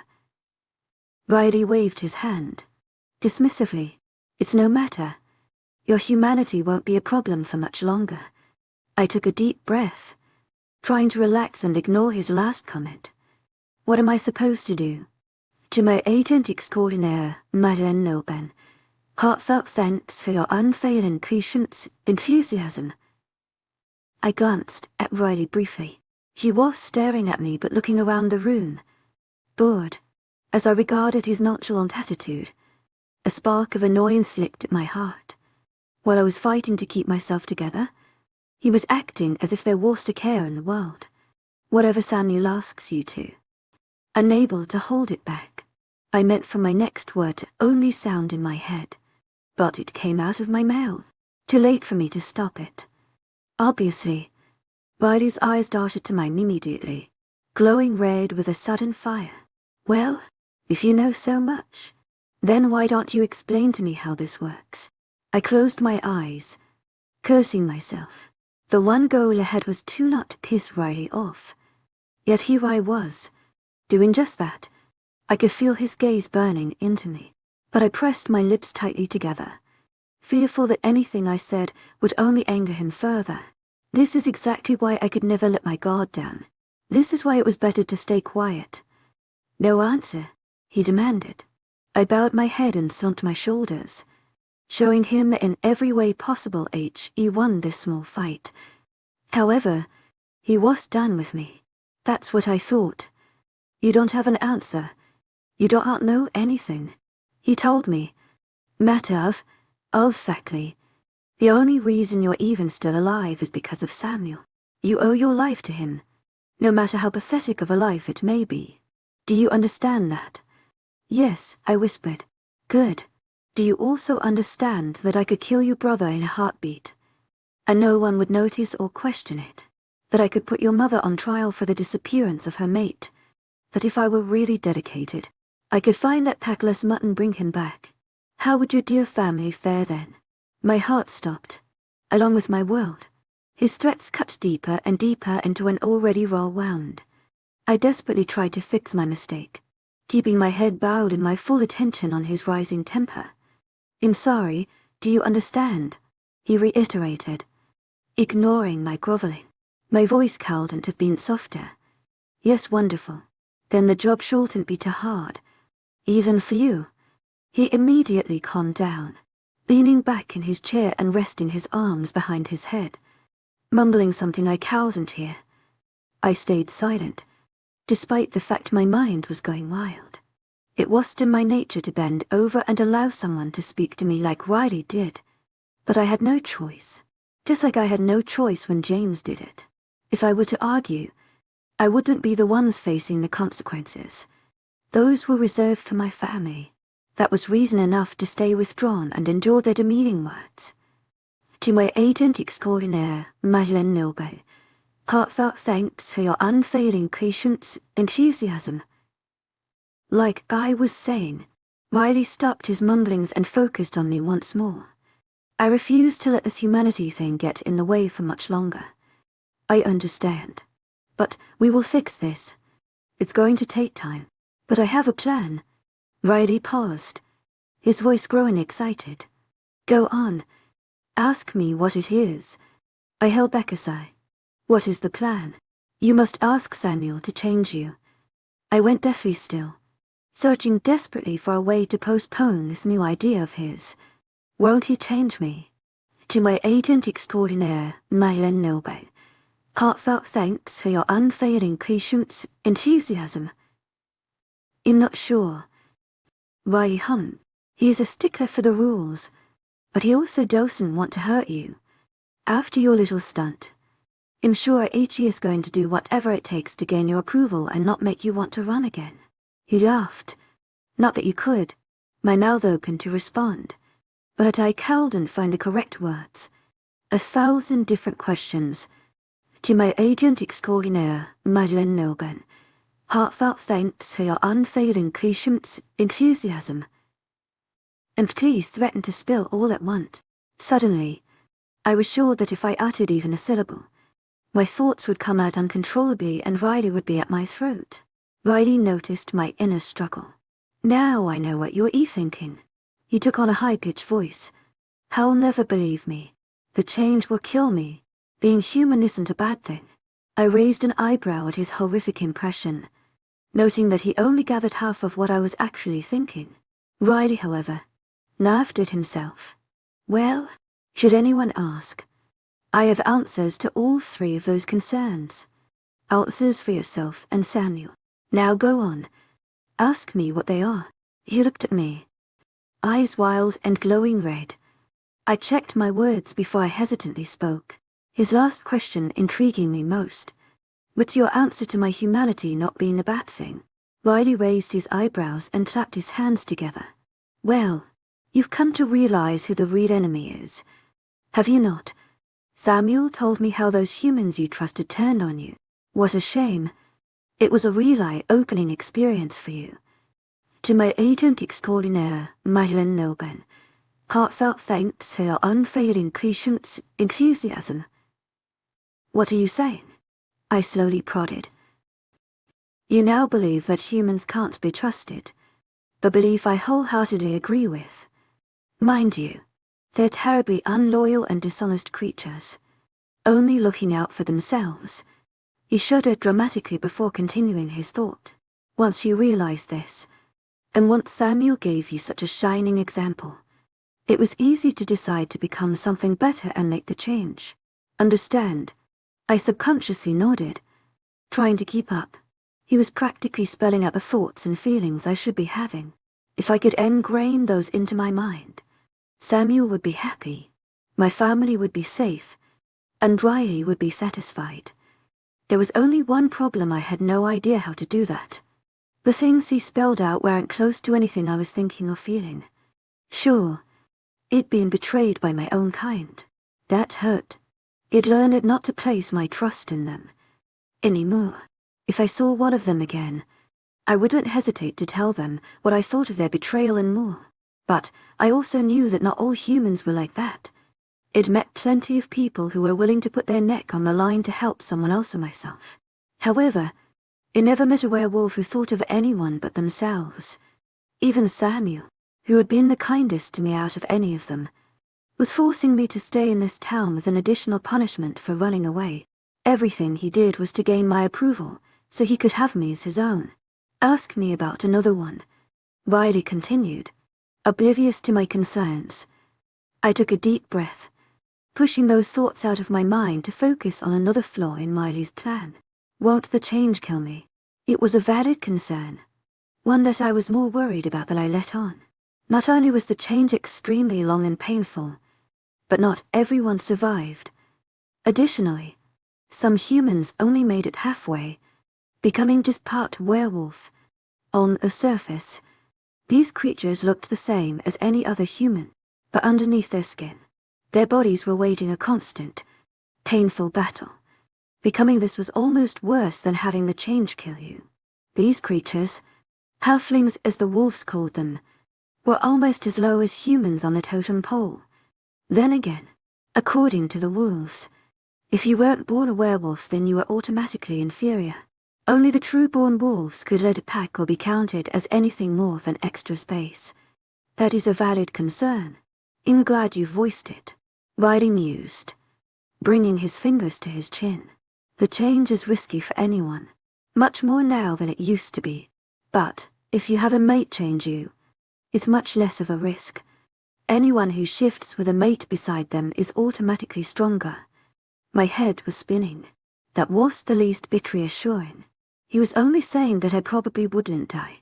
As for the last concern, whether or not he'll believe you actually want it, Riley started, not bothering to wait for me to ask.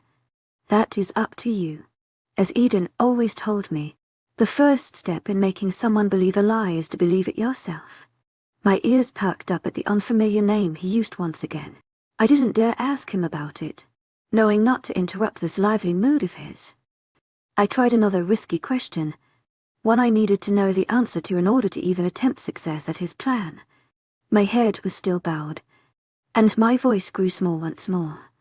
How am I supposed to want to change into a werewolf? Riley looked at me with what could have been mistaken for pity. I knew it wasn't, only because it wasn't in his nature to show sympathy for someone like me. Suddenly tired and hesitant with his words, "I'd ask Samuel about that one." What? I shook my head. That doesn't make any sense. Ask him and maybe it will. To my agent extraordinaire, Madeleine Logan, heartfelt thanks for your unfailing enthusiasm.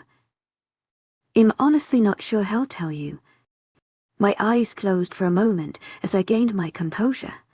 If he isn't going to tell me, then what am I supposed to do? I tried to keep my tone even, despite my growing frustration. That sounds like a problem you've got to figure out. A doozy, if you ask me.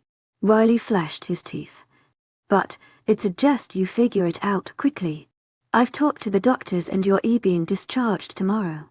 You will finish your painfully slow healing process at home.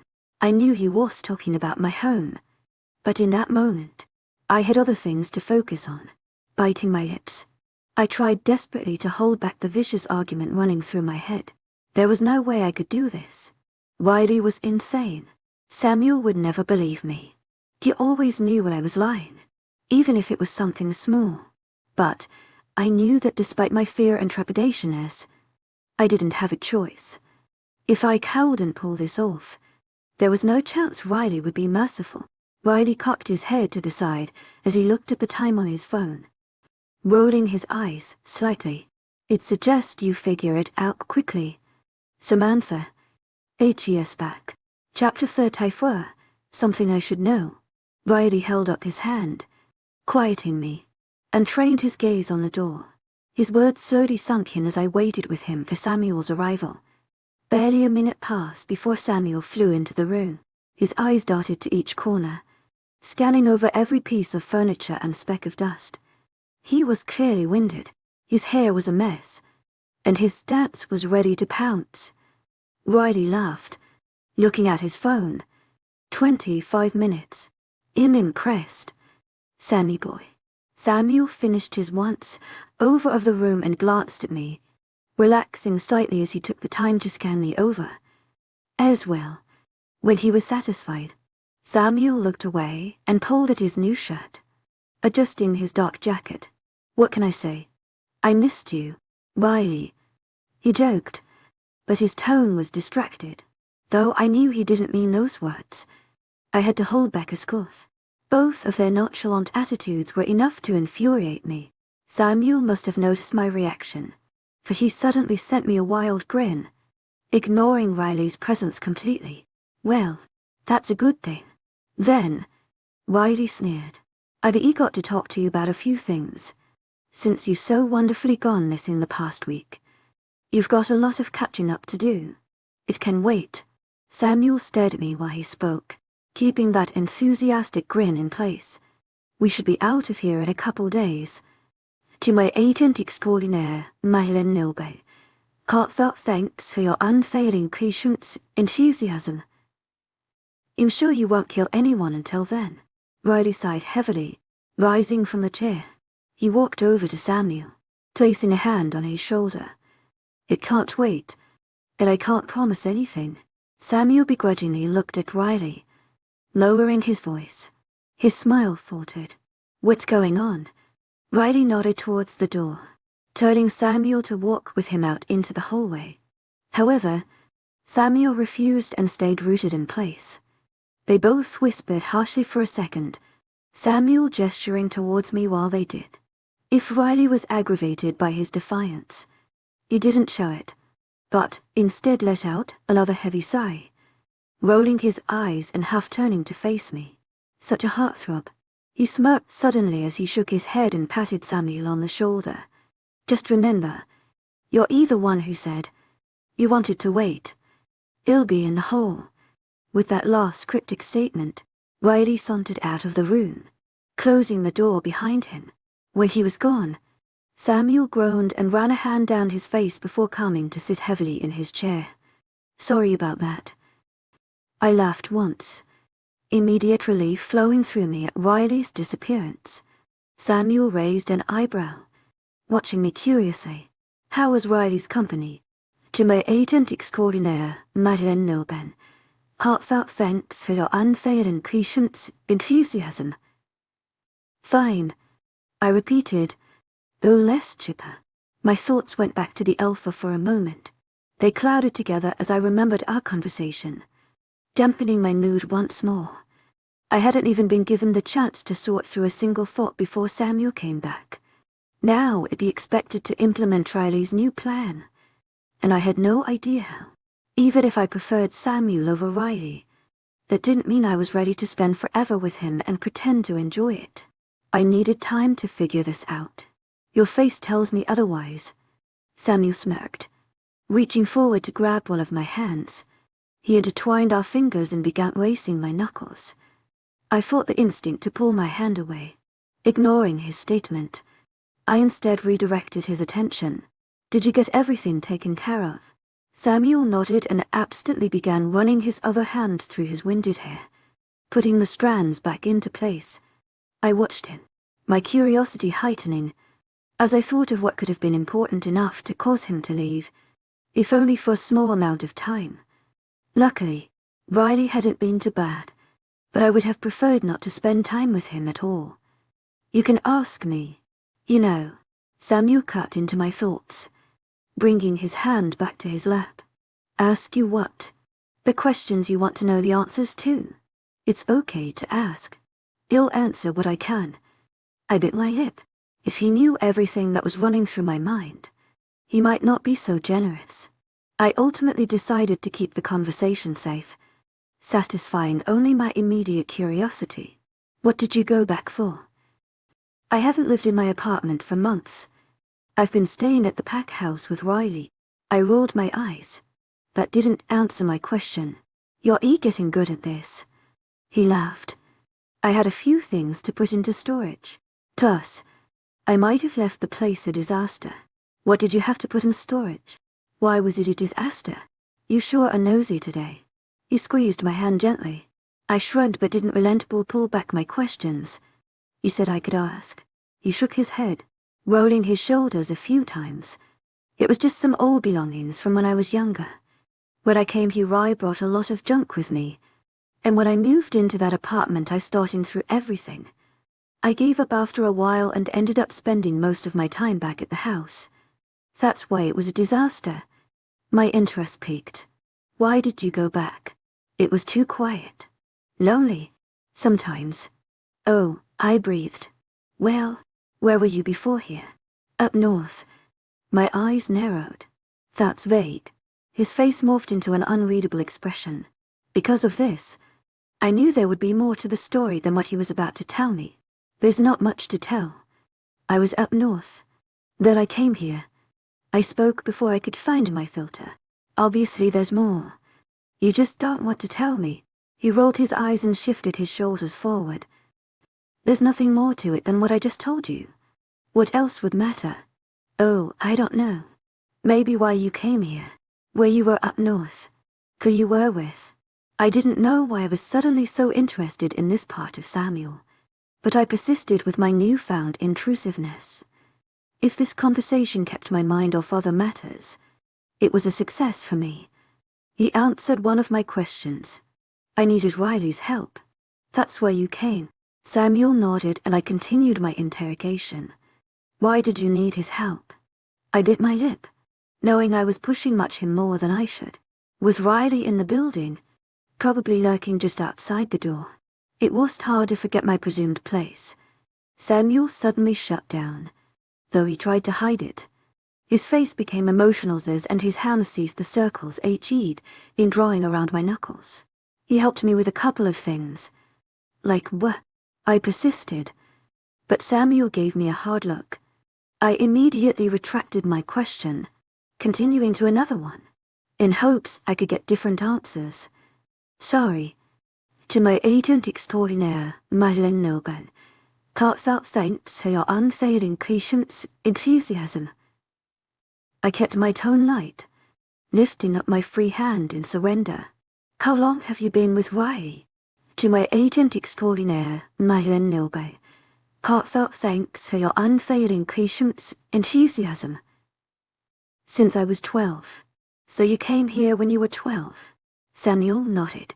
My face scrunched as I thought through his words.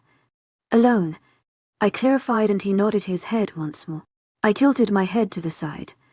Curiously, what about your family? He sighed heavily, his patience once again wearing. I didn't know why this subject was sore for him, but I ached to find the reason. This was the most he'd learned about Samuel. Well, to my agent extraordinaire, Madeleine Noble, heartfelt thanks for your unfailing patience, enthusiasm. I've already told you. The pack is my family. What about before the pack? Samuel pressed his lips together, letting thick eyelids stretch for a few minutes. It was soon clear he was going to answer me.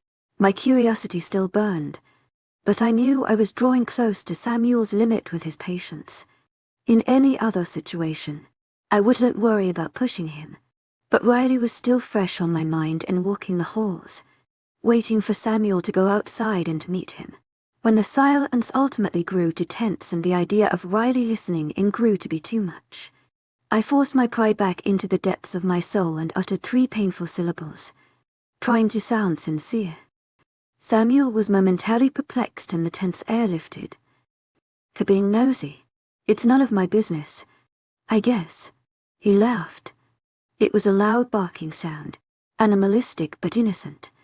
Don't apologize for that. It's just not something I like to talk about. To my agent extraordinaire, Madeleine Noble, heartfelt thanks for your unfailing patience, enthusiasm. My face scrunched in confusion and intrigue. A sudden memory from my conversation with Riley came to the front of my mind, only causing the expression to deepen. HED told me of something Samuel wouldn't talk to me about, and it was time to test that theory. though I knew now probably was the best time, and Samuel probably wasn't in the best of moods. I didn't know if I'd have another chance to talk like this with him. He was giving me some answers, and I couldn't make it much worse. I worded my next question carefully, knowing it might be the only chance I had to not set Samuel's suspicions off, but to still get answers. As well. Do you like being a werewolf? Samuel was beyond startled. What kind of a question is that? I'm just curious. Trying to play it off, but desperately needing to know the answer. If Riley was lying, Samuel's answer could solve one of my problems. Samuel countered my question, watching my face carefully. What exactly did you and Riley talk about? Nothing. I looked down, avoiding his gaze. The accusation in his voice told me he'd seen right through me. Right. He huffed, suddenly aggravated. And him to believe this sudden interest has nothing to do with him. Is this why you're asking all these questions? What did he tell you? I started to panic until Samuel's last question registered. Is there something I should know? Samuel clamped his mouth shut, shoulders tensing. My gaze was back on his. Even when he broke away and scowled at the wall next to me, he closed his eyes. I just don't understand why you're asking these things. And I don't understand why you're not answering them. It was true. I was thoroughly confused. Suddenly, the Samuel lid painted a picture of was beginning to morph. There were things he was telling me, and not just things about the pack. To my agent extraordinaire, Madeleine Noble, heartfelt thanks for your unfailing patience, enthusiasm. Or what happened behind closed doors. These new things were pertaining to Samuel. I'd never cared to learn more about him before, but now that he was refusing to share his past or opinions with me, it was suddenly the very thing I craved most to learn.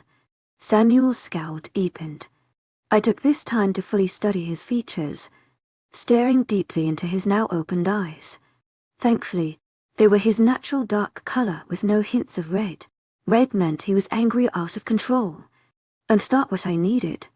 I could handle annoyed or frustrated, but I didn't want to deal with a wolf in my hospital room. As the silence stretched and the tension increased, I thought back to Riley's plan for Samuel and I. HED laid out perfectly how I was supposed to think and act, and expected me to do so without flaw. It was impossible, unreasonable, infuriating. A large part of me suddenly wanted to deepen Samuel's scowl. This emerging feeling wanted to argue with Samuel, craved to tell him exactly what I thought of him, and ultimately send the wolf off the deep end without a second glance. I humored this new feeling for a fraction of a second, and I suddenly realized what exactly it was. Resentment. For Samuel. It was wrong. I knew that. If I should be feeling bitterness towards anyone, it should be Riley. While I did loathe the I dreaded each and every interaction with him, Samuel was the easiest target for my anger. He was the very reason Riley was coming after me in the first place. If it wasn't for him believing we had some sort of special bond, I would be halfway across the world, working on getting my family there as well.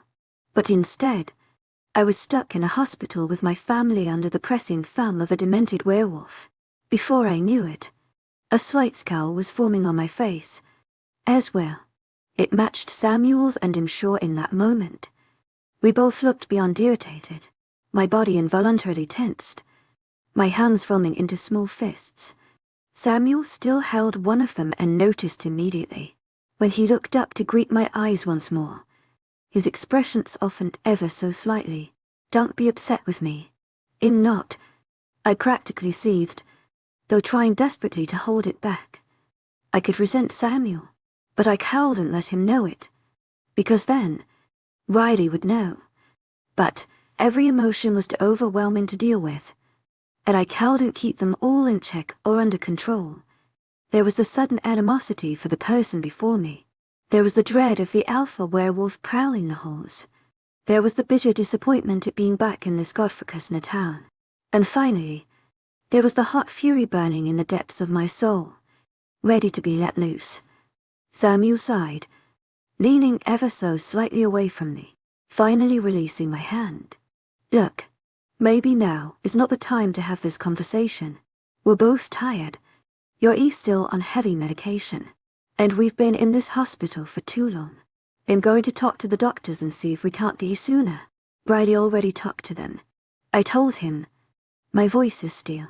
He said we'd leave tomorrow. Samuel nodded. Then why don't we talk more then? I let out a heavy breath, painfully forcing every emotion back into my chest and nodding my approval. This was not the time.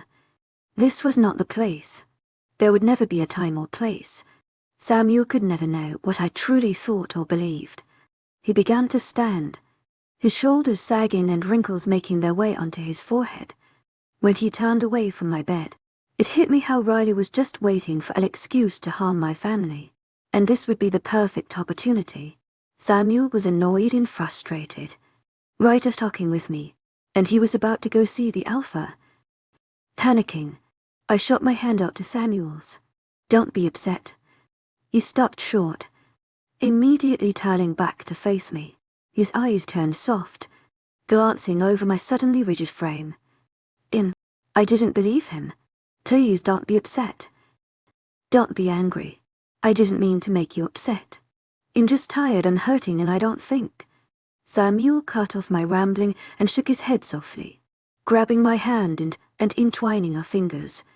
I told you. I'm not upset. See, he flashed me a wide smile. I tilted my head to the side, sending him a hard and knowing look. He chuckled lightly, squeezing my hand for reassurance. I've got to go talk to Riley. I promise him not upset. Just get some sleep and he'll be back soon. To my agent extraordinaire, Madeleine Noble, heartfelt thanks for your unfailing patience, enthusiasm. He let go of my fingers, not waiting for my response before he turned away and walked slowly out the door and into the hall. My heart was threatening to overtake my lungs as I watched him leave, my panic rising with each second. I could only pray he was truly upset, or Riley wouldn't notice. Chapter 35, I promise. Sleep came surprisingly quickly. When it hit me, I didn't wake for anything.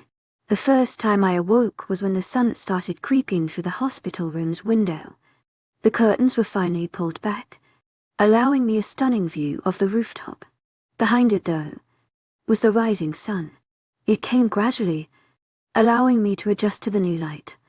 Then it hit the room all at once and refused to let me rest any longer. Samuel was sleeping soundly in the chair next to my bed. His head was resting on the edge of my mattress on top of his folded arms. He was leaning against my upper leg. Though I could hardly feel him through the blankets that covered me, I assumed that my stirrings would cause him to wake immediately, but he stayed in a death-like trance. He didn't look peaceful in his sleep. His brow was furrowed and his lips were pulled into a small frown. His dark hair was scattered about his head, pieces falling forward and into his closed eyes. A small part of me wanted to push the hair from his face, but the larger part pushed me to shove him off my bed. I did neither of things but instead took advantage of the rare opportunity of silence. This silence was almost comparable to being alone, something I hadn't had since the day I first left town. Without everyone breathing down my neck, it gave me a chance to sort through everything, even though I felt I'd done it 1,000 times. My mother always told me I was a worrier, and apparently that hadn't changed, though there was nothing I could change or fix about the majority of my circumstances. That didn't stop my brain from constantly circulating with anxiety. Today was no exception. By the time the sun was fully streaming light into my hospital room, it thought everything through as much as possible. It figured out ways I could survive and push back feelings. It made a plan to follow in order to keep my family safe, though there weren't many. It even allowed myself to think of the good things that could possibly come out of this. But despite all of this, I still worried. A soft knock on the door was what finally woke Samuel. It was one of the nurses, the blonde woman who seemed in charge of my care, that knocked and came into the room. At the sight of Samuel just barely waking, she tried to flee, but I quickly motioned her forward. If we were leaving this place today, there was no reason for Samuel to keep sleeping. I wanted to be gone as soon as possible. Pardon me, I was just checking up on Samantha. The woman spoke to Samuel first. Samuel nodded to the nurse, who immediately came to my side to jot things down on her clipboard. When she faced the equipment, Samuel sat up and leaned back in his chair, rubbing a hand down his tired face. It was hard not to feel sorry for him in that moment. He'd been spending the last few days cuddled up in bed while Samuel forced himself into a chair too small for him. Is it truth they're letting me go today? I turned to the nurse, speaking quietly and allowing Samuel a moment to wake up. She jumped slightly at my voice but tried to mask it. I believe that is still the plan, yes. We will have to remove your stitches and talk about your continued care. But afterward, you will be fine to leave. Thankful I wouldn't be spending another night here, though I knew the next day would be exhausting and only result in me sleeping in yet another foreign bed. It would be worth it to finally leave the doctors and medicines. Samuel suddenly spoke. They'll call for you when we're ready for all that. The woman finished her writing, turning to face Samuel. She nodded and bowed her head, taking his sentence as a request to leave. Why aren't we ready now? When the nurse was gone, I looked at Samuel. Curiously, it was then I realized the bags and crow's feet accentuating his eyes. Before I could stop myself, I commented, "You look horrible." He laughed stiffly. "How late were you out with Riley?" Samuel shook his head, leaning forward once more. He placed both elbows on top of my mattress, close to my leg but not quite touching.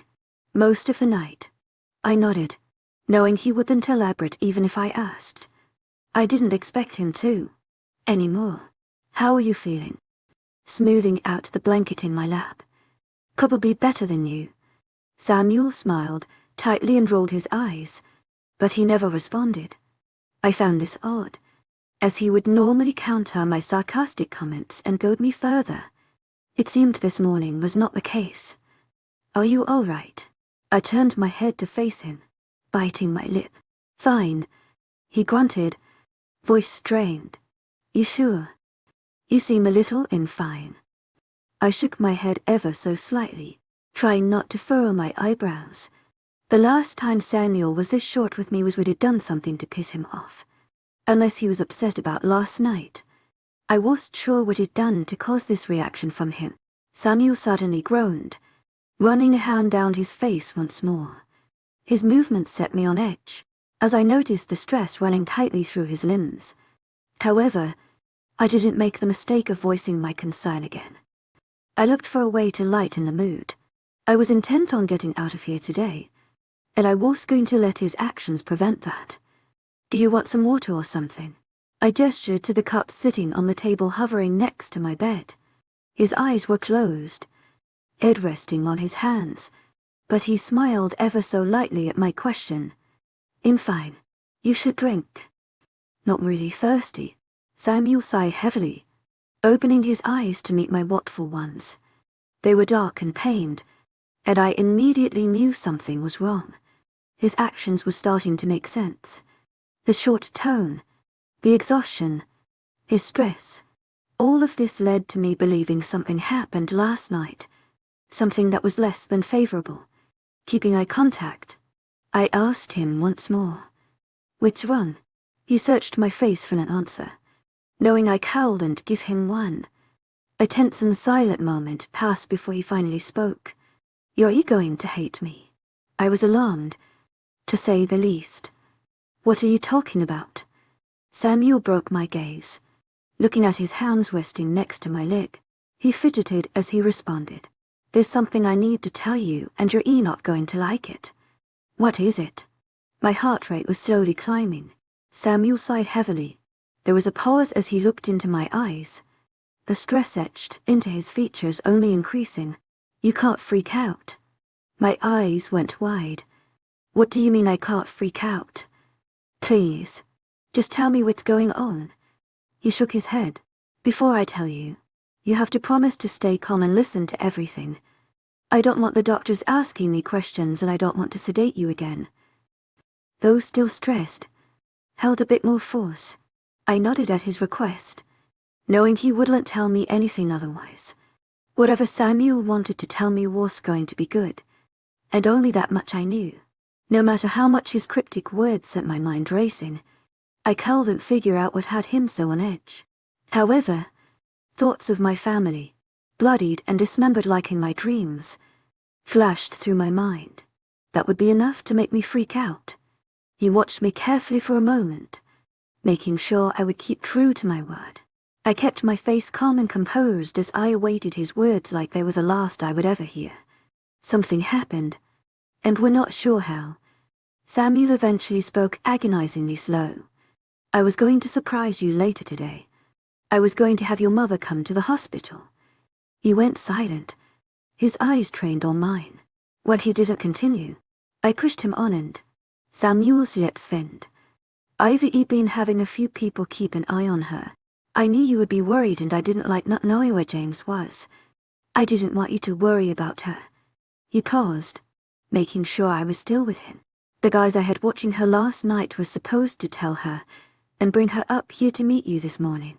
My heart dropped. Realization hit me like a wave crashing on a rocky shore, tearing each and every loose bit of stone apart. He continued, shaking his head. I don't know what happened. Samantha, there were multiple people watching the house. He trailed off, searching for an explanation. He rambled on a few more sentences, telling me things I didn't want to hear. While he did, my world crashed around me. What do you say? I abruptly cut him off. Samuel looked at me in pain. Your mother's gone. I was suddenly unable to breathe. Talk. A cold silence filled the room, sending daggers piercing into my body. Samuel didn't speak. He only watched me with an unreadable expression. Even he knew there was no point in speaking. There was nothing that could be uttered that would be able to fix the words that just left his mouth. What do you mean? I suddenly cried out, cutting through the stillness as the panic found a permanent home in my heart. Samuel reached forward to grip my hands. I flinched back involuntarily, and additional pain flashed through his features. His hands were left extended by my side, reaching out for something he knew he could never have. When he spoke, his voice was low and defeated. Peyton and a few others went to her house. When he knocked on the door, she didn't answer. He went inside and found the place abandoned. Tears were stinging my eyes. She left. He shook his head fervently. No, of course not. There was a struggle. The house was a mess. She didn't go willingly. A struggle. I repeated. We had a few trackers scope the place out and they've been searching the territory all night. There weren't any unfamiliar scents. To my agent extraordinaire, Madeleine Noble, heartfelt thanks for your unfailing patience, enthusiasm. They don't have anything to go off of. It's like she disappeared. Disappeared. I took a deep and shaky breath, my voice trailing off on his last word. I'm so sorry. Samantha. Samuel hung his head. I don't know how it happened. I had people watching her. There was no way anyone could have gotten to her. My mind was racing. The first of many tears slipped down my cheeks, and I saw Samuel reach out to catch them. However, he retracted his hand as soon as the thought crossed his mind and folded his hands in his lap instead. Please, say something, Samuel begged. I was breathing heavily, 1,000 different thoughts running through my mind. I wanted to scream. I wanted to yell. I wanted to push Samuel and everyone else as far away from me as possible now. No, Samantha, no. You're lying. My brain looked for a reasonable explanation. He looked even more hurt than before. I wouldn't lie about this. I shook my head, hysteria slowly creeping in. What he was saying couldn't be true. It couldn't. That would mean she was gone without a trace or clue as to where to find her. Tears were waterfalling down my face now, and my chest was so tight I doubted if I would ever be able to breathe again. You have to be. I suddenly cried out, my voice much louder than before. Samuel's head snapped up. Samantha, please, why didn't you tell me sooner? I demanded, scooting to the edge of the bed. You needed more rest. If I woke you up and told you, it would have been much worse. I shook my head, clutching my heart. I have to find her. I have to. Samuel cut me off. gripping my wrist as I tried to slip off the bed. I pulled against him, attempting to swing my legs onto the floor. He anticipated this though and gripped my knee. "You're not going anywhere." I pulled harder against his grip. "How can you say that? I have to find her. I have people looking for her right now. It's not going to do you or her any good if you go running through the woods again. Your ear's still naughty and fully healed." Fine. I bit out, letting myself fall back into the bed. Fighting against his grip was useless. "But Chestnut, I have to do something. Let me go." He shook his head, his grip never easing. "You can't leave. But, if you calm down then we can talk this through." "What is there to talk about?" "To my agent extraordinaire, Madeleine Nilbe. Heartfelt thanks for your unfailing patience, enthusiasm." Voice raising once more. Samuel closed his eyes. Though his face told me he was angry, I knew that there was more to it than that. He was hurting. For what reason? I didn't know and didn't care. "What do you know about your stepfather?" My eyes widened, recognition of his insinuation doing nothing to calm my nerves. "James." My gaze snapping to Samuel's. He nodded. "It's the best we have to go on. We've had people following his scent all night, but they can't find anything." My voice broke as I croaked out. "It has to be him. That's what I think too." "Now, what do you know about him? When did he and your mother meet? Is he from this territory?" His questions went in one ear and out the other. I had no answers. I knew nothing about James, apart from the fact that he was the man who made lives miserable. I never cared to know. Now it seemed that was coming back to haunt me. James could have taken my mother anywhere. Tears continued to flow. I curled my legs into my chest and wrapped my arms around them. I felt the pull of my stitches, but I didn't care. In that moment, I felt a different kind of pain, one that I wasn't used to, nor did I know how to deal with it. "We'll find her, Samantha." Samuel cut through the pain for a moment, dangling hope on a string. "I promise we'll find her.